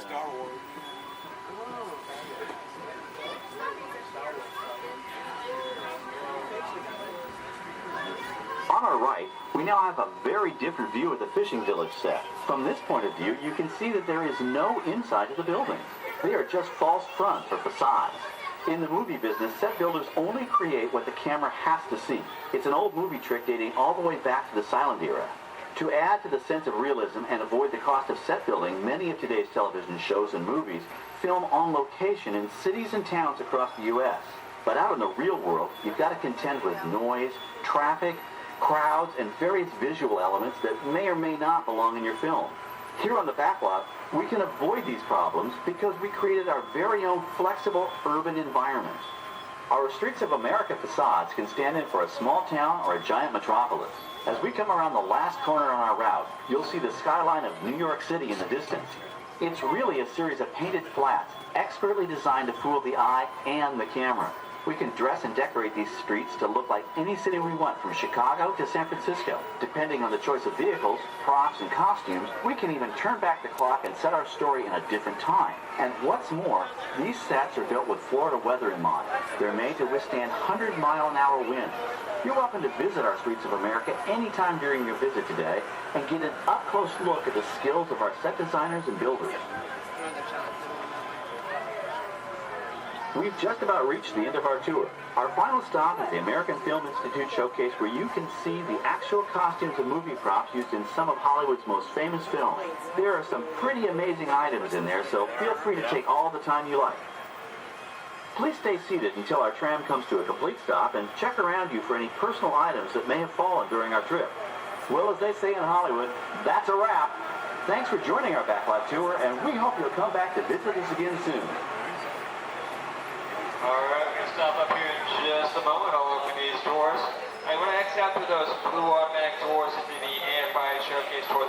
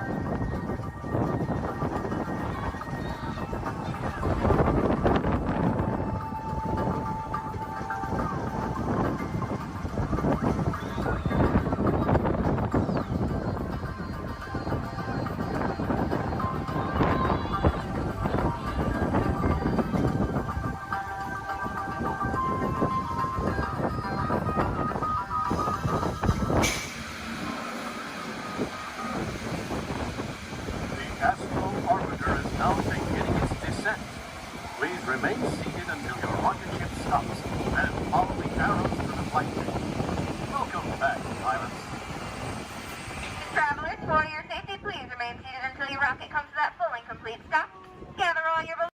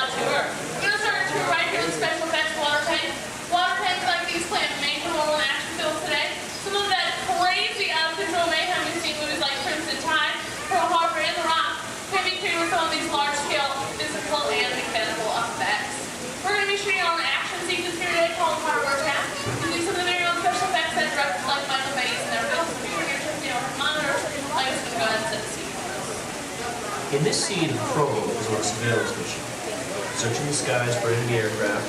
Crew is caught off guard with the real danger surfaces forbidden to see. This is going to require a full range of physical effects, split-second time, and careful direction. We have the lights, we have the cameras. All we need now is the action. All right, now if anybody knows who's serious action, it definitely would have to be director Michael Bay. Some of the special effects you're going to see in our show today include water cannons, pressurized up to 100 pounds per square inch. That must be time to match our sound effects. And probably the most important effect out of all of these is fire, because it must be ignited at the exact precise minutes. And it does take a lot of time and energy to set these tremendous for an explosion. But the most important factor in all this is the safety of our actors, and that's where you come in today. Sarah, what's your name? Everybody say hi, Todd. All right, everybody say bye, Todd. All right, Todd, you have been cast a little more mechanics today. Your scene takes place way down there in the engine room of the PT boat. So you want to go ahead and dive on in for me? Did you bring your bathing suit? Oh, I hate when that happens. That's okay. When that happens, we actually just recreated the engine room right for you right here, so it's all ready to get you all set up. All right. Now, guys, we're actually going to be shooting two different scenes today, not necessarily in the order that they appear in the movie, but most movies are shot out of sequence. So it can be kind of hard for actors because they must react to scenes that actually haven't even happened yet. It's really up to the director to get them all motivated for those scenes. So are you ready, Todd? All right, perfect. Now, what you're going to do is that phone right there is going to buzz. Right there. It's going to buzz just before 800 gallons of water is pouring out of those tanks, slide down the chute and slam into like a spray train. Not a big deal, right? Perfect. All right. Handle it. Ready? Perfect. All right. Good thing this is not 800 gallons. It's more like 1,000. Okay, let's not let them know that because there's a fine line between motivation and fear. Are you ready?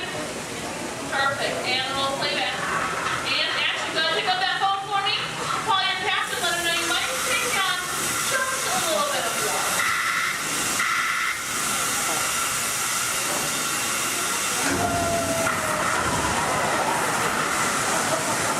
And cut. Everybody give him a nice round of applause.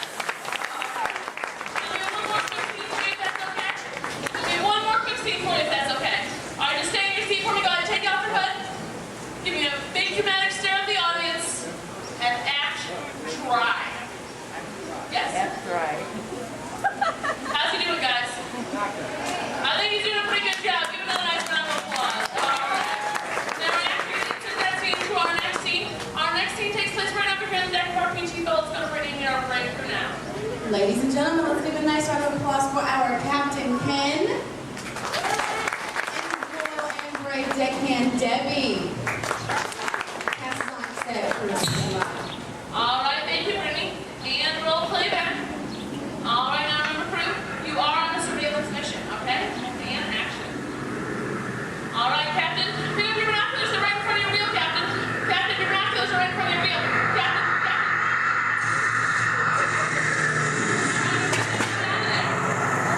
All right, Captain,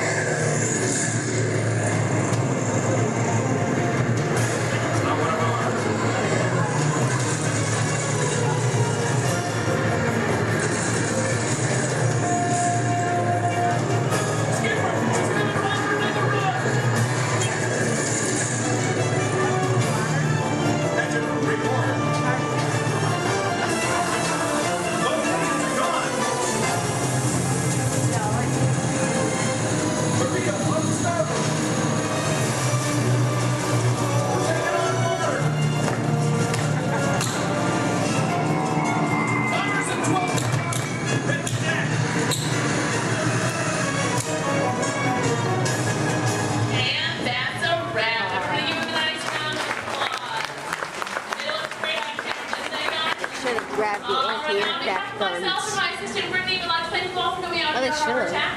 If you're waiting for any of our brave volunteers, just stay right where you are. If not, go ahead, turn to your left, down the exit ramp through the props warehouse.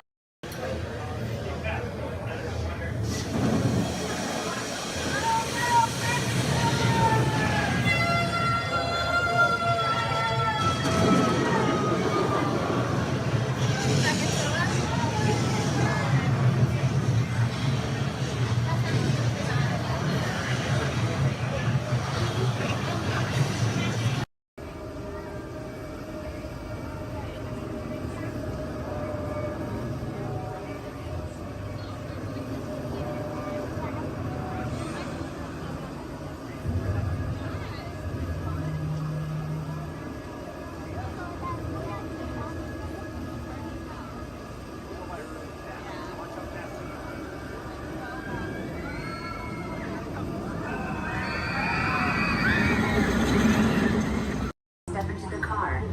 For your safety, remain seated at all times, keeping hands, arms, feet, legs, and other appendages inside your car.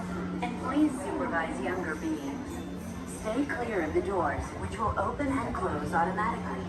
Enjoy your journey. Para su seguridad, permanezca sentado y mantenga sus manos, brazos, pies y piernas dentro del vehículo. Y cuide a sus niños. Gracias. Please step carefully onto the moving platform, then step into the car. For your safety, remain seated at all times. This is the TTA Blue Line, non-stop service around Tomorrowland.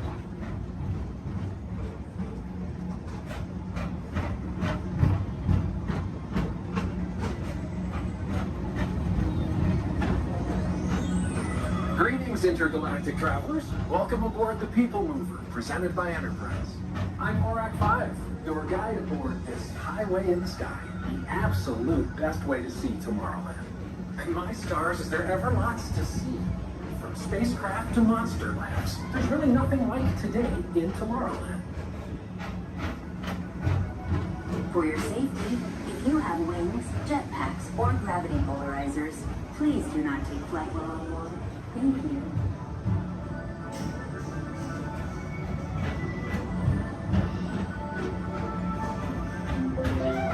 The next station is Tomorrowland Urban Planning and Star Traders.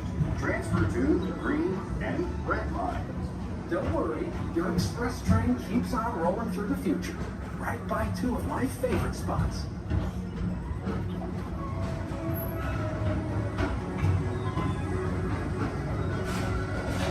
First up, Progress City, Walt Disney's amazing dream for a community of tomorrow. Did you know Progress City inspired Epcot and a lot of the visionary ideas throughout Walt Disney World? Look, there's even a tiny people mover. I wonder if that means there's a tiny Orak.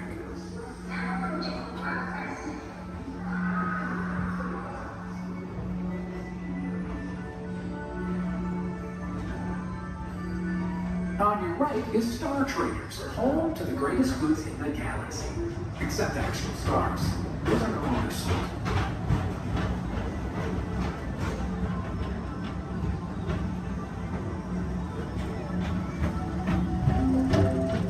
Now approaching Tomorrowland Speedway and Tron Light Cycle Run. I love a good circuit, and these are two of the best tracks of the cosmos for a bit of light, speedy competition.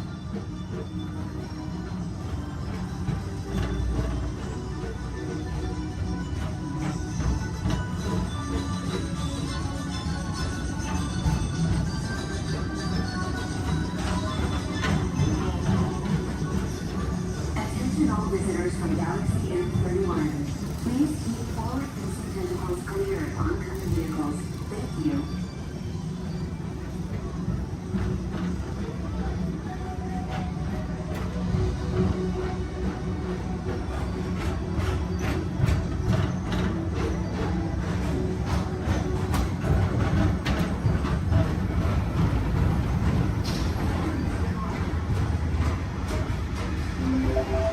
This is Starboard 75. Or as we always call it, Space Mountain, our high-speed rocket port to distant deep space destinations.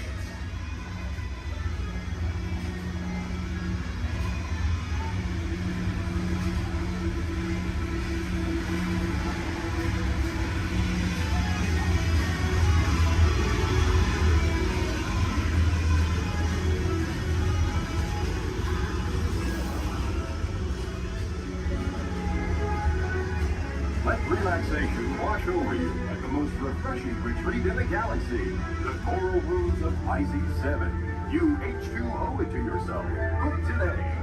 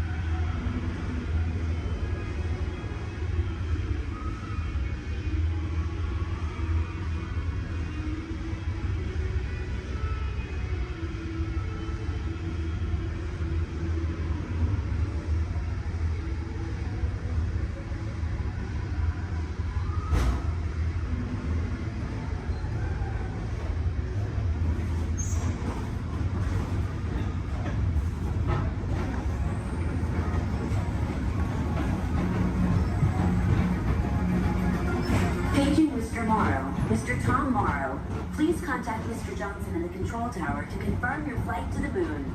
Thank you.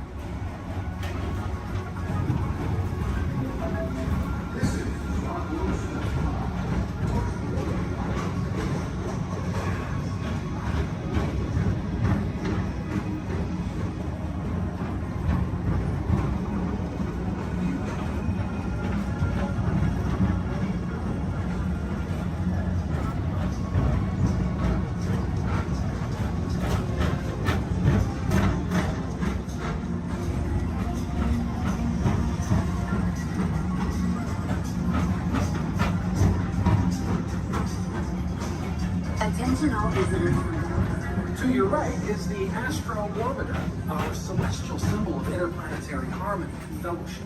Hop aboard and launch high above Tomorrowland for a spin amongst the planets.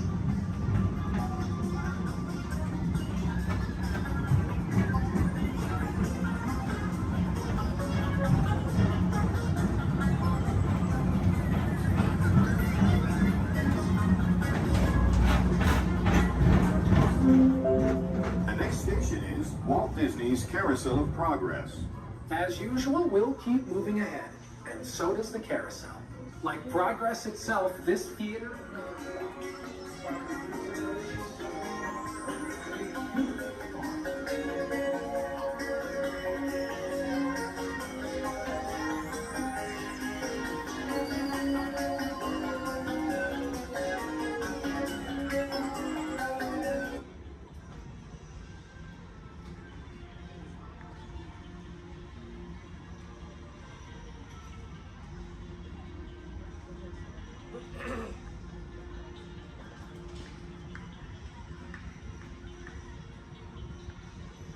Attention on the people mover, please stay seated.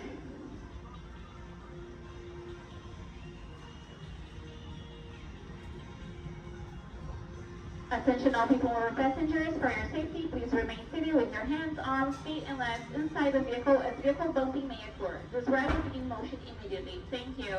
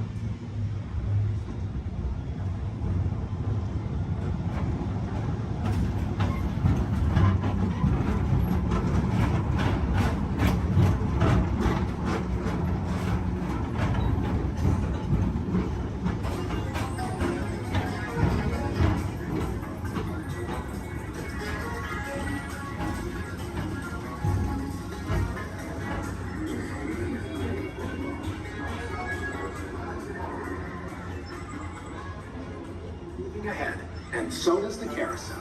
Like progress itself, this theater never stops, inspiring new generations to dream of a great, big, beautiful tomorrow.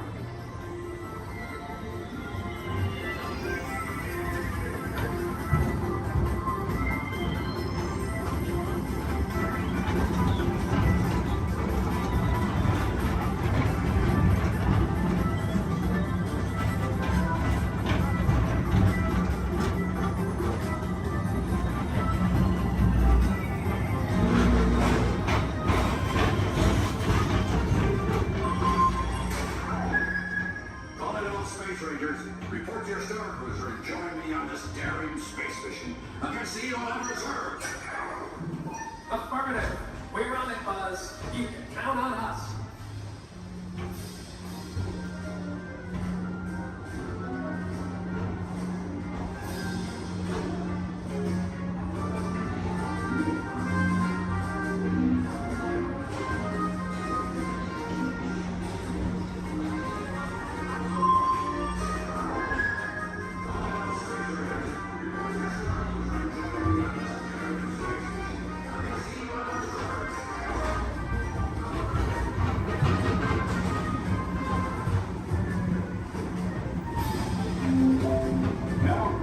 Monsters Incorporated laugh floor. Mike Wazowski has brought in some real monsters of comedy. Whether you have one eye or 9, take the time to see this show. Now approaching Tomorrowland Transit Authority Station. My fellow sentient life forms, our people mover journey has nearly come full orbit. Thanks for riding with us. It's been a pleasure to have you aboard. And even though we're concluding, this is always my favorite part. Because now is the time, now is the best time to go out and explore tomorrow, today. See you in the future.